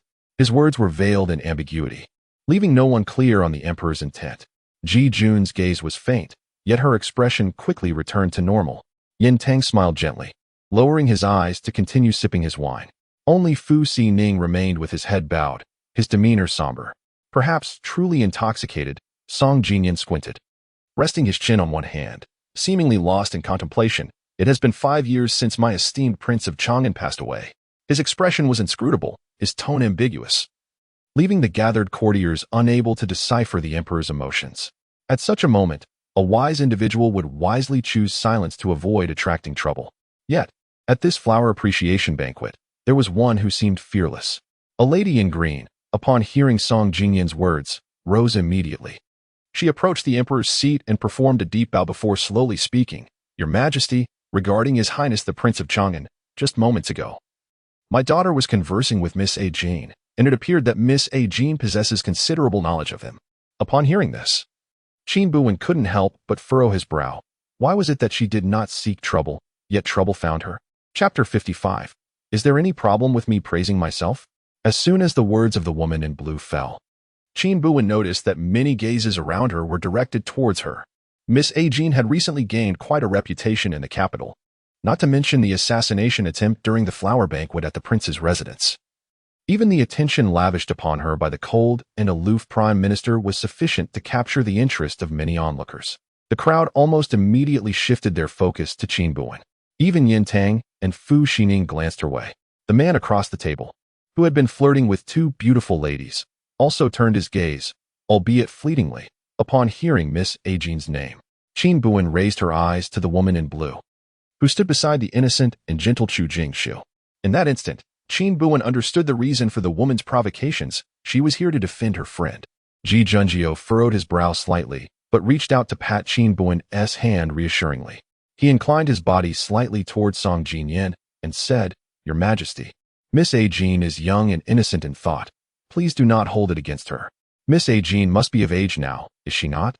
She is no longer a mere child. Prime Minister, allow Miss Aijin to speak for herself." The woman in blue chuckled and tossed the question back to Qin Buwen. Qin Buwen slowly shifted her gaze, noticing that Song Jinyan was also looking her way. It was evident that he remembered her. A smile graced his lips, though his expression revealed no discernible emotion.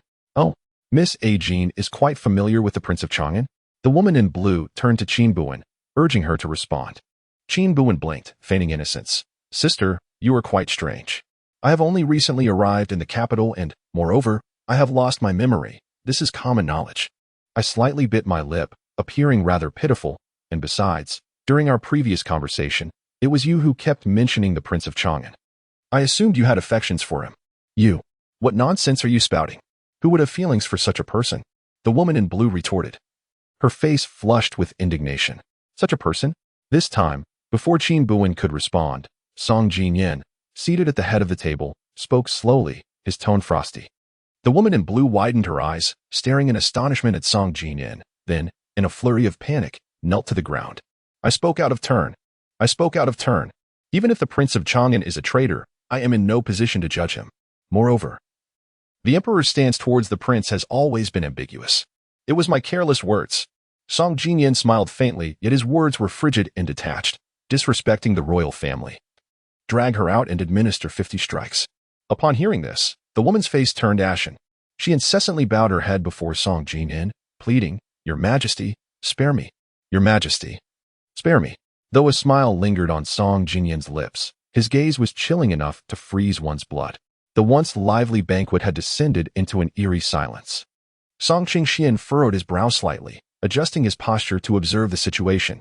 Qin Buwen lowered her head, concealing the emotions in her eyes. What, after all, did Song Jinyan mean? Did he harbor resentment towards her? Or, Miss Ajin? Before Qin Buwen could ponder further, the man in the main seat turned his gaze towards her, a smile gracing his features. "Miss Ajin, what do you think of the King of Chang'an?" Qin Buwen was momentarily taken aback. Ah? No, she had just mentioned her amnesia. How could she possess any understanding of herself? Ji Junjio spoke in a solemn tone.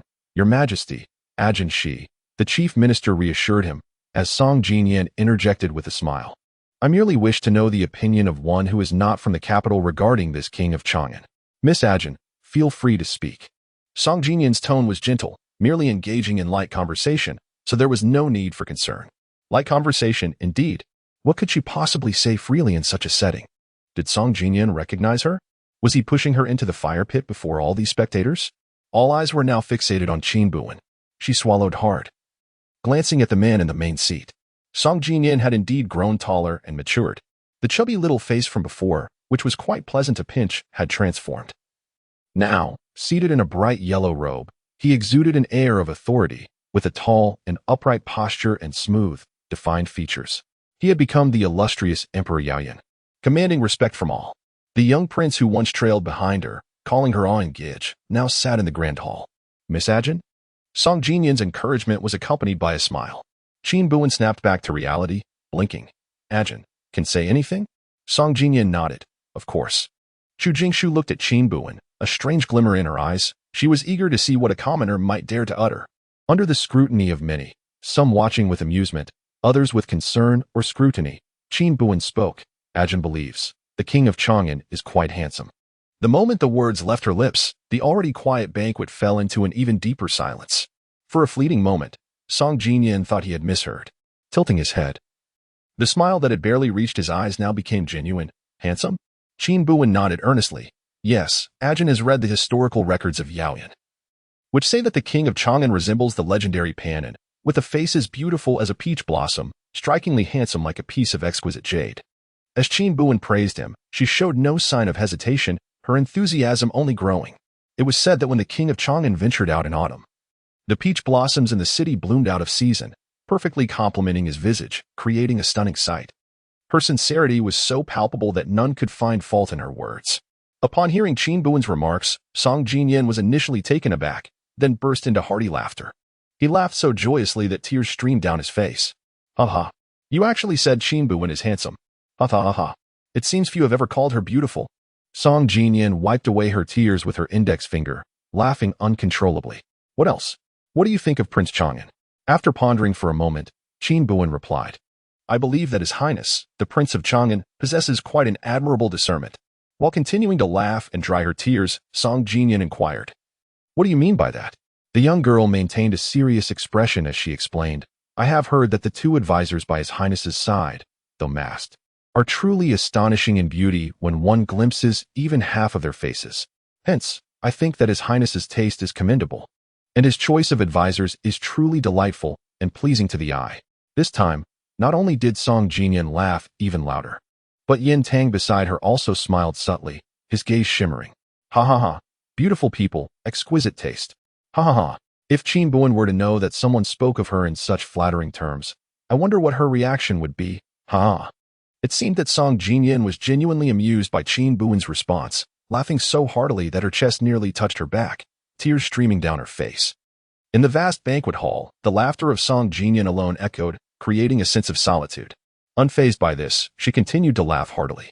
Yet, as she laughed, Qin Buwen noticed that her eyes appeared to be reddening. Chapter 56. Why haven't you come to see me yet? Why is it so cold? Song Jinyan laughed until his abdomen ached, leaning over the eight immortals' table, clutching his belly and wiping away tears of mirth. A sudden autumn breeze swept through. Qin Buwen stood rooted in place, feeling an involuntary shiver. It was indeed too cold. Song Jinyan, unable to contain his laughter, rose once more from the main seat. One hand resting on his waist, tears streaming down his cheeks. His eyes were red-rimmed. The surrounding courtiers and guests, perplexed by the scene, could only follow suit, laughing along with the emperor's evident delight. It appeared that Song Jinyan was genuinely intoxicated. He paid no heed to the feigned laughter of the guests, nor to their insincere mirth. Grasping a wine jar, he pointed at Qin Buwen and exclaimed loudly, Well said, reward. With that, he drained the spirits from the jar in one gulp. The autumn night was brisk. Song Jinyan seemed to reminisce about his youth, recalling how An would nag him while draping a fox fur over his shoulders during those autumn days. That fellow's incessant chatter was truly unbearable. Gradually, Song Jinyan's laughter subsided. His gaze flickered, half the jar of wine consumed, the other half spilled. Here was the emperor, exalted and mighty. Yet for a fleeting moment, Qin Buwen sensed a vulnerability in him, akin to that of a child. He wiped away the tears at the corners of his eyes and swayed slightly, gazing up at the solitary moon in the sky. 5 years have passed. Qin Buwen, do you harbor resentment towards me? Otherwise, why have you not graced my dreams even once in all this time? Song Jinyan, swaying, failed to notice his own garment beneath his feet and stumbled. With a thud, he collapsed onto the eight immortals' table, sending the exquisite dishes and fine wine scattering across the floor. Your Majesty! Your Majesty! Be careful! Several guests panicked at the sight. Yet, Song Jinyan merely reclined upon the table, his eyes foggy with intoxication. His bright yellow robe stained with wine, an array of delicacies lay strewn across him. Alone, he rested on the table, tilting his head to gaze at the moon.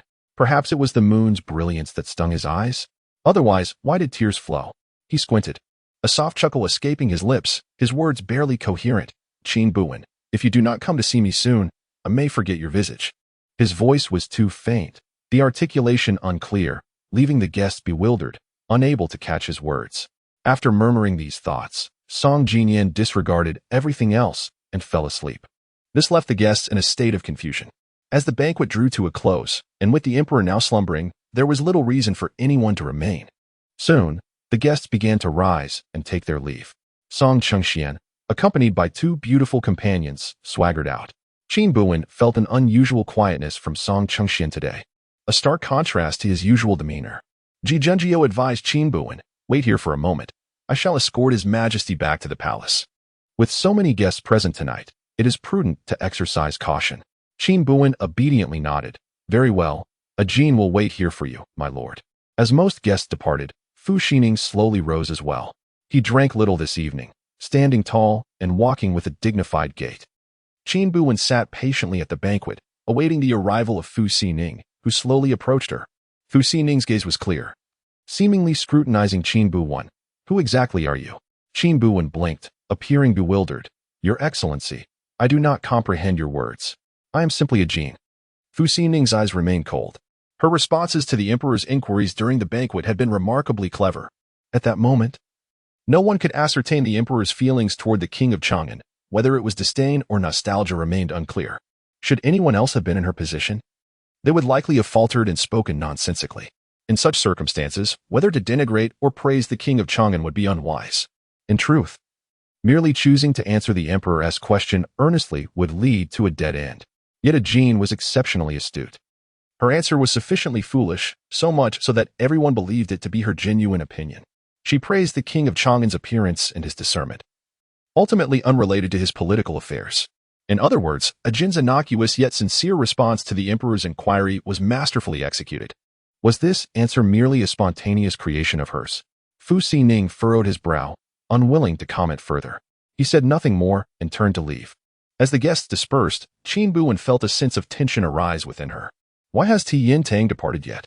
With just the two of them remaining at the banquet, Qin Buwen smiled at Yin Tang. Sir Situ, why do you linger? Yin Tang smiled, seemingly in good spirits. I am awaiting someone. Qin Buwen, puzzled, was about to inquire further when suddenly, her ears perked up. She swiftly turned her gaze and noticed a shadow darting toward the emperor's sleeping quarters. An assassin. Qin Buwen's brow furrowed in concern. This was bad. Song Jin Yin was in danger. Without a moment to spare, Qin Buwen rose, slightly bowing to Yin Tang. Sir Situ, a Jin, is experiencing some abdominal pain. If the chief minister arrives, please ask him to wait here for me.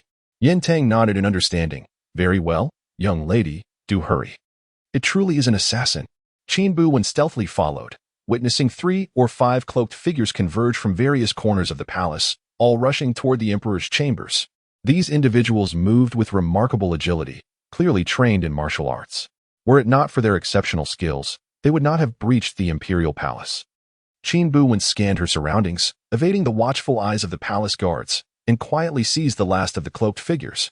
She dragged the assassin to a concealed spot, gripping his neck with one hand, and coldly demanded, "Who sent you?" In the next moment, the assassin bit down hard, coughing up blood and perishing. Qin Buwen's brow furrowed slightly as she searched his body. These assassins were all death warriors, bearing no items to identify them. Qin Buwen glanced around, hiding the assassin in the nearby foliage. For more remained to be dealt with. She was uncertain about the level of vigilance surrounding the palace at that moment, but in order to ensure Song Jinyan's safety, she resolved to eliminate all of the assassins.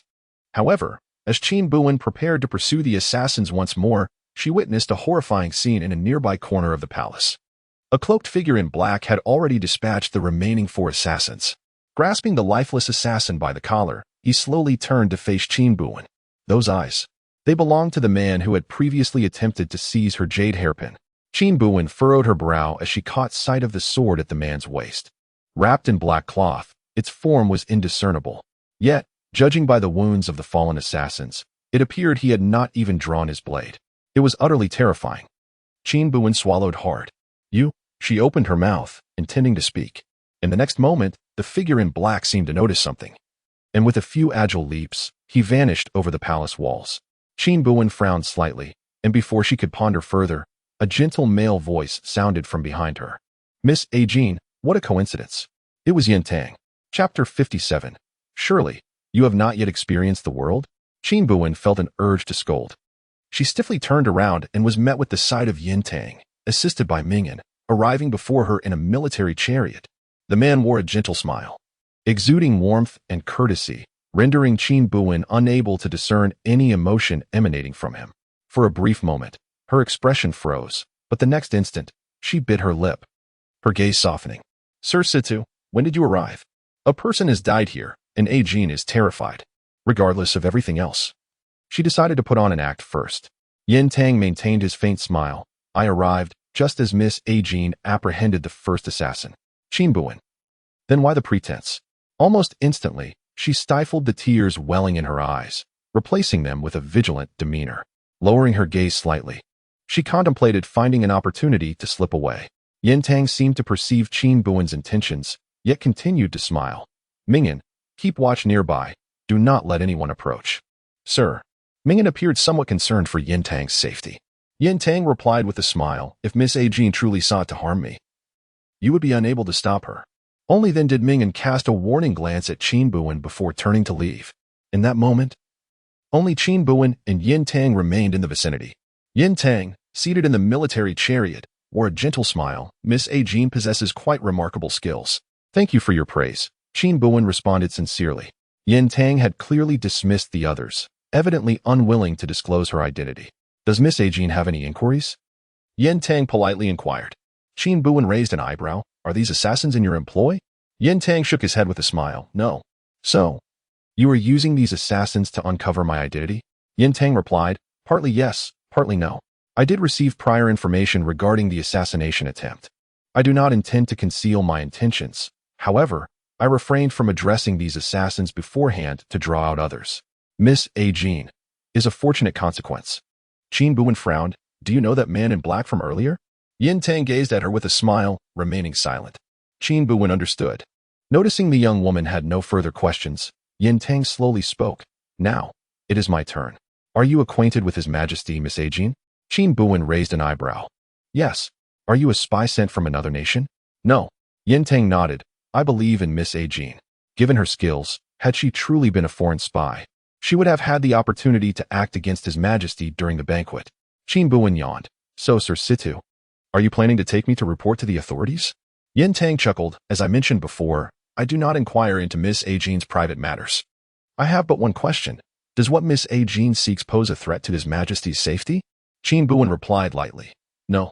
A fleeting chill flickered across Yin Tang's eyes, only to be replaced once more by his earlier gentleness. Thus, I shall address the matters here.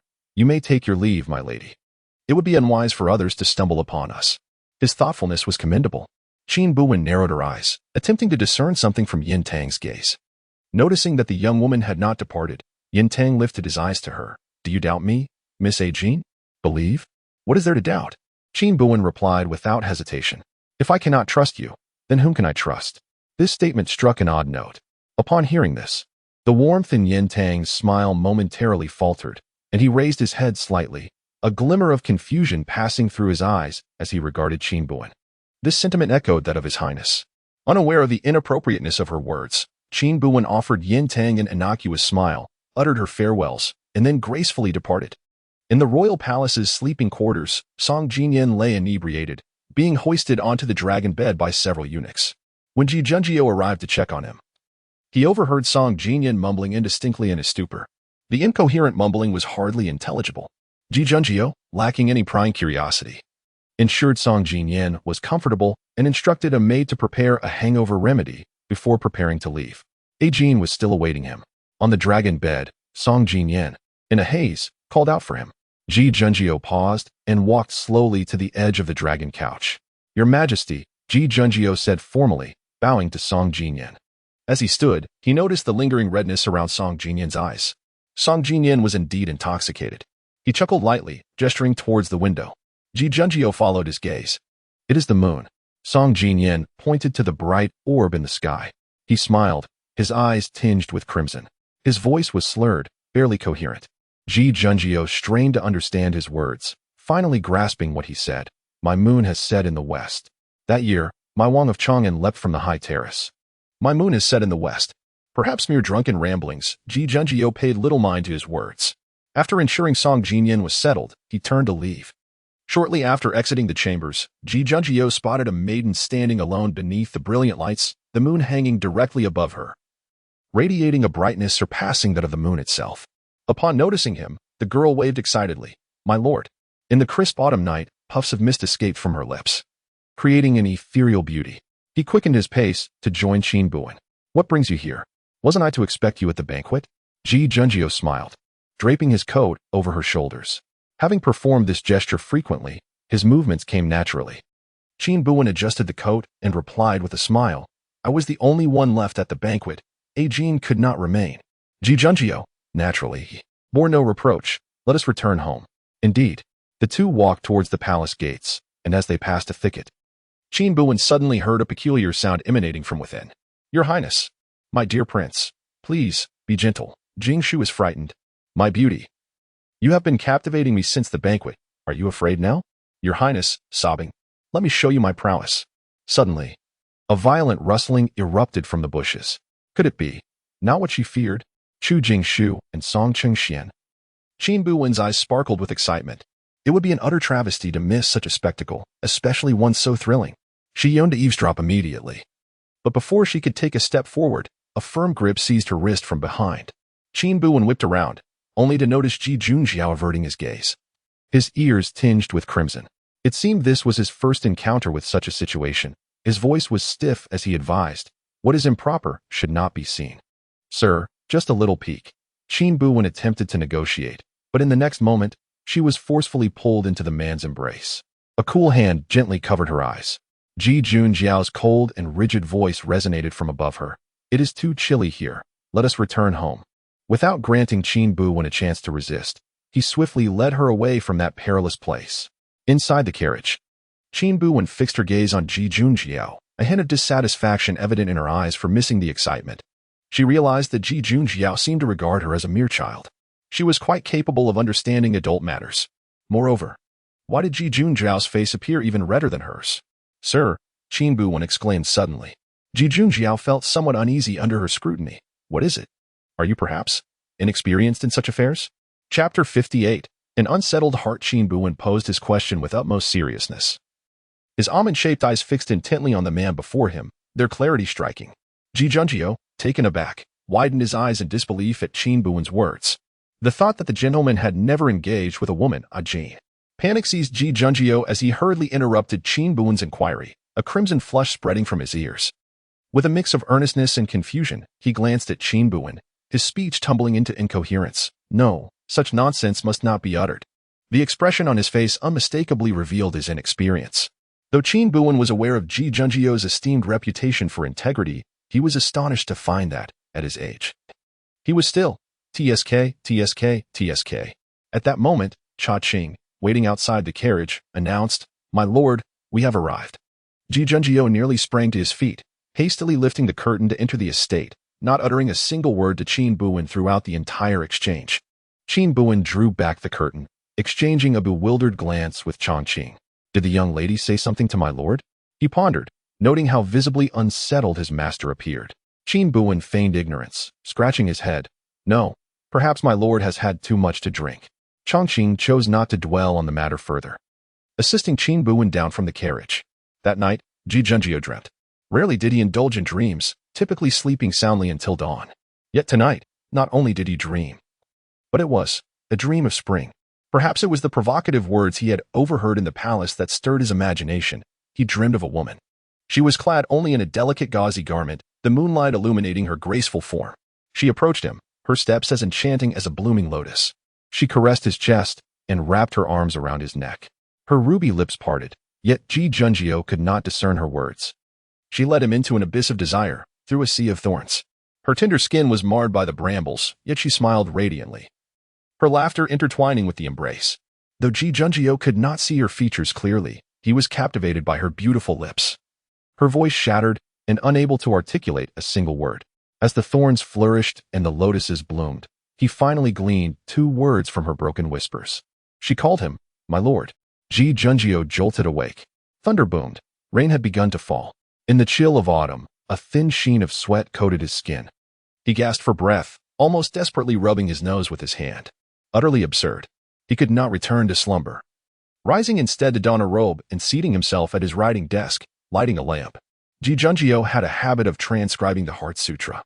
In previous years, amidst the tumultuous actions of the Wang of Chang'an, he often found solace in the nightly act of copying the sutra. Following the demise of the Wang, he had seldom engaged in this practice. Yet tonight, as he took up his brush, he found his hand surprisingly steady.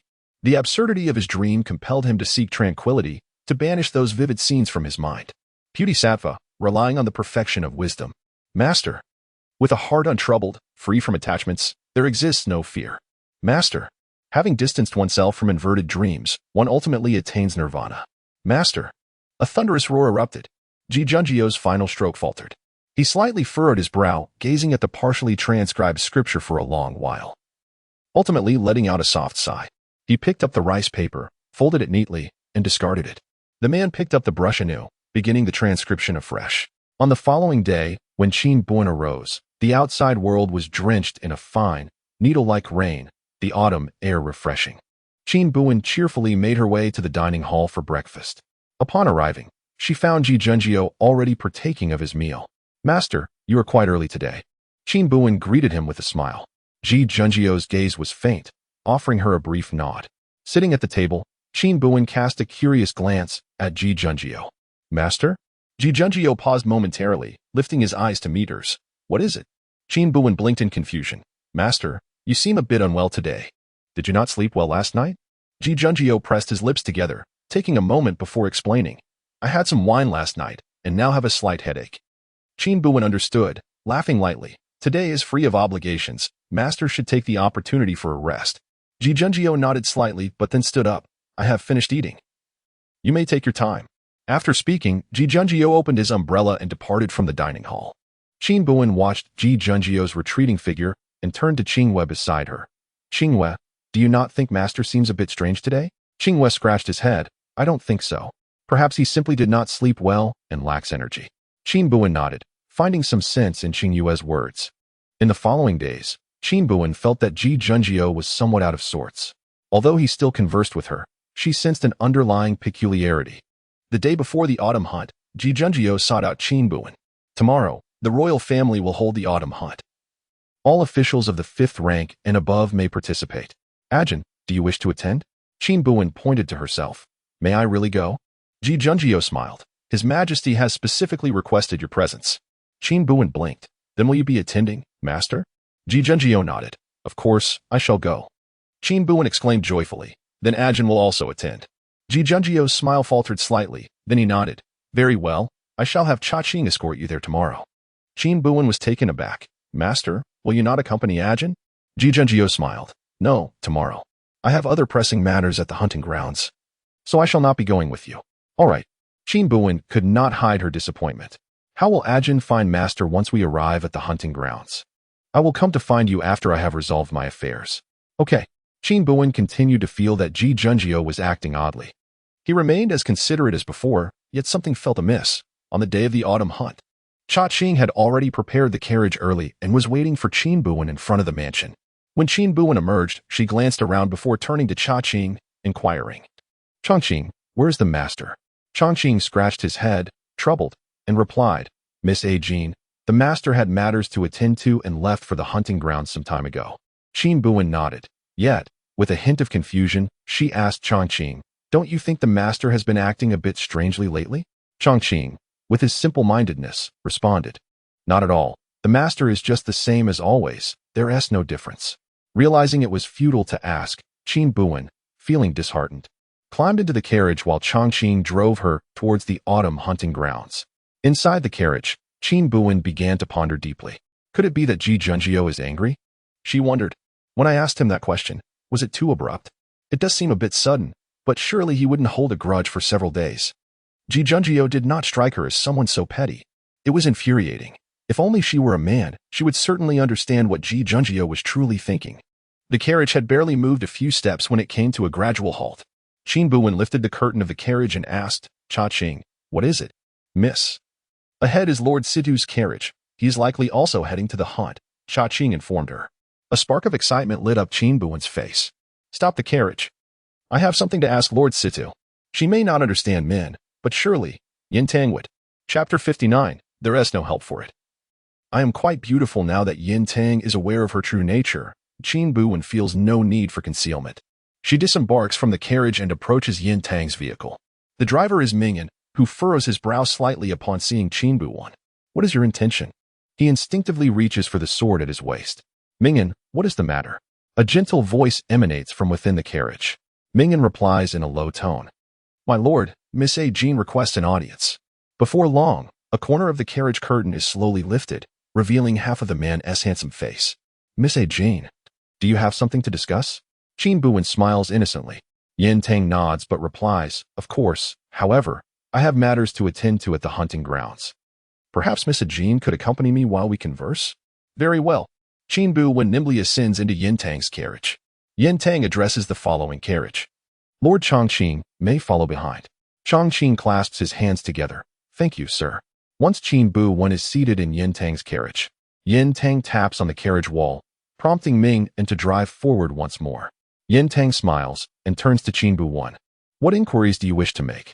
Qin Buwen frowns, pondering for a moment before stating, I have a friend. Yin Tang continues to smile and nods, encouraging her to proceed. She has upset a gentleman.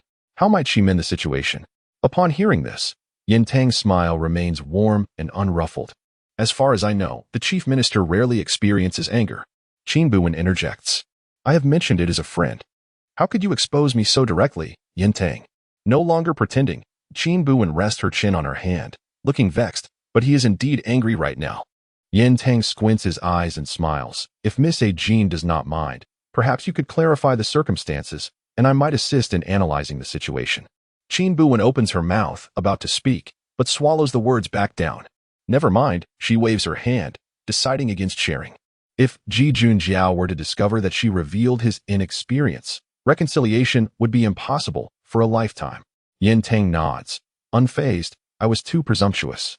After a pause, Yin Tang continues, however, I believe the chief minister rarely loses his temper. If he truly does, it must pertain to something of great significance.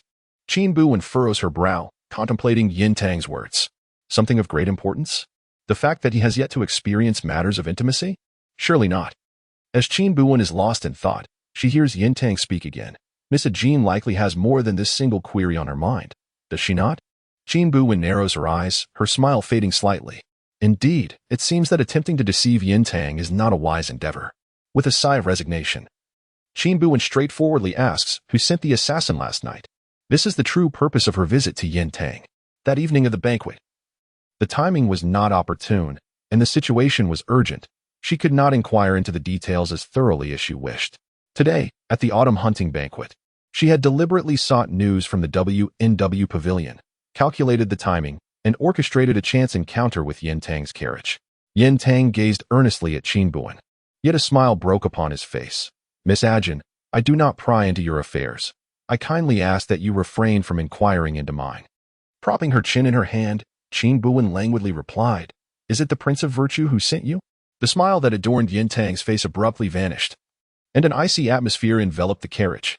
Yin Tang moved, and Qin Buwen immediately noticed the dagger concealed within his sleeve. In the next instant, the cold blade pressed against her throat, its sharp edge drawing a faint line of blood along her neck. Yin Tang exhaled a chilling breath, his lips curling slightly. What else do you know, Miss Ajin? In that moment, Qin Buwen realized her suspicions were correct. The court was no longer as it once was. Many sought to undermine Song Jinyin, eager to bring him down. After much contemplation, Qin Buwen had narrowed down the potential assailants to those among the four nations in the Prince of Virtue. Seeing Yin Tang's expression confirmed her deductions. Now that she had gleaned the information she desired, Qin Buwen felt a thrill of amusement and decided to tease Yin Tang. Unfazed, she leaned closer against the dagger. Yin Tang furrowed his brow slightly, the dagger easing back a fraction.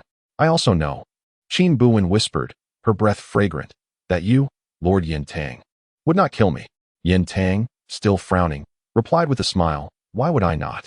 Qin Buwen yawned, stepping back lazily. Who knows? Perhaps it is because I am rather good-looking.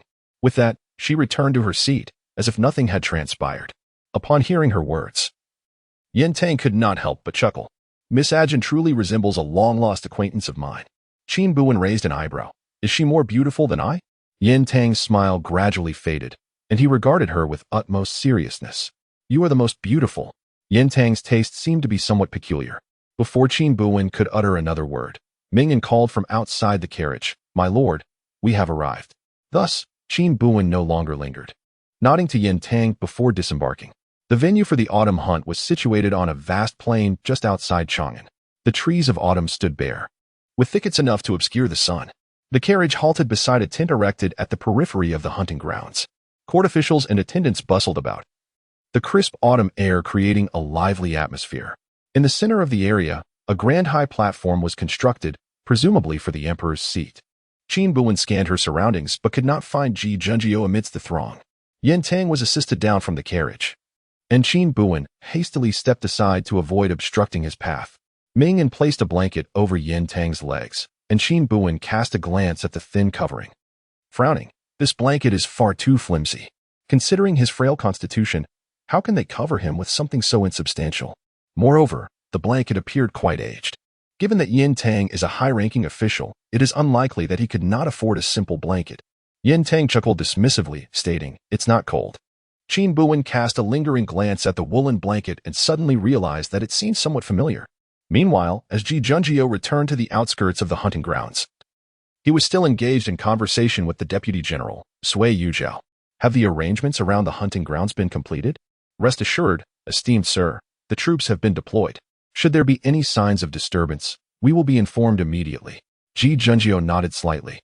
He had left the residence early today to organize the forces surrounding the hunting grounds. He wondered where a Jin might be at this moment. "Ah, sir. Isn't that young lady from your household?" Sui Yunjiao, with keen eyes, pointed out two figures in the distance. Ji Junjiu furrowed his brow slightly and followed Sui Yunjiao's gesture. He saw the young girl leaning slightly, seemingly engaged in conversation with Yin Tang. Yin Tang wore a faint smile, and the two appeared to be enjoying their discussion. Ji Junjiu pressed his lips together, attempting to force himself to look away, yet he found himself stubbornly drawn to the sight of the two. Chapter 60. You probably don't like me, right? Sui Yuzhang opened his mouth cautiously, inquiring, "Sir, this Miss A. Jean, she is a maid in your residence, is she not?" Ji Junjiu's gaze remained fixed. Hearing Sui Yuzhang's question, he slowly replied, "A. Jean is a guest in my household, not a maid." Sui Yuzhang chuckled awkwardly, sensing the peculiar tension between the two. In an effort to curry favor with the Prime Minister, he steeled himself to continue the conversation. "Though this Miss A. Jean hails from the countryside, she seems rather well-matched with Lord Situ, doesn't she? Haha. Complimenting someone's beauty is seldom a misstep." However, Sui Yunjiang noticed that Ji Junjiu's eyes had turned a shade colder. Ji Junjiu narrowed his eyes slightly, lost in thought. Today's hunt was of particular significance.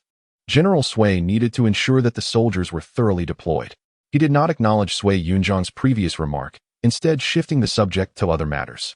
Sui Yunjiang, unable to decipher Ji Junjiu's intentions, could only nod with a forced smile. "Rest assured, Prime Minister, I shall conduct another inspection." After Qin Buwen finished conversing with Yin Tang, she surveyed the surroundings once more and finally spotted Ji Junjiu in the distance, engaged in conversation with others. Noticing that Ji Junjiu's gaze had also turned towards her, Qin Buwen's eyes sparkled as she waved at him.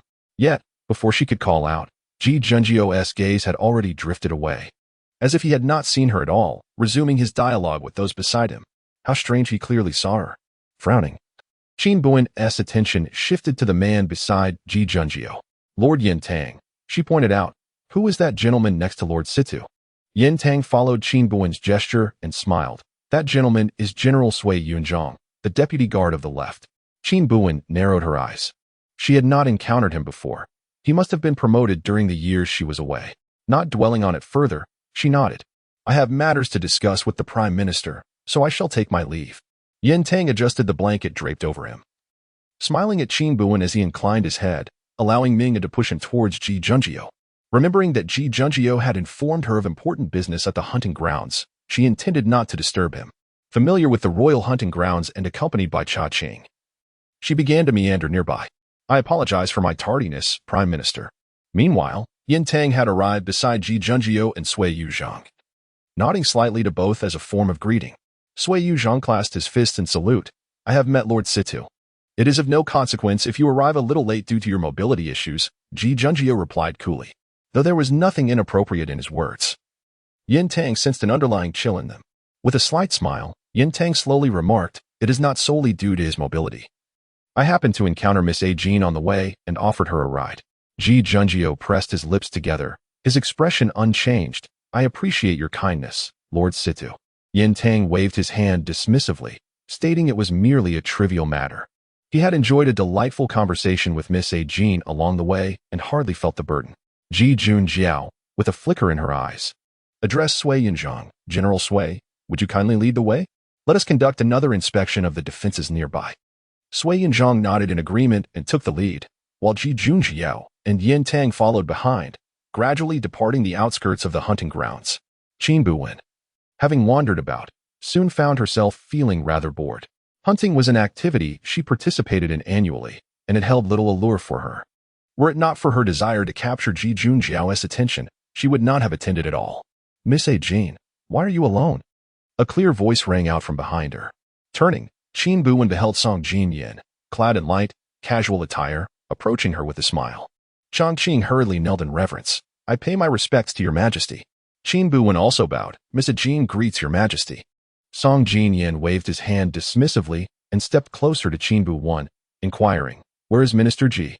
Changqing responded, "Your majesty. The minister is inspecting the defenses nearby." Song Jinyin nodded but continued to smile at Qin Buwen, "Since Miss A. Jean has nothing pressing, why not accompany me for a stroll?" Qin Buwen felt a surge of frustration. She merely wished to quietly play the role of a decorative vase. Yet Song Jinyin seemed intent on making her the object of envy. If other noblewomen were to see them, would they not band together to eliminate her? However, in the presence of Changqing, she dared not voice her objections. Thus, Qin Buwen could only comply with a smile. "As you command, your majesty." Changqing and Gong Changjin attempted to follow, but Song Jinyin halted them. "You two are to remain behind. I wish to spend some time alone with Miss A. Jean." Upon saying this, he flashed a smile at Qin Buwen, his enchanting fox-like eyes glinting with mischief. Changqing was about to protest, but was silenced by Gong Changjin. It was not until Qin Buwen had departed with Song Jinyin that Changqing finally spoke up. "Why did you not allow me to speak?" Gong Changjin looked at Changqing with exasperation. "Oh, Changqing, can't you see? His Majesty clearly wishes to share some intimate thoughts with Miss A. Jean."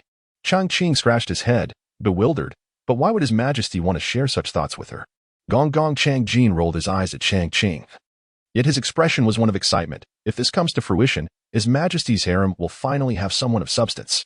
Qin Buwen found herself perpetually a step behind Song Jinyin. Once they reached a secluded spot, Song Jinyin turned to her. "Do you not have any questions for me?" Indeed, Qin Buwen pondered for a moment, then earnestly posed, "Your Majesty, you do not harbor feelings for me, do you?" Song Jinyin seemed taken aback by her forthrightness. He paused momentarily before bursting into laughter. "Indeed, Miss A. Jean, your words are nothing if not breathtakingly bold." After a brief chuckle, he regarded her seriously. "If I were to say yes, what would you do?" Qin Buwen blinked and gave Song Jinyin a thumbs up. "Then Miss A. Jean can only say, 'Your Majesty, you possess remarkably good taste.'"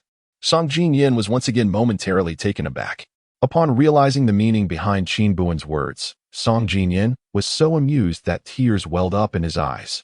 It was rare for him to encounter someone so entertaining. He laughed heartily, taking a moment to catch his breath before speaking. "I have an old friend who bears a striking resemblance to a Jean."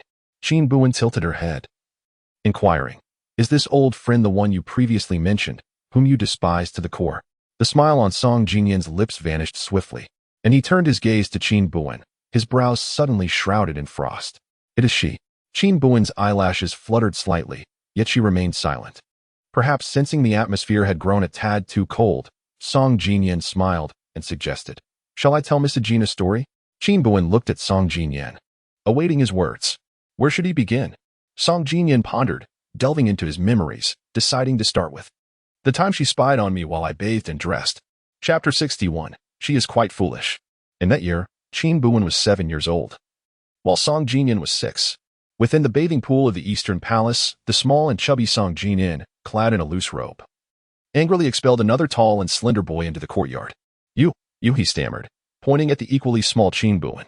Qin Buwen, with innocent eyes, blinked and replied, "When I came in, you were already dressed. I saw nothing at all. That is unacceptable. How outrageous. Where do you come from? How dare you intrude into my Eastern Palace?" Little Qin Buwen remained calm, saying, "It was His Majesty who brought me into the palace." "Impossible." Just as young Song Jinyin was about to summon someone to throw Qin Buwen out, the former emperor, still in his royal robe, hurriedly arrived at the Eastern Palace and swiftly embraced Qin Buwen. "Oh dear, An, where have you been? I was so worried."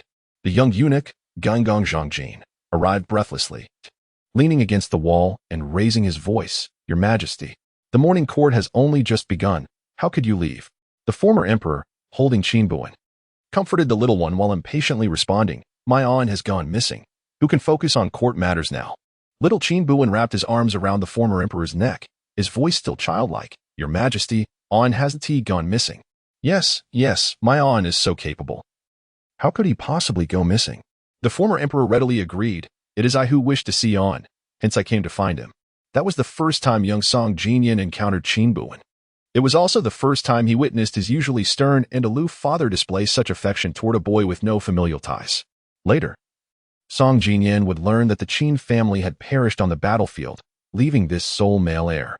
Out of compassion, the former emperor had taken Qin Buwen into the palace, raising him by his side, disregarding any opposition. Several noble consorts had once attempted to adopt Qin Buwen, but the former emperor firmly rejected their pleas. His intention was to nurture Qin Buwen personally, guiding him to maturity, an honor that even the crown prince, Song Jinyan, had never experienced. Consequently, rumors spread throughout the palace that Qin Buwen was, in fact, the former emperor's illegitimate son, whom the emperor intended to personally educate and establish as the crown prince. Thus, Song Jinyan harbored a deep-seated disdain for Qin Buwen. Although Qin Buwen would frequently try to win his favor, bringing him treats and toys, the young Song Jinyan, influenced by his birth mother, placed immense value on his position as crown prince. He would not show kindness to anyone who threatened his status. Qin Buwen often clung to Song Jinyan, insisting that he call him brother. I am a year older than you. You should call me brother. Little Qin Buwen, hands on his hips, indeed stood significantly taller than Song Jinyan. Song Jinyan frowned, his impatience palpable. I am the crown prince, the future heir. I have no need for your ambiguous brother. Little Qin Buwen, unable to discern the malice in Song Jinyan's words, was merely vexed that he would not address him as brother. Later, an assassin infiltrated the Eastern Palace with the intent to assassinate the crown prince. One of the assassins brandished a long sword, lunging towards the already pale-faced Song Jinyan. Out of nowhere, Qin Buwen appeared, swiftly pulling Song Jinyan to safety. The sword grazed Qin Buwen's arm, causing blood to flow profusely.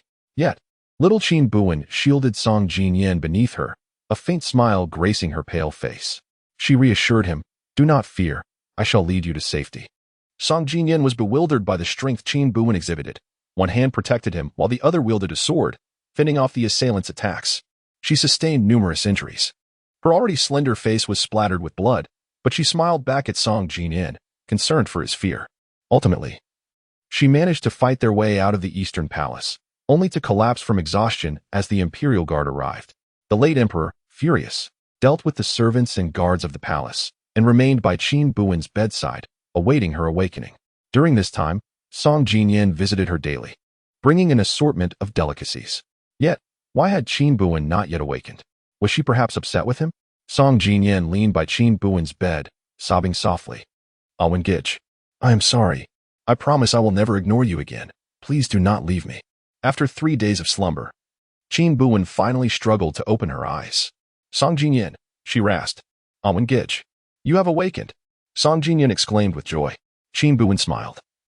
Yet with a serious gaze, remarked, you are too weak. From now on, I shall protect you. Song Jinyan returned the smile. All right. What happened next? Qin Buwen slowly inquired. Gazing at Song Jinyan, taking a deep breath, Song Jinyan's lips curled into a smile. A great many events transpired thereafter. The late emperor led her to pacify the realm, with reports of victories flooding in, only for the narrative to twist over time. The courtiers began whispering that Qin Buwen's achievements overshadowed the emperor, hinting at her pride and covert ambitions of treason. During that period, as she spent years in battle, I saw her only a handful of times in a year, and gradually, our bond grew distant. As she spoke, the smile on Song Jinyan's lips faded. Then, the late emperor fell gravely ill. That night, the harem's concubines and royal offspring knelt outside the palace, yet the emperor summoned no one but Qin Buwen. I know not what transpired within, but an hour later, the emperor summoned me. Pausing, Song Jinyan turned to the young woman before her. Do you know what the emperor's first words were upon my entrance? Qin Buwen remained silent, her gaze steady on Song Jinyan. The emperor asked her, Awen, will you take the throne or bestow it upon Jinyan? Hearing Song Jinyan recount the past with such composure, Qin Buwen felt a sudden pang in her heart. Song Jinyan still wore a smile, though her eyes held a hint of desolation. Do you know how Qin Buwen chose? She undoubtedly knew, yet she merely lowered her head, offering no reply. Song Jinyan began to speak to himself. Qin Buwen took a dagger and severed the tendons of her right hand. Enduring excruciating pain, she knelt before me, bowing her head in submission. A glimmer illuminated Song Jinyan's eyes. I still recall the words she spoke to me at that moment. It was then that Qin Buwen, the leader of 300,000 troops, knelt on one knee, her long hair cascading down, her voice trembling slightly.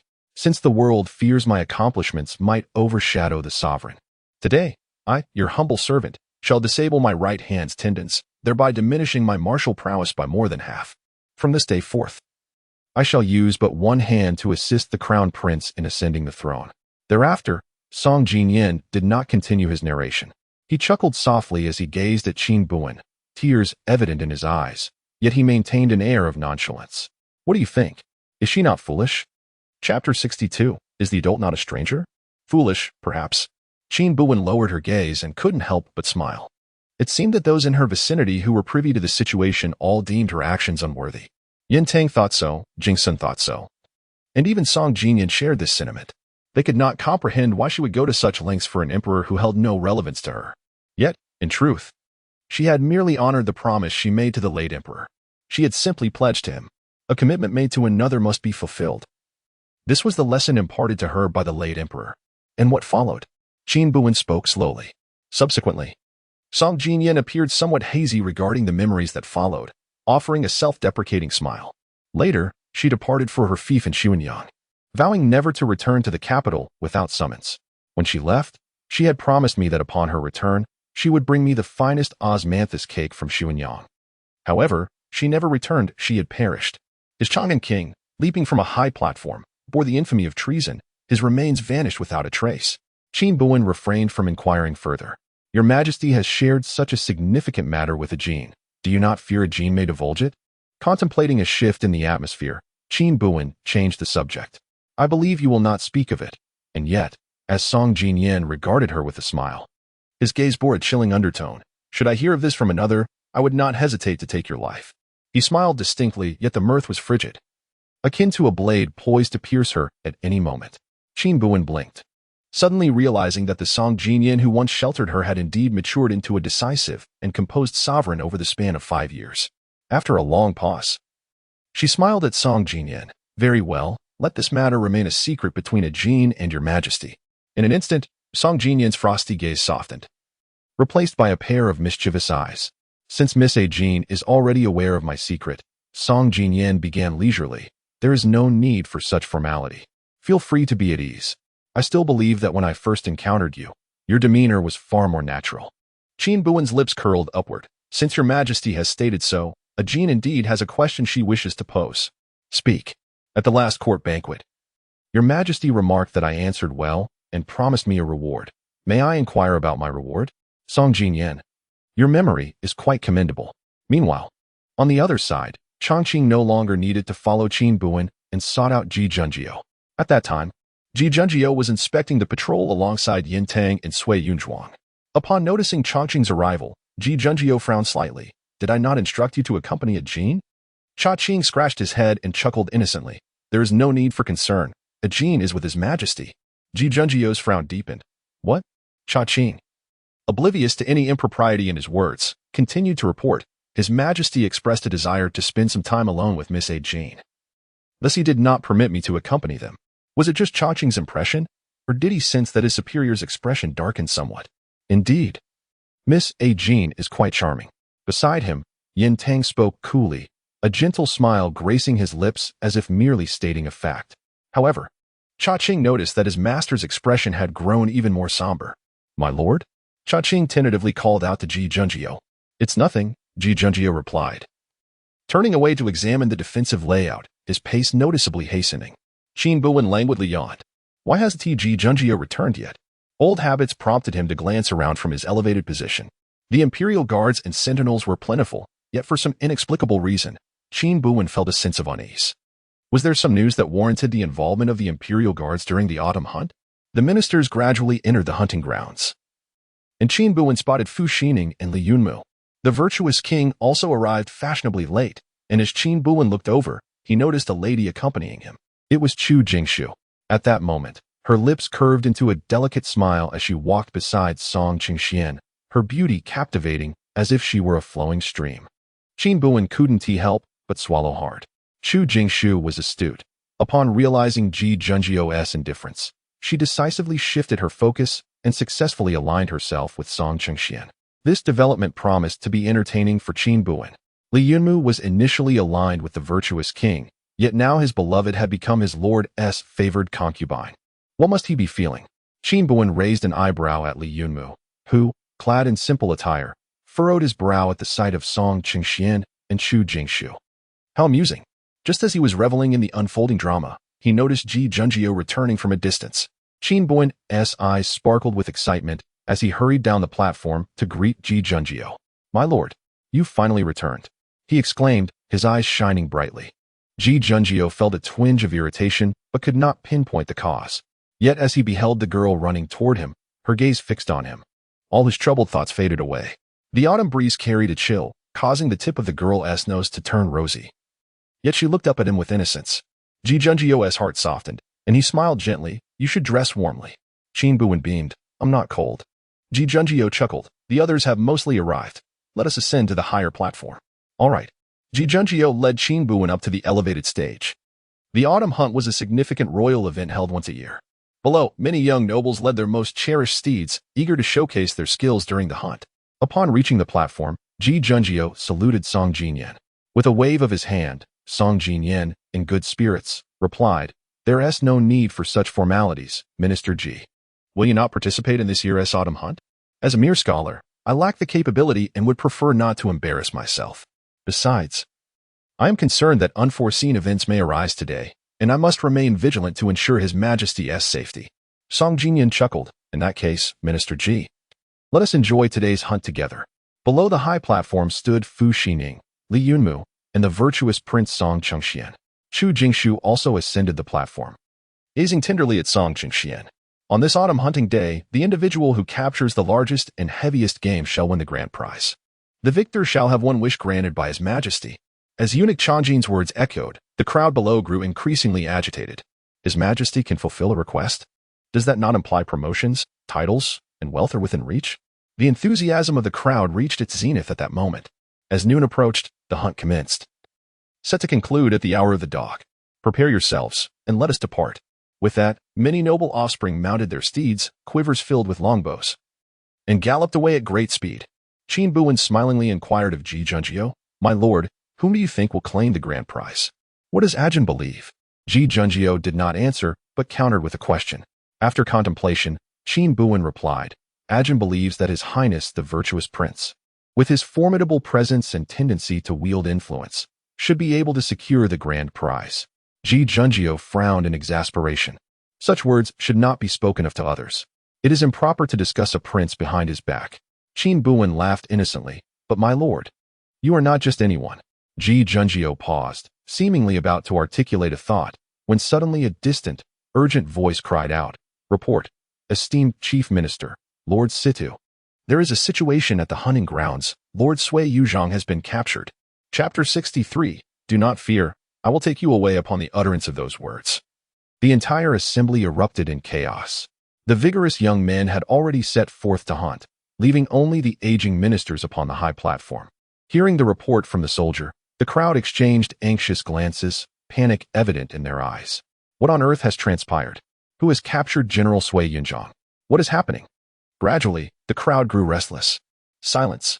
From his elevated position, Song Jinyan spoke slowly, his gaze as sharp as ice. The murmurs and discussions among the attendees subsided. Ji Junjio exchanged a glance with Yin Tang. "I shall go investigate." Ji Junjio took a step towards the edge of the platform. Qin Buwen reached out, grasping the sleeve of Ji Junjio's garment. Ji Junjio turned back, offering Qin Buwen a reassuring smile. "Do not worry, I shall return shortly." Yet, Qin Buwen sensed that something was amiss. Ji Junjio dispatched 50% of the troops, riding alongside the reporting soldier towards the eastern hunting grounds. Tension enveloped the vicinity of the hunting field. Chu Jingshu was evidently flustered as she concealed herself in a corner, trembling as she observed her surroundings. "It still feels off." Qin Buwen glanced at the stern-faced Song Jinyan on the platform, then slowly approached Yin Tang at the lower seat. "My lord, what is truly happening?" Yin Tang squinted slightly, his expression grave. To prevent chaos, he lowered his voice. "It appears we have encountered assassins." Qin Buwen furrowed his brow. If they were merely ordinary assassins, the troops assembled today should suffice to handle them. However, the news just received indicated that Sui Yunzhang had been captured, suggesting that the assailants were anything but few. Yet something feels wrong. Qin Buwen slightly averted his gaze, concealing his emotions. There were no other alternatives now but to wait in silence. The individuals on the high platform were all anxious and at a loss, yet with Yin Tang present, they managed to maintain a semblance of calm. Time passed, though its length was uncertain. A bloodied soldier stumbled back on horseback, reporting to your majesty and my lord, the prime minister, he has encountered an incident. Yin Tang squinted, a flicker of emotion crossing his eyes. The prime minister has also fallen into peril. This is disastrous. They will not attack us, will they? I do not wish to die. I am not ready to perish. What shall we do now? A voice rose from the crowd. The prime minister, we cannot sit idly by. Let us flee. There is still time to escape. Yes, let us run. A suggestion emerged from the crowd, met with fervent agreement. I shall see who dares to move. Just as the esteemed officials hesitated, the man on the high platform fixed his steely gaze upon them. The court officials gradually ceased their boisterous commotion, their voices dwindling into silence. Has something happened to Lord Ji Junjio? Qin Buwen pressed her lips together, her mind momentarily blank. I shall investigate. Yin Tang began to speak, yet his gaze remained fixed on Qin Buwen. You must ensure the safety of his majesty. No. Qin Buwen abruptly seized his carriage, frowning as she insisted, you cannot go. Yin Tang has already sustained an injury to his leg. What if he is harmed again? Yin Tang lifted his gaze to the young lady, his eyes flickering with uncertainty. For some inexplicable reason, he had been feeling disoriented lately. She bore an uncanny resemblance to his highness. Do not worry, Yin Tang replied with a gentle smile. I shall be fine. With that, Ming beside him gently urged him down from the elevated platform. Yin Tang had already taken away 2/5 of the troops, leaving only 300 to 400 guards to oversee the vast hunting ground, which now felt desolate and forlorn. Something was amiss. Since a moment ago, Qin Buwen had sensed an anomaly. As the Zhonglong general, Sui Yunzhang possessed formidable skills. He should not have been so easily captured. Ji Junjio was known for her prudence and strategic acumen. It was implausible for her to encounter trouble so readily. No, she had realized. It was a scheme to divert Ji Junjio and Yin Tang.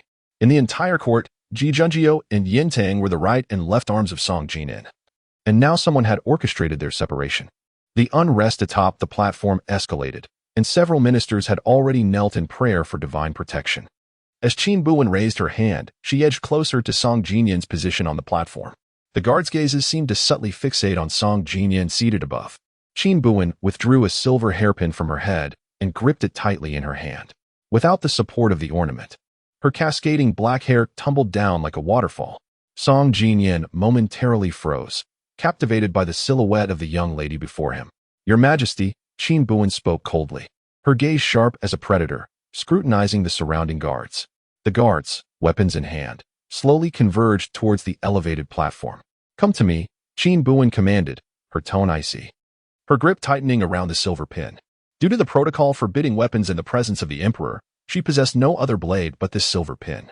Song Jinyan furrowed his brow, unable to comprehend Qin Buwen's words in that fleeting moment, when suddenly, one of the guards shouted, Kill Song Jinyan. Instantly, among the 300 to 500 guards, nearly 80% revealed yellow scarves on their arms, mercilessly slaying those without the insignia. Before those on the platform could react, the guards adorned with yellow scarves surged forward towards the elevated platform. Assassins! Assassins! Run, run! Help! Don't kill me, please! Kill Song Jinyan! Kill Song Jinyan! Panic ensued among the crowd. In a corner, Chu Jingshu had completely lost her composure, frantically screaming, her eyes filled with terror. Behind Qin Buwen, Song Jinyan's brow furrowed deeply, his expression dark and foreboding. The others on the platform had descended into chaos. Many court officials seized the opportunity to flee, only to be pierced through the chest by the encroaching assassins. Yet a few wise old ministers, clinging to their last vestiges of reason, shielded Song Jinyan, declaring, Your Majesty, do not fear.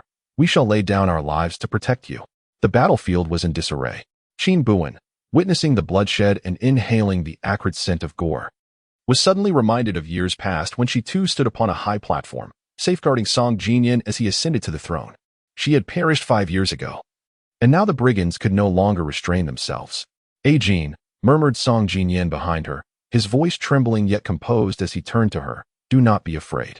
Qin Buwen was uncertain whether his words were meant for her or for himself. She recognized the old ministers surrounding her in the days before her demise. They had been robust enough to exchange playful banter with her in the court. Now, however, their temples were flecked with gray. Lord Chang'an, an elder of the palace, wielded a whisk to stand before Song Jinyin, shielding him. Song Jinyin, she suddenly called out to him. He furrowed his brow as if a thought had struck him, and abruptly turned to gaze at the young woman before him. Qin Buwen smiled, her silver hairpin glinting in the light. Do not fear, she reassured him. I shall lead you away. Just as she had long ago, when the young Qin Buwen had protected Song Jinyin beneath her wing. Do not fear, I shall lead you away. Chapter 64. This unfolding narrative feels rather peculiar. Qin Buwen held only a silver hairpin in her hand. She realized that there was indeed something amiss with the entire situation. Yet at this moment, all of Qin Buwen's focus was directed towards the assassins charging forward. Kill Song Jinyin. Eliminate him. Dispatch him. A throng of several hundred guards, clad in yellow scarves, surged menacingly towards the high platform. Qin Buwen sprang into action. With the silver hairpin, she lunged at the first assassin who ascended the platform, piercing his throat with lethal precision. Seizing the opportunity, she kicked the long sword from his grasp. Now wielding it herself, with a swift motion, she removed the hairpin and deftly secured her hair. Now armed with a formidable weapon, her gaze sharpened, exuding an unmistakable aura of murderous intent. The sound of clashing cold steel reverberated through the air. A dozen assassins surged onto the platform, brandishing their blades at Qin Buwen. Unfazed, she retaliated with lethal strikes. Since severing her own tendons years ago, she had not employed her martial skills for a long time. The resilience of this body remained woefully inadequate. Countless bodies lay strewn in pools of blood, while innumerable assassins charged towards her. Standing amidst the crimson, surrounded by wails and pleas for mercy, Qin Buwen found only a few guards left to protect Song Jinyin on the platform, as the rest had been nearly overrun by the attackers. Kill. With a swift cut, the longsword cleaved through an assailant's neck, staining Qin Buwen's attire with blood. She resembled a vengeful specter, her dark hair cascading around her, sword in hand, unwavering. On the dragon throne, Song Jinyin gazed at her silhouette, his expression one of bewilderment. It felt as if he were ensnared in a dream. He seemed to dream of her. Once, she had stood countless times before him, single-handedly shielding him from a tide of adversaries. He recalled a distant memory of visiting the frontier to see her. At that time, he remained oblivious to her true identity. One fateful day, amidst a surprise attack by the enemy, only he and the injured Qin Buwen remained within the encampment. Her wounds had yet to heal. Yet she brandished a longsword, confining him within the tent, forbidding him to leave. Through a gap, he beheld her standing alone against over 100 elite soldiers, her hair flowing like a spirit. Brothers, there stands but a single Qin Buwen. Eliminate her. The master offers a reward of 10,000 taels of gold. Kill Qin Buwen. The vast desert was shrouded in swirling sands, captivating yet treacherous. Song Jinyin heard the screams and clashes from outside the tent, witnessing blood splatter upon the canvas. He cowered within, desperately stifling any sound. Time passed, though he could not tell how long. The winds and snow outside began to subside, and the cacophony of battle faded. Eventually, after what felt like an eternity, a weak voice called from outside the tent. Your Highness. Song Jinyin's eyes widened. Oh, one. He yearned to lift the tent flap. But Qin Buwen outside restrained him. Your Highness, it's filthy outside. Leaning against the tent, she appeared weary and frail. Her wounds had reopened. Tears streamed down Song Jinyin's face. Even now, you concern yourself with cleanliness. Between the two individuals stood a thick curtain. Your Highness, there is no need for you to stain your hands with blood. I shall handle everything for you. You need only to sit upon the throne, while the burdens of the court shall be mine to bear. Your Highness, you must be a worthy heir. Perhaps in an effort to stave off unconsciousness, Qin Buwen incessantly spoke, until news reached the front lines, and the former emperor returned swiftly, summoning a physician for examination. On that day, the former emperor punished Song Jinyin to kneel outside the tent for 3 hours. Typically rebellious, Song Jinyin complied and knelt for the entire duration. He would never forget that day when Qin Buwen, her hair cascading like a dark waterfall, single-handedly repelled over 100 elite soldiers, much like the present moment. As Song Jinyin beheld the young woman before her, wielding twin swords with lethal precision, she realized that Qin Buwen's stamina was waning. The body was too frail. The assassins, having noted the situation, surged forward to attack Qin Buwen. She stood alone. Eliminate her. Eliminate them. Qin Buwen retreated a few steps, her brow furrowing. There were too many foes. Her priority must be to ensure Song Jinyan's safety. Song Jinyan could not be harmed. Scanning her surroundings, Qin Buwen contemplated the possibility of carving a path through the chaos, when suddenly, she heard Song Jinyan shout from behind, "Watch out!" Qin Buwen whirled around to see several guards brandishing long spears, thrusting towards her. She could have evaded them, but behind her stood Song Jinyan, gritting her teeth. She engaged the attack, but her sword could no longer withstand the pressure, shattering in her grasp. The guard spears converged upon her. In a moment of peril, Qin Buwen distinctly sensed a gust of wind brush past her ear. In the next instant, a cloaked figure in black appeared, wielding a sword that swiftly felled several assailants to the ground. Qin Buwen frowned and abruptly looked up. It was the figure she had encountered on the night of the palace banquet. The cloaked individual did not spare her a glance, nor did they draw the weapon concealed beneath their black cloth, instead using their bare hands to repel the advancing attackers. Qin Buwen, weakened, squinted her eyes, yet there was an unsettling familiarity about the black-clad figure. So familiar. Their martial prowess, their physique. Jing. Instinctively, Qin Buwen parted her lips, as if to call out a name. The Prime Minister and the Minister of State had returned. From the high platform, someone shouted, and in the blink of an eye, Ji Junjiao and Yin Tang led their troops, surrounding the remaining assassins. A throng of soldiers descended, and Qin Buwen turned her gaze toward the figure in black. Seeing that the crisis had been averted, the cloaked individual exchanged a glance with Yin Tang before vaulting away. Qin Buwen furrowed her brow slightly, and in the next moment, she collapsed. She distinctly heard a panicked voice from above, cradling her in their arms. She caught sight of Song Jinyan, her eyes wide with fear, nearly bloodshot. She was utterly exhausted. Upon seeing Song Jinyan safe and sound, she finally felt a sense of relief and succumbed to slumber, indifferent to the chaos surrounding her. Jin. Just before losing consciousness, Qin Buwen heard someone hastily ascend the high platform, accompanied by a familiar scent of sandalwood that lulled her into sleep. Qin Buwen was unaware of how long she had been asleep. When she finally awakened, she found herself within a constructed tent. Outside, troops patrolled back and forth. Qin Buwen furrowed her brow when she heard a female voice. "Miss Jin, you have finally awakened." Lifting her gaze, she beheld a woman dressed as a palace maid, who approached her with a bowl of medicinal soup. The maid, exceedingly attentive, gently wiped her hands and face, then assisted her in consuming the concoction. Qin Buwen found it difficult to withstand the maid's enthusiasm and opened her mouth, attempting to inquire, "Where is His Majesty? Is he unharmed?" The maid's eyes sparkled with reassurance.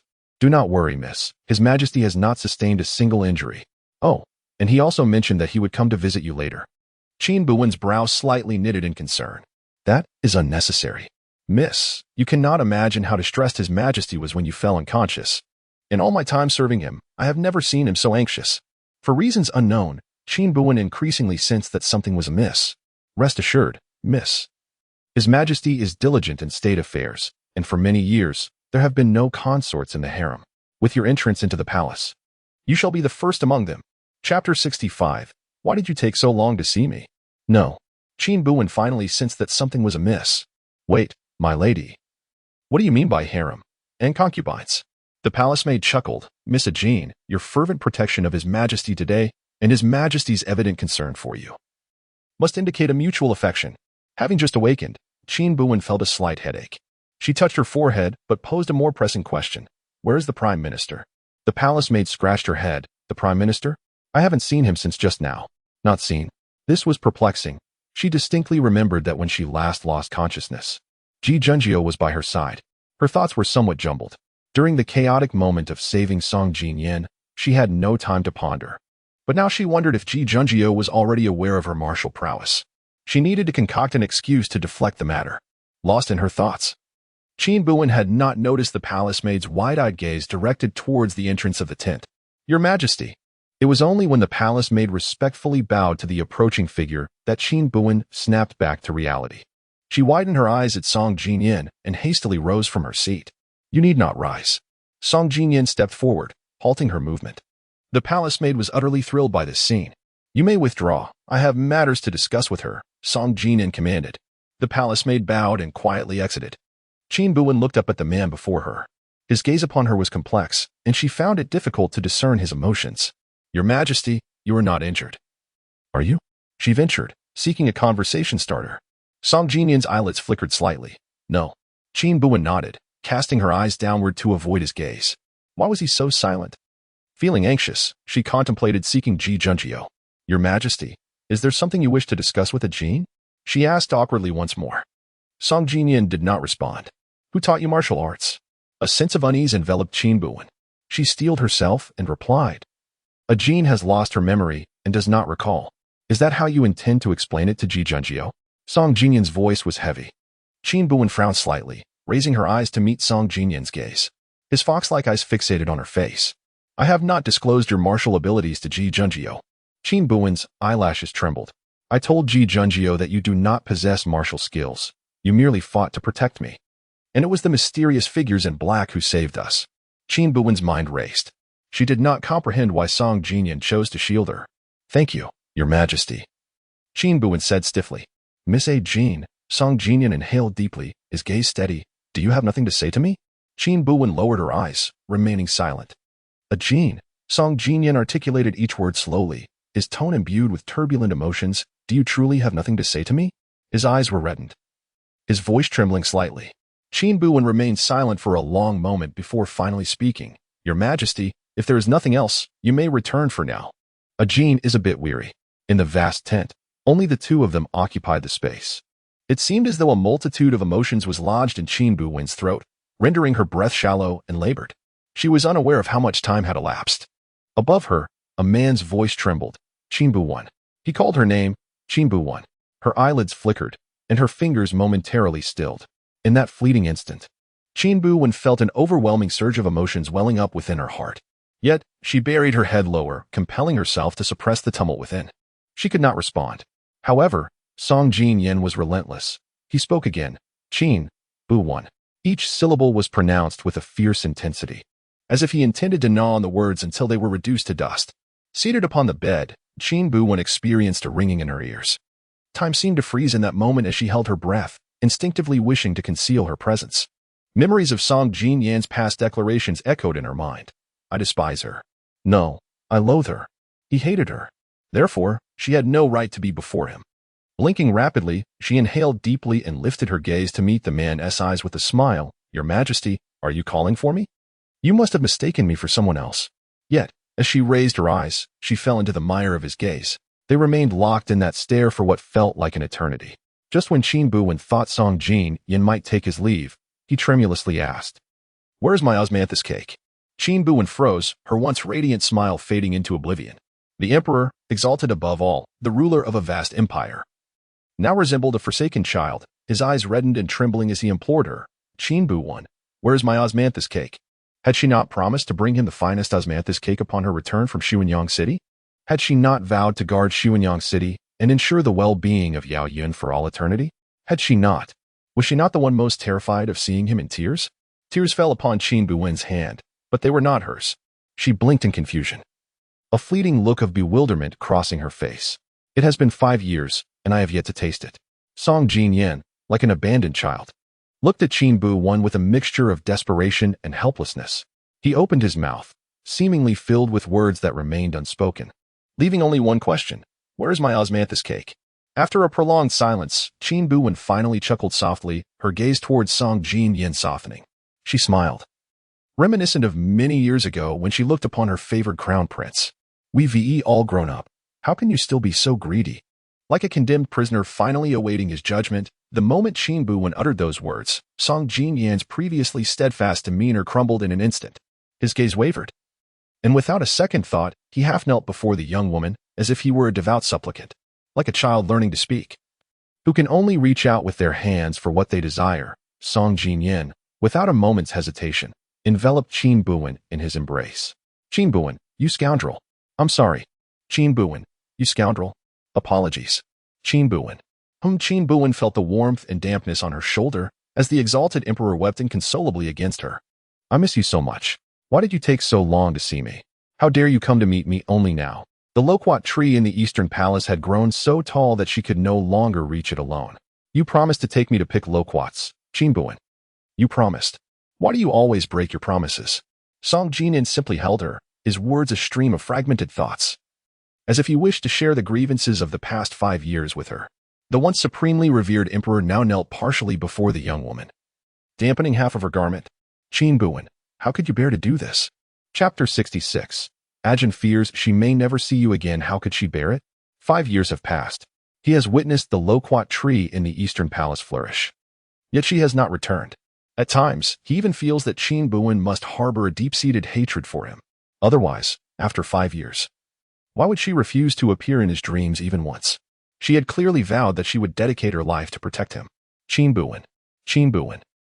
Song Jinyan called her name repeatedly, seeking confirmation. It was rare for Qin Buwen to see Song Jinyan weep. Years ago, when he was wrongfully accused and subjected to 50 strikes of the military rod, a punishment that could claim half a life even among soldiers, Song Jinyan remained silent, gritting his teeth until he fainted from the ordeal. He often told her that a man's tears are not easily shed. Yet now, the once mighty emperor, Song Jinyan, cried like a child. Only when Qin Buwen felt the dampness on her shoulder begin to dry did Song Jinyan lift his head. With a furrowed brow, he gazed at her, questioning what had transpired. Words failed her. Qin Buwen sighed and managed a smile. Consider me a spirit returned from the dead. When did you come back? Qin Buwen calculated the time. This body arrived in the capital. Song Jinyan's brow knitted tighter. Then why did you not inform me? With a resigned smile, Qin Buwen replied, Song Jinyan, it was you who said you despised me. Song Jinyan began to explain, but at that moment, a voice called from outside the tent. Your Majesty, Lord Situ seeks an audience. He rose slowly, adjusted his attire, and cast a questioning glance at Qin Buwen. Understanding his unspoken words, she shook her head softly. I did not reveal Yin Tang's identity. Song Jinyan nodded in comprehension. Enter, he commanded heavily. Before long, Yin Tang, accompanied by Mingyan, stepped into the tent. Your humble servant greets your Majesty. Seeing Qin Buwen and Song Jinyan together did not surprise Yin Tang. He offered a slight bow to Song Jinyan as a gesture of respect. Their eyes met briefly, and Yin Tang smiled at her, acknowledging her presence. What news? Song Jinyan inquired in a low voice. My lord, regarding the identities of the assassins. Yin Tang paused, glancing at Qin Buwen before falling silent. Song Jinyan exchanged a glance with Qin Buwen, who subtly shook her head. Let us discuss this outside, Song Jinyan said, stepping out of the tent, with Yin Tang following closely behind. Soon, only Qin Buwen remained within the tent. Overwhelmed by exhaustion, she had fainted. As the voices of the two men faded into the distance, she rose, changed her attire, and opened the tent flap. After inquiring with several guards along the way, Qin Buwen successfully located Ji Junjio at the edge of the hunting grounds. My lord, she called out, running toward him with a brightened gaze. Initially, Ji Junjio thought he had misheard. Upon realizing it was indeed her, he slowly turned to see the girl fluttering to his side like a butterfly. Ji Junjio was momentarily taken aback. Ajin? When did you awaken? Qin Buwen, seizing the opportunity, lamented, My lord, you have not come to see Ajin. No. That is not it, Ji Junjio replied, pursing his lips as he carefully deliberated his words. When I visited you, you had not yet regained consciousness. The imperial physician advised that you require ample rest. Then what is my lord currently engaged in? Qin Buwen inquired with a smile. Ji Junjio felt that his previous explanation was somewhat contrived. He stepped back slightly before responding. There have been issues with the internal guards, and I am conducting a thorough investigation. As if recalling something, Qin Buwen curiously asked, Isn't this the responsibility of Lord Sui Yuzhang? Why are you personally handling it? Upon mentioning Sui Yuzhang, Ji Junjio's expression darkened slightly. He is a spy lurking beside His Majesty and has now been apprehended and confined to the dungeon. Qin Buwen's face registered shock, yet internally, she was enlightened. She should have suspected it earlier. The soldier who first reported Sui Yuzhang's capture had clearly intended to remove Ji Junjio and Yin Tang from the equation. How terrifying. Thankfully, my lord, you are unharmed. Qin Buwen gasped, her almond-shaped eyes widening. Such matters of the court were not ones Ji Junjio wished to elaborate on, to avoid alarming her further. Do not fret. It is all taken care of now, Ji Junjio reassured Qin Buwen with a smile. Once the situation was resolved, they would be able to depart. Qin Buwen nodded, still shaken. Earlier, when His Majesty came to check on Ajin, he specifically mentioned rewarding me for my contributions to his safety. Qin Buwen casually brought up Song Jinyan, and was pleased to see Ji Junjio's expression falter slightly. However, it was but a fleeting moment before Ji Junjio smiled at her once more. Ajin is quite brave. Yet in the future, do not act recklessly in such situations. Ji Junjio was acutely aware that this was not the inquiry Qin Buwen intended to make. Since the moment Jin had fainted, his thoughts had been elsewhere. He could not comprehend his own feelings. But what he truly wished to convey to Jin was certainly not this. Qin Buwen nodded, laughing softly. At that moment, Jin did not think much of it. Upon realizing his majesty might be in danger, she instinctively shielded him. As she spoke, she observed Ji Junjio's expression. Although his demeanor appeared unchanged, there was an unsettling calmness about him. He remained silent, simply gazing down at her. The man was indeed strikingly handsome. The autumn wind was brisk, causing the jade pendant tied at his waist to sway gently, and he seemed even more flawless than the pendant itself. Qin Buwen raised her brows slightly, the smile at the corner of her lips gradually fading. Yet, in retrospect, Jin had begun to regret her actions. Qin Buwen timidly met the man's gaze. Recalling that when Jin had fainted, she pondered that if Jin truly perished, she would never again see her lord. As the autumn breeze stirred, Ji Junjio's expression remained unchanged, yet Qin Buwen distinctly sensed the tension in the man's previously held breath ease. She gradually lifted her gaze, meeting the man's deep, ink-colored eyes. The young girl, smitten, looked up at him with flushed ears. In the next moment, she hurriedly lowered her head and murmured, "The thought of never seeing you again frightens me, dear sir." The girl's voice was soft and tender, like a gentle spring breeze carrying the fragrance of flowers, lightly brushing against Ji Junjio's heart. A sudden itchiness enveloped him. He could not quite identify its source. Hidden within his sleeve, his hand instinctively pinched the tip of his finger, the slight sting jolting him back to reality.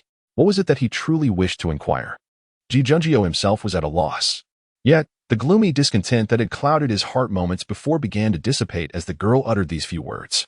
"That will not happen," the man spoke, opening his mouth, and after a brief pause, he regained his voice, smiling, "I shall not leave you, dear." Qin Buwen's eyes flickered, and after a long moment, a smile finally graced her lips. "Very well." Just as the atmosphere reached a perfect harmony, Qin Buwen contemplated whether to seize the opportunity to deepen their connection, when a clear and melodious voice interrupted from behind. "Pardon the interruption, my lords," Yin Tang said with a smile. "The Prime Minister, His Majesty, is awaiting you." Ji Junjio cleared his throat and acknowledged, "All right." After giving Qin Buwen a few parting words, he turned to stride towards the direction of the tent. As Ji Junjio departed, Qin Buwen's delicate and feeble demeanor vanished in an instant. She raised an eyebrow and regarded Yin Tang. "Did you orchestrate today's gathering?" Chapter 67. What is your relationship? Surprised by the girl's quick discovery, Yin Tang paused for a moment, then raised an eyebrow at Qin Buwen. He remained smiling, showing no hint of embarrassment at being exposed. Noticing Yin Tang's expression, Qin Buwen realized that his suspicions were indeed correct. Previously, he had been too preoccupied with concerns for Song Jinyan to contemplate these matters. Now, with only a slight reflection, he could grasp the crux of the issue. "You knew all along that Sui Yunzhao was a spy for the Yao family, which is why you deliberately assigned him the task of arranging this autumn hunt, correct?" Qin Buwen inquired in a low voice. Yin Tang's smile was gentle as he waved his hand. "Mingen, you may withdraw. Miss A. Jean will lead me back." "But, my lord," Mingen hesitated, wanted to say more. Upon noticing his master's calm demeanor, he clasped his fists and turned to leave. In an instant, the vast hunting grounds were left with only Qin Buwen and Yin Tang. "Miss A. Jean, please continue." Yin Tang smiled at Qin Buwen. Qin Buwen crossed his arms. "When I received news that Ji Junjio was in trouble, I found it peculiar. Ji Junjio's capabilities are well acknowledged. Even if he encountered danger, it would be impossible for him to be in peril so swiftly." He paused before continuing. "The messenger's sole purpose was to draw you away from the emperor's side." "And so?" Yin Tang smiled. "That does not prove anything. When Sui Yunzhao was captured and Ji Junjio faced trouble, what should you, as the only one stationed beside the emperor, do?" Qin Buwen answered his own question. The safest course of action would have been to escort the emperor to safety, ensuring his absolute protection. Yet, you chose to lead troops to support Ji Junjio instead. Consequently, the emperor was left without a capable aid. Qin Buwen's gaze deepened. "You departed to lure out those hidden assassins, intending to capture them all at once." Upon hearing Qin Buwen's words, Yin Tang's smile widened. "Miss A. Jean, you are even more astute than I had anticipated. However, I do not understand." Qin Buwen furrowed his brow. "By doing so, you undoubtedly placed the emperor in jeopardy. Are you not afraid of the potential consequences?" Yin Tang met her gaze, his expression calm and gentle. "There will be no consequences." Qin Buwen laughed. "That man in black is one of your associates." Yin Tang waved his hand, correcting her. "Merely a friend who lent a hand.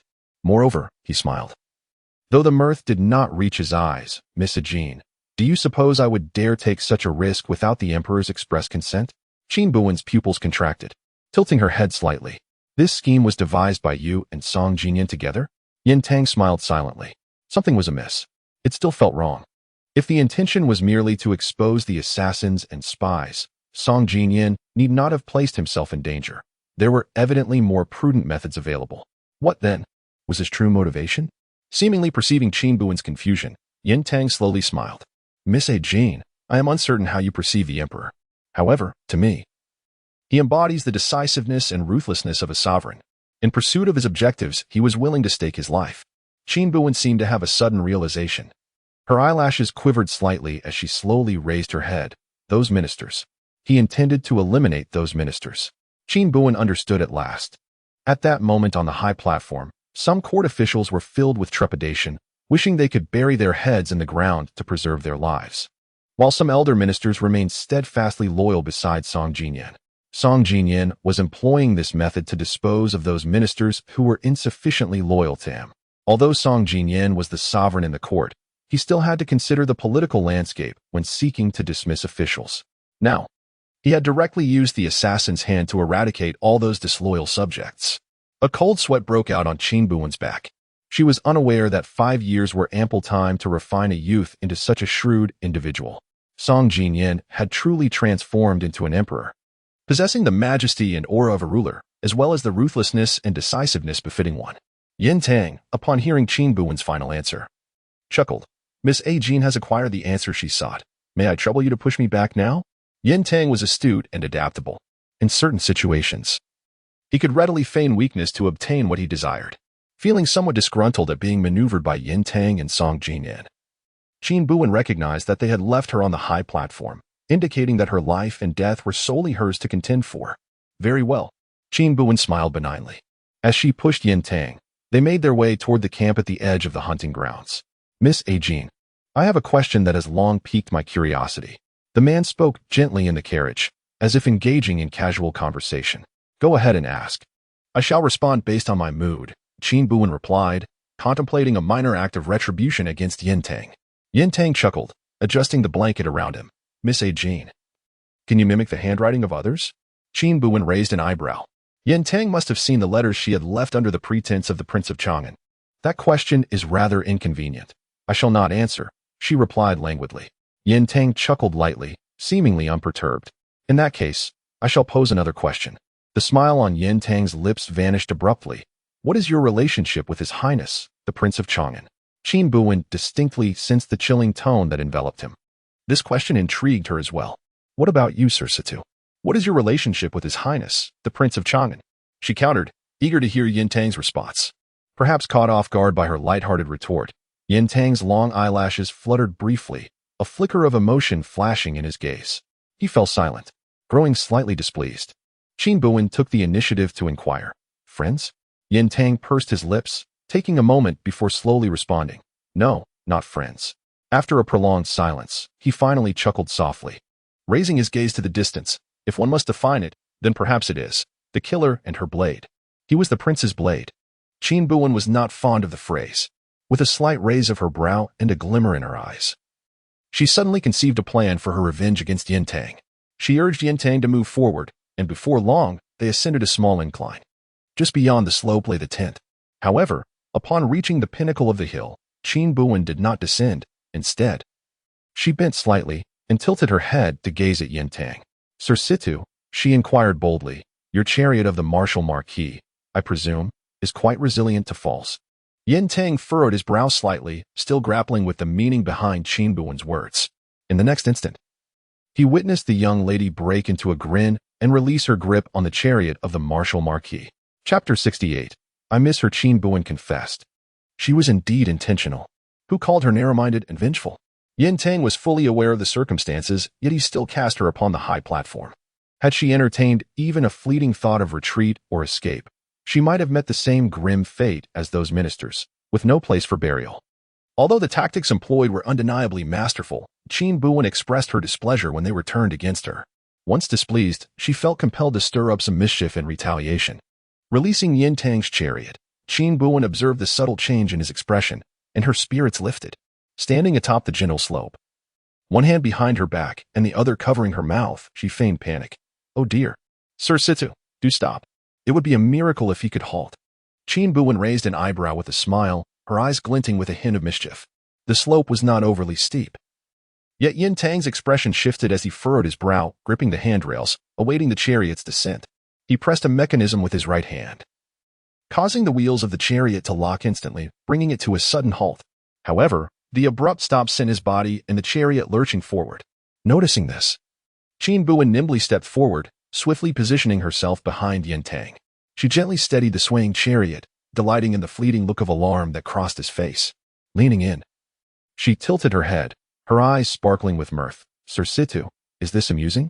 Only then did Yin Tang compose himself, exhaling a heavy breath, first brushing away the dust from the blanket. Miss A. Jin's vengeful spirit is rather formidable, he remarked, his tone tinged with resignation. Qin Buwen found no fault in his words, raising an eyebrow. Indeed. So, Sir Situ, when you plot against me in the future, do give me a heads up. Yin Tang, unfazed, merely smiled at her. As far as I know, Miss A. Jin is currently scheming against the Prime Minister, is she not? Qin Buwen simply smiled in silence. Is Miss A. Jin not worried that Ji Junjio will retaliate against you? She laughed. That's different, Yin Tang. Yin Tang raised his gaze to the girl before him, her eyes sparkling with innocence and fragility, making it hard to imagine that mere moments ago, she had pushed him down the slope. He remained composed. In what way is it different? Qin Buwen's gaze danced. When I scheme against others, it is because I am the villain. Villains must face their punishment. But you, Yin Tang, are different. You must be the gentleman. Qin Buwen's smile softened, her expression turning earnest. Let me play the role of the rogue. Yin Tang looked at the girl before him, his mouth opening as if to ask something. The next moment, sir, are you all right? From a distance, Mingyan, having heard the commotion, rushed toward them in a flurry. Without a word, Mingyan drew his sword, placing himself between Qin Buwen and Yin Tang. Observing the poised demeanor of Mingyan, Qin Buwen smiled softly, waving her hand in farewell. My Lord Situ, I shall take my leave now. With that, she turned and departed. Mingyan, filled with indignation, glared at Qin Buwen's retreating figure, furrowing his brows. My lord, just give the order, and I shall eliminate her at once. How dare she provoke you repeatedly? Truly, she seems to have a death wish. My lord? Noticing Yin Tang's silence, Mingyan lowered his head, only to find Yin Tang gazing at the distant Qin Buwen, shadows cast by his lashes concealing his expression. My lord, what troubles you? I miss her. Yin Tang's voice trembled slightly. Mingyan paused for a moment, then realized whom his lord was referring to. He remained silent, merely assisting his lord by adjusting the blanket. Do you think she would be saddened to see me in my current state? Yin Tang mused, unsure if he was questioning Ming or merely speaking to himself. The autumn hunt had been marred by such grave events, with the demise of numerous officials, making it impossible to continue. When Qin Buwen arrived at the tent and found Ji Junjiao, she had just concluded discussions with Song Jin Yin. My lord. Qin Buwen greeted with a smile, her eyes gleaming. Song Jin Yin raised an eyebrow, observing the scene. Miss A. Jin. Qin Buwen's smile dimmed slightly as she shot a glance at Song Jin Yin. Your Majesty, is there something you require? Since learning her true identity, she had the nagging feeling that Song Jin Yin's smile carried a hint of mockery. Today you saved me. What reward do you desire? Outside the tent, a multitude had gathered. Aside from Fu Xining, who had left early for the interrogation of Sui Yunzhang, nearly all the ministers were present. Upon hearing Song Jin Yin's words, Qin Buwen responded with an impeccable smile. Protecting your Majesty is the duty of every citizen of Yaoyun. It is merely my obligation, and a Jin requires no reward. Internally, Qin Buwen applauded herself. Yet, it was evident that Song Jin Yin had no intention of letting her off so easily. What you say makes sense, Miss A. Jin, but I simply wish to bestow a reward upon you. Song Jin Yin pondered for a moment before continuing. How about you visit the palace on another day? This statement left everyone present in shock. Is the palace a place one can simply enter?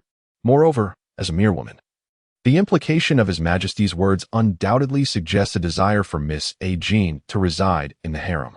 Yin Tang lowered his gaze, remaining silent. Qin Buwen discerned the underlying meaning in Song Jin Yin's words and frowned at him. Song Jin Yin, unfazed, even smirked while watching Qin Buwen. Qin Buwen formed the words silently. Song Jin Yin, are you out of your mind? He had clearly understood, yet he merely smiled. Miss A. Jin, what are your thoughts? Instinctively, Qin Buwen glanced at Ji Junjiao's expression. Ji Junjiao's gaze was calm, standing tall beside Qin Buwen. She reached out, tugging at Ji Junjiao's sleeve.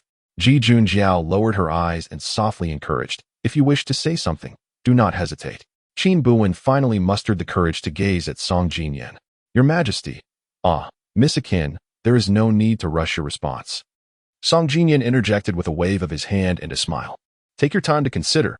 You may respond when you have reached a conclusion." Qin Buwen felt her words lodged in her throat, caught in a state of indecision, leaving her uncomfortable. She shot a fierce glare at Song Jinyan, only to find him smiling back, raising an eyebrow playfully before striding away. How infuriating. Qin Buwen ground her silver teeth in frustration. With matters settled, the group prepared to return home. Seizing the opportunity, Qin Buwen resolved to share a carriage with Ji Junjiao. "Ah, Minister Ji," Song Jinyan turned at the opportune moment. Addressing Ji Junjiao with a smile, "I have matters to discuss with you. Would you care to share a carriage with me?" Chapter 69. Do you like A Jin? Ji Junjiao had already been Song Jinyan's mentor when the latter was still the crown prince. Their relationship transcended that of ruler and subject, embodying the bond of teacher and student. Upon hearing the inquiry, Ji Junjiao inclined slightly, accepting the command without protest. This humble minister complies. Qin Buwen felt a surge of frustration. Was Song Jinyan deliberately provoking her? She shot him an exasperated glare, yet weakly clutched at Ji Junjiao's garment. "My lord, will you not return with A Jin?" Ji Junjiao, with a soothing gaze, addressed Qin Buwen. "I have matters yet unresolved here. It is merely a different carriage I shall take." Qin Buwen nodded despondently. "Song Jinyan, just wait." As they boarded the carriage to return home, Chang Qing followed Qin Buwen, preparing to escort her. Just as they settled in, a female voice wafted in from outside. "Miss A Jin, may I beg a ride?" The voice sounded somewhat familiar. Qin Buwen furrowed her brow, lifting the curtain to see Chu Jingshu standing outside, draped in a cloak, her complexion pale and disheveled. With a scoff, Qin Buwen remarked, "Miss Chu, this carriage is too small to accommodate your stature." She was not one to repay malice with kindness. Since Chu Jingshu had provoked her, she should not expect any favors in return. Chu Jingshu, clearly discerning the condescension in Qin Buwen's words, bit her lip and stiffly stated, "If you refuse me entry, I shall disclose your actions to everyone present." A threat? Qin Buwen scoffed once more. Chang Qing, hearing this, frowned as well. "Miss Chu, my lady finds it inconvenient to share a carriage with others. Why must you be so aggressive?" Chu Jingshu was evidently at her wit's end. The kind-hearted prince had grown weary of her panicked demeanor, leaving her unable to return. In such a desolate and eerie place, should she encounter wolves or tigers, her life would surely be forfeit. She absolutely could not perish here. "Miss Chu, your logic is utterly flawed," Qin Buwen retorted coldly. "We have barely met. I am under no obligation to assist you." Just then, as dusk approached, a chilling wolf howl resonated through the woods. Chu Jingshu trembled, fixing her gaze on Qin Buwen. "A Jin, I know the kind-hearted prince's secret. Take me with you. I will reveal everything." "Oh?" Qin Buwen felt a flicker of intrigue. She raised an eyebrow. "Come aboard then."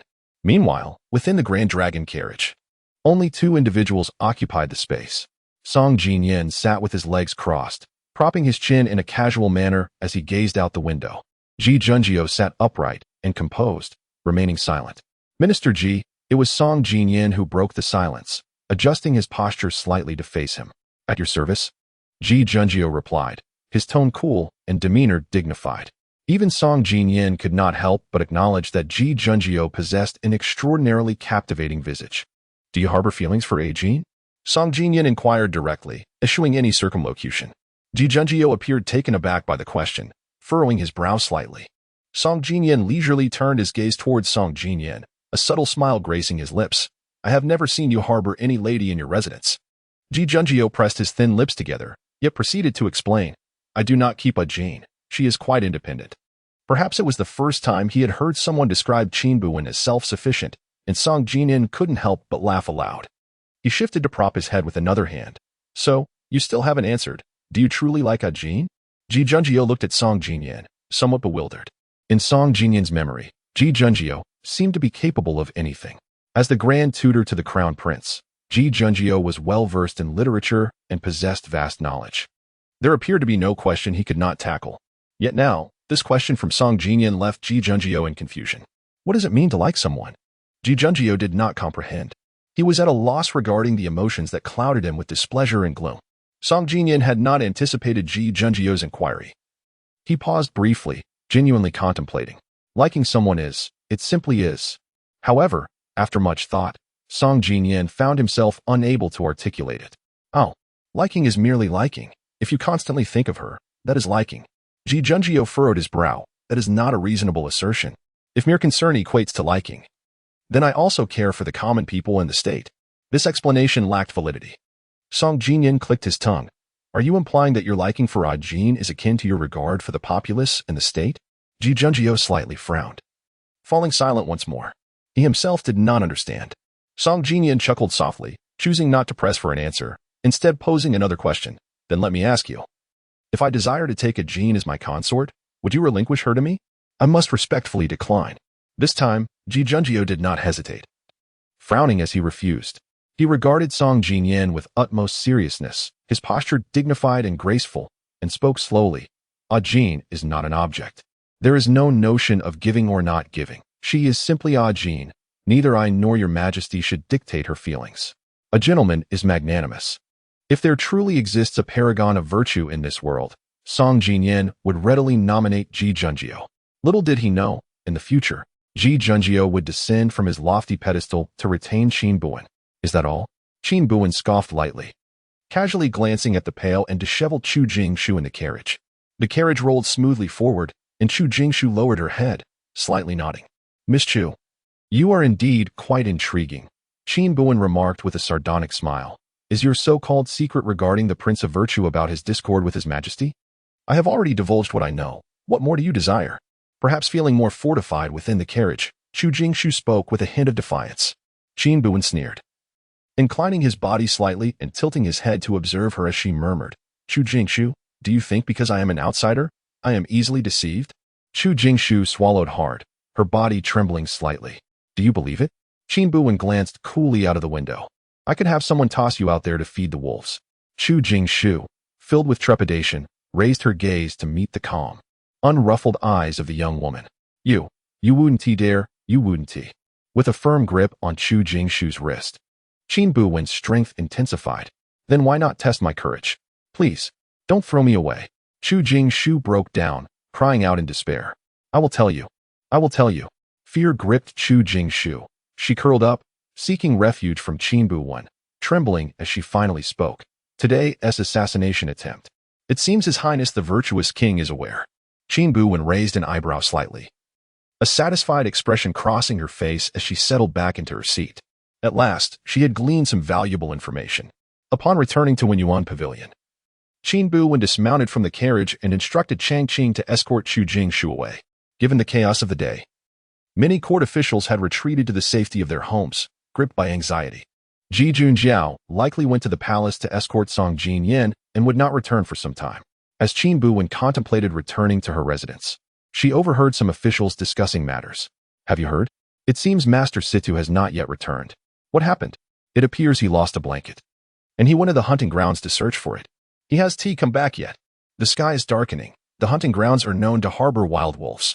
Indeed, yet it is merely a blanket. Chapter 70. I wish for your highness all things to go smoothly and safely. Qin Buwen's brow furrowed as she gazed up at the sky, where the crescent moon had just risen, signaling the impending darkness. Was Yentang not back yet? With a sigh, she dismissed her thoughts and set off toward the hunting grounds. Qin Buwen recalled certain past events. At that time, she had brought Yentang back to the capital, initiating a series of reforms and legislation that had disrupted the interests of many powerful figures. Her methods for dealing with such matters were always decisive. Those who resisted would simply be eliminated. A lesson to others, she executed this tactic with remarkable finesse. Yet, Yentang seemed perpetually concerned for her, often sighing helplessly in her presence, advising her to be more tactful. He would say that those influential figures could not sway her decisions. All they sought was a way to save face. Back then, Qin Buwen languidly reclined in a rattan chair, a basket of grapes on the adjacent table, relishing her leisurely existence. Why complicate matters when they could be resolved through force? She thought dismissively, continuing to squint and enjoy her grapes. An attendant approached with a report. Your Highness, someone is seeking you outside. Qin Buwen replied lazily, let them in. The attendant hesitated. Your Highness, the gentleman outside is not here to see you, but to invite Lord Yentang. Intrigued, Qin Buwen rose from her chair. Turning to the smiling Yin Ang, she teased, "Yin Ang, you aren't planning to seek another master behind my back, are you?" Yin Tang chuckled. "There are indeed several gentlemen who wish to invite me to a poetry banquet at the Mingjing Terrace." Qin Buwen gasped, "A poetry banquet? How long have you been back in the capital?" "I've yet to make any friends, and you already have." Yin Ang tilted his head with a grin. "So, Your Highness, may I attend tonight?" Qin Buwen, feeling slightly disgruntled, waved her hand dismissively. "Go on, go on. I relish the peace." Yin Tang rose, offering a respectful bow before departing. Concerned for Yin Tang's safety, Qin Buwen dispatched a few shadow guards to follow him discreetly. That night, she did not arrive at the Mingjing Terrace. However, she soon learned from the people of the capital what transpired there. It was rumored that a strategist under the Long'an Prince had received an invitation to the poetry banquet. Though the youth wore a mask and refused to reveal his name, one glance at his half-exposed face revealed his strikingly handsome features and vivacious spirit. Dressed in a smoke-blue robe, he stood out even among the many noble sons present. Witnesses recounted how the youth stood apart from the crowd, tall and graceful, effortlessly reciting poetry. That night, the Mingjing Terrace, perched at the highest point in the capital, was aglow with light, the candle flames refusing to extinguish. The youth, illuminated by the warm yellow candlelight, appeared even more radiant than celestial beings. He spoke of poetry, the world, righteousness, and the lives of all beings. Yet, in the end, it seemed he spoke only of verses. That evening, the Mingjing Terrace was alive with shimmering reflections, adorned with jade towers and golden palaces, echoing the literary grandeur of Luoyang, and evoking dreams of fleeting moments. By the time the crowd regained their senses, the dawn had already broken. Unbeknownst to her, the young man had already dismissed his sleeves and pushed aside the table, departing midway through the banquet. That night, at the pinnacle of the Mingjing Terrace, countless sheets inscribed with verses fluttered down like falling leaves. The common folk scrambled to seize them, with each sheet fetching a fortune. Thus, this paper acquired a name, Qianjin paper. When Qin Buwen learned of this news, she languidly turned her gaze towards the youth beside her, who was diligently transcribing official documents on her behalf. Propping her chin on her hand, she tilted her head to observe Yin Tang. Yin Tang, taken aback, lifted his eyes. His warm and gentle brows clear and inviting. "What troubles you?"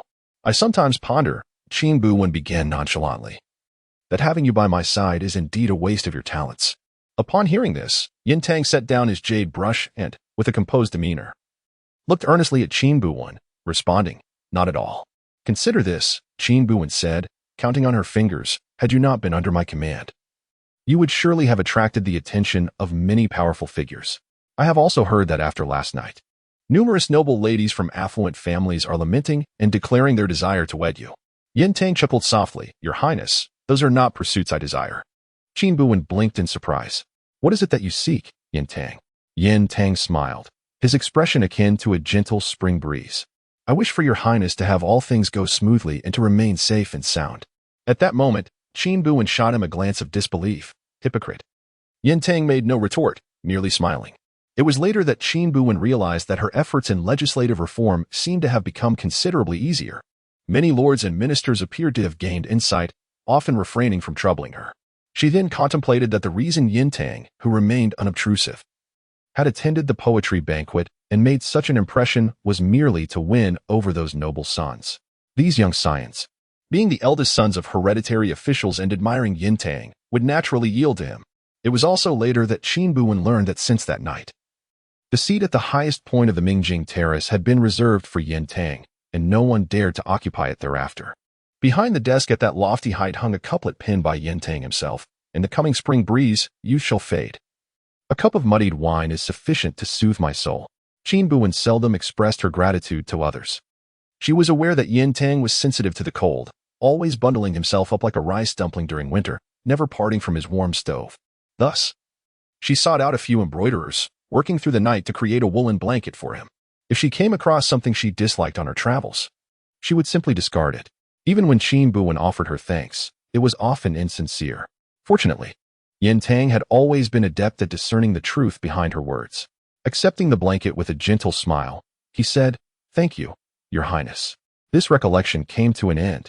When Qin Buwen first beheld that blanket, it struck her as familiar, yet she could not place it. It was only after seeing Yin Tang with that very blanket on multiple occasions that she suddenly remembered. It was the blanket she had gifted him. How foolish, she thought. With his passing, what use was there for an old, tattered blanket? Lost in these musings, Qin Buwen quickened her pace. Yin Tang should not have ventured out alone. She swore that she would merely take a glance, ensure Yin Tang's safety, and then depart immediately. Upon arriving at the hunting grounds, the sky had completely darkened. Qin Buwen furrowed his brow, seeking a vantage point to survey the area. Logically, there should have been attendants accompanying Yin Tang, and given the darkness, there ought to have been lights illuminating the surroundings. Why was it shrouded in such profound darkness? Suddenly, a chilling and eerie howl of wolves echoed from a distance. Although Qin Buwen found it implausible, he hastened his steps towards the source of the howling. Deep within the forest, upon his arrival, he beheld Yin Tang seated alone in a chariot, encircled by a pack of snarling wolves. Where were her subordinates? Where was Mingyan? Abruptly, the lead black wolf let out a piercing howl and lunged towards Yin Tang. Without a moment to ponder, Qin Buwen instinctively dashed towards the man. Chapter 71. Do you have affections for the Prime Minister? The howls of wolves echoed around. Qin Buwen kicked away an approaching wolf with a swift motion. The leading wolf let out a mournful howl, rolling on the ground before finally struggling to its feet. Qin Buwen stood protectively in front of Yin Tang, one hand shielding him. She turned slightly to gaze at him. Are you hurt? Yin Tang remained silent, merely tilting his head to observe her. Qin Buwen furrowed her brow, suddenly gripped by an unsettling premonition. In the next moment, she saw Yin Tang smile, gently tapping the armrest with his index finger. Mingyan. The man spoke slowly, and in an instant, a shadow accompanied by several others appeared around Qin Buwen. Before she could react, Mingyan had already led his men to drive back the wolf pack. Qin Buwen stood tall before Yin Tang, her anger manifesting as a sardonic smile. Yin Tang. I told you, if you deceive me again, you ought to inform me beforehand. Yin Tang returned her smile. Mingyan held a torch, standing beside Yin Tang. The warm yellow flame cast flickering shadows in the depths of his eyes. So, those ministers who passed by when Yuan Pavilion were also orchestrated by you? Yin Tang nodded. You intentionally let them convey those words to me? He smiled and nodded again. Qin Buwen scoffed lightly. Are you so certain I would come to your rescue? Yin Tang's expression remained gentle, seemingly unperturbed by any wrongdoing. It was merely a gamble. The man paused for a moment before continuing. Scholars have a penchant for gambling. I hope Miss Jean understands. Qin Buwen chuckled in exasperation. She should have anticipated it. He was so protective of that blanket. How could it possibly be lost without reason? And those ministers, who were clearly supposed to return to their residences, how could they have inexplicably passed by Wen Yuan Pavilion? That rascal Yin Tang. At times, she truly felt the urge to give him a good beating to relieve her frustration. Qin Buwen exhaled a deep breath, crossing her arms. So, did you go to great lengths to lure me here, merely to test my intentions? Yin Tang smiled, glancing at his fingers before raising his eyes calmly to meet hers. Miss Jean, we have met before. It was not a question, but a statement of certainty. When his gentle gaze returned to Qin Buwen, it unmistakably bore a hint of scrutiny. Qin Buwen clicked her tongue. You really are rather tedious, aren't you? Didn't you previously claim not to care about my identity? Why then, are you now so determined to force me into a corner? Yin Tang chuckled lightly, brushing off the dust from the blanket. Indeed, I previously did not concern myself with Miss Jin's identity or intentions. However, it appears that what you seek is somehow related to Yao Yun. Qin Buwen gritted her teeth, smiling through her annoyance. Yin Tang, must you always be so clever? It makes me have to concoct new schemes to deceive you, which is truly bothersome. At that moment, Qin Buwen couldn't help but think of Ji Junjiu. Ji Junjiu was easily deceived. She believed whatever she was told. Yin Tang tapped his leg playfully, smiling. Then, Miss Jean, how will you explain yourself this time? Qin Buwen fell silent. If they were strangers, Miss Jean would likely not have risked her life to save him. Yin Tang chuckled, remarking that she could not possibly be such a warm-hearted person. Qin Buwen muttered a low curse at Yin Tang, yet feigned a smile, asking, Do you still not comprehend why I saved Lord Situ? Yin Tang raised an eyebrow, indicating his eagerness to listen. Taking a deep breath, Qin Buwen's smile blossomed like a flower. Of course, it is because Miss Jean harbors feelings for Lord Situ. A sudden cough erupted from Mingyan, who had been maintaining a serious demeanor. He stared wide-eyed at Qin Buwen, as though he had seen a ghost. Unfazed by her own startling revelation, Qin Buwen gazed at Yin Tang with affectionate eyes. Yet, Yin Tang remained unperturbed by such an audacious declaration, his expression unchanged. With a gentle smile playing on his lips and a composed posture, he remarked, you are lying. Qin Buwen frowned, her tender gaze vanishing in an instant. She shot a questioning look at Yin Tang, realizing that such feelings were not expressed in this manner. This fellow, Yin Tang, was always astute in his words and actions. Yin Tang addressed Qin Buwen again, suggesting perhaps Miss A. Jean should consider a different reason. After a moment's thought, Qin Buwen replied, "All right, I shall be honest. The truth is, I saved you to leverage your influence for my own purposes, simply to get closer to you." Yin Tang smiled once more. "You are lying. You do not seek to leverage my influence. Rather, it seems that whenever Miss A. Jean wishes to do something, she instinctively avoids me." Feeling disheartened, Qin Buwen rolled her eyes, declaring the conversation dull and stepping back. Observing this, Ming'an promptly ordered his men to encircle Qin Buwen. "You cannot contain me," she chuckled. "You know that, Yin Tang." "Indeed, I am aware," he replied with a smile, gesturing for the men surrounding her to withdraw. "Yin Tang, I advise you to cease your inquiries into my identity." "You shall find nothing," Qin Buwen said as she continued to retreat. Yin Tang, still smiling, acknowledged, "Since Miss A. Jean does not wish to speak, I shall not press further. However, there is one thing I wish to convey to you." "Go on." Qin Buwen raised an eyebrow. Yin Tang adjusted his demeanor, stating, "Miss A. Jean, there is an error in your assertion. I am no gentleman. I do not shy away from committing misdeeds or playing the villain. You have your ultimate aims. And I have my own obsessions. Miss A. Jean," he smiled gently, "long ago, I resolved not to be a gentleman." Upon returning to the Wenyuan pavilion, the night had fully descended. Upon spotting Qin Buwen, Qin Yu's anxious eyes finally brightened. "You're back. You're back, my lord. Miss A. Jean has returned." Barely had the words left her lips when Ji Junjiao hurried out from the main hall, rushing toward Qin Buwen. "A. Jean, where have you been? Are you hurt?" Ji Junjiao furrowed her brows, her gaze sweeping over Qin Buwen, her expression one of anxious distress. Qin Buwen timidly spoke, "My lord, I apologize. Lord Yin Ang mentioned that his blanket was missing. When I returned, I happened to see where it was, so I went to the hunting grounds to inform Lord Yin Ang." Ji Junjiao frowned, her tone laced with a subtle reproach and concern. "The hunting grounds are so far away. You could have simply notified Cha Qing. Why did you go there yourself?" Qin Buwen's voice was barely audible. "I didn't think much at the time. My lord, I'm truly sorry." Fortunately, Ji Junjiao was not genuinely reprimanding Qin Buwen. After scolding her a few more times, she instructed Qingwei to take her away to change clothes. In the courtyard, as Qingwei helped Qin Buwen change her attire, she chattered incessantly. "Miss, you cannot be so reckless in the future. You have no idea how worried the lord was when he returned and found you had not yet come back to the residence." Qin Buwen stood behind the screen, changing out of her old clothes and waiting for Qingwei to bring her new garments. "Was the lord very anxious?" Qin Buwen inquired. "Naturally," Qingwei replied, placing the new clothes on the screen and smiling. "In all my time in the pavilion, I have never seen the lord so discomposed." Suddenly, as if struck by a thought, Qingyue's eyes sparkled as she looked toward Qin Buwen. "Miss Ajin, do you perhaps have feelings for the Prime Minister?" Qin Buwen twitched her ears, noticing what seemed to be a faint sound from outside the door.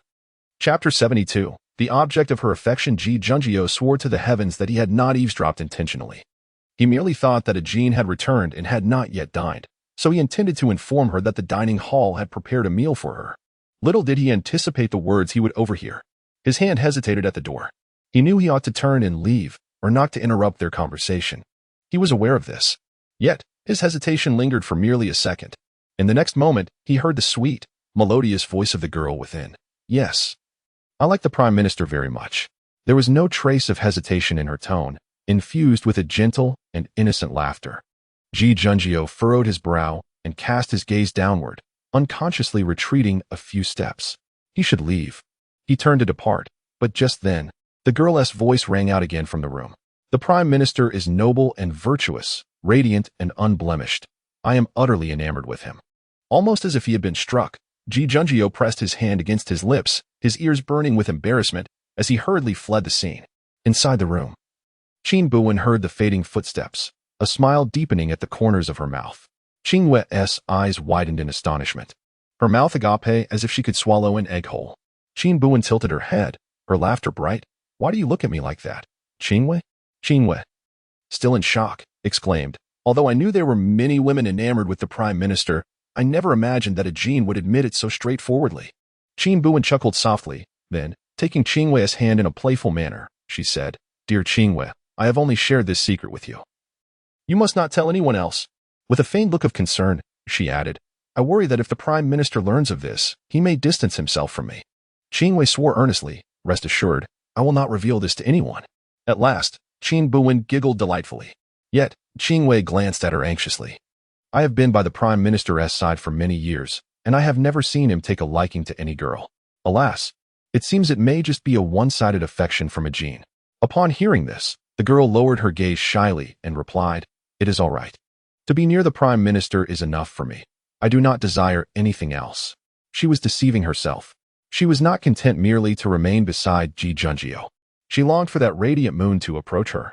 As expected, Ji Junjie began to avoid her again. One chilly morning, when Qin Buwen came to the dining hall for her meal, Ji Junjie stiffened and declared, I must attend the morning court. I shall take my leave. With that, he rose awkwardly and departed. Usually, when Qin Buwen wished to see him, Ji Junjie would arrange their meetings in the main hall, seldom allowing her into his study. Qin Buwen also observed that each time she approached him, he would straighten his back and speak to her with an unnatural tone. To Qin Buwen, these behaviors were a positive sign. If Ji Junjie remained indifferent after she had bared her heart, treating her as he always had, that would truly trouble her. The weather grew increasingly cold.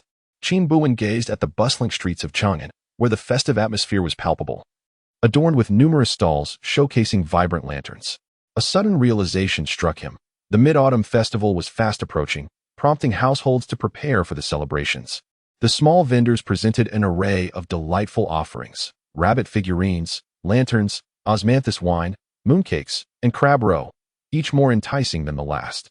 Since the last time he inadvertently revealed his feelings, the relationship between Ji Junjie and Qin Buwen had lingered in an awkward limbo. Yet, Qin Buwen was not one to remain idle. Inspired by the spirit of the festival, he suddenly conceived a plan. Shall I send a red string? He pondered. In the secluded courtyard of Wenyuan Pavilion, Qin Buwen sat on a stone bench, swinging his legs and nibbling on pastries from the stone table. Chang'an blinked in disbelief. Still processing the information, Miss Ajin, you wish to weave red strings as gifts? With a sparkle in her eyes, Qin Buwen eagerly nodded. Indeed. It is said to be a custom in the northern regions. Chang'an scratched his head, somewhat perplexed. There is a tradition here for sending red strings during the Mid-Autumn Festival. But, Miss Ajin, he hesitated, this is typically meant for gifting to someone you admire. Do you have someone special in mind? Qin Buwen bit her lip, smiling softly as she cast her gaze downward. That is not for me to say. Then, with hopeful anticipation, she turned to Chang'an. Lord Chang'an, could you assist me in finding the tools for weaving? Chang'an scratched the back of his head. That is not a problem. There are many shops in Chang'an selling such tools. At last, Qin Buwen beamed with delight. Although he felt it unnecessary, Chang'an decided to inform Ji Junjie of the situation, adhering to the principle of keeping his lord informed. In the study, upon receiving Chang'an's report, Ji Junjie paused momentarily, his fingers hovering over the brush. He slightly pursed his lips and inquired, Ajin wishes to send a red string? Chang'an nodded. Yes. Miss Ajin has asked me to find her some tools. It was rumored that an unmarried woman who tied a red string at the window of her beloved on the night of the Mid-Autumn Festival would ensure their everlasting bond and shared future. Despite Ji Junjie's familiarity with festive customs, he had never given much thought to such legends. Yet this time, he felt his heart race with an unfamiliar excitement. Whatever she desires, you need only prepare it. There is no need to report back to me, he instructed. Chang'an bowed respectfully. As you command. With Ji Junjie's approval, Chang'an quickly procured the tools and brought them to Qin Buwen's courtyard. Over the next few days, Qin Buwen remained immersed in her studies, learning the art of weaving threads alongside Qin Buwen. The Mid-Autumn Festival approached swiftly. On the day itself, Qin Buwen rose early. In the dining hall, she did not wait for Ji Junjie to rise before announcing, My lord, Ajin has matters to attend to and may return late today. Ji Junjie paused, clearly noticing the red string concealed within her sleeves.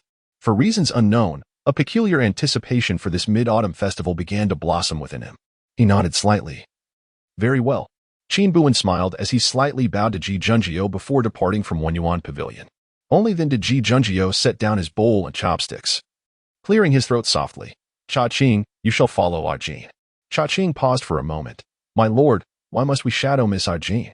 Ji Junjie pursed his lips slightly. There are no curfews on the night of the Mid-Autumn Festival. Ensure her safety. Understood, my subordinate will comply. As Chang'an prepared to leave, he was called back by Ji Junjie. Wait, my lord, Is there anything else you wish to command? The man stood tall and elegant. If she returns home with a red string, you shall pretend not to have seen it. Chang'an blinked in confusion, unsure of his lord's reasoning, yet he acquiesced absent-mindedly. Yes. With that, Chang'an leapt forth, following Qin Buwen out of Yuan Pavilion. Chapter 73. The insincere Prime Minister Ji Junjiu found himself in a state of uncertainty regarding his own feelings. He prided himself on being straightforward and had never engaged in any insincere actions. Thus, he could not comprehend the essence of his current sentiments. He acknowledged that prior to her, several young ladies had professed their affections for him, some with subtlety and restraint, others with passionate fervor. Without exception, Ji Junjiu had candidly declined them all. His aspirations lay within the political arena, as he sought to advocate for the common people and fight for the welfare of the populace. He considered himself dull and uninteresting, not the kind of man suitable for a lifelong partnership. A refusal was merely a refusal, and Ji Junjiu had never felt burdened by it. However, this time, it seemed markedly different. In his study, Ji Junjiu perused numerous texts, yet none offered guidance on how to delicately reject a woman's affection. Frowning in contemplation, he pondered how he might refuse Jean should she truly tie a red string to his window tonight. As he mulled over his words, he found them all inadequate. Jean, so delicate and vulnerable, might shed tears upon hearing his rejection. The thought caused Ji Junjiu to press his lips together. Perhaps it should be more gentle, he murmured to himself. Jean was far too fragile. It would be unkind to refuse her outright. At that moment, his mind wandered back to the red string concealed within the girl's sleeve. It was woven with a certain roughness, a craftsmanship that would likely invite ridicule from others if exposed. Ji Junjiu chuckled softly, his thoughts drifting away. Master, the voice of Chang'an interrupted his reverie, pulling Ji Junjiu back to the present. He looked up at Chang'an, slightly bewildered.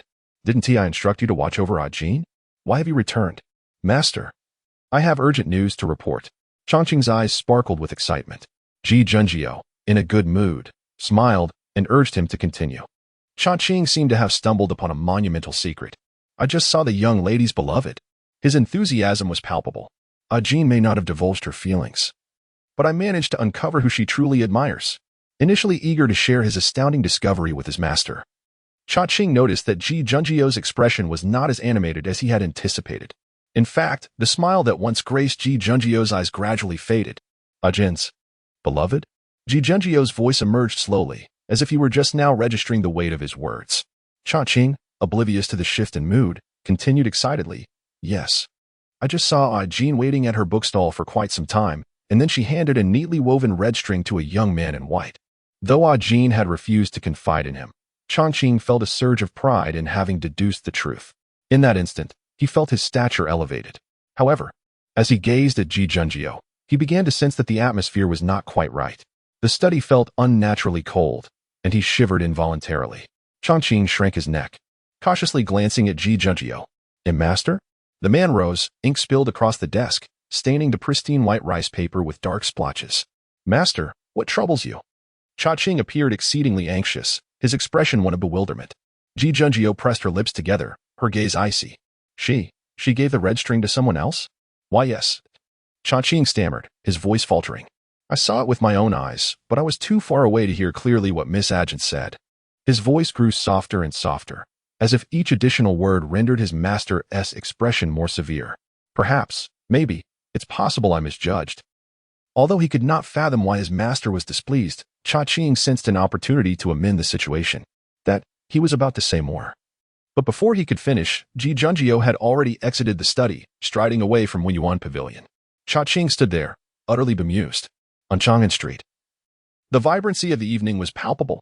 The streets were adorned with brilliant lanterns, their luminous glow casting a kaleidoscope of colors. Countless lotus lanterns hung from branches, eaves, and stalls, illuminating the night as if it were day.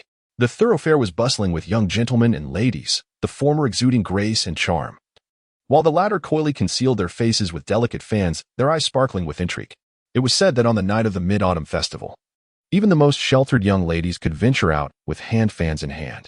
Along the main road of Chang'an Street, vendors lined both sides, their calls mingling with the sounds of fireworks. Many affluent young ladies found their attention irresistibly drawn to a singular figure. Ji Junjiu had not changed his attire. Ink splotches adorned his robe, creating a chaotic yet artistic tableau reminiscent of a tumultuous ink wash painting. The man was strikingly handsome, his waist elegantly defined, and his inky hair cascaded smoothly over his shoulders. A water-blue jade pendant peeked through his long hair, giving him an ethereal, otherworldly aura. Yet, his hurried pace, accompanied by the melodic chime of the jade pendants at his waist, evoked an unintentional allure. Qin Buwen's bookstall closed early today, allowing her the opportunity to explore the night market.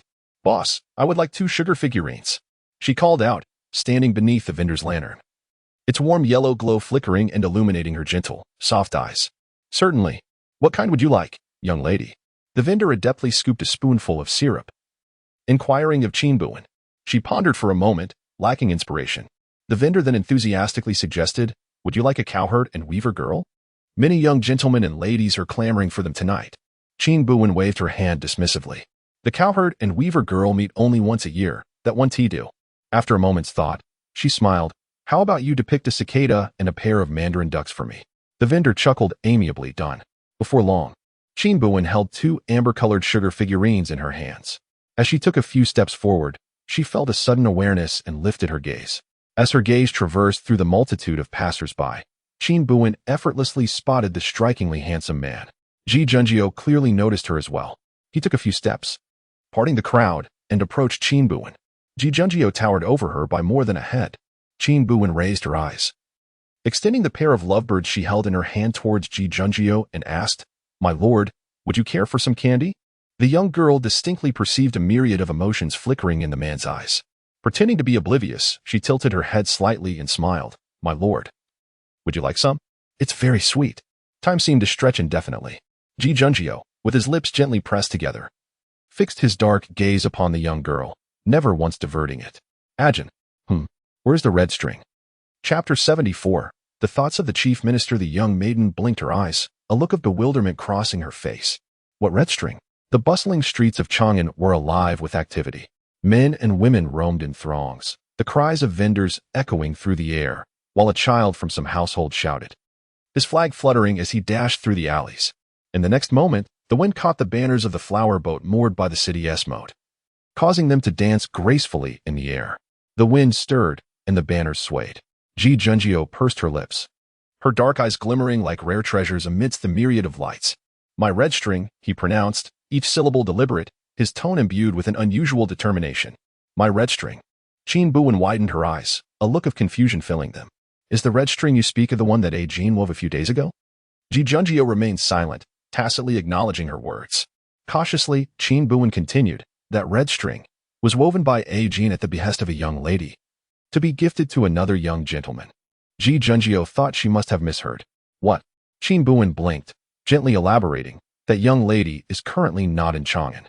A few days ago, she entrusted someone to find my stall, hoping I could deliver the red string to that gentleman and inquire about his feelings." After a brief pause, the maiden added, "I do not know how to weave, which is why I asked Changqing to find me the tools." Ji Junjio bit her lip, his throat tightening slightly. Excuse me," a few tall men nearby shouted as they pushed through the crowd. Qin Buwen was caught off guard when one of them bumped against her back. "Be careful." Without a moment's hesitation, Ji Junjio stepped forward, shielding Qin Buwen with his embrace. "Are you all right?" he asked, frowning in concern. Qin Buwen's eyes widened in surprise as she hurriedly pushed him away, taking a few steps back. "I'm fine, thank you, my lord."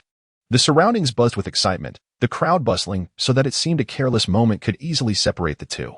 Only then did Ji Junjio realize his abruptness. What on earth was he doing? "So, that red string does not belong to you?" Ji Junjio cleared his throat, attempting to dispel the awkward atmosphere.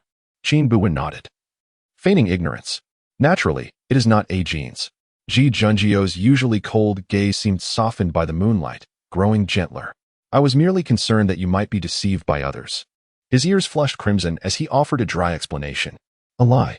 Qin Buwen discerned the deception but deemed it unnecessary to pursue the matter further, her understanding nature prompting her to let it go. She smiled and nodded. "Thank you for your concern, my lord. Ajahn trusts no one but you." That was not his intention. Ji Junjio's ears grew even warmer. How could he harbor ill will towards a person he barely knew? Such behavior was unbecoming of a gentleman. Qin Buwen, however, was not inclined to give Ji Junjio the chance to clarify, smiling as she suggested, "My lord, would you care to explore tonight's night market?" Ji Junjio lowered his gaze, finally noticing the 2 candy figures clutched in Qin Buwen's hand. As the syrup lingered too long, it dripped from the stick onto the maiden's hand, resembling amber. He retrieved a handkerchief from his sleeve and smiled, saying, "Wipe it off." Qin Buwen accepted the handkerchief, cleaned her hands, and then waved the candy figure in her hand, asking, "Would you like to eat it, my lord?" Ji Junjio was not fond of sweets, however. Gazing at the gilded candy figure in the maiden's hand, he felt inexplicably that tonight's confection must be delightful. Very well. Ji Junjio accepted the candy from Qin Buwen's hand. While Qin Buwen pondered whether Ji Junjio's affirmative response pertained to eating the candy or strolling through the night market, Ji Junjio had already turned her gaze back to him. "Did you not say we would explore the night market?" The man glanced back, smiling at her. "Let us go together, lest we lose each other." "All right, tonight." There were no curfews on Chang'an Street. An increasing number of people gathered, as it was said that tonight they would dance with the fish lanterns. Qin Buwen and Ji Junjio secured a good vantage point, witnessing several burly men bare-chested, shouting commands as they hoisted a massive fish lantern to the high platform in the center of Chang'an Street. "May peace and prosperity prevail. May families unite in health.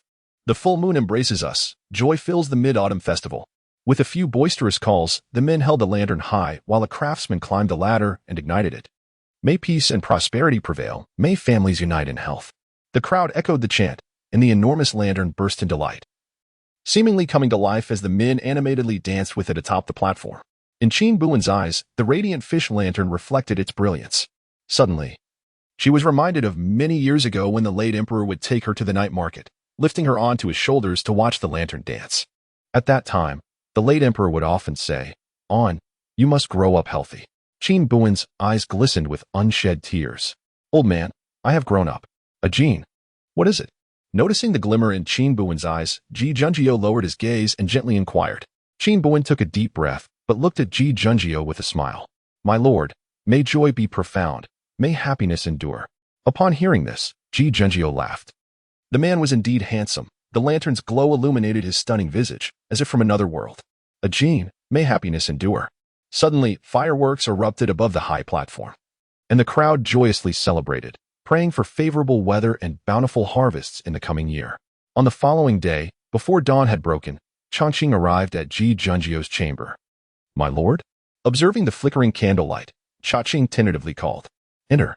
Only then did Changqing push the door open, noticing the man draped in an outer garment beneath the candlelight, holding a slender red string, with a gentle smile gracing his lips. Changqing's eyes widened in astonishment. "My lord, today is a day of rest. Why are you up so early?" Ji Junjio did not respond. After a moment's contemplation, Changqing swallowed hard. "Surely, you did not stay awake all night?" Indeed. Changqing's guess was correct. Last night, after Ji Junjio heard a commotion outside and saw the maiden tying the red string at his window, he could not fall asleep again. Changqing noticed the red string in Ji Junjio's hand. "This red string. It seems rather familiar." Ji Junjio smiled and carefully tucked away the string. Changqing, regaining his composure, responded, "Your subordinate is here." Ji Junjio appeared to be in exceptionally high spirits. "You have worked hard these past few days. I have instructed the account office to allocate an additional 3 months of salary for you." Changqing's mouth fell agape, rendered speechless. Hard work? What arduous tasks had he undertaken recently? None that he could recall, if he had to mention anything. It was merely the effort spent in procuring tools for Miss A. Jin's spinning. Yet, surely the esteemed one would not reward him for such a trivial matter. Changqing stammered, "Thank you very much, my lord." Furthermore, Ji Junjio added with a smile, "I shall attend this year's poetry gathering." Chapter 75. The Academy. Am I also a part of your play? Changqing felt a surreal disconnection from reality. Was he perhaps overly emotional, succumbing to hallucinations? Historically, despite receiving multiple invitations to the poetry banquet, the esteemed gentleman had never attended. Initially, the poetry banquet was a gathering where numerous noble scions showcased their talents through poetic exchanges at the mirror platform. However, it gradually evolved into an occasion for young men to pursue their beloved. At these banquets, the gentlemen often used verses to express their affections, potentially leading to romantic unions. This year, Ji Junjio had been invited to the banquet several times, yet each time, he had declined due to pressing matters. What could have changed this year? Changqing felt bewildered and hesitated to speculate on Ji Junjio's thoughts, merely responding with a subdued affirmation. "Oh, esteemed sir." Changqing suddenly recalled that the autumn examinations were nearing their conclusion, and a considerable number of students had arrived at the academy. Ji Junjio nodded, his expression growing more serious. The deputy head of the academy wishes for you to spare a month to instruct these students. The academy is filled with many noble science, most drawn by the esteemed reputation of Ji Junjio, yearning to learn under his guidance. Understood, Ji Junjio replied. I shall go to the academy in a few days to teach for a month.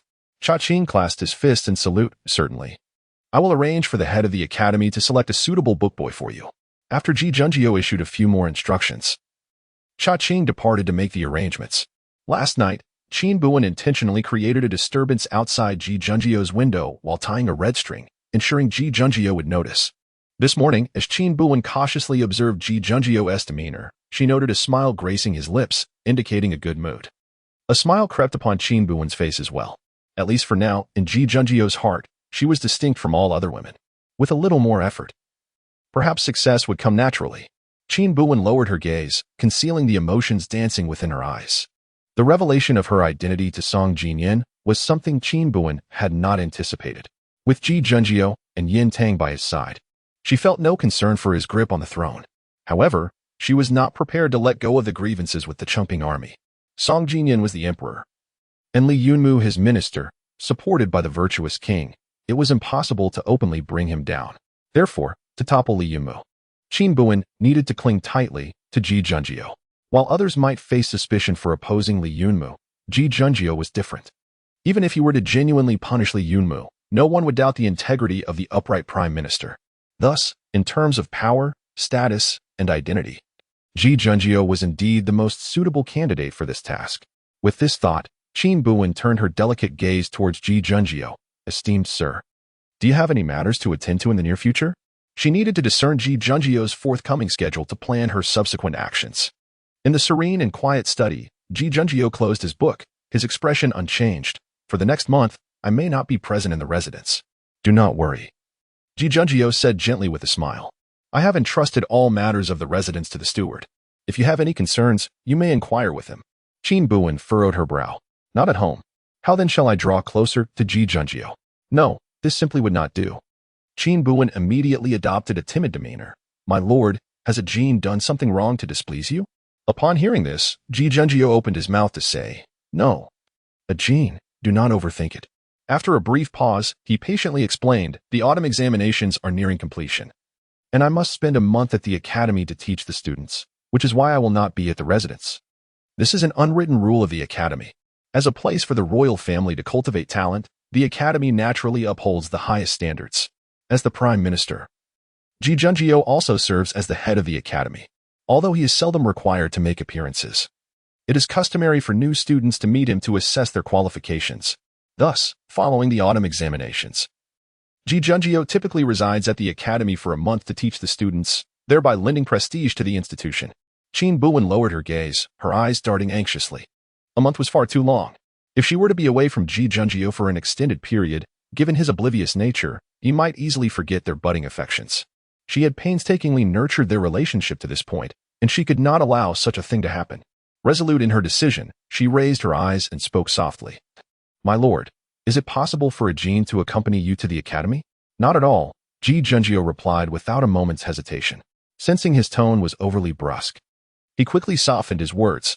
All students at the academy must have participated in the autumn examinations, and even I cannot bring you in. It was as if Ji Junjio had genuinely contemplated this matter. Qin Buwen thought she was overthinking, her eyes glistening with a touch of vulnerability. But my lord, you will be away from the residence for a month, and a Jin will find it difficult to adjust. Ji Junjio's fingers paused momentarily. Perhaps he had not anticipated Qin Buwen's sentiments. He hurriedly lowered his head, glancing at his own fingers. Well, that won't do, he said, clearing his throat. If a Jin has any matters to discuss, you may seek out Qinghua. Seeing the girl still disheartened, Ji Junjio pressed his lips together. After a long silence, he awkwardly offered, I will also make time to return to the residence to see you, and the others. Upon hearing this, Qin Buwen reluctantly nodded. In that case, a Jin will patiently await your return. As if she were patient, she would not be Qin Buwen. At the academy, the deputy head was none other than the esteemed second-rank grand scholar, Lord Zhong Yunhan, now in his 50s, with graying temples and a dignified goat beard. He greeted Ji Junjio with a deep bow, This humble official pays his respects to the Prime Minister. Ji Junjie held a deep respect for the elder statesman and promptly returned the gesture. Lord Zong, there is no need for such formalities. I have been away from the academy for an extended period, and I am grateful for your efforts in managing the institution. I feel quite ashamed. Zong Yunhan chuckled. All efforts are directed towards the prosperity of Yaoyan. The Prime Minister is burdened with countless affairs, while I can do no more than my utmost. Which leaves me without regret. After exchanging a few pleasantries, Zong Yunhan led Ji Junjie to the main hall. Upon learning of the esteemed arrival, I summoned several young scholars. Please, Your Excellency, choose one. Zong Yunhan expressed his humility, saying, The environment of the academy pales in comparison to Wenyuan Pavilion. I hope you will understand. Ji Junjie, with great respect, replied, I too have emerged from the academy and do not find it burdensome. There is no need for such formality, Lord Zong. With a smile, Zong Yunhan summoned the young scholars. Please select one at your leisure. During your month at the academy, it is customary to have someone attend to your trivial needs. Ji Junjie nodded slightly before turning to the group of young scholars. However, upon merely glancing at them, Ji Junjie was momentarily taken aback, his eyes widening in surprise. Among the young scholars stood a small boy clad in rough blue cloth, his bright apricot eyes gazing intently at Ji Junjie. It is a Jin. Chapter 76. Oh. Chief Minister, do not be so hypocritical. As Ji Junjie delicately set down the teacup he had just picked up, he thought he might have been mistaken. His dark, profound eyes remained motionless. It truly was a Jin. For some reason, upon locking eyes with the young lad, Ji Junjie hastily averted his gaze, his ears tinged with crimson. How did she end up here? It was rather irregular. Ji Junjie pondered, yet did not rise to confront her. The young woman was clad in a light blue coarse linen garment, her flowing long hair elegantly styled into a high bun, exuding a sense of neatness and poise.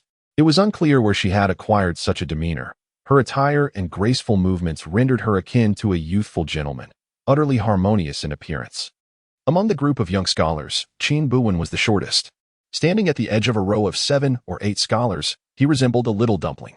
Ji Junjie diverted his gaze to the teacup on his desk, the tea leaves swirling in a dance, mirroring the tumult of his thoughts.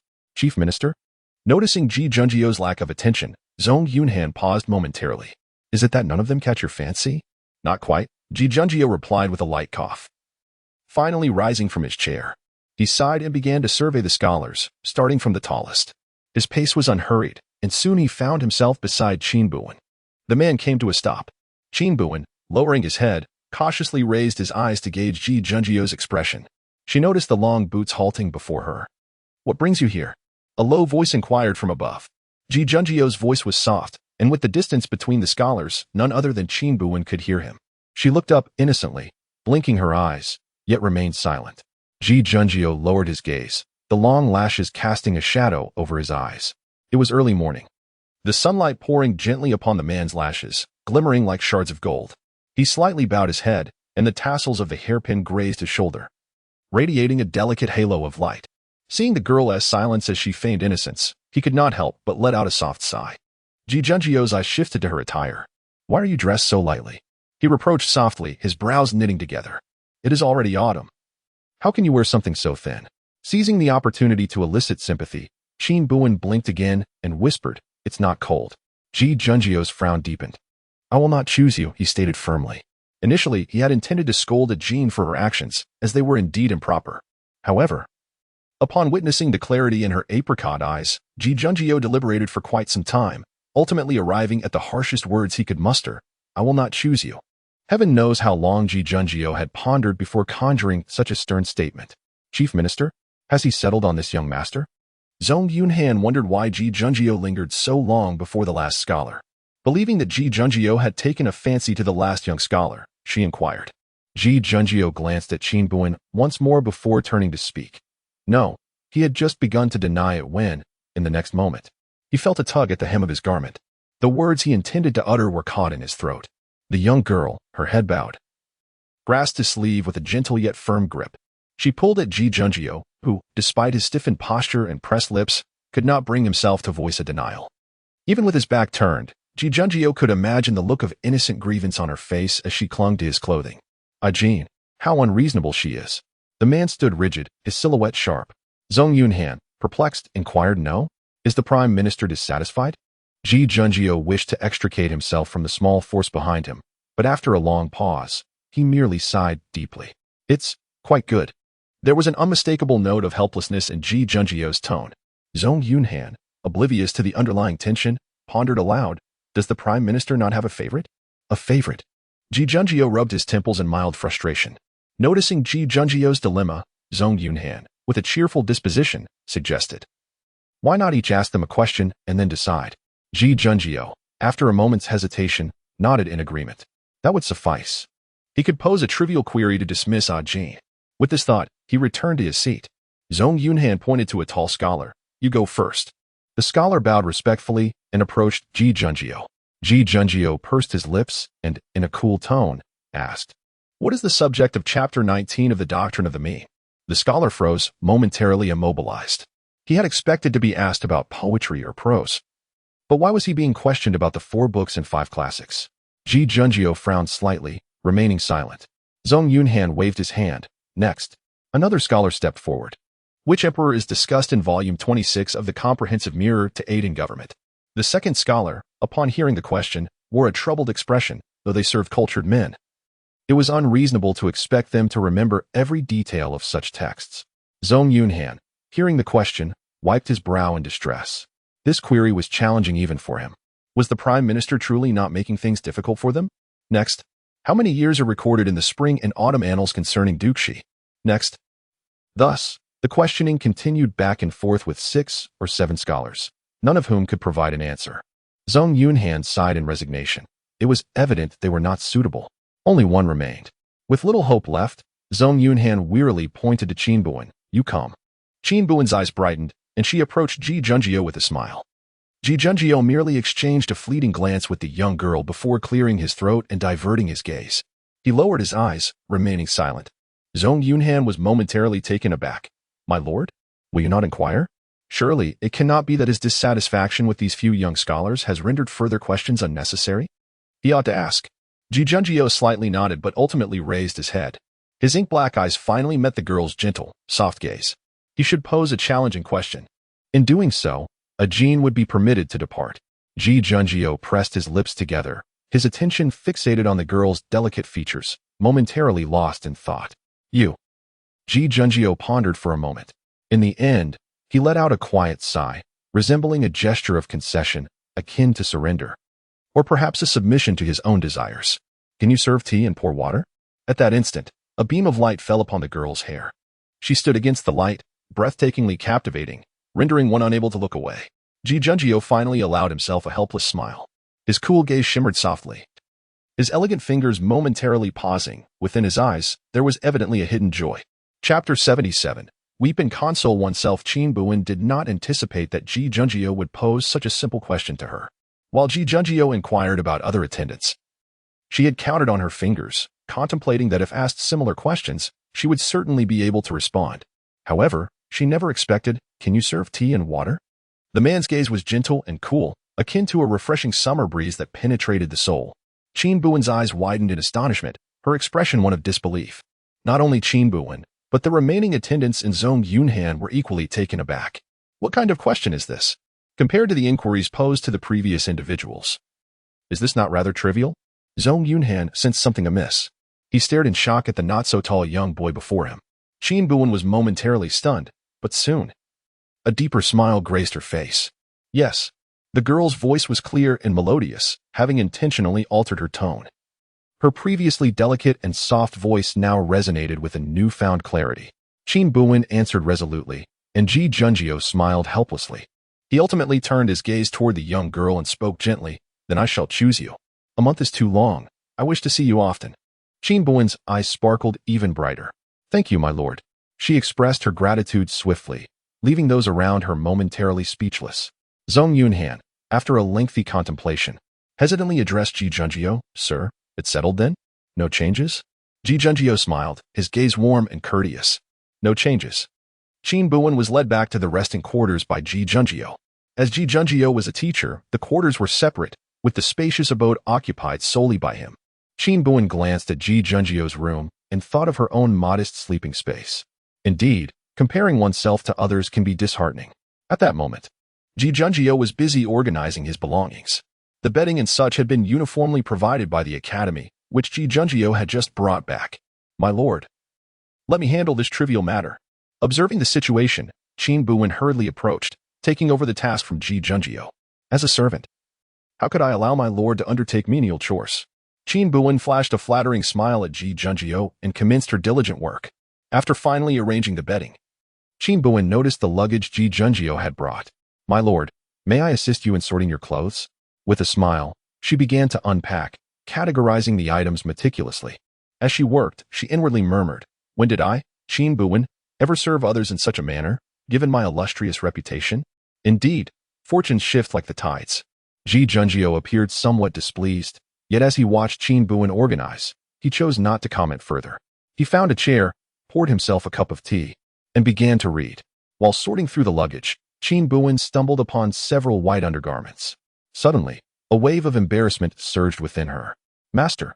Qin Buwen directed her gaze towards Ji Junjio, displaying an innocence that was utterly disarming, as she gently shook the object in her hand.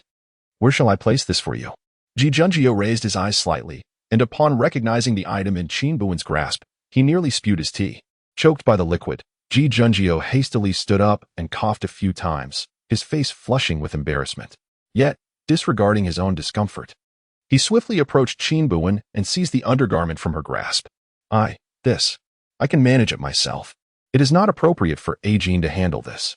Qin Buwen appeared oblivious to Ji Junjio's mortification, her eyes sparkling with mischief. "It is quite all right, master. As your servant, it is my duty to attend to your daily needs." The girl spoke with such conviction that Ji Junjio found himself momentarily at a loss for words. After a brief silence, he finally managed to say, "It is not suitable for you to do such things." He suddenly felt a pang of regret. After all, Ajin was a woman, and there were numerous matters that were inappropriate for her to engage in. Upon hearing this, Qin Buwen clutched the hem of his garment, her eyes glistening with fear, resembling a forsaken kitten. "Does master no longer want Ajin?" The words were laden with sorrow, and it seemed she was on the verge of tears. "No, that is not the case." Ji Junjio panicked, hastily clarifying, "I merely believe that, although others may be unaware, Ajin is still a woman, and certain tasks are not fitting for her." Qin Buwen sniffed, yet her gaze remained fixed on him with longing. Ji Junjio felt a headache coming on. With a resigned smile, he sighed, "Very well, I shall not dismiss Ajin. From now on, allow me to handle these trivial matters myself," he reassured her. "Ajin understands that I do not often employ servants in the pavilion." Only then did Qin Buwen lower her head, responding softly, "Ajin understands." Observing her despondent expression, Ji Junjio's heart softened. As he had caused her distress, it was only fitting that he comfort her. "Ajin is obedient," he adjusted his tone to sound gentler. "I am truly pleased that you wish to accompany me." At this, Qin Buwen's eyes sparkled with delight as she looked up. "Really? Master is no longer angry with Ajin?" Ji Junjio pondered for a moment before responding earnestly. "Initially, I was somewhat upset." After a pause, he chuckled helplessly, "But upon reflection, I believe having you by my side for the coming month will undoubtedly be much more enjoyable." He had lived a rather monotonous life, and he had always considered himself an unremarkable person. However, with Ajin around, his existence would surely become far more vibrant. In the ensuing days, whether it was packing or tidying the study, Ji Junjio did not permit Qin Buwen to lift a finger. In the spacious study, the tall figure of the man remained poised and dignified, and even while engaged in mundane tasks, his demeanor retained its elegance. Nearby, a young boy resembling a servant sat obediently in a chair, with delicacies prepared by the man at hand, cheerfully nibbling on treats while conversing with him. The scene, if witnessed by Zhong Yunhan, would likely incite such fury that his beard would stand on end. Where can one find a bookish attendant like her? After tidying up the study, Ji Junjio washed her hands and then inquired of Qin Buwen, "Where will you be staying tonight?" Qin Buwen replied, "Master Zhong said that all attendants must sleep together. Our quarters are on the other side." Upon hearing this, Ji Junjio furrowed her brows in disapproval, stating, "You are a woman. How can you stay with men?" Seizing the opportunity to evoke sympathy, Qin Buwen hesitantly replied, "But if that is not the case, our Jin will not be able to remain at the academy." Ji Junjio, upon hearing this, pressed her lips together but refrained from discussing the matter further. "Let us go. We shall have dinner first, for tomorrow marks the beginning of formal classes." Qin Buwen nodded and followed Ji Junjio towards the dining hall. The academy was vast, and the dining hall was open to both scholars and students alike. When Ji Junjie and Qin Buwen arrived at the dining hall, several students and teachers were already present. Upon seeing Ji Junjie, many students hurriedly bowed and greeted her. "Greetings, esteemed Chief Minister. Students pay their respects to you." Ji Junjie responded coolly, "In the academy. Simply refer to me as teacher." "Yes, teacher. Students pay their respects to you." As they walked forward, Qin Buwen felt a sense of delight in wielding the power of another. Suddenly, they encountered a young man clad in blue. The youth smiled brightly and bowed to Ji Junjie, saying, "I am Shen Mingting, here to pay my respects, teacher." Shen Mingting? The name sounded somewhat familiar. Chapter 78. Serving the Prime Minister and bathing. Qin Buwen followed Ji Junjie with an impassive demeanor, casting a glance at the young man ahead. The youth possessed striking sword-like brows and starry eyes, appearing youthful yet exuding an extraordinary presence in his azure robe. When he smiled, a pair of sharp tiger teeth revealed themselves, radiating an exuberant spirit. It was evident that Ji Junjie was acquainted with the young man. He inclined his head slightly, his tone calm. "How is Lord Shen's health?" Shen Mingting responded with a respectful gesture. The old gentleman experienced some fright upon returning from the hunting grounds, but he is now recovering well. "Shen Mingting?" Qin Buwen recalled. During the autumn hunt, among the aged officials standing protectively before Song Jinan, there had been an elder surnamed Shen Guanshan, the right deputy censor. Thus, this young man before him was indeed the sole grandson of Shen Guanshan. No wonder the name sounded familiar. Qin Buwen suddenly remembered that after Yan Tang attended the poetry banquet in the capital, his reputation soared. The Wang residence in Chang'an was bustling with visitors eager to make the acquaintance of the talented scholar Yan Tang. At that time, young Master Shen Mingting was among them. Yet, in the blink of an eye, years had passed. He could hardly associate the elegant youth before him with the small child he once knew. In the academy, all students hailed from affluent families, and nearly every scholar was accompanied by a servant. After exchanging pleasantries with Shen Mingting, Ji Junjie's gaze gradually shifted to Qin Buwen. He tilted his head, observing Qin Buwen with a leisurely demeanor, a friendly smile gracing his lips. Perplexed, Qin Buwen wished to avoid entanglements with Shen Mingting. Retreating a few steps closer to Ji Junjie, Ji Junjie turned to her and inquired, "What is the matter?" "Nothing," Qin Buwen replied with a smile, gesturing towards another corner of the dining hall. "Young master, our servants dine over there." This implied that Qin Buwen could not share a meal with Ji Junjie. Upon hearing this, Ji Junjie furrowed his brow slightly and followed Qin Buwen's pointing finger. Indeed, a group of simply dressed servants huddled together, munching on steamed buns while engaged in lively conversation. Ji Junjie pursed his lips, casting a worried glance at Qin Buwen, his gaze gentle yet probing. Understanding the concern conveyed in Ji Junjie's eyes, Qin Buwen chuckled. "Do not worry, young master. I will join you after I finish my dinner." Yet Ji Junjie remained uneasy, leaning slightly forward as he spoke softly. "Do not let others bully you." Qin Buwen nodded, placing a reassuring hand on his chest. "Rest assured, young master." Ji Junjie offered another piece of advice. "Do not eat too hastily. Remember to savor each bite." Qin Buwen interjected playfully. "Young master, I am not a child anymore." Finally, Ji Junjie nodded with a smile. "Go on then." Qin Buwen made his way towards the corner. In the distance, Shen Mingting raised an eyebrow as he observed the exchange between Ji Junjie and the young servant. As Qin Buwen approached the cluster of servants, their chatter came to an abrupt halt. The academy boasted a multitude of students, and consequently, an abundance of servants. Many clustered in small groups, all directing their attention towards the newcomer, Qin Buwen. The attendants, known for their strength and towering stature, were typically tasked with various chores and heavy labor for their young masters. In contrast, Qin Buwen, being rather diminutive, appeared somewhat unremarkable among them. "Ah, young brother, which household do you serve?" A tall man approached Qin Buwen with a friendly smile, initiating a conversation. Qin Buwen returned the smile amicably, introducing himself as a Jin. "With such a frail physique, you aspire to be an attendant?" A less cordial voice echoed from a distance. "I could fell him with a single punch." Qin Buwen raised an eyebrow, turning to identify the source of the taunt, only to find a man provocatively glaring at him, raising his fist menacingly. "Eru, we are all attendants here. Could you not be so uncivil?" The man beside Qin Buwen frowned, attempting to quell the hostility. The one referred to as Eru, seemingly intimidated by this intervention, begrudgingly silenced himself. "A Jin, I am Yuanfu, attendant to young Master Shen Mingting." Qin Buwen nodded, timidly replying, "Greetings, brother Yuanfu. Flattered by the address, Yuanfu bashfully scratched the back of his head. If you find yourself without companions, feel free to join us. Lowering his voice, Yuanfu glanced toward Eru's direction. Eru serves young Master Yang Zhao. He has a reputation for being quite overbearing, so it is best to avoid provoking him. Qin Buwen blinked and quietly inquired, Young Master Yang? Is he the eldest son of Yang Lai, the Minister of Rites? Yuanfu nodded in affirmation. Ah, that explains his arrogance. The Minister of Rites holds a third-rank official title, which indeed provides ample reason for such behavior within the academy. Shen Mingting's grandfather, Shen Guanshan, as the Deputy Grand Commissioner of the Rite, also held a third-rank position, which likely accounts for Eru's wariness towards Yuanfu. Nevertheless, Qin Buwen felt little inclination to engage in these matters. With Yuanfu as his ally, he presumed Eru would not trouble him excessively.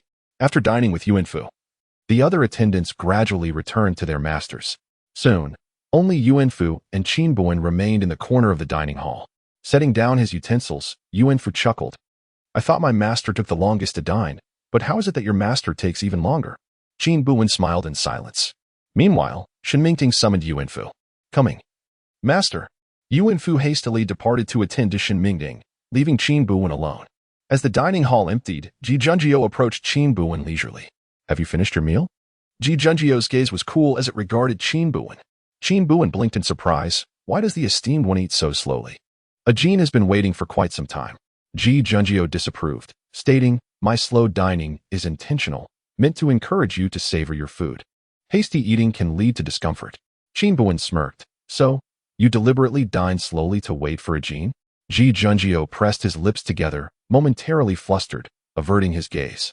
Let us depart. It is getting late, and we should rest. Yet, Qin Buwen had no intention of letting Ji Junjiu off so easily. That night unfolded. Qin Buwen, holding a wooden basin and a towel, knocked gently on the door of Ji Junjiu's chamber. Who is it? My lord, it is I. What is it? My lord, I have come to assist you with your bath. From within the room, the sound of fabric rustling could be heard. Shortly thereafter, a figure appeared at the door as Ji Junjiu slowly opened it. The man was clad in a loose robe, clearly having just prepared for his bath. Upon seeing Qin Buwen, an unnatural flush crept into Ji Junjiu's ears. There is no need. I can manage on my own. Ji Junjiu, having been caught off guard, now reflected that he should not have opened the door. How could Qin Buwen let such a splendid opportunity slip away? She smiled innocently and naively. My lord, as your attendant, it is my duty to serve you. Chapter 79. Sharing a bed? Though Ji Junjiu is a gentleman, he does not consider himself to be a pedantic man. He believes he has witnessed many scenes in his life, yet he never imagined he would encounter such a situation. A man clad in a loose-fitting white robe, preparing for a bath, has his waist belt loosely tied, seeming as if it would fall to the ground with the slightest tug. The upper garment barely conceals his form, revealing the man's exquisite collarbone and the hint of well-defined pectorals beneath the pale fabric. His originally tied long hair cascades down, resting on his shoulders, exuding an allure that is both enchanting and restrained. The autumn wind howls.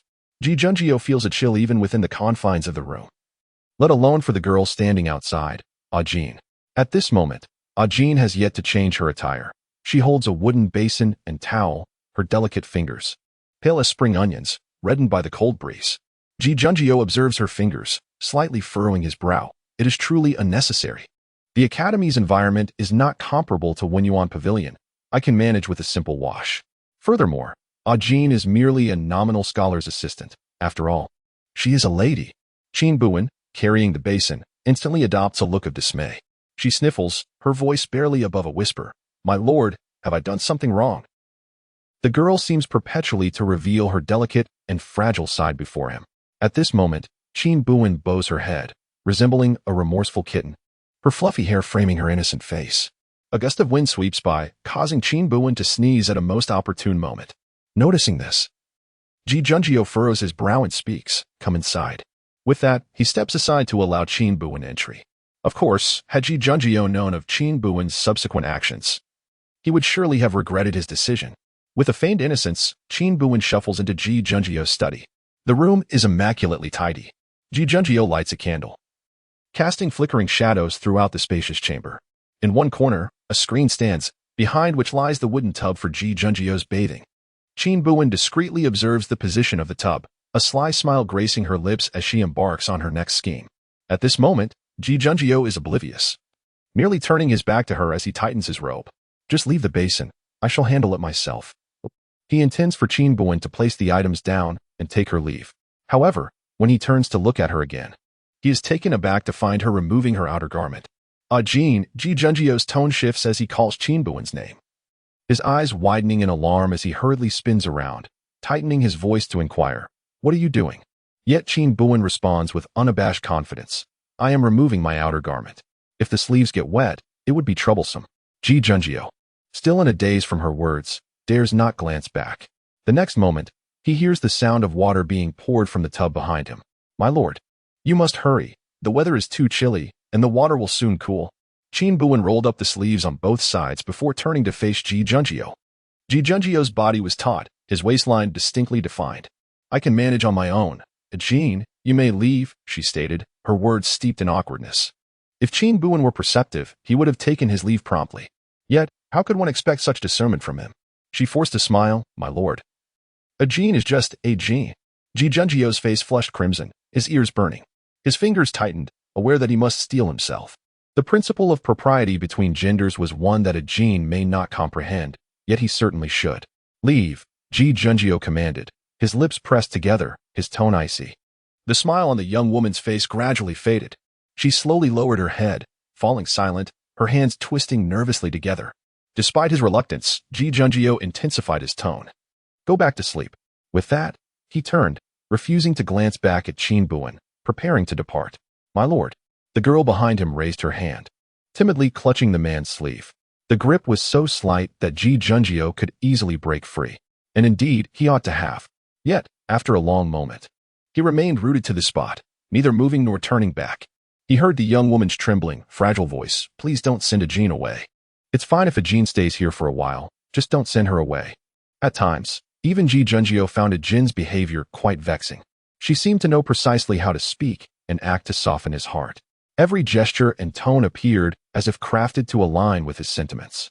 However, whenever he pondered this, Ji Junjio felt a twinge of guilt for harboring such unworthy thoughts about a woman. He furrowed his brow slightly and sighed. After a prolonged silence, the man turned around, his towering figure seemingly enveloping the young woman completely. He lowered his gaze, and Qin Buwen caught a faint, cool fragrance emanating from him. "Have those people been bullying you?"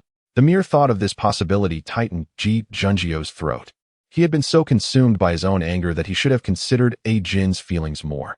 Qin Buwen, with her head bowed, vigorously shook her head. "No." Her tone carried a hint of defiance mingled with shyness, yet she obediently answered the man's inquiry. Ji Junjio's heart softened.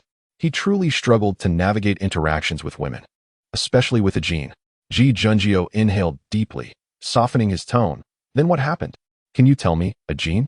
He recalled someone mentioning long ago that soothing a woman was akin to comforting a child. As long as one spoke gently, her anger would dissipate significantly. This was perhaps one of the few insights Ji Junjio had gleaned regarding conversing with women. Qin Buwen still clung to the man's sleeve, and he, unresisting, allowed her to grasp it. Ajin is reluctant to sleep alongside them. Ji Junjio was momentarily taken aback, but soon realized his oversight. How could he have forgotten this matter? The dormitory for the young scholars was certainly not comparable to that of their esteemed teachers. To conserve space, it was customary for 5 or 6 young scholars to share a single dormitory room. Ji Junjio had initially been aware of this. However, after dinner, due to Ajin's few remarks, his thoughts became jumbled, and he inadvertently set aside this consideration. Ji Junjio furrowed his brow even more tightly, casting a gaze upon the young girl that bore a hint of remorse. It was his fault. He had just lost his temper with Ajin. At this moment, the young girl merely lowered her head, her voice barely audible. "Sir, Ajin will remain here for a short while, and once they have all fallen asleep, Ajin will leave immediately." Ji Junjio felt a tightening in his throat, his fingers momentarily pausing. "There is no need." The man's cold, detached voice resonated from above. Qin Buwen, flustered, looked up, seemingly on the verge of uttering something more. "You shall sleep here tonight." Chapter 80. His depravity. A hint of a smile graced the corners of Qin Buwen's lips, yet in the next moment, she suppressed it, timidly raising her gaze. "No. There's no need, my lord. I shall take my leave." With that, Qin Buwen stepped back a few paces, as if startled, turning to depart. "Wait." Ji Junjio reached out, grasping Qin Buwen's wrist. The girl's wrist was so slender that it seemed that with just a slight pressure, it could be crushed. Ji Junjie held on for just a fleeting moment, as if he had touched a searing flame. Once the girl hesitated, Ji Junjie swiftly withdrew his hand. I will clarify matters with Lord Zong at the Jiashi tomorrow. You may stay here tonight. Remembering how overly assertive he had been earlier, Ji Junjie softened his tone considerably. Qin Buwen lowered her head, mumbling, "My lord, this is your resting place." With a gentle sigh, Ji Junjie replied, "Since you are aware that I am your lord, do not refuse." Qin Buwen murmured something under her breath. "What?" Ji Junjie did not catch it and tilted his head slightly to listen.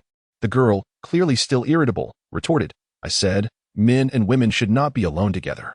Ji Junjie couldn't help but chuckle at her words. "Just a moment ago, you offered to assist me with bathing. And now you speak of men and women should not be alone together?" Qin Buwen turned away, displaying a touch of childish petulance. "It was you who wanted to send me away." Ji Junjie found himself momentarily at a loss for words. He was not particularly adept at debating with Qin Buwen. Although he was evidently in the right, it seemed he always ended up on the back foot. Nonetheless, he possessed ample patience for her. Leaning closer, he explained softly, "As an unmarried woman, you should naturally not be alone with a man, for it tarnishes your reputation." Qin Buwen quietly countered, "Others do not know I am a woman." "I do," Ji Junjie stated earnestly. "Whether others know or not is inconsequential. A gentleman does not stand beneath a precarious wall. Moreover, I cannot jest with your reputation." At times, Qin Buwen found herself perplexed. How had someone as inflexible as Ji Junjie risen to the position of prime minister? He adhered strictly to propriety and order. Even she, a mere commoner, was almost moved by him. This simply would not do. Sniffling slightly, Qin Buwen inquired, "Then why does my lord wish for me to remain?" Ji Junjie did not respond immediately. Why indeed? He pondered this himself. His justifiable reasoning was rooted in the unwillingness to see Qin Buwen as a woman, unjustly marred in reputation. Yet Ji Junjie was well aware. He was angry. Was he angry at Qin Buwen? No. At himself? No. At those scholars? Certainly not. Ji Junjie was uncertain about the source of his anger and reluctant to delve into it. He merely convinced himself with this reasoning. "You are my attendant. It is my duty to care for you," Ji Junjie stated stiffly, responding to Qin Buwen. Inside, Qin Buwen found herself silently amused, though she feigned understanding, choosing not to respond further. After a while, Ji Junjie let out a deep sigh. "All right, you may rest here. I shall head to the study." Qin Buwen clenched his silver teeth in frustration. "Ji Junjie, I loathe your wooden demeanor." The man, oblivious to Qin Buwen's expression, patiently replied, "Rise early at dawn. I shall return to the study. Ensure no one sees you. Tomorrow, I will find an excuse to have Master Zong prepare a private study for you. You need not worry." Ji Junjie consistently prioritized Qin Buwen's reputation, meticulously considering her at every turn. Qin Buwen was so moved that he gritted his teeth in exasperation. After speaking, Ji Junjie made to leave. "My lord." Qin Buwen hastily called out to Ji Junjie, "Will you leave dressed as you are?" Ji Junjie then realized he had not bathed and had yet to change his clothes, feeling somewhat embarrassed. Although Qin Buwen had mentally scolded Ji Junjie 100 times, he still managed a considerate smile. "Ajahn, please wait outside while my lord bathes. He will depart afterward." Ji Junjie pondered for a moment before nodding. "Very well. I shall be quick. You put on a garment and step outside." Qin Buwen complied, donning Ji Junjie's fox fur coat as he exited the room. The door to the study slowly closed, and Qin Buwen watched the flickering candlelight dance around the man's silhouette, a spark of vengefulness igniting within her. A cool breeze swept outside. Qin Buwen tightened the fox fur around her and stood outside the study, possessing keen hearing. She soon discerned the sound of water within the room. The girl smirked, lowering her voice, "My lord." Inside the study, the man responded, "What is it? Is the water still warm?" "It is fine." Moments later, Qin Buwen called again, "My lord." "The wind is strong outside. Please wear more clothing when you come out." "Understood." "My lord." "Tomorrow you will be lecturing at the academy. Should I prepare anything?" "No need." "My lord. My lord. My lord." Qin Buwen repeatedly called out to Ji Junjie, wishing to enact a small act of revenge. Unbeknownst to her, after calling out her lord's name several times, the man's voice within the study trembled softly. "Ajahn." "Yes." "What is it, my lord?" Silence. Qin Buwen smirked, feeling utterly satisfied. Meanwhile, within the study, Ji Junjie, submerged in the wooden tub, was enveloped in an entirely different scene. He shamefully, The girl's voice was soft and sweet, imbued with a hint of affection and reliance, just as it had been in his dreams that night. Ji Junjio looked down at his reflection in the water. The rippling surface revealed his flushed face. Whether from the steam or something else, he could not tell. He pressed his lips together, suppressing the wave of emotions swelling within his chest. How could he be so base? Merely hearing Ajin's voice was enough. Ajin, he called her, his tone laden with emotions that the girl could not comprehend. What is it, my lord? The girl outside the door seemed unaware of the turmoil unfolding within. Her tone remained delicate and gentle. Listening to the girl's tone, Ji Junjio could almost envision the innocent and naive glimmer in her eyes. How shameful! How despicable! Ji Junjio scolded himself silently. He stifled the heat and heaviness in his chest, daring not to listen to the girl's voice any longer. With a splash, he rose from the wooden tub. Crystal droplets cascaded from his form. His long hair, now damp, clung to his shoulders. Stepping out of the tub, Ji Junjio wrung a towel through his hair and changed into fresh attire. Outside, Yuan Fu, who had risen in the night, had yet to see Qin Buwen return to the study. Concerned that Ajin might be in trouble, Yuan Fu hurriedly set out to search for him. Much to his surprise, he found Ajin standing outside the Prime Minister's residence, draped in a fox fur cloak. Yuan Fu's heart leaped with joy as he prepared to call out to him. In the next moment, the door to the study slowly creaked open, revealing the Prime Minister, who, while drying his hair, said to Ajin, "I am done washing. Come in." Yuan Fu's mouth fell agape, frozen in place. In an instant, he was filled with indignation. He never expected the Prime Minister to be such a person. Chapter 81. Brother, it seems you have misunderstood something. Yuan Fu has served as a page for many years. Young Master Shen Mingting treats him very well. Although he often behaves with a certain carefree flamboyance, he never directs his ire towards the pages.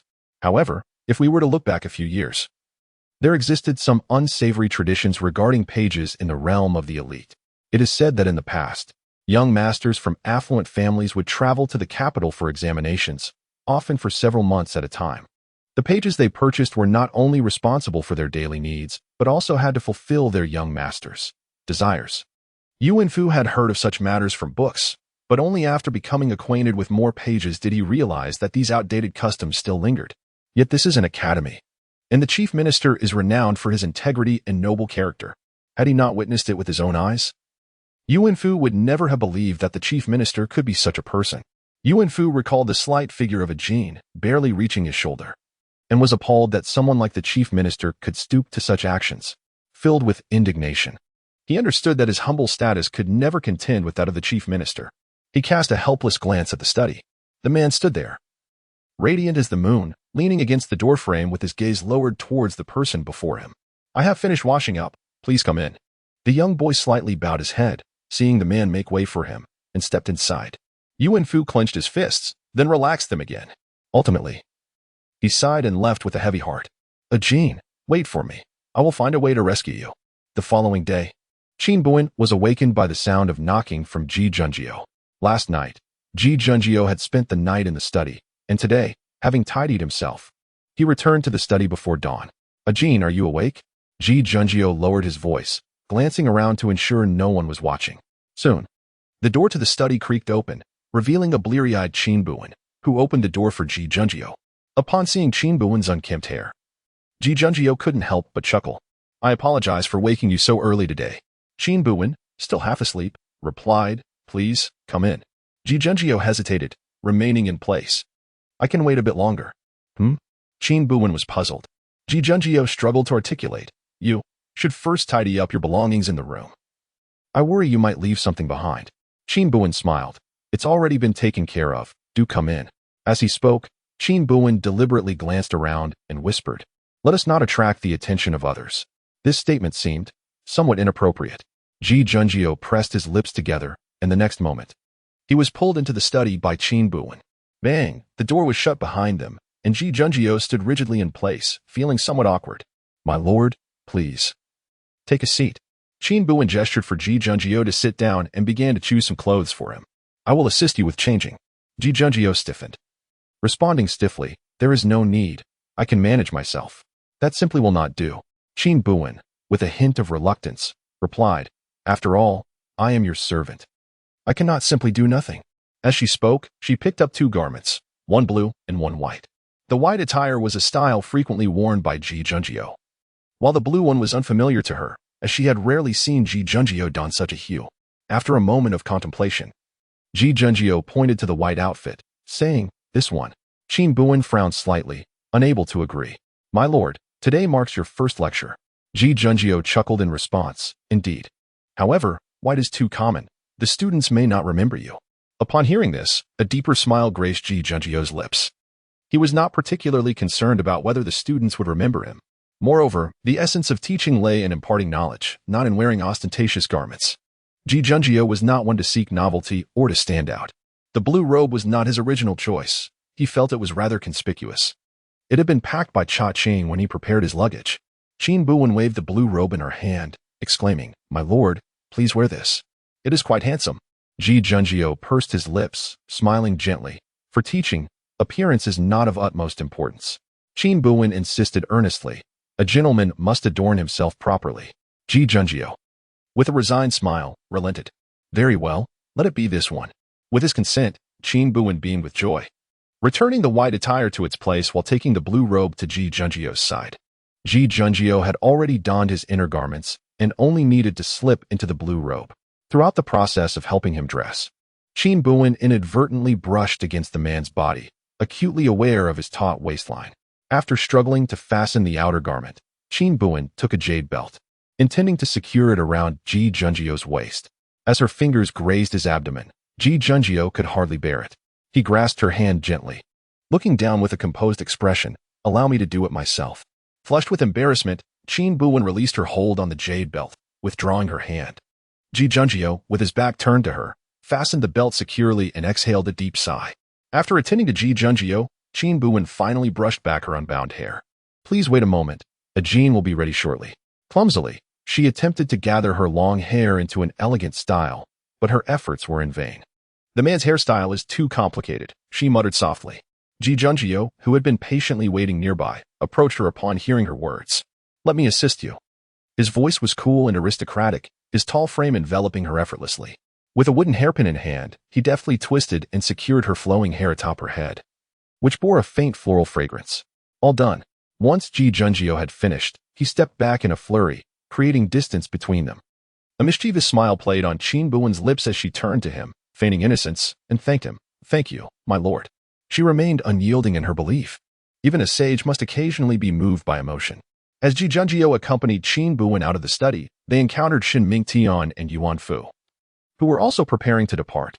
Upon seeing Ji Junjie, Shen Mingtian smiled and performed a respectful salute, addressing him, "Greetings, esteemed teacher." Although Ji Junjie maintained an air of elegance and courtesy before Qin Buwen, he felt compelled to adopt the demeanor of a mentor in the presence of his students.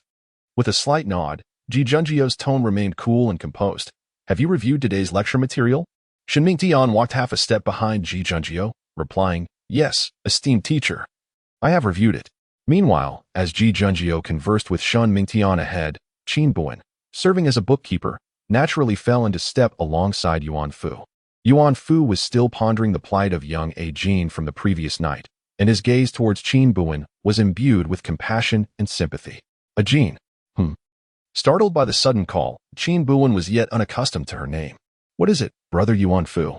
Yuan Fu regarded Qin Buwen with a face full of sympathy, and after a moment's pause, he sighed. "You have suffered." A Jin had not returned all night, clearly having spent the night at the residence of the chief minister. How could the chief minister be so tormenting? Poor A Jin had endured inhuman hardships the previous night. Yet today she was expected to muster her spirits to face the chief minister. Look, you can still see the dark circles under your eyes." Having been awakened early by Ji Junjie and still groggy, Qin Buwen queried, "What do you mean? Why did Yuan Fu's gaze seem so peculiar? Could he possibly have discerned her true identity?" Brother Yuan Fu," Qin Buwen began, intending to inquire further. In the next moment, Yuan Fu, as if resolute, solemnly placed a hand on Qin Buwen's shoulder. Yuan Fu was not lacking in strength, leaving Qin Buwen momentarily stunned. "A Jin, do not worry. I will not allow anyone to bully you from now on." "Huh?" Qin Buwen frowned, and before she could respond, Ji Junjie's frigid voice drifted from ahead. "Do not pat her shoulder." Chapter 82. The chief minister's jealousy. Ji Junjie's voice was icy. Yuanfu's previously righteous demeanor crumbled in an instant. He hesitantly turned his head, following the sound. Unbeknownst to him, Ji Junjio had already halted his steps, frowning as he cast a glance in their direction. His gaze fell upon Yuanfu's hand resting on Qin Buwen's shoulder, his eyes as cold as snow. In a moment of realization, Yuanfu quickly withdrew his hand from Qin Buwen's shoulder. Qin Buwen, oblivious to the situation, looked at Ji Junjio with a confused expression. Shen Mingting raised an eyebrow at the unfolding scene, and for a brief moment, all three pairs of eyes were fixated on Ji Junjio. It was only after Ji Junjio spoke that he felt a twinge of unease. What on earth was he doing? He cleared his throat and, tightening his voice, attempted to explain. Jin. No, Jin is unwell. You startled her. Yuanfu bowed in apology. It was my oversight. Only then did Ji Junjio glance at Qin Buwen. But after a brief exchange of glances, he hurriedly averted his gaze and continued onward. Shen Mingting pondered that the relationship between this young scholar and the chief minister seemed rather intricate. Meanwhile, Yuanfu was seething with thoughts. How could the chief minister dare mention that Jin was unwell? Did he not know the reason behind her condition? With indignation, Yuanfu cast a sympathetic glance at Qin Buwen. Though he was of little consequence, he was determined to protect Jin to the best of his ability. At that moment, Qin Buwen remained blissfully unaware of the thoughts swirling around her. The four individuals, each with their own motives, made their way to the dining hall. Prepared to partake in breakfast, Qin Buwen followed Yuanfu to a corner to eat. Among the young scholars, aside from Yuanfu, no one knew that Qin Buwen belonged to Ji Junjio. Jin, you should eat more meat, Yuanfu insisted, adding several pieces of meat from his plate into Qin Buwen's bowl. Thank you, brother Yuanfu, Qin Buwen replied with a smile. Yuanfu sighed, his tone a mix of helplessness and sympathy. You are too thin. You must eat more, or you will always be bullied. As he spoke, he fussed over her like a doting mother, continually piling more food onto her plate. Hey, you. From a nearby table, Era lazily tossed a bun toward Qin Buwen, intending to hit her. Before she could reach out to catch it, Yuanfu swiftly snatched the bun out of the air, frowning at Era. Era scoffed, little one. You didn't mention yesterday who your young master is. Eru had never been intimidated by this so-called Jin among the students in the academy. He only refrained from provoking Shen Mingting's family, having never encountered a student of higher rank than his own family's young master. However, upon arriving that morning, Era noticed Yuanfu's attentive care towards Jin and became somewhat wary. My family, Qin Buwen began to respond to Eru's inquiry. What does it matter to you? Yuanfu shot back, glaring at Eru. Are you so bored that you have nothing better to do? Let me tell you, regardless of who Jin's young master is, don't think you can bully her in the academy. Yuanfu's thoughts were quite straightforward. He perceived that Qin was reluctant to acknowledge his status as a mere servant to the esteemed prime minister. After all, the prime minister had subjected him to considerable hardship. And Qin undoubtedly possessed a sense of pride, wishing to avoid any mention of the prime minister. Thus, he directly intervened to halt Eru's remarks. However, this statement took on a different connotation in Eru's ears. So, Yuanfu implies that the young master whom Qin serves is of no significant power or influence. With this realization, Eru felt emboldened. He scoffed lightly, casting a disdainful glance at Qin Buwen. Do not assume that with Yuanfu by your side, you are entirely secure. After uttering this, Eru chose not to elaborate further, turning away with his entourage of several brothers. Yuanfu still clutched the bun that Eru had just thrown at him. Though he was angry, he could not vent his frustrations on the bun. As he gnawed on the bun, he reassured Qin, do not fear, Qin. If Era dares to bully you, come find me. Although Qin Buwen was somewhat perplexed as to why Yuanfu discouraged her from revealing her identity, she sensed that Yuanfu harbored no ill intentions. Well, I appreciate your kindness, brother Yuanfu, she replied, smiling innocently. However, Yuanfu grew even more concerned. Qin, there is no need for thanks.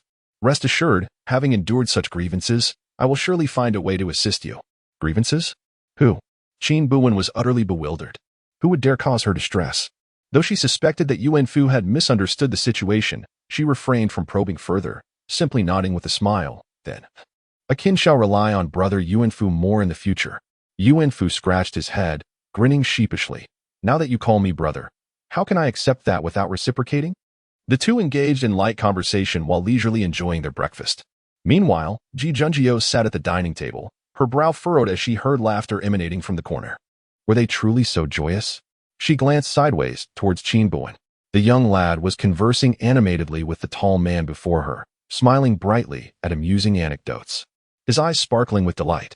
The man across from her also chuckled, pushing all the delectable dishes towards the boy. Was such merriment warranted over mere conversation? That fellow named Yuanfu acted so recklessly and lacked decorum. Had the Qin family not imparted the principles of decorum to their servants? Realizing her own thoughts, Ji Junjio abruptly widened her eyes, lowering her gaze without moving. He is utterly incomprehensible. How could he presume to judge and belittle others? Ji Junjio pursed her lips slightly, yet the knot of frustration in her chest showed no signs of easing.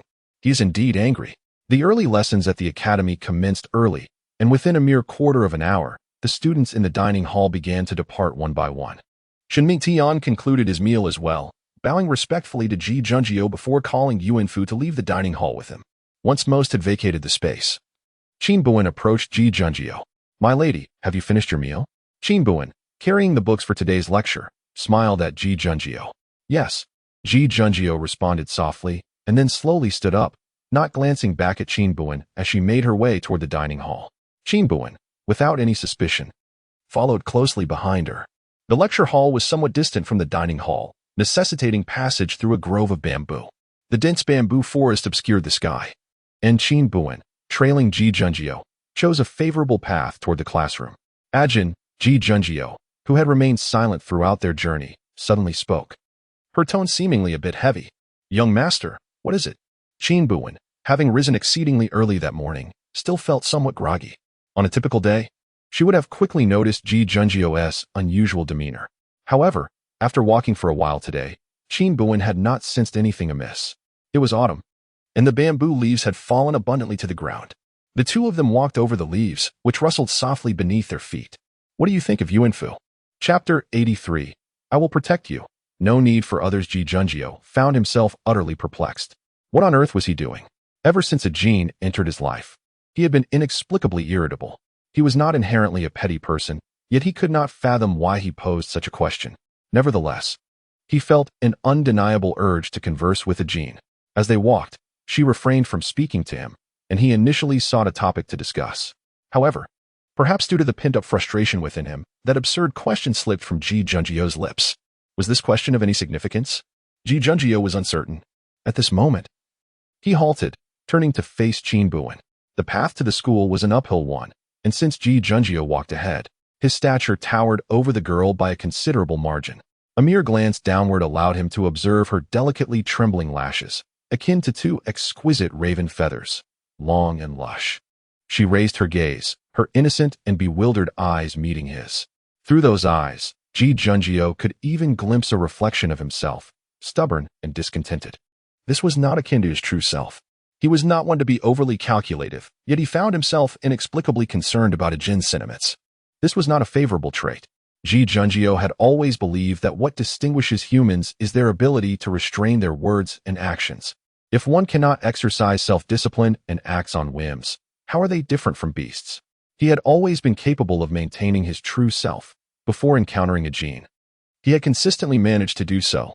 As Ji Junjio gazed at the girl before him, he instinctively tightened his knuckles. His thin lips pressed together, his tone somewhat somber. "What do you think of Yuanfu?" Qin Buwen, having recovered from her reverie, quickly pieced together the context of Ji Junjio's inquiry. Did he care for her, perhaps? She blinked innocently, feigning ignorance. "Why did you suddenly mention Brother Yuanfu?" Ji Junjio furrowed his brow slightly. "Brother Yuanfu?" Qin Buwen nodded earnestly. "Yes, Brother Yuanfu is a good person.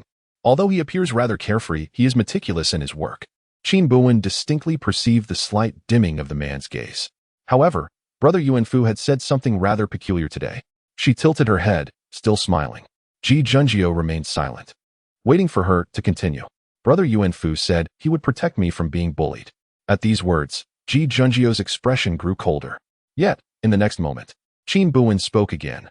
"But a Jin believes that with my young master around, I will not be bullied." As she spoke, Qin Buwen looked at Ji Junjio with a reassuring, independent smile. His emotions felt as though they had been divided in two. One moment he seemed to sink into a mire, and the next he soared to the heavens. Perhaps it was the enchanting phrase "my young master" uttered by the girl that lifted Ji Junjio's spirits, as his demeanor visibly brightened. He raised an eyebrow, a gentle smile gracing his features. "Indeed, I will protect a Jin. There is no need for others."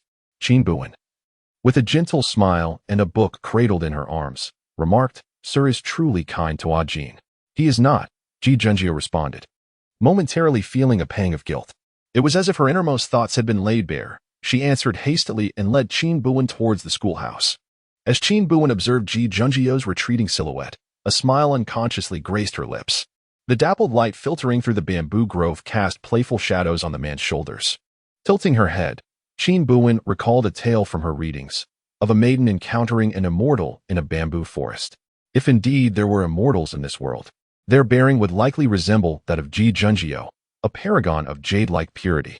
To fully capture his heart seemed an arduous journey for Qin Buwen. Upon arriving at the schoolhouse, the students had already gathered their books and were reading aloud. Qin Buwen handed a book to Ji Junjie and instructed, "Wait for me here." With a gentle tone, Ji Junjie smiled in response. Qin Buwen nodded cheerfully. "All right." The classroom, though not particularly small, could not accommodate many. As the teacher entered, the students' attendants promptly exited, waiting outside for their masters to finish lessons. When Eru emerged, he spotted Qin Buwen waiting by the door. He scoffed, intentionally brushing past her and jostling her shoulder. Qin Buwen frowned slightly and cast a cold glance at Eru.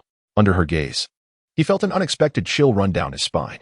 However, he quickly regained his composure, crossing his arms and looking down at Qin Buwen with an air of superiority. "What? Do you wish to retaliate?" Qin Buwen regarded Eru for a moment before breaking into a mischievous grin. Though her face remained impassive, she suddenly pressed her foot down forcefully. "Ah?" Eru yelped, clutching his left foot in agony. Inside the classroom, Ji Junjie frowned in discontent. He was unaware of the commotion outside, but the noise was intolerable. Outside, silence reigned. Ji Junjie spoke coldly, and Eru, as if struck mute, stifled his cries of pain, not daring to utter a sound. Qin Buwen shot a provocative glance at Eru and strode away. Inside the classroom, an eerie stillness enveloped the room. The man before them was none other than the esteemed Prime Minister, Ji Junjie. He was a figure of grace and nobility, akin to a rare orchid. Were it not for this illustrious Prime Minister, no noble family would vie so eagerly to enter this academy. Today, the Prime Minister donned a water-blue garment. Many students had not encountered him before, but the image they held of him was one of unblemished purity and aloof nobility. The man before them, while still exuding an air of restraint and dignity, seemed to radiate an additional aura of snow-like elegance and striking beauty due to his attire. As the first lesson commenced, Ji Junjie closed his book and calmly addressed the students. "Today, we shall discuss benevolence." Qin Buwen stifled a yawn as she stepped out of the schoolhouse. She sought a secluded spot, devoid of any onlookers, and lazily spoke. "All right, I've noticed you for quite some time, so come out." A slight breeze seemed to stir. In the next moment, a shadowy figure emerged, half kneeling before Qin Buwen. "I've seen the young lady," the figure said. Qin Buwen tilted her head slightly, a smile creeping onto her lips. "You are one of His Majesty's shadow guards?" The shadow guard lowered his head and replied, "Yes. Song Jin, that wretched creature. At such an age. Still resorting to stalking?" Qin Buwen chuckled in exasperation, crossing her arms. "Did he send you to keep an eye on me?" The shadow guard, with a stiff demeanor, insisted, "No, not at all. His Majesty's intention is to ensure the young lady's safety." Unbeknownst to him, the reason for the presence of multiple shadow guards was a mystery, as they were dispatched to protect this particular woman. Qin Buwen rolled her eyes, but then a thought crossed her mind. The smile on her face widened as she regarded the shadow guard with mischievous intent. "You deliver a message to Song Jin." The shadow guard was taken aback. "Huh? How dare you utter His Majesty's name so casually? Is this woman reckless?" Qin Buwen chuckled lightly. "Just tell him to pay a visit to the academy." The shadow guard's jaw nearly dropped in disbelief. "But that is His Majesty. Who does she think she is? Does she presume he will come at her beck and call?" The shadow guard regarded Qin Buwen with a mix of skepticism and astonishment. Qin Buwen waved her hand reassuringly. "Rest assured, convey my words exactly as I said, and he will undoubtedly come." With such audacity, the shadow guard felt a surge of indignation. What if His Majesty does not come? Is this young lady placing too much importance on herself? Qin Buwen narrowed her eyes, her smile taking on a dangerous edge. "If he dares not come, I shall take the liberty of shaving his head in the dead of night."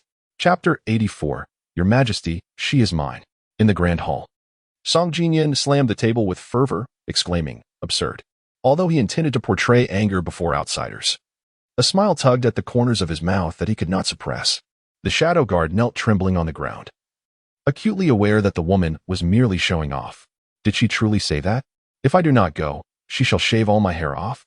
Within the magnificent hall, Song Jinyan slightly raised his gaze, surveying the assembly with an air of authority.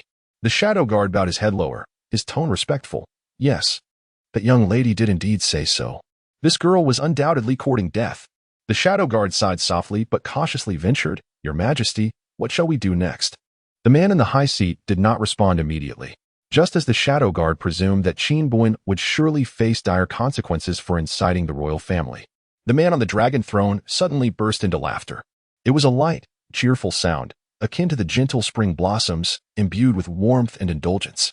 Convey my decree, Song Jinyan said, a smile gracing his lips, his eyes glimmering with delight.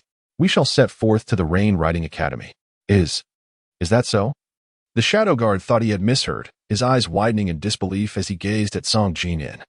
The smile on Song Jinyan's lips deepened as he raised an eyebrow at the shadow guard. What? Do you wish for me to become bald? The shadow guard hurriedly lowered his head. I would not dare. I shall make the necessary preparations at once. With that, the shadow guard swiftly vanished from the grand hall. Song Jinyan appeared to be in high spirits. He pushed aside the official documents, adjusted his attire, hummed a cheerful tune, and strode away. After the lecture concluded, Ji Junjio exited the academy, but did not see a Jin waiting for him outside. He furrowed his brow slightly and proceeded towards the exit. The passing students bowed respectfully to Ji Junjio, trembling with apprehension, fearful of committing any faux pas. Ji Junjio acknowledged them with a nod, his pace quickening unconsciously. Upon leaving the academy, he found a long, ancient corridor adorned with climbing roses on either side. With autumn upon them, the flowers seemed to exert their last efforts, blooming with all their beauty and vitality. A young girl stood amidst the blossoming corridor, clad in coarse cloth, her striking apricot eyes outshining the roses around her. Ji Junjio paused outside the corridor, feeling an unexpected gentleness in this year's autumn. The autumn breeze rustled through the rose-laden walls, sweeping through the corridor and tousling the girl's hair. Petals floated down gently onto her shoulders, inciting a sense of envy. Young master. It was Qin Buwen who turned to spot Ji Junjio at the end of the corridor. She smiled and waved her hand, her eyes sparkling as she ran towards him. Even with the fragrance of flowers enveloping him and the bright moonlight in his embrace, at that moment, Ji Junjio would not have traded it for anything. He smiled, allowing the girl, like a radiant moon, to approach him, surrendering himself to the intoxicating scent of blossoms, lost in reverie. When Qin Buwen reached Ji Junjio, he smiled, his eyes twinkling. Let us go. I shall take you to find Mr. Zong. Qin Buwen feigned ignorance, pondering the reason behind seeking Lord Zong. Ji Junjio patiently elucidated. Yesterday, I neglected to entrust this matter to Mr. Zong, which has left you without a place to rest. Traditionally, Mr. Zong is responsible for your accommodations. I shall find a suitable reason shortly, allowing Mr. Zong to arrange a separate lodging for you.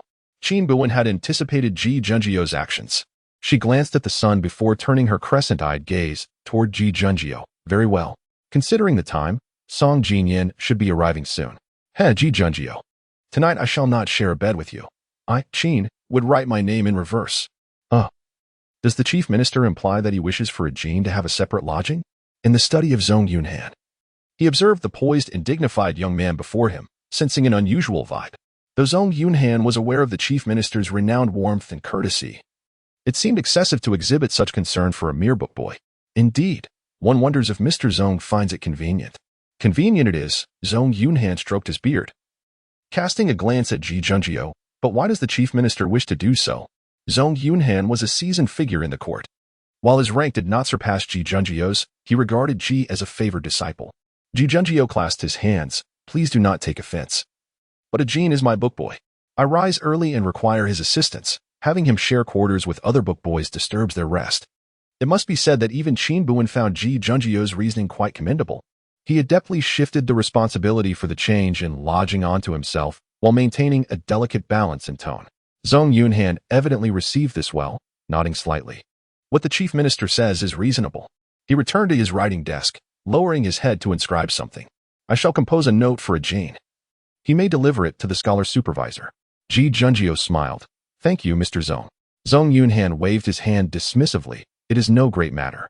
Once the note was completed, just as Zong Yunhan was about to rise and hand it to Ji Junjio, an articulate and melodious voice resonated through the air. It seems I have arrived at a fortuitous moment. Ji Junjio and Zong Yunhan turned toward the source of the voice, and upon seeing the newcomer, they promptly bowed. Your humble servant greets your majesty. Qin Buwen, following Ji Junjio, squatted down yet persistently exchanged glances with Song Jinyan. Song Jinyan had not made a grand entrance. He appeared quite unpretentious. Clad in a green-blue robe adorned with slender bamboo and green leaves, he held a folding fan in hand, his fox-like eyes meeting Qin Buwen's gaze. Upon encountering Qin Buwen, Song Jinyan's demeanor was evidently buoyant. He waved his fan lightly, no need for formalities. I have come to the academy for a leisurely stroll today. There is no need for excessive courtesies from you both, my dear ministers. Zhong Yunhan was taken aback by Song Jinyan's unexpected visit to the academy. A cold sweat forming on his brow. I was unaware of your majesty's arrival and failed to welcome you from afar. Please forgive my oversight. Song Jinyan waved his hand dismissively. These are mere formalities. I did not anticipate encountering the two of you here during my visit to the academy. He squinted slightly, his gaze landing on Qin Buwen, who stood behind Ji Junjio. Concerned that Song Jinyan might inadvertently reveal a Jin's identity, Ji Junjio stepped forward, positioning herself protectively in front of Qin Buwen. With her lips pressed together, she spoke with a hint of stiffness. Your Majesty, she is mine. The urgency of her words caught even her off guard. Noticing Song Jinyan's widened eyes, Ji Junjio felt a flush creep to her ears and quickly added, Indeed. She is my attendant. Only then did Song Jinyan smile, choosing not to expose Ji Junjio's ruse. What are the two of you discussing? Might I join in the merriment? In the past, Song Jinyan and Qin Buwen had often found themselves in mischief within the palace, frequently helping one another evade the former emperor's wrath. Zhong Yunhan chuckled softly. It is nothing of great significance. The prime minister is concerned that his routine may disrupt the other attendants and is contemplating relocating this young brother Jin to a different dormitory. Song Jinyan raised an eyebrow, a smile forming on his lips. Oh, is that so? I believe the prime minister's notion is quite ahem. Qin Buwen, concealed behind Ji Junjio, calmly coughed twice, shooting a fierce glare at Song Jinyan. The word that had almost escaped him was swiftly swallowed back. His tone shifted dramatically, quite unfavorable. Seeing Qin Buwen's satisfied smile, Song Jinyan finally exhaled in relief. He fanned himself and turned his gaze back to Ji Junjio, reiterating, I believe the prime minister's idea is most unfavorable. Chapter 85. Shamelessness. Although Song Jinyan was still unaware of Qin Buwen's intentions, his previous experiences of collaboration with her had already prompted him to act accordingly. After a brief contemplation, he mustered the courage to assert, I believe, esteemed Minister Ji, that you ought to lead by example. Your attendant should also follow suit. If Minister Ji's attendant were to occupy a separate chamber, it might lead others to believe that the academy is biased. Upon finishing his statement, Song Jinyan instinctively glanced at Qin Buwen, who discreetly gave him a thumbs up. This gesture uplifted Song Jinyan's spirits, causing him to fan himself vigorously. However, I think Zhong Yunhan attempted to interject. Your Majesty is correct, it was my oversight. Yet, Ji Junjio stepped forward 2 paces, readily acquiescing. He was uncertain as to why the emperor had made such a remark, but he understood that failing to comply could jeopardize the Jin's identity. The emperor, though a sovereign ruler, displaying wisdom in governance, could be remarkably naive regarding trivial matters. Ji Junjio harbored no doubt that if he were to elaborate further, the emperor might inadvertently expose a Jin's true identity. With a sigh, he slightly turned, casting an apologetic glance toward Qin Buwen, who was in high spirits. Without a separate room, she now had a legitimate reason to reside in Ji Junjio's quarters. Upon noticing Ji Junjio's movement, Qin Buwen hastily reined in her thoughts and offered him a reassuring smile. Having achieved her objective, she decided not to linger any longer, recognizing that the others still had matters to discuss. Thus, she seized the opportunity to exit the study. As she walked, Qin Buwen contemplated her next course of action. There was absolutely no way she would allow Ji Junjio to retire to any study for the night. Just as her thoughts became chaotic, she noticed Eru approaching with several tall attendants, their demeanor menacing as they advanced toward her. Wishing to avoid entanglement, Qin Buwen attempted to turn and leave. Stop. It was evident that Eru had no intention of letting her off the hook. His foot had been injured by Qin Buwen, leaving him unsteady and reliant on several attendants for support as he finally reached her. Qin Buwen, diminutive in stature, felt a wave of impatience wash over her. And with a curt tone, she asked, What is it? Eru glared at her, seething with rage, wishing fervently to exact vengeance. Jin, do you dare strike me? Do you wish for your demise? Upon hearing the first part of his tirade, Qin Buwen's patience began to wane. You've already struck. What more do you want? Eru, incensed by her nonchalance, retorted, "You, go die." He then signaled the attendants to encircle Qin Buwen, raising his fist as if to strike. Qin Buwen, initially indifferent, had intended to swiftly dispatch her assailants. However, in the next moment, she spotted a figure rushing toward her from a distance. Instantly, she feigned a delicate and helpless demeanor, collapsing to the ground before any blows could land. "Ah, how it hurts." Qin Buwen did not hear the startled cries. Before the maiden's words had fully escaped her lips, several young scholars were already sent sprawling to the ground by the newcomer. Qin Buwen, with a delicate lift of her gaze, regarded the visitor. "Fu Xining? What brings the esteemed deputy minister of the Dali Temple to the academy?" For a moment, Qin Buwen was taken aback, yet she maintained an appearance of fragile helplessness. Draped in a robe of azure and gold, Fu Xining stood before her. His demeanor crisp and composed, one hand resting behind him, his brow slightly furrowed. "This is a place of learning. What decorum is this, you ruffians? To engage in such brawling?" His voice was cold as he surveyed the fallen scholars. Despite his seemingly refined and dignified appearance, Fu Xining displayed no hesitation in dispatching those who had crossed the line. As Qin Buwen observed the man's silhouette, a distant memory surfaced. She could hardly recall the origin of that past incident. In short, she had taken matters into her own hands against several officials, leading to Fu Xining confronting her. At that time, he had not yet risen to his current esteemed position within the Dali Temple. Even the deputy minister then had refrained from chastising her actions. While Fu Xining had approached the Wang residence of Chang'an, armed with a stack of official documents. Back then, Fu Xining was slender and tall, exuding an air of scholarly elegance, standing amidst the bustling crowd at the Wang residence of Chang'an, where he read aloud the regulations with clarity and authority. On that day, the streets of Chang'an were thronged with people who encircled the Wang residence tightly. Qin Buwen, still in slumber, was informed of the commotion by Yintang and Jing Sun. Once dressed, she yawned and sauntered outside the residence. It was as if this was the first genuine encounter she had with Fu Xining. He was youthful, yet stood tall, his voice pleasant as he recited the regulations with a poised demeanor. Qin Buwen arched an eyebrow, casting a smile towards Yintang. "This individual is rather impressive." Yintang chuckled, somewhat helplessly responding, "Are you referring to his capabilities or his appearance?" Qin Buwen, leisurely nodding, replied, "Both are commendable."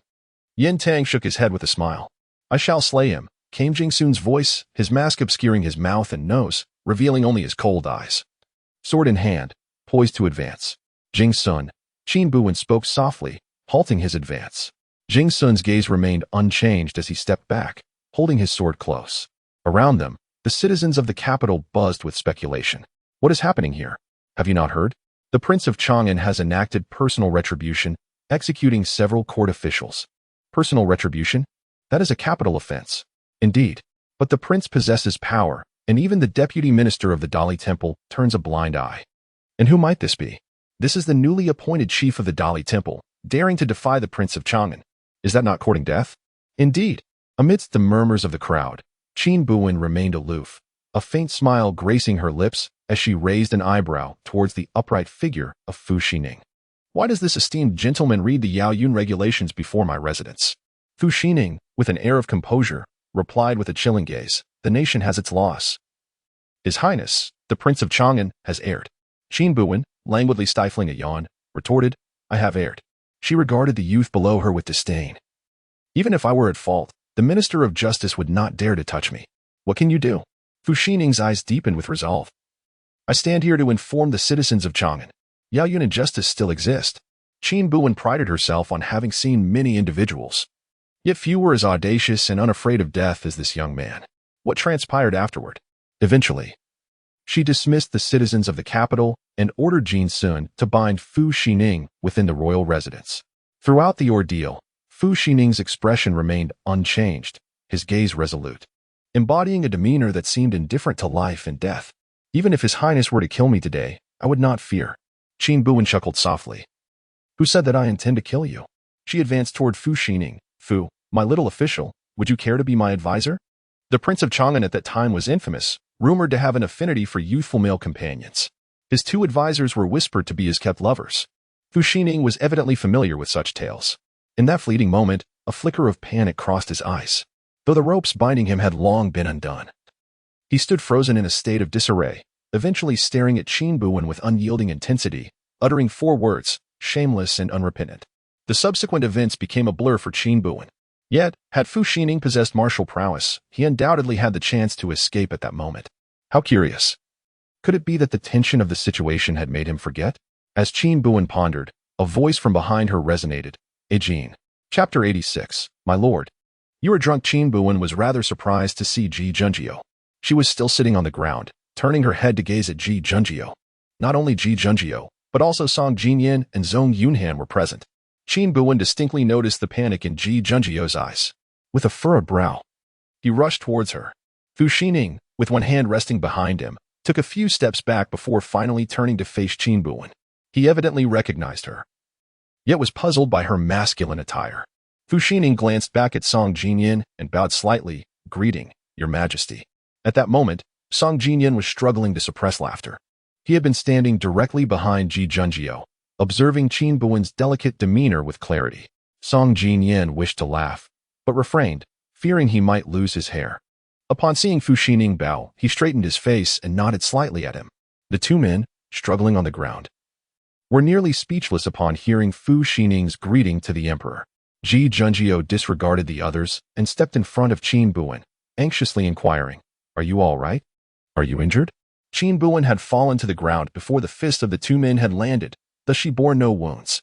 Yet, she looked up at Ji Junjiu with a helpless expression, her eyes brimming with tears, and softly replied, I am fine, my lord. Her words were uttered with such frailty that Ji Junjiu's expression darkened further. Unable to contain himself, Song Jinyan let out a chuckle, then looked up at the sky, striving to suppress his amusement. The Qin Buwen he knew could easily vanquish others, yet this feeble and delicate persona was entirely new to him. Ji Junjiu, oblivious to these thoughts, felt only anger. He glared at the frightened Eru and scolded, The Academy has a strict prohibition against fighting. How dare you act so boldly? Upon realizing the identity of the individual behind them, Eru and his companions were rendered speechless. Now, faced with the wrath of the Chancellor, they fell to their knees, pleading for mercy. Your Majesty, forgive us. Chancellor, please spare us. They bowed their heads, trembling as blood trickled from their foreheads. Ji Junjiu suppressed his fury and turned to Qin Buwen, stating, I shall take you to see the physician. Qin Buwen, hearing this, hastily retreated a few steps, saying, No need, my lord, Jin can go by herself. Earlier, in his haste, Ji Junjiu had called her a Jin, but fortunately, a Jin and a Jiao sounded similar. And Zhong Yunhan did not find it odd. Ji Junjiu soon realized he was overly concerned about a Jin. He pursed his lips slightly, still looking worried. Do you truly not need me to accompany you? With a smile, Qin Buwen shook her head, assuring him of her well-being. What a jest it would be if Ji Junjiu were to discover that she had sustained no injuries at all. That would indeed be rather embarrassing. With Song Jinyan present, it was evidently not easy for Ji Junjiu to depart. After offering a few more words of caution, Ji Junjiu finally allowed Qin Buwen to leave. Before departing, she turned back to glance at Song Jinyan, only to find his handsome face flushed red. With a fierce glare directed at him as a warning, Qin Buwen leisurely took her leave. Zhong Yunhan observed the several kneeling students and coldly remarked, What are you still doing kneeling? Go and accept your punishment. The others, feeling as if they had been granted amnesty, quickly bowed their heads a few more times before scrambling away. Only then did Fu Xining turn to the three, bowing in greeting. I have met with the Prime Minister and Lord Zhong. Having witnessed an amusing spectacle, Song Jinyan was in high spirits. He waved his folding fan and asked, What brings you to the Academy, Lord Xiaoqing? Zhong Yunhan clasped his hands in response, speaking on behalf of Fu Xining, Your Majesty. This year's chief examiner for the imperial examination is none other than Lord Xiaoqing. Song Jinyan nodded in understanding. So that is the case. Thank you for your hard work. Lord Xiaoqing. As the chief examiner, Fu Xining was required to remain at the academy until the completion of the examinations, refraining from contact with the outside world to prevent any leaks of confidential information. Fu Xining bowed slightly, saying, It is my duty to relieve Your Majesty of concerns. Song Jinyan chuckled, a glint of mischief in his eyes. Well then, since everyone is here at the academy today, why not join me for a few drinks? Ji Junjiu interjected gently, Your Majesty, the academy prohibits the consumption of alcohol. Song Jinyan clicked his tongue in discontent and looked at Ji Junjiu. Have you forgotten about that, Jin? Then let us go outside the academy. Before Song Jinyan could finish his sentence, Ji Junjiu interrupted him. Joy radiated from Song Jinyan. The dignified prime minister had evidently been caught in a compromising situation. Very well. Let us find a tavern outside the academy. I shall treat you all. The prime minister and the emperor had no further discourse, and naturally, Fu Xining and Zhong Yunhan had no objections either.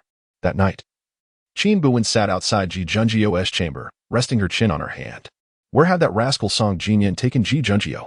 Regardless of the circumstances, Qin Buwen was determined to remain in Ji Junjio's room. As she contemplated, Qin Buwen spotted a figure swaying toward the chamber from a distance. Was it Ji Junjio? The darkness obscured her view, making it difficult to discern. My lord? The figure seemed to pause momentarily before continuing toward Qin Buwen. She rose to her feet. And soon enough, Ji Junjio stumbled to her side. The scent of alcohol was overpowering. She frowned slightly and leaned in closer, the aroma intensifying.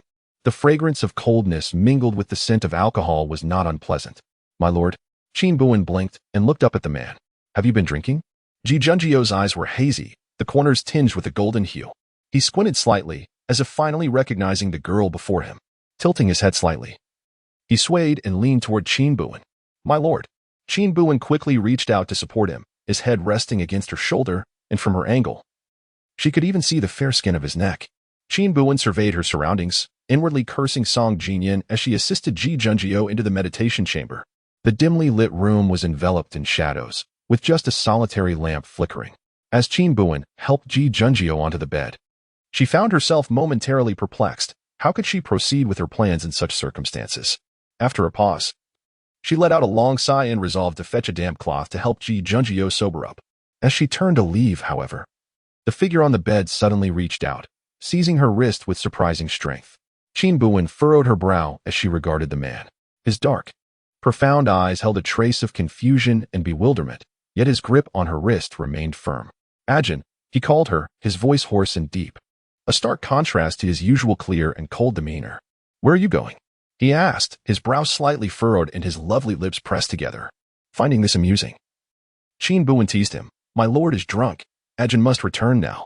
To her surprise, Ji Junjio's frown deepened, and he lifted his gaze to the young woman, enunciating each word with conviction. You are not permitted to leave. Chapter 87. Shall we sleep together? Oh dear. Qin Buwen seemed to have stumbled upon something entertaining. She tilted her head, leisurely observing the man upon the bed. Ji Junjio's visage resembled that of a jade crown, his attire impeccably arranged, exuding an air of formality. Yet, his gaze was stubborn beyond reason, his cool hand firmly grasping the young girl's wrist, showing no intention of releasing her. The usually principled prime minister, who adhered to the notion of strict propriety between the sexes, appeared somewhat altered after imbibing. Qin Buwen narrowed her eyes, a mischievous smile curving her lips. However, my lord, isn't it true that propriety dictates that men and women should not engage in physical contact? She retorted, quoting Ji Junjio's own words. Upon hearing this, Ji Junjio frowned, his expression laden with displeasure. Are you suggesting you wish to reside with them? Them? Qin Buwen momentarily processed this, realizing he referred to the other young attendants in her quarters. She smiled, her tone tinged with a hint of grievance. Indeed, what can I do? After all, you refuse to take in a Ajin. Ji Junjio rose from the bed, sitting upright. He furrowed his brow, seemingly deep in contemplation, before shifting slightly to offer half of the bed. Is it acceptable for a Ajin to sleep here? His long lashes cast shadows as the moonlight filtered through the window, illuminating them with a soft glow. He blinked, meticulously dressed, and raised his gaze to meet Qin Buwen's. His ink-black eyes brimmed with earnestness and determination. Is it permissible for a Ajin to rest here? Do not let her sleep with them.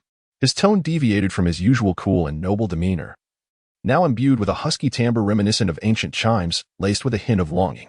Qin Buwen arched an eyebrow, her expression one of feigned difficulty. But my lord, if I sleep here, will you then retreat to the study? Ji Junjio's thoughts seemed muddled. Upon hearing Qin Buwen's query, he regarded her intently, pressing his lips together. Why should a Ajin compel me to sleep in the study? The question left Qin Buwen momentarily flabbergasted. She blinked. Ji Junjio asserted with gravity. This is my room. I am meant to sleep here. Qin Buwen endeavored to grasp Ji Junjio's meaning. Then if my lord occupies this space, where shall a Ajin rest? Ji Junjio appeared somewhat vexed, forcefully patting the edge of the bed beside him. Of course, a Ajin shall sleep here as well. Or do you imply that a Ajin would rather forego sleeping here to be with those attendants? He was resolute in his disapproval. Qin Buwen's eyes widened in astonishment. Tentatively inquiring, "Are you suggesting that the two of us share a bed?" Ji Junjio, oblivious to any impropriety, nodded earnestly. He was determined that a Jin should not sleep among the others. He himself had no desire to retire to the study. And the most sensible solution was to share the bed with a Jin. A splendid resolution indeed. Upon hearing Ji Junjio's words, Qin Buwen felt overwhelmed with emotion, nearly brought to tears. The heavens have truly opened their eyes. After such prolonged teasing, Ji Junjio had finally taken the initiative. It appeared that alcohol had proven remarkably effective. Qin Buwen found herself surprisingly grateful to Song Jinyan. She half-squatted before Ji Junjio, gazing up at him. Ji Junjio lowered his gaze in response, his pupils reflecting the features of the young maiden. Qin Buwen tilted her head slightly and smiled at Ji Junjio, asking, "My lord, why have you consumed so much alcohol today?" Ji Junjio's eyelashes fluttered as he spoke with a hint of grievance. "His Majesty insisted on pouring me many drinks."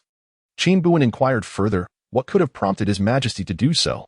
Ji Junjio pondered for a moment before shaking his head. "I do not know." Qin Buwen too found herself perplexed.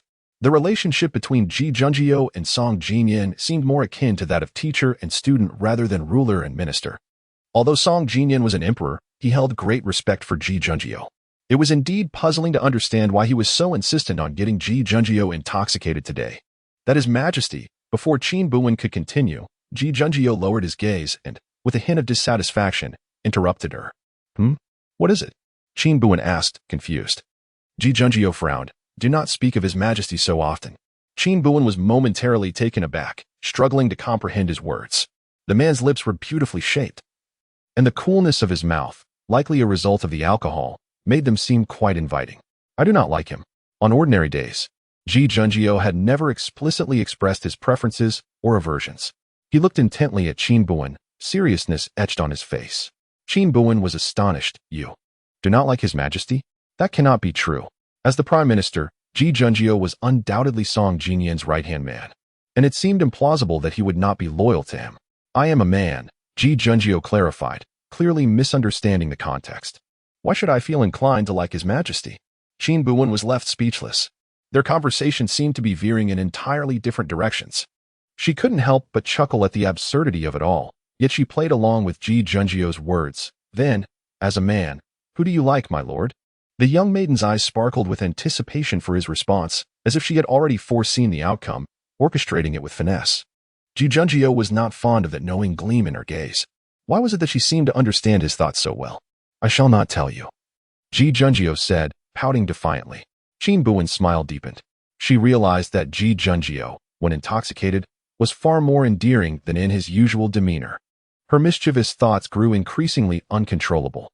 "My lord, since you wish to rest, shall I assist you with changing your attire?" With that, Qin Buwen reached out to adjust Ji Junjio's collar. Ji Junjio frowned and evaded her touch, promptly fixing his own collar.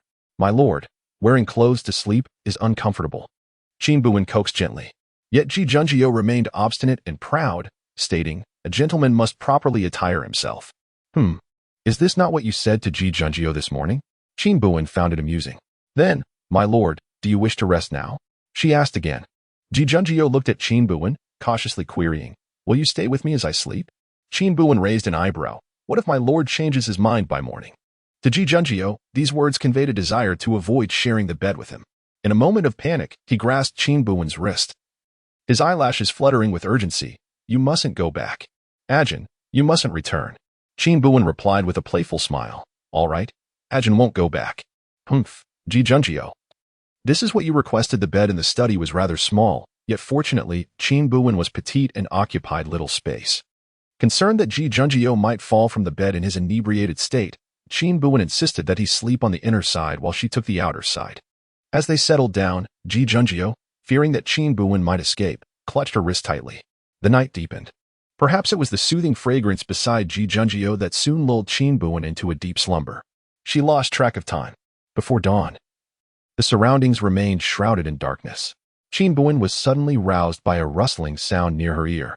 Blinking in confusion, she opened her eyes to find Ji Junjio's hands braced on either side of her body, his ears flushed with embarrassment, clearly taken by surprise at her awakening. Ji Junjio pressed his lips together, his pupils constricting as he held his breath. "Ji Junjio?" Qin Buwen called out his name, still in a daze. Chapter 88. Her gentle kiss, heavenly mercy. Ji Junjie prided himself on having lived a life of integrity, unashamed before heaven and earth. He never anticipated that such absurdity would befall him. He vaguely recalled having indulged in drink, perhaps uttering a plethora of nonsensical remarks, yet the rest was a blur. He had no recollection of how he came to be with the Jin. Awakening in the dead of night, Ji Junjie was enveloped by an unusual floral fragrance. The moment he glanced at the young woman beside him, he was jolted awake. He needed to leave at once. Never before had Ji Junjie felt like a guilty thief. He rose cautiously, attempting to maneuver past Qin Buwen. His garments remained unremoved, yet the jade pendant at his chest hung rebelliously, prompting him to hold his breath. Frowning and pursing his lips, the tassel of the pendant brushed against the girl's cheek, and in a moment of panic, he reached out to grasp it. However, before he could act, he heard her drowsy voice. Ji Junjie? Her tone was sticky and sweet, reminiscent of someone speaking in their sleep. The man was thrown into a flurry, his dark pupils locking onto her eyes. The moonlight was ethereal. Beneath the drapes of the bed, he leaned over her, his long hair cascading like water, illuminated by the cool moonlight that cast a pale reflection in his eyes. He was utterly discombobulated. The girl, still half asleep, furrowed her brows slightly and murmured, "Am I dreaming?" Ji Junjie had never heard a Jin address him in such a manner. She adhered to propriety, either calling him my lord or young master in public. This was the first time he heard her utter his name. As the prime minister, a position of great authority, he seldom encountered anyone addressing him by his full name. Yet, when she spoke it, he felt no offense. Perhaps he was too dazed to contemplate it. Her gaze was soft, her full, red lips curling upwards. Am I dreaming? Ji Junjie felt he might lose his mind. The effects of alcohol were perilous. He pressed his lips together more tightly. After a long pause, he sighed deeply, as if trying to deceive himself. One hand covered her delicate features, his touch gentle enough to feel her eyelashes brush against his palm as she blinked. It is a dream, Ji Junjie murmured in a hushed tone, his voice hoarse, almost submissive, as his forehead nearly touched the back of his hand that shielded her face. He exhaled a heavy breath, his brows knitted, the corners of his eyes tinged with crimson. A Jin, it is a dream. His tone bore a hint of quiet pleading. When you awaken, it will all be forgotten. It was unclear whether he spoke to Qin Buwen or merely sought to console himself. His voice was barely audible, his mind a muddled haze. He had to leave quickly. Ji Junjie tilted his head slightly, contemplating how to descend from the bed. Unbeknownst to him, the girl beneath him had, at some point, extended a hand to grasp the fingers resting over her brow. A cool sensation coursed through his fingertips, and Ji Junjie froze in place almost instantly. He abruptly turned his head, his bewildered and flustered gaze locking onto the girl once more. The girl looked at the man in a daze, seemingly wearing a mischievous smile. They were too close. The distance between them was so minimal that Ji Junjie felt as if he could hear the frantic beating of a heart. He could not comprehend why Ajin was smiling, and in the next moment, Qin Buwen tugged at the hand that grasped him. Caught off guard, Ji Junjie tilted his entire body towards Qin Buwen. A cool kiss landed on the corner of the man's lips. In that fleeting moment, Ji Junjie even caught a glimpse of the girl's crescent-shaped eyes, glistening like a spring of clear water. The kiss was gentle and swift, akin to a dragonfly skimming the surface of a pond, quickly parting. Yet Ji Junjie felt as though his entire being was weighed down by lead, rendered motionless. His thoughts utterly blank. A buzzing sound seemed to resonate in his ears. The scene before him turned ethereal. He appeared to witness the rise and fall of the moon and sun, and then a vast sea of blooming thorn flowers. The girl approached him with a delicate laugh, each step as graceful as a blossoming lotus. She seized his hand and drew him into the thorns. "Does it hurt, sir?" she asked with a smile. Her body stained with blood. He did not respond, but shielded her with his own body, protecting her from the thorn sting. "Sir, I implore you to show mercy." Like an enchanting spirit captivating his mind, she seemed to exert all her charm, ensnaring him in her spell, rendering him unable to escape. For what felt like an eternity, he heard himself exhale softly. All right. The bright moon abruptly descended, sinking into the distant lake, no longer reflecting the world. He became the moon solely for her. Ji Junjie's eyes widened in shock as he stared at the girl before him, who wore a wicked yet delicate smile. She appeared still lost in a dream. After kissing him, her smile grew even broader. "If I cannot kiss you in reality, at least let me do so in my dreams." She still believed she was dreaming. Ji Junjie felt his heart stall and then race anew, as if it were lodged in his throat. Panic surged within him. With no time to spare, he hastily rolled off the bed, flinging open the door and fleeing in disarray. After confirming that the surroundings had fallen silent, Qin Buwen leisurely opened her eyes. She gazed at the tightly shut door, her smile deepening. She had not anticipated that the events of the night would unfold so unexpectedly well. The following day, Qin Buwen awoke as the sun reached its zenith. Stretching lazily, she surveyed her surroundings, noting the absence of any sign of Ji Junjio's return. Casting a glance at the sun, she realized that the morning classes at the academy had already commenced. As a scholar's assistant, Qin Buwen was supposed to attend class alongside Ji Junjio, but he had not come to summon her. Or rather, it seemed Ji Junjio had no intention of calling for her at all. A light chuckle escaped her lips as she rose from the bed in high spirits. After washing up and donning a fresh outfit, she pushed open the door and stepped out of the study. Given the significant events of the previous night, Ji Junjio would surely need time to process their relationship. Qin Buwen, known for her patience, had no intention of pressuring him at this moment, lest her previous efforts be in vain. Instead, her strategy was to retreat in order to advance. Since Ji Junjio had not permitted her to accompany him, Qin Buwen resolved not to seek him out at present. As she meandered through the academy, she overheard the voice of a young scholar emanating from a lecture hall. "Lord Shaoqing, why not regale us with tales of your confrontation with the Wang of Chang'an from years past?" Intrigued, Qin Buwen perked up her ears. Casting a glance toward the lecture hall, she beheld the young Shaoqing of the Dali Temple, Fu Xining, seated gracefully at the front, holding a scroll. His gaze composed and indifferent. The students of the academy, having rarely encountered the renowned Shaoqing, wore expressions of excitement and curiosity upon their faces. Qin Buwen slipped in through the back door of the classroom and chose a random seat. From his elevated position, Fu Xining maintained his usual demeanor. "These bygone matters do not fall within the purview of my teachings. I uphold fairness and impartiality, devoid of personal sentiments." Just as the students were beginning to feel disheartened, one scholar lamented, "Indeed, after all, a treacherous minister like the Wang of Chang'an is hardly worthy of lamentation." Nor is there much to discuss. Unbeknownst to Qin Buwen, this remark had displeased Fu Xining. He gradually lowered the book in his hands, his expression stern. However, since it is recorded in the Yaoyun Chronicles, it would not be inappropriate to speak of it. Chapter 89. He resents her. Qin Buwen held a book before her face, revealing only her round, glistening eyes as she gazed toward the platform. Fu Xining set aside the books, rising to stand with his hands clasped behind his back. The students, still in their youth, were evidently captivated by the legendary figure of the king of Chang'an, who had once commanded great respect and fear. It was said that even the reigning emperor regarded him with trepidation. In Chang'an, he was notorious for his ruthless dominance over both men and women, committing unspeakable atrocities. At that time, the king of Chang'an had arbitrarily executed several high-ranking officials, sending shockwaves throughout the court. The populace, both within and beyond the city walls, was gripped by anxiety, fearing they might incur his wrath and meet a gruesome fate. The citizens of Chang'an vividly remembered the day the condemned officials were led to the execution ground, with the king of Chang'an himself presiding over the proceedings.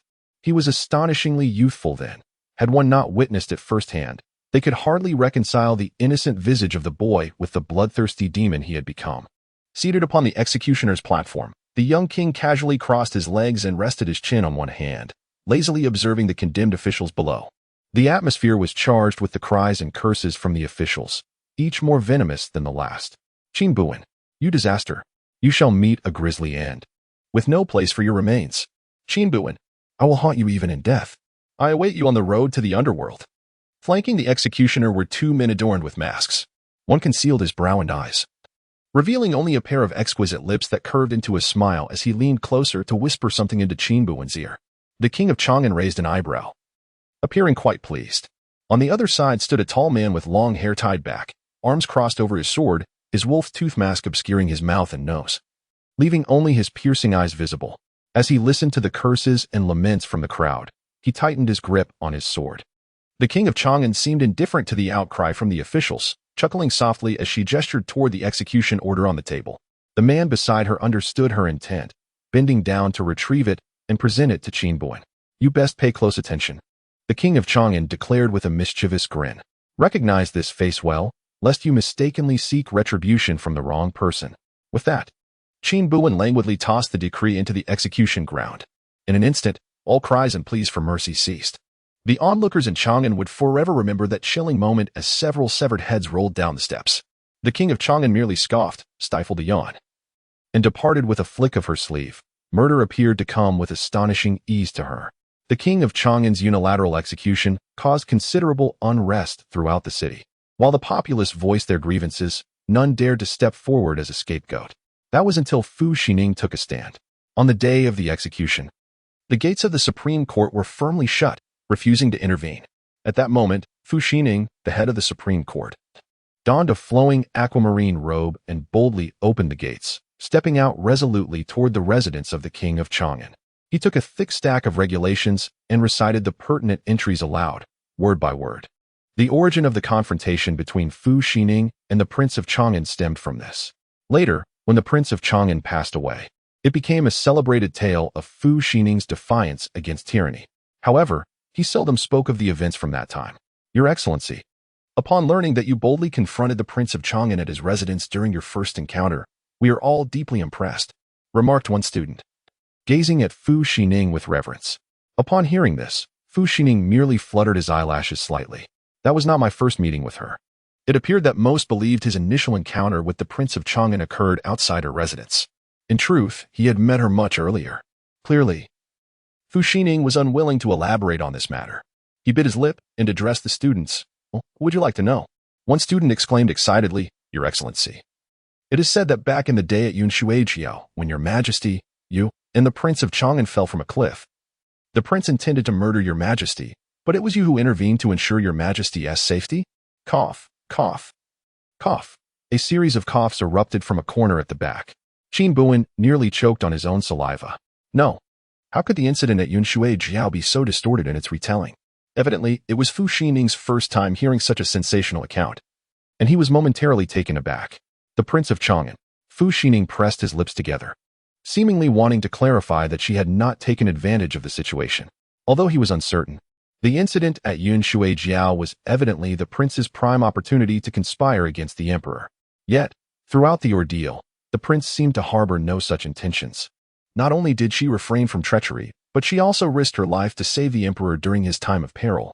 Moreover, it appeared that the emperor relied heavily on the Prince of Chang'an. Fu Xining did not comprehend what had transpired between the two, but felt it was his duty as a loyal subject to ensure the emperor's safety at all costs. Subsequently, it was the prince's aides who found them at the bottom of the cliff and rescued all three. He was unaware that, through generations, this tale had morphed into such a narrative.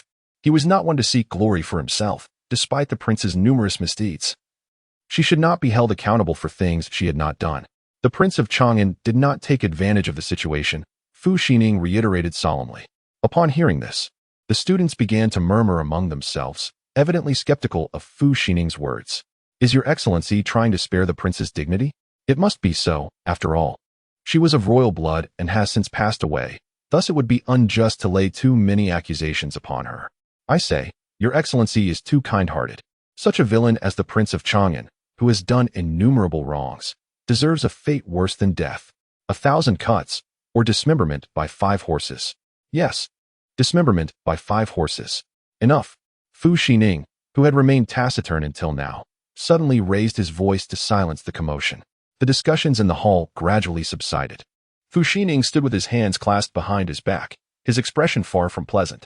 5 years have elapsed, yet he still seems reluctant to mention her. He despises her. The lecture concludes here. Fu Xining, wishing to say no more, pinches his brow, gathers his teaching tools, and rises to depart. Seated in the last row, Qin Buwen notices Fu Xining's exit and cannot help but sigh. Truly, she hasn't heard enough yet. Before Qin Buwen can stand, Fu Xining has already paused at the back door, gazing slowly at him. Qin Buwen abruptly turns his head, his eyes instantly softening and becoming timid. Fu Xining presses his lips together. Come out, I have something to ask you. Yes. Qin Buwen replies softly, rising to follow. Upon reaching the end of the corridor, Fu Xining finally halts and turns to face Qin Buwen. Why have you come to the academy?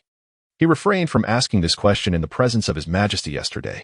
Today, upon hearing a cough in the classroom, he spotted Qin Buwen in the corner. Qin Buwen hesitantly responds, a Jin is here to serve as a page for the Prime Minister. Fu Xining furrows his brow. Is His Majesty aware of this matter? Qin Buwen nods. Seeing this, Fu Xining chooses not to pursue the topic further. He merely oversees the cases of the Supreme Court. Since both the Emperor and the Prime Minister are aware, he will not intervene. My lord, Qin Buwen raises his gaze to Fu Xining. What is it? Fu Xining stands tall and composed, his eyes cold and unperturbed. What do you think of His Highness the Prince of Chang'an?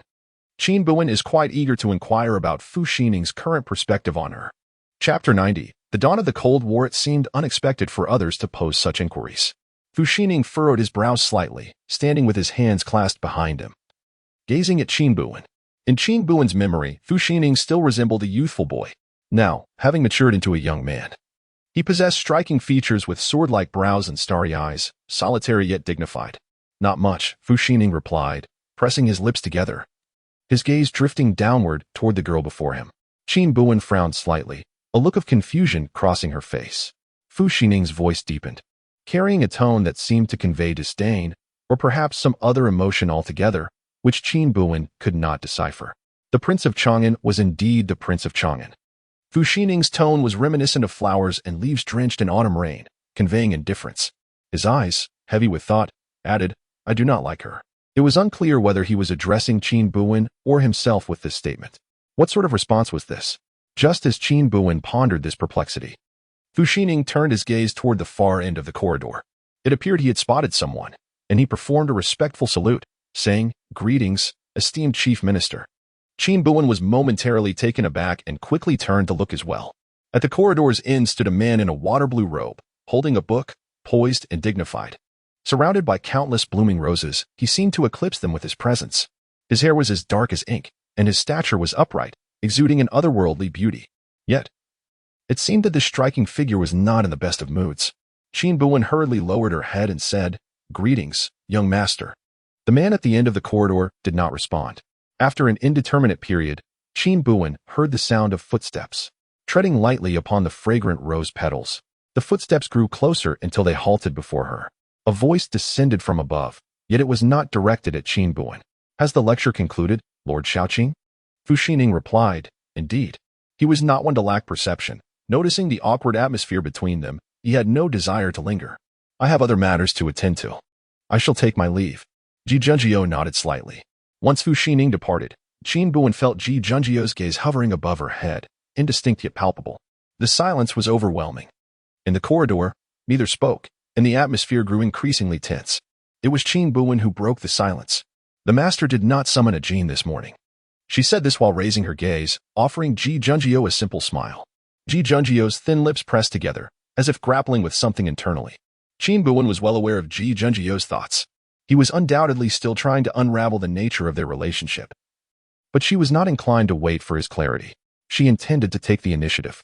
Last night, Ji Junjiu began slowly, seemingly contemplating how to phrase his thoughts. Last night? Before Ji Junjiu could continue, Qin Buwen deftly interjected, Last night, the master drank too much. After a Jin served you to sleep, she left, tilting her head. Her eyes glimmered. Do you not remember, my lord? Silence. An almost suffocating stillness enveloped them. Ji Junjiu felt a pang of discomfort in his chest. What did this signify? Last night, he was engulfed in a tumult of thoughts, his mind blank from that kiss. And he could not find solace in sleep. Throughout the night, he pondered the meaning of A Jin's kiss, and this morning, feeling unprepared to confront her, he chose to teach at the academy instead. What exactly was his relationship with A Jin? Ji Junjiu himself was uncertain. Did he harbor disdain for her? Certainly not. Yet, he found himself perplexed. Could this lack of disdain be construed as affection? Such a notion felt too abrupt for both him and A Jin. He had inadvertently overheard A Jin confess her fondness for him. But what did it truly mean to like someone? Ji Junjiu had never been in love and was unfamiliar with such sentiments. If he were to impulsively pursue A Jin, only to later realize that his feelings were not genuine affection, it would be profoundly unfair to her. A woman's honor is of utmost importance. While he could bear the consequences, he could not bear the thought of jeopardizing a woman's future happiness due to his fleeting whims. Yet, what if he indeed felt something for A Jin? What if they could grow old together, sharing a life of mutual respect and love? The mere possibility of this future caused Ji Junjiu's lips to curve upward, a subtle smile forming amidst his chaotic thoughts. He spent the night in this turmoil, enduring the morning classes with a heavy heart. He had resolved to seek out A Jin after class to clarify matters. believing it unjust to keep her in a state of uncertainty, neither admitting nor denying his feelings, an act unbecoming of a gentleman. However, he could not have anticipated that the girl before him would so effortlessly veil the past. What was this? He struggled to comprehend her words. The young woman stood before him, her bright eyes and radiant smile illuminating the room, her gaze reminiscent of exquisite jade, shimmering with clarity. "Sir, you need not feel troubled," she said, her tone light. Ji Junjio furrowed his brow slightly. What did she mean by that? It felt as if all his deliberations and concerns were merely attempts to absolve himself. That was not his intention at all. "I do not feel troubled," he replied, fully aware of the anger simmering within him. He lowered his voice, his gaze as serene as still water. The smile on the girl's face faltered momentarily, a flicker of panic flashing in her eyes before she returned to her cheerful demeanor. "My lord, you have forgotten last night's events." "Ajin has also let go of them," she insisted, her smile unwavering yet her eyes betraying a hint of confusion. "Is that agreeable?" she added hesitantly, her voice tinged with a plea. The autumn breeze swept through the wall of roses, petals drifting languidly to rest upon the man's shoulder. There was a fragrance of flowers, yet it carried a sense of autumn's melancholy, lacking its usual allure. The wind tousled the man's long hair, sending a few strands brushing against his hand, an almost ticklish sensation. Time passed, though he could not tell how long.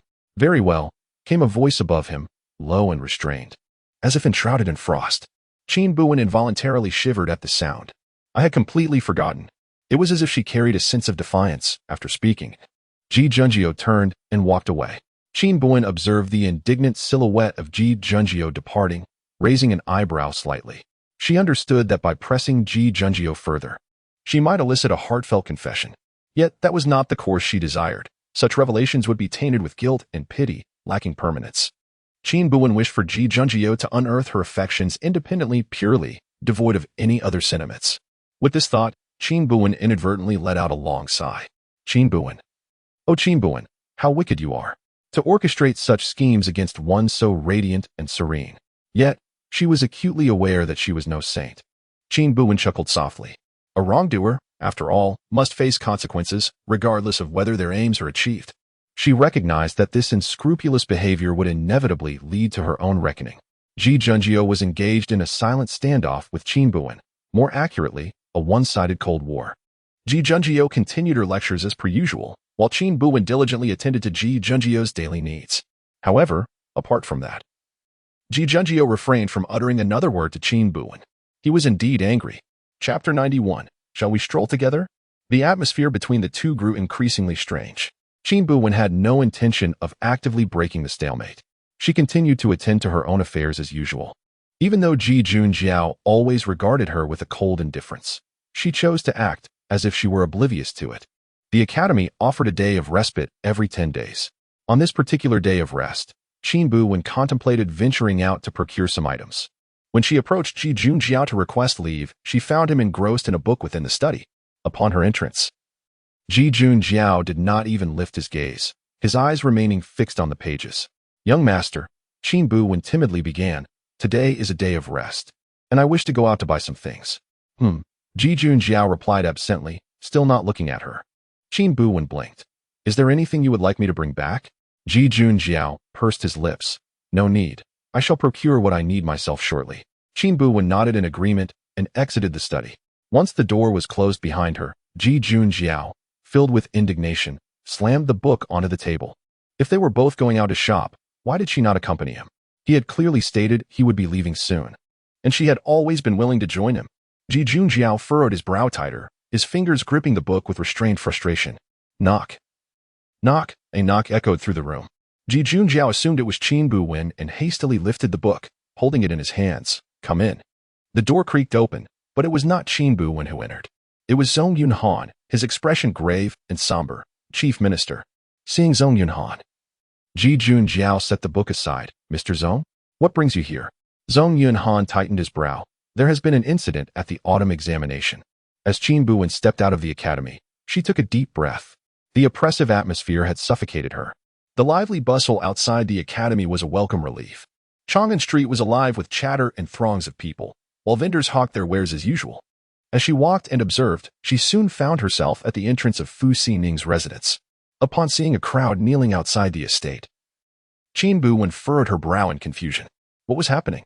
Before the residence of the minister, dozens of young men clad in coarse linen lay prostrate, clutching sheets of paper filled with writing, pleading vocally for attention. Minister, please, take a look at my essay. Minister, kindly cast your eyes upon it. Sir, why has my work not been selected? Sir, please open your eyes. My heartfelt efforts should not be dismissed so easily. Sir, please take a moment to read it. Sir. Initially, Qin Buwen frowned but dismissed the scene. Every year, following the conclusion of the autumn examination, numerous aspiring scholars, believing themselves overlooked, would kneel before the examiner's residence, beseeching a re-evaluation of their works. After all, this autumn examination occurred only once every 3 years, consuming tremendous effort from the scholars. Such scenes were not uncommon. Yet this year, for some reason, there seemed to be an overwhelming number of supplicants. Miss Jean, it has been a while. A melodious and courteous voice called from behind her. As Qin Buwen turned around, she beheld Yin Tang seated upon the chariot of Wu Ho, who offered her a slight nod. Behind him, Mingyan was pushing the chariot. Qin Buwen approached a few steps, reaching Yin Tang's side. What is going on? She inquired. Yin Tang smiled and responded, What do you mean? Qin Buwen rolled her eyes in exasperation. Stop feigning ignorance. You know precisely what I am asking. Why are there so many literati here this year? Yin Tang chuckled, glancing at the group kneeling before the Shaoqing's residence, and replied, I am not quite sure. Qin Buwen felt a surge of frustration. How could Yin Tang's manner of speaking be so infuriating? Upon hearing her discontent, Yin Tang turned to her with a smile, saying, Miss Jean, I truly do not know. He paused momentarily, his expression turning serious. This year, many scholars who did not pass the autumn examination are kneeling at the Shaoqing's door, and it is rumored that someone has purchased the exam questions. Qin Buwen's brow furrowed. Cheating? Yin Tang shook his head with a smile. It cannot be confirmed yet. The Shaoqing has already been summoned by His Majesty for inquiries. Indeed. If there were any instances of favoritism or cheating, it was most likely that the examiners would bear the brunt of the blame. Qin Buwen gazed into the distance at the scholars who continued to bow fervently. They were clad in coarse garments, their impoverished backgrounds leaving the imperial examinations as their sole opportunity for advancement. With hands raised high, they implored loudly, every word steeped in blood and tears. Yin Tang, observing the scene, appeared momentarily lost in thought. I vaguely recall a similar incident occurring many years ago. Upon hearing Yin Tang's words, Qin Buwen too was enveloped in recollection. She remembered that spring examination, where the examiner had accepted bribes to facilitate cheating, resulting in many gifted scholars failing to make the list. Initially, a few scholars had approached the examiner's residence to seek justice, but Qin Buwen had dismissed it as trivial. Every year, there were always a few self-proclaimed talented individuals lamenting their fate. However, as more and more scholars gathered outside the examiner's house, the examiner had even dispatched servants to intimidate and disperse them. It was then that Qin Buwen sensed something amiss. The examination papers had been sealed away, and others had no right to view them. Alas, Qin Buwen was not just anyone. She forcefully kicked open the examiner's door, summoned the keys, and accessed the sealed examination papers from the palace. After perusing only a few, she quickly discerned the examiner's misconduct. The following day, she boldly intercepted a multitude of ministers exiting the court at the Golden Hall, respectfully inviting them to take their seats. Right there on the ornate stone path of the Golden Hall, she unveiled all the examination papers. She called upon the examiner to read each paper aloud, and once completed, the ministers seated on either side reviewed and judged the submissions. Ultimately, she presented a new list to Song Jinyan. That year, Qin Buwen sat upon the dragon-patterned stone steps outside the Golden Hall, her legs crossed, and none dared to meet her gaze. In the aftermath, some believed that His Highness, the Prince of Chang'an, had performed a commendable act for the benefit of the nation and its people, leading them to reconsider the rumors of his purported malice. The rumors reached Qin Buwen's ears, prompting her to refute them the following day. My actions are not motivated by any notions of fairness or impartiality. Those individuals previously listed are as foolish as pigs. Should they enter the officialdom and eventually incur my displeasure, they would certainly face execution. Implicit in her words was the notion that her motivations were solely to avert future complications for herself. Upon the utterance of these remarks, the previously improving reputation of Qin Buwen in the court plummeted once more. Indeed, this incident had caused quite a stir in the past, with the entire nation of Yaoyuan well aware of it. Little did she anticipate that many years later, she would encounter a similar situation. Lord Situ was rather prone to nostalgia. Qin Buwen scoffed lightly and raised an eyebrow toward Yin Tang. In response, Yin Tang merely smiled. Indeed. I often find myself reminiscing about the past. Qin Buwen stifled a yawn. As there is nothing further to discuss, I shall take my leave. Miss A. Jean. Yin Tang interjected at an opportune moment, smiling. Why not accompany me for a stroll? Chapter 92. My heart yearns for you, my lord. Why do you not believe me? The main thoroughfare of Chang'an was teeming with people. Qin Buwen tilted her head to glance at Yin Tang, and amidst the surrounding sounds of the wind and vendors, the young lady crossed her arms and raised an eyebrow with a playful smile. Yin Tang, are you concocting some mischief again? Yin Tang smiled gently, his eyes crescent-shaped. Soft and warm, Miss Jean, you always assume the worst of me. Nonsense. This is undoubtedly because Yin Tang is inherently devious, though he appeared well-dressed and courteous. He had suggested countless nefarious ideas to her in the past. If Jing Sun was her sharpest dagger, then Yin Tang was her accomplice in crime. Accompanying you in this outing is not out of the question. Qin Buwen chuckled mischievously, but you shall foot the bill for what I buy. Without hesitation. Yin Tang nodded with a smile. Very well. Excellent. Qin Buwen was delighted to have found a willing benefactor. She eagerly moved behind Yin Tang, elbowing Ming in aside, cheerfully exclaiming, Lord Situ is indeed magnanimous. Come, I shall assist you with your cart. Ming-un, who had been jostled aside, shot Qin Buwen a glare, but ultimately bit his tongue and followed the two without protest. Today, the academy was on break, and students could be seen in groups scattered along Chang'an Street. Their excitement palpable as they lingered at the stalls. Having not ventured beyond the academy for quite some time, the students appeared jubilant. Since someone was covering the expenses, Qin Buwen threw her hands into the air, tossing items onto Ming, and without a second thought, Ming glared at her in frustration but could only help carry her purchases while managing to pay for them as well. Eventually, when Qin Buwen noticed Ming and struggling under the burden, she decided to place her newly acquired items directly onto Yin Tang's cart. Here, take this, she instructed, humming a little tune as she continued to push Yin Tang forward. Hey, don't take advantage of me. Ming, laden with various items, could no longer tolerate Qin Buwen placing her purchases on his master's cart. Yin Tang, however, waved his hand dismissively. No matter. Ming frowned. My lord, surely you cannot allow this madwoman to get away with such antics. Qin Buwen was undeterred by Ming's menacing demeanor. She flashed him a cheeky grin and merrily pressed on. Stopping in front of a pastry shop, she turned to Yin Tang. Do you fancy plum blossom cakes? Though her tone was inquiring, she was already selecting flavors. Yin Tang smiled subtly, but did not respond. Qin Buwen then chose two flavors, vendor, one with brown sugar and one with milk. Certainly. The vendor swiftly took a piece of craft paper and wrapped them separately. Would the lady like sesame as well? Qin Buwen waved her hand. No, he doesn't eat sesame. The moment she uttered those words, regret washed over her. She had distinctly noticed the corners of Yin Tang's mouth droop. He lifted his gaze slightly, and his gentle eyes seemed to sharpen, fixing an intense stare upon Qin Buwen. His eyes narrowed, hinting at a swell of emotions. How does Miss A. Jean know that I do not eat sesame? Panic was but a fleeting moment, yet Qin Buwen swiftly regained her composure, narrowing her eyes and exuding an air of tranquility. How could Lord Situ have forgotten? Ajin had mentioned it before. She held deep affections for you. Thus I have thoroughly investigated your preferences and aversions, Qin Buwen remarked, leaning her chin on her hand as she gazed at Yin Tang. Her expression tinged with melancholy. It truly pains Ajin that Lord Situ does not believe in the sincerity of a young woman's heart. The corners of Yin Tang's eyes reddened, though it was uncertain if it was due to the wind or something else. The autumn air had indeed turned a tad chilly. After a while, Yin Tang blinked rapidly. Averting his gaze, Qin Buwen caught the sound of Yin Tang's muffled laughter. It seemed that Miss Ajin possessed a remarkable talent for deception. Qin Buwen chuckled, offering Yin Tang a steaming plum blossom cake, urging him to take it for warmth. Yin Tang graciously accepted it, cradling it in his hands. As the autumn season called for thicker attire, Qin Buwen continued, perhaps it would suffice to exchange your blanket if need be.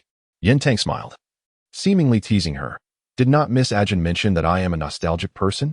Qin Buwen, having purchased a multitude of items. She noticed that Yin Tang had been rather reticent throughout their journey, lost in his own thoughts. Enough of this. Qin Buwen clapped her hands, acknowledging Lord Situ's generous nature, which she genuinely admired. Yin Tang smiled. Ming, please deliver these items to the academy. Ming frowned, clearly harboring some grievances, yet he dutifully responded with an affirmative. How did you know I would be at the academy? Qin Buwen tilted her head in confusion. However, she soon connected the dots. Grinning through gritted teeth, she exclaimed, Yin Tang, you must be a fox, keeping tabs on me. Yin Tang merely smiled, neither confirming nor denying her accusation. With her numerous purchases, Mingyan procured a carriage, making several trips to transport them. Qin Buwen remained by Yin Tang's side, showing no inclination to assist. Lord Yin Tang, I suppose we are now somewhat of friends, are we not? Qin Buwen asked playfully, tilting her head towards him. Yin Tang did not respond to her statement. Instead, he lifted his gaze to meet hers. His dark green eyes shimmered with a jade-like luster, as if he were absorbing the myriad of splendor surrounding him. What does Miss Ajin wish to convey? He inquired. Qin Buwen narrowed her eyes, her smile dimming slightly. Would you care to share how your leg came to be in such a state, Lord Situ? Qin Buwen was genuinely curious. Upon hearing this, Yin Tang placed his hands neatly on his legs, glancing at the blanket covering them before raising his gaze once more. Is Miss Ajin expressing disdain for me? He chuckled, his handsome features exuding warmth. What? Qin Buwen furrowed her brow, momentarily taken aback. Yin Tang continued to smile. Did not Miss Ajin declare her affections for me? Now, because of my leg, do you find me unworthy? Qin Buwen. She felt as though she had unwittingly fallen into Yin Tang's trap. The young woman wore an expression of exasperation, which Yin Tang observed with keen interest. Miss Ajin was curious about something. Yin Tang lowered his voice, gesturing conspiratorially towards Qin Buwen. Unprepared, Qin Buwen leaned in, listening intently. Next time we meet, I shall reveal it to you. Yin Tang's tone was gentle and refined. Qin Buwen had yet to realize that she was being teased by Yin Tang when, suddenly, a clear and melodious voice echoed from a distance. Ajin. Qin Buwen shivered unexpectedly. She swiftly raised her gaze in the direction of the sound. There, not far away, a carriage had come to a halt, and a pale, slender hand delicately lifted a corner of the curtain. Through the slight openings, an exquisite visage was revealed. Ji Junjiao's lips were pressed into a line, obscuring any discernible expression, yet the distinct contours of the man's face were unmistakable. My lord. Qin Buwen momentarily transformed her expression, timidly calling out. Inside the carriage, the man's long, fair fingers were tinged with red at the knuckles. Come aboard, he beckoned, his voice articulate yet husky. Chapter 93. The favor of the Prime Minister. Qin Buwen was taken aback to encounter Ji Junjio at this location. She pressed her temples, sending a subtle glance towards Yin Tang. Yet, Yin Tang merely smiled and said nothing. The man in the carriage appeared to grow impatient. Ajin, he urged. Coming. My lord. Qin Buwen hastened her steps towards Ji Junjio's carriage. Cha Qing, following Ji Junjio, greeted her with a naive smile. Miss Ajin, are you out shopping? Qin Buwen responded softly. Cha Qing, evidently oblivious to the atmosphere, continued. What have you bought? Let me help you carry it back. Just as Qin Buwen was about to speak, Yin Tang's cool voice interjected from behind. There is no need. Miss Ajin has acquired quite a few items, and I shall assist in taking them. He gestured towards the carriage parked not far away. With a smile, he inclined his head slightly to Ji Junjio. Are you here to inquire about this year's autumn examination, Prime Minister? Ji Junjio acknowledged him with a nod, but her response pertained to another matter. There is no need for Sir Sidu to trouble himself. Cha Qing will take care of it. Yin Tang raised an eyebrow and chuckled. Of course, that is perfectly acceptable. Then, seemingly in jest, he addressed Qin Buwen. Miss Ajin, today I have procured many items for you. We are indeed friends now. This remark seemed to answer a prior question posed by Qin Buwen to Yin Tang. However, for reasons unknown, Qin Buwen felt there was something amiss in his statement. Inside the carriage, Ji Junjio furrowed her brow. Did Sir Sidu settle the bill for these items? Yin Tang smiled, tacitly confirming. Qin Buwen could not shake off the feeling that the tension within the carriage had intensified. After a prolonged silence, Ji Junjio remarked, these items will be accounted for, and Cha Qing will return the funds to Sir Situ. Ajin is unfamiliar with the protocols, and I trust Sir Situ will understand. With that, Ji Junjio cast a glance at Qin Buwen, who had yet to board the carriage. Understanding the cue, Qin Buwen recoiled slightly and swiftly ascended into the carriage. Lifting the curtain, she quietly settled into a small corner. The carriage was spacious, yet Qin Buwen deliberately chose a corner to observe Ji Junjio's demeanor. Although today's unexpected encounter was unforeseen, it appeared to yield favorable results. With her head bowed, Qin Buwen remained silent. In the prominent seat of the carriage, Ji Junjio sat upright, her hands placed neatly on her legs, gazing straight ahead. Draped in an exquisite fox fur cloak adorned with golden embroidery, she exuded an air of immense dignity. Her long hair was elegantly tied with a flawless jade crown, her nose straight, and her complexion as pale as jade. A jade pendant shaped like a crane dangled at her waist, chiming softly with the occasional jostle of the carriage, producing a melodious sound. The two occupants of the carriage maintained their silence, allowing the sound of the jade pendant to resonate in a more ethereal manner. Qin Buwen, with her head lowered, fidgeted with her fingers. Outside the carriage, Chang'an called out, "My lord, shall we head directly back to the academy?" Ji Junjio did not respond immediately. For a long while, Ji Junjio called out to her. Qin Buwen, at a loss, lifted her gaze to briefly meet the man's eyes before hurriedly looking away. "My lord," she responded softly, as if apprehensive about something. Suddenly, Ji Junjio felt a pang of bitterness in his heart, akin to countless slender soft needles stirring a pool of sour and bitter water. He did not appreciate this. Ajin typically greeted him with delight, but what was this now? His beautiful lips pressed into a thin line. Ji Junjio understood that he was angry with Ajin. What did it mean to forget everything? Clearly, he remembered that night. And she did too. Why should they forget? He was acutely aware that if it were anyone else, he would never allow such matters to remain ambiguous. Yet, Ajin was different. He believed Ajin cared deeply. Thus, when Ajin claimed to not remember, Ji Junjio felt anger welling within him. She had professed her fondness for him. How could she so easily claim indifference? It was she who had first declared her affection. However, as Ji Junjio came to this realization, he also understood something else. He was sulking. It was precisely because of Ajin's indifference that he felt this way. Upon introspection, he recognized that if it were someone else exhibiting such indifference, he would not be fazed. He would handle it matter-of-factly, as per his usual demeanor. But Ajin was not just anyone. Ajin was simply Ajin. She was unlike anyone else. He seemed to also harbor feelings for Ajin. Upon reaching this conclusion, everything appeared to fall into place.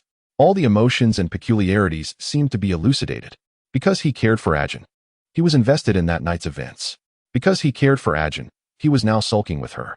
He knew, as a man, he should be more magnanimous. Yet today, seeing the distance between Ajin and Yin Tang only fueled his anger. He was well aware that Yin Tang had long noticed the carriage from Wenyuan Pavilion, and that gesture was likely deliberate. Still, he unreasonably allowed his emotions to spill over onto Ajin. Ji Junjio furrowed his brows, his dark pupils fixed intently on Qin Buwen. He needed to find a suitable topic to discuss. "Is there anything else you wish to purchase?" Ji Junjio's tone was icy. They could shop together. Qin Buwen replied softly, "My lord, I have already procured everything." Ji Junjio lowered his gaze for a moment, his eyes swirling with thoughts. "I suddenly recalled that I need to go to Pinglai Pavilion to collect the garments I ordered." With that, Ji Junjio turned his gaze back to Qin Buwen. Naturally, Qin Buwen understood Ji Junjio's implication. Yet, she feigned ignorance, replying then, "Ajin shall return first." Ji Junjio pressed his lips tighter together, almost petulantly stating, "The carriage cannot stop conveniently." However, Qin Buwen seemed to wish to say something further. "You," Ji Junjio tightened the knuckles hidden in his sleeve, his throat bobbing. "Would you accompany me?" The exalted prime minister, akin to the resplendent moon, finally approached her. Qin Buwen suppressed a smile at the corners of his lips, nodding in astonishment, "As you wish, my lord." At the Pinglai Pavilion, Ji Junjio's garments were tailored to precise measurements, and now that they were complete, he had merely come to collect them. "Young master, the garments you requested are ready. Please do try them on." Ji Junjio, a familiar patron here, was graciously attended by the proprietor, who presented the finished clothes with a smile. Ji Junjio selected a water blue robe, a color surely favored by Ajin. "I shall try it on," he declared. Qin Buwen nodded and stood patiently in place. Before long, the curtain of the small room was lifted slightly. "Ajin," the man's voice faltered, his ears tinged with a faint blush, "could you assist me in fastening my belt?" Beside them, Cha Qing hastily interjected, "My lord." "Allow me," but Ji Junjio cast a cold glance in his direction. I shall step nearby for a moment, to keep watch for you." With that, Cha Qing slipped away. His demeanor deflated. Qin Buwen lowered his head, hesitantly murmuring, "Very well." Chapter 94. The Chancellor's plea for peace. The dressing room was cramped and narrow, making it difficult for the tall figure of Ji Junjio to move around freely. When Qin Buwen squeezed in, their bodies nearly brushed against one another. The refreshing scent of the man enveloped her, mingled with a subtle hint of ink, suggesting that the attire he wore was freshly made, still carrying the distinct aroma of new fabric. Ji Junjio donned a flowing robe of a captivating azure hue. Remarkably, this striking color appeared entirely harmonious on him. The robe's primary shade was indigo, adorned with intricate patterns embroidered in gold thread. A crane, poised to take flight, was embroidered on the shoulder, its wings extending gracefully across half of his chest. Qin Buwen cast a glance before lowering her head, feigning a demeanor of timidity and caution. Ji Junjio straightened his back, slightly lowering his gaze, which created an elegant curve along his fair, slender neck. The blush on his ears had yet to fade, and his beautifully defined lips were pressed into a straight line. He spoke softly. "This belt is somewhat difficult to fasten," as if to justify why he had summoned her. Qin Buwen responded softly and reached for the belt on the table. It was a wide leather belt adorned with several jade pendants of a vibrant green, with bamboo-colored tassels gracefully cascading down, adding a splash of color to his blue robe. After examining the belt, Qin Buwen grasped its two ends and wrapped it around Ji Junjio's waist. The man's waist was slender, and even through the fabric, Qin Buwen could feel the tautness of Ji Junjio's physique. She lowered her gaze, concentrating on fastening the belt. The room was enveloped in profound silence, punctuated only by their breathing. Ji Junjio tilted his head slightly, catching a glimpse of the girl's long lashes. She remained silent, focused on the task at hand.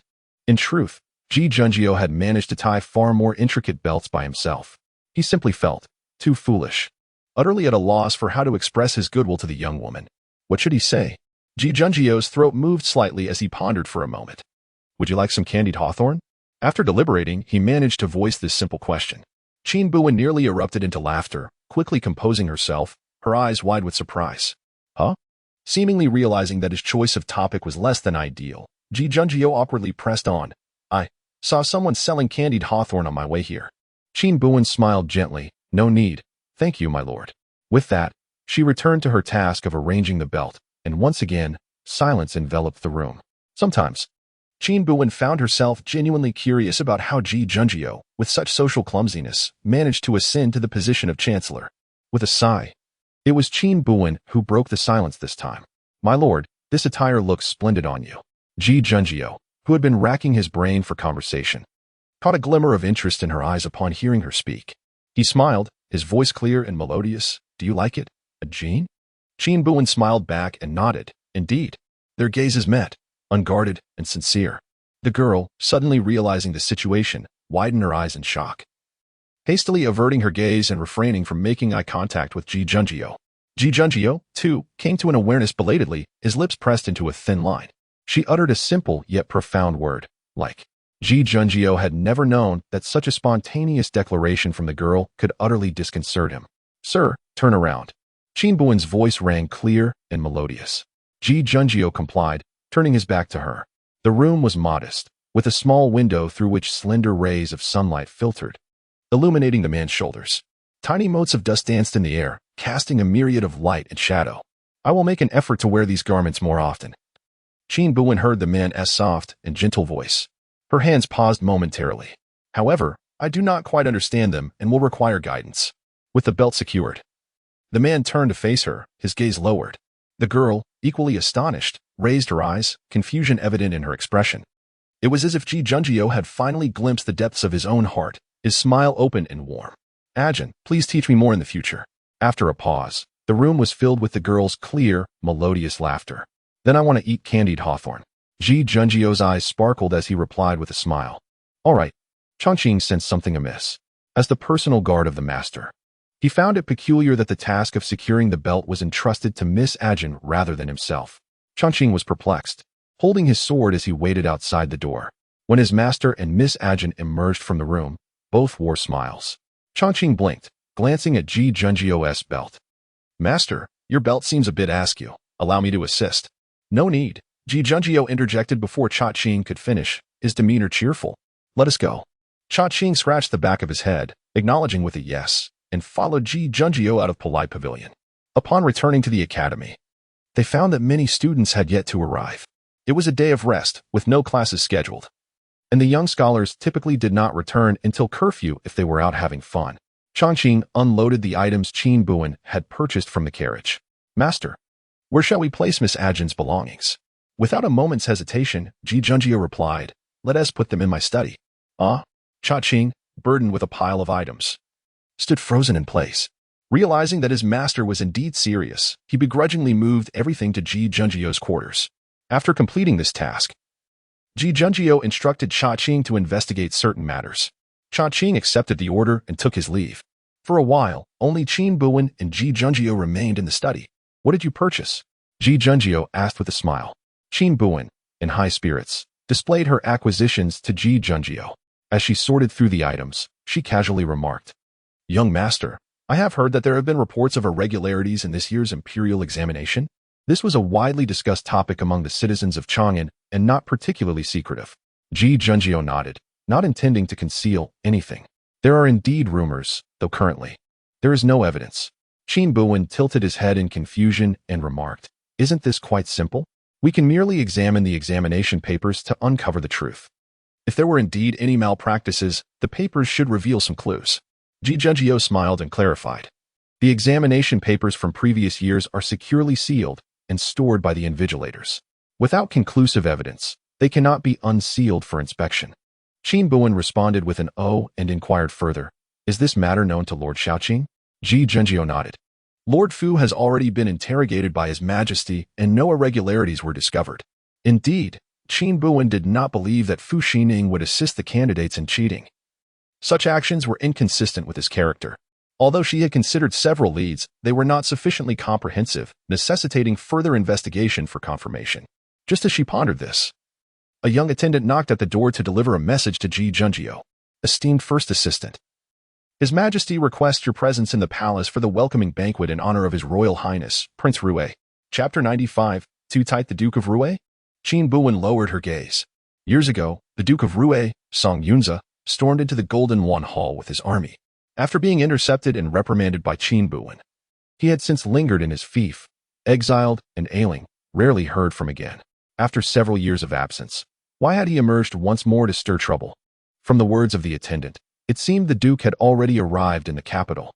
Ji Junjio, upon hearing the attendant's report, furrowed her brows slightly. "Very well. I understand. Oh, and the Emperor specifically instructed that the young lady named Jean was also to attend." After delivering the message, the attendant bowed and withdrew. Ji Junjio's gaze shifted towards Qin Buwen. "It appears that your relationship with His Majesty is quite cordial." Ji Junjio spoke with a tone that was cool and calm, devoid of any particular emotion. Yet, Qin Buwen could not help but shiver. She shrank her neck and smiled as she replied, "It is because I possess leverage over His Majesty, which is why he treats me with such distinction." Ji Junjio nodded. "So that is the case." Qin Buwen blinked. "Wouldn't you inquire what sort of leverage Jean knows? She certainly has a plethora of amusing anecdotes about Song Jin and share." However, Ji Junjio smiled, her expression untroubled. "Since it is leverage, you cannot disclose it to me." At times, Qin Buwen felt that Ji Junjio's forthrightness rendered her own scheming utterly transparent. It appeared that Song Jinyan had also invited her to the banquet, likely suspecting some foul play in the imperial examinations. She needed to seize this opportunity to clarify everything while in the palace. Resolved in her intention, Ji Junjio assisted Qin Buwen in organizing the items they had purchased as night gradually descended. After changing into a new outfit, Qin Buwen prepared to accompany Ji Junjio into the palace. Ji Junjio had not changed her attire. "My lady, aren't you going to change your clothes?" Qin Buwen asked in confusion. Ji Junjio glanced at her outfit. "Is this one unappealing?" Qin Buwen quickly waved her hand. "Not at all. It's just..." Her gaze fell upon the jade belt at Ji Junjio's waist. In that moment, she had merely intended to tease Ji Junjio. But the belt was indeed tied somewhat askew. "My lady, shall a Jean adjust your belt?" Qin Buwen cautiously observed Ji Junjio's expression.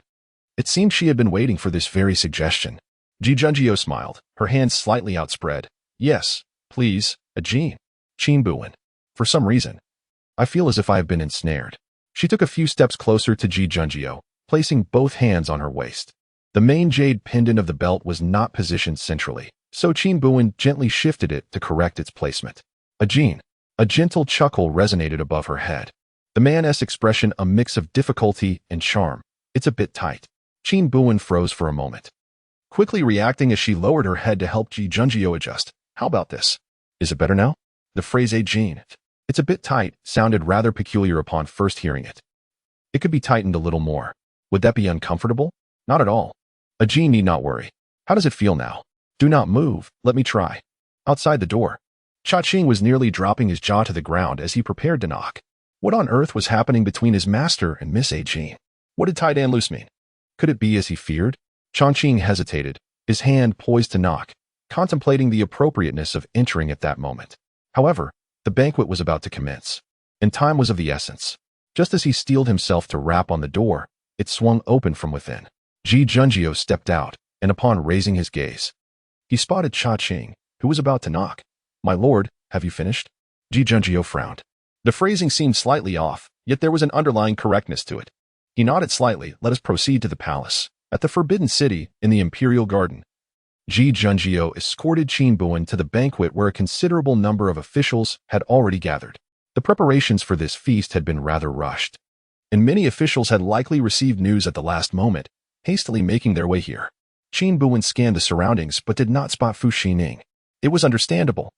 Given the unresolved scandal regarding the autumn examination, Fu Xining was likely under house arrest. To her surprise, she noted that Yin Tang was also absent. Finding a seat, Qin Buwen settled beside Ji Junjio and whispered, "My lord, why has His Highness the Rue Wang returned to the capital so suddenly?" Ji Junjio's expression darkened slightly. "In 4 months. The new year will arrive, and all lords and emissaries from various nations are beginning to flock to the capital." Qin Buwen nodded, somewhat understanding. Miss Jean mentioned that His Highness the Rue Wang is in frail health. Didn't His Majesty grant him permission to remain in his fief and not attend the New Year celebrations? Ji Junjio pressed his lips together, refraining from addressing her query. The court was rife with strife and hidden currents, and as a delicate woman, Jean need not be burdened with such intricacies. "You need not fear anything," Ji Junjio reassured her with a gentle smile. Pushing a warm cup of tea toward her, "I am here." Qin Buwen smiled in return, nodding. "Indeed, with you here, Jean fears nothing," as the inner servant announced the arrival of His Highness. The guests and officials at the banquet rose in unison, bowing in reverence. "We have seen His Highness the Rue Wang. Long live His Highness." Unlike the flamboyant Prince Xian, Song Yunzi, the Rue Wang often presented himself as a frail figure beset by illness. Since the turmoil in the Eastern Palace years ago, the Rue Wang had been relegated to his fief and had not ventured beyond its borders for many years. It was uncertain what had compelled him to return to the capital this year. With both princes present in Chang'an, the atmosphere was undoubtedly lively. Qin Buwen chuckled softly, turning her gaze to the Rue Wang. Even before winter had fully set in, Song Yunzi was already draped in a heavy fox fur, holding a warming pot. His complexion pale, gaze cast downward. His gait was unsteady, unmistakably the symptom of prolonged illness. Song Yunzi cleared his throat softly, speaking in a feeble tone, "Gentlemen, please be at ease. Today, His Majesty is graciously hosting a welcoming banquet for me. It is not my intention to be the host, so there is no need for formality." With that, Song Yunzi allowed the palace attendant to assist him as he slowly made his way to the guest seats. With Song Qingxuan's absence, one table remained unoccupied. Song Yunzi surveyed the surroundings, his gaze settling upon Ji Junjio. He offered a gentle smile and nodded in her direction. Ji Junjio returned the gesture with a slight bow, acknowledging the courtesy. Before long, His Majesty arrived. Song Jinyin, clad in a resplendent yellow robe, approached the banquet with a cheerful countenance. All the court officials knelt in reverence. Song Jinyin instructed them to rise and took his seat at the head of the table, then turned his attention to Song Yunzi. "How has the Duke of Rue been lately?" Song Yunzi coughed softly and smiled, inclining his body slightly. "Thank you for your concern, Your Majesty. It is merely a chronic ailment, nothing of great consequence." It was evident that Song Jinyin's inquiry was not born of genuine concern for Song Yunzi's health. As he merely asked a couple of perfunctory questions before commencing the banquet, he discreetly glanced at Qin Buwen and exchanged a knowing look. Qin Buwen nodded in response, then promptly averted his gaze. As the wine flowed freely and the banquet reached its midpoint, Song Yunzi turned to Qin Buwen with a smile. "I presume this lady is none other than Miss Jean, who risked her life to protect His Majesty?" Chapter 96. Are you not afraid that I might sell you? Suddenly called upon, Qin Buwen blinked in surprise, casting a glance at Song Yunzi, who wore a gentle smile from the guest seat. What mischief is he concocting this time? Qin Buwen pondered to himself, yet he lowered his head in trepidation, stating that Jean had done nothing and did not wish to take credit. Song Yunzi continued to smile, saying, "I heard that His Majesty was quite concerned about Miss Jean at that time." This remark held a hint of intrigue. Qin Buwen averted his gaze, choosing not to respond. Song Jinyin, seated in a high position, narrowed his eyes but remained silent. Ji Junjio pretended not to hear, placing some delicious pastries before Qin Buwen. With no one picking up on Song Yun's words, he grew awkward. After a pause, he cleared his throat and chuckled. It seems this prince has spoken out of turn, so please do not hold it against Miss A. Jean. Only then did Qin Buwen raise her eyes, looking at Song Yunza with a bewildered expression. Ah, Your Highness, what did you say? A Jin's hearing is not very good. She didn't catch that. Qin Buwen heard the stifled laughter of the court officials at the banquet. For a fleeting moment, Song Yunza's warm smile cracked. His gaze toward Qin Buwen turning cold and scrutinizing. Qin Buwen chose to ignore it, calculating how to find an excuse to leave the banquet and speak with Song Jinyan. Today, in attendance, this humble servant has prepared a gift for His Majesty, Song Yunza said, bowing slightly towards Song Jinyan at the head table. His smile is refreshing as spring. Oh? Song Jinyan raised an eyebrow slightly. I shall take great pleasure in appreciating the gift from the Prince of Rue. Song Yunza chuckled. If Your Majesty wishes to see the gift, it would require Your Majesty to visit the Lingyun Pavilion. Lingyun Pavilion? Qin Buwen's heart stirred. It was the tallest building in Chang'an, said to have been constructed by the founding emperor for the protection of the nation with the precious Tongdian stone. Except for royal offspring and high-ranking officials, no one else could ascend without an invitation. What kind of gift necessitated a visit to Lingyun Pavilion? Song Jinyan rested his head on one hand, a half-smile gracing his lips. Song Yunza maintained his composure. Naturally, it is a rare and extraordinary gift. Song Jinyan did not respond immediately, but subtly directed his gaze toward Qin Buwen. She nodded slightly. Very well. Song Jinyan declared with a sweeping gesture, laughing heartily. Today, I shall see what grand gift the Prince of Rue has brought. The guests at the banquet erupted in cheers. Some of the court officials would never have had the chance to ascend the pavilion if not for this occasion. That was Lingyun Pavilion, the highest point in Chang'an. It was said that those who reached the top could embrace the full moon and gaze down upon the lesser mountains. As night deepened, the curfew in Chang'an approached, and the crowd from the Forbidden City moved toward Lingyun Pavilion. Song Jinyan instructed Ji Junjio to ride ahead and clear the way. Qin Buwen naturally blended into Song Jinyan's carriage. Inside the carriage, with no one around, Qin Buwen finally sighed in relief. What was truly happening with the autumn examination scandal? She pressed for the crucial details. Many students had signed a blood letter, claiming that the exam questions had been leaked and that the examination was unfair. Qin Buwen inquired again, have you found anything out? Song Jinyan shook his head. As the proctor, I am assured by Fu Xining's vigilance, he uncovered no issues, thus leading to a cessation of clues. Qin Buwen furrowed his brow. Is it not the case that among this year's successful candidates, the offspring of officials from the Ministry of Personnel, the Ministry of Rights, and the Ministry of Justice are predominant? Song Jinyan raised an eyebrow. Realizing their thoughts aligned, do you also suspect it to be the machinations of Song Yunze? Among the 6 ministries, the Ministry of Rights, Personnel, and Justice fell under the jurisdiction of Prince Rue, while the Ministry of Revenue, Military, and Works was governed by the virtuous Prince Song Chengxian. With a notable number of officials offspring from the 3 ministries achieving success, it was only natural for Qin Buwen to suspect Prince Rue. The more officials from their ranks that entered the court, the more advantageous it would be for Prince Rue. Qin Buwen scoffed. If Song Yunze were not up to some mischief, he would not be himself. The man chuckled. Sampling a piece of pastry, I did say he should have been executed at the time. You insisted on sparing his life. Qin Buwen rolled her eyes. With public opinion capable of tarnishing gold and accumulating ruin, had I truly executed Prince Rue when the throne was unstable, the virtuous prince would have certainly fought back, knowing he had no escape. Song Jinyan understood these principles well, yet he felt somewhat aggrieved. Who told you to scold me at that time just to spare him? Qin Buwen laughed in frustration. Song Jinyan, you are the emperor. Must you be so petty? Indeed not. Song Jinyan immediately retorted. The carriage advanced steadily. With the curfew in effect, the households of Chang'an dispersed in small groups, their myriad lights illuminating the path ahead. Qin Buwen, Song Jinyan called her. What is it? Do you not feel? Song Jinyan tilted his head, resting his chin in his hand as he gazed at the young lady, his eyes gentle and soft. That we appear to be engaging in an illicit affair? To meet with Qin Buwen. Song Jinyan had deliberately dismissed the maidservants who were meant to attend to him, even sending eunuch Chang Jin outside the carriage. Before Song Jinyan could respond, Qin Buwen playfully tapped his head. Ah, that hurts. Song Jinyan exclaimed, clutching his head in complaint. Qin Buwen shot him a warning glare. If you dare speak such nonsense again, I shall crack your head open. Seeing this, Song Jinyan obediently fell silent. Truly, you are rather fierce. Pray tell, What is this grand ceremony that Song Yunze speaks of? Qin Buwen turned to inquire of Song Jinyin. Song Jinyin scoffed lightly. Who knows? Song Yunze delights in theatrics. Qin Buwen felt an unsettling sense of discord. How do you intend to address the matter of examination fraud? Qin Buwen inquired further. Upon hearing this, Song Jinyin looked at Qin Buwen with a pitiful expression. I do not know. Dear brother Awen, please assist me, oh dear. Qin Buwen shuddered at the thought. This affair was likely instigated by Prince Rue. However, without concrete evidence, direct accusations could not be made.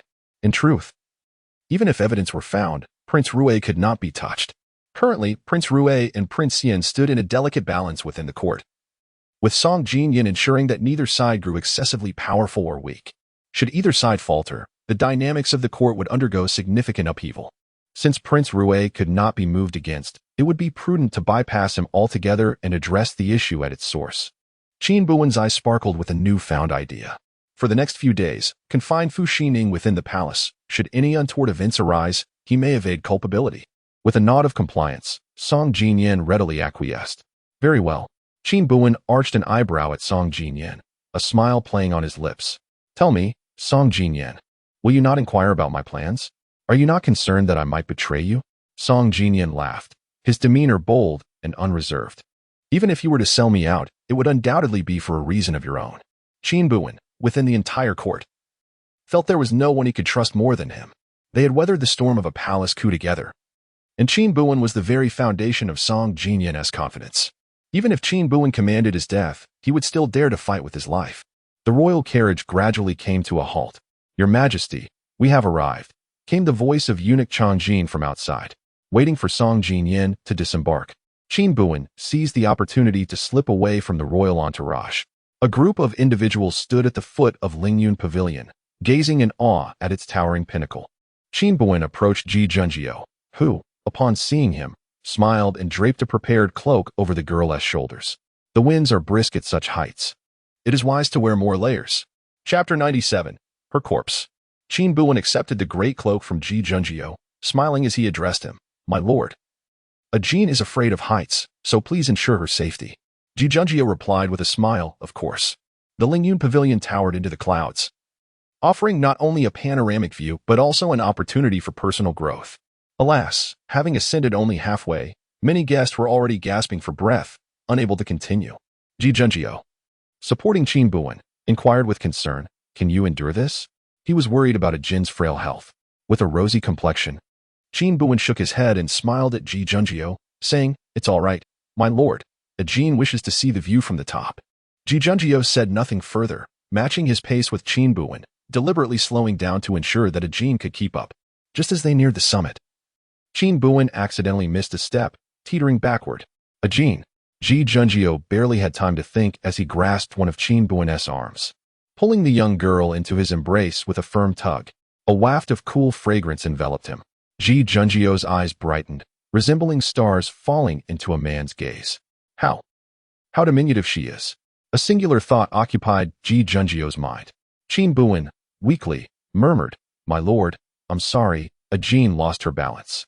Upon hearing this, Ji Junjiu frowned slightly, shifting his position to lift the girl effortlessly into his arms. The sudden elevation elicited a startled gasp from Qin Buwen. Instinctively, she clutched the collar of Ji Junjiu's garment, the enticing scent of sandalwood filling her senses. She gazed up at him, astonished, but Ji Junjiu averted his eyes, focusing straight ahead. From her vantage point, Qin Buwen could see the man's Adam's apple bobbing as he swallowed, cradling the young girl. He ascended step by step toward the pavilion's pinnacle. Just a few more steps. Allow me to take you up, he said, his voice refined and composed. Though the delicate fragrance in his embrace seemed to stir his composure, if only Qin Buwen could ignore the tumultuous rhythm of her heart. Regrettably, she had no intention of overlooking it. My lord, Qin Buwen wrapped her arms around Ji Junjiu's neck, playfully whispering in his ear, your heart beats so swiftly. Her words, like a feather, brushed against his ear. Ji Junjiu's ears visibly flushed crimson. His jaw tightened, and the emotions in his gaze deepened. Qin Buwen distinctly sensed the rising warmth of his body and the increasingly chaotic rhythm of his heartbeat. Yet, it felt as though an eternity passed before she heard Ji Junjiu release a heavy sigh. In the future, you cannot act recklessly, he stated, his demeanor calm and composed.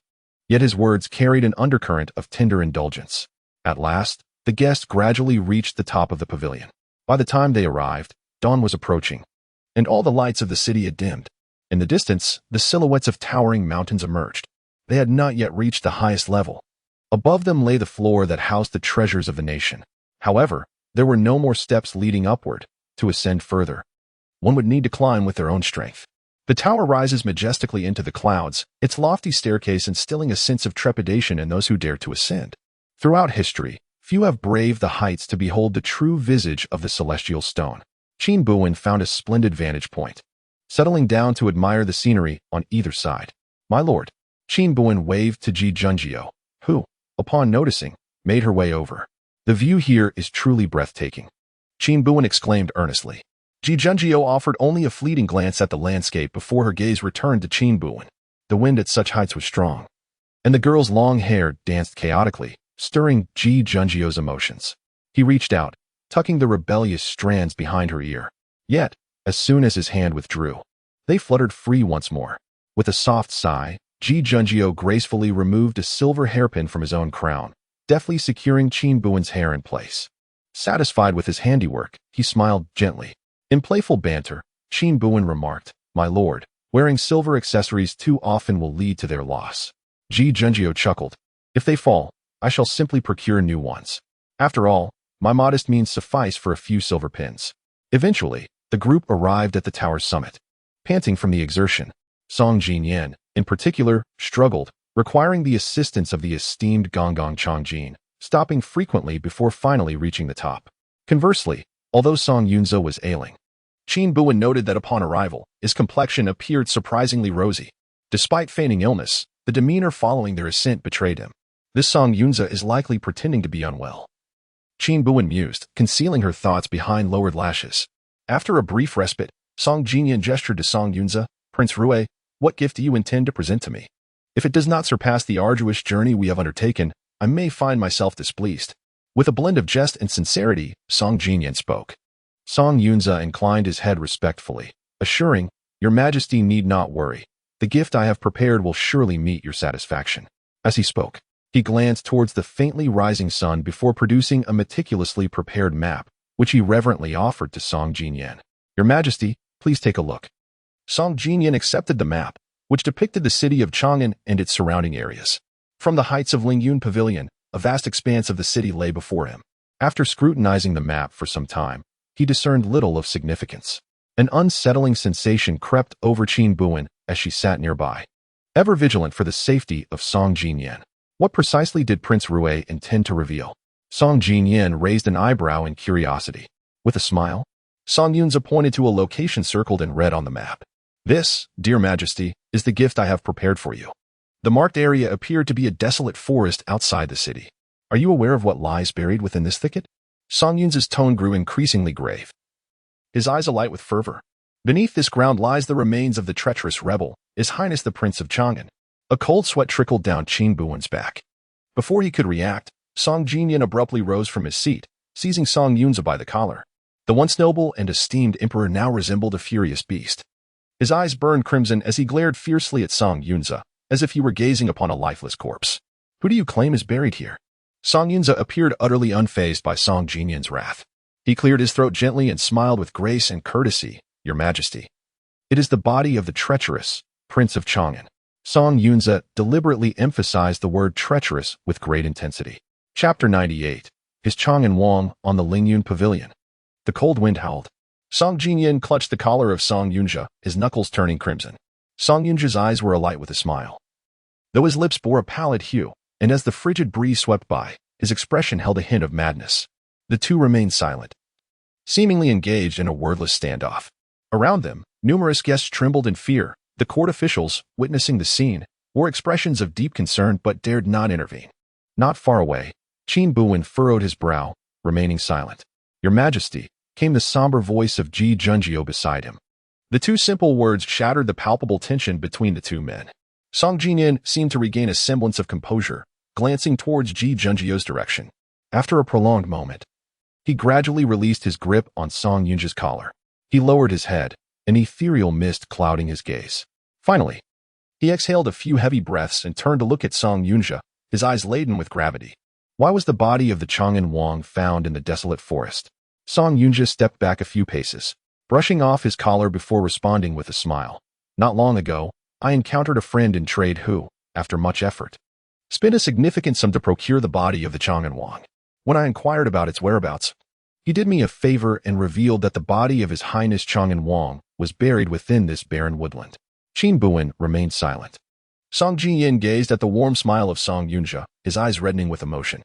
That was his Chang'an Wang. That was his Qin Buwen. In years past, she had ascended the dragon throne in solitude. She had patted the dragon's head beside her, and after a moment of contemplation, simply shook her head. This throne is uncomfortable. I do not wish to sit upon it. At that time, Song Jiyin had laughed at her. Qin Buwen, do you know how many people aspire to occupy my position? Do you comprehend the true worth of my throne in gold and silver? He vividly recalled the youth clad in a python robe, his brows and eyes radiating arrogance. Though I am not a true dragon, Song Jiyin, my life is worth more than 1,000 pieces of gold. Even without occupying the dragon chair, Qin Buwen exuded an undeniable presence that captivated all eyes. Song Jiyin had never imagined that the invaluable Qin Buwen would, after her death, be treated as a commodity, passed around like a mere object. He found it difficult to breathe. The cold wind swept through, making his head spin and his ears ring. It seemed he could no longer hear their words. Everything faded into incomprehensibility. Instinctively, he sought out Qin Buwen amidst the crowd.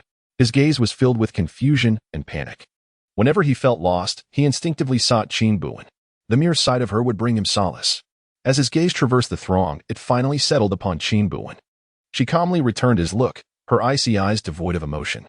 Yet, in that fleeting moment of eye contact, it felt as though a dying fish had encountered life-giving rain. He gasped for air, the crimson at the corners of his eyes strikingly vivid. Qin Buwen regarded Song Jiyin, subtly shaking her head without a word. Song Jiyin took a deep breath, finally regaining his composure. He let out a light scoff, a nonchalant smile returning to his face. Since the corpse of the king of Chang'an lies in the desolate forest, why does the Prince Rue bring me here?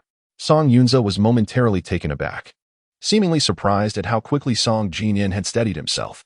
He cleared his throat twice and spoke slowly. Does your majesty not find this intriguing? Song Jiyin raised an eyebrow, his expression unchanged. What?